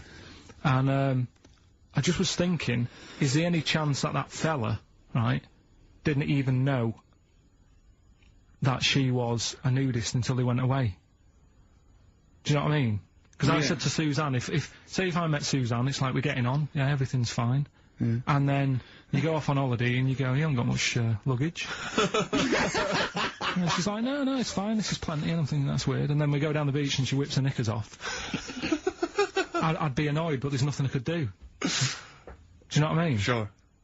So I'm just wondering whether that's what happened to this fella. Every time someone came walking up, he was like, oh, God, this is embarrassing. And he kept nipping off. Yeah. Finding something else to do. Look at some shells. So I'm wondering, Rick, if at some point, maybe today or in future shows, we should get a nudist. You know, one of those official nudist spokespeople. You know, because all these nudist organisations, get them on the phone, justify themselves to Karl, because, you know, in his mind, they are, what would you say, weirdos, freaks? I don't quite get it. I was reading something in one of the supplements last weekend, and some journalist went round to some, whatever you call it, some resort or whatever, for nudes and that. And it's Were just... they playing volleyball? Well, the annoying thing was, bowls. Why is that annoying? Well, don't play a sport where you got to bend over. Neil Young from the album Zuma, and that's Pardon My Heart on XFM 104.9. Ricky Gervais, Steve Merchant, Karl Pilkington. We just had a text here that says, and I don't know what truth there is in this, as ever, but John says there is apparently a nude bike ride today in Hyde Park. Now, I can't believe that's the case, because I don't think it's allowed, is it? You can't ride around with your veg, can you? I don't know. Why would you want to? Well, it's a good point. On a bike. On a bike, I love the fact that that's what disgusts him. I want. Do you know what? If we did appeal for a nudist to call in, I'd want a very specific sort. I don't want. I want a German nudist, a middle-aged man called Helmut. Okay. If there is any, or the closest one to it. So I want a middle-aged man from Germany. If your name is Helmut, you're in. But I'll accept Hans. Karl would be good, wouldn't it? All right. Yeah. I think I'm wondering if the age might. Maybe we could we broaden it out Okay, just a German nudist bloke. Right. Could he at least be fat?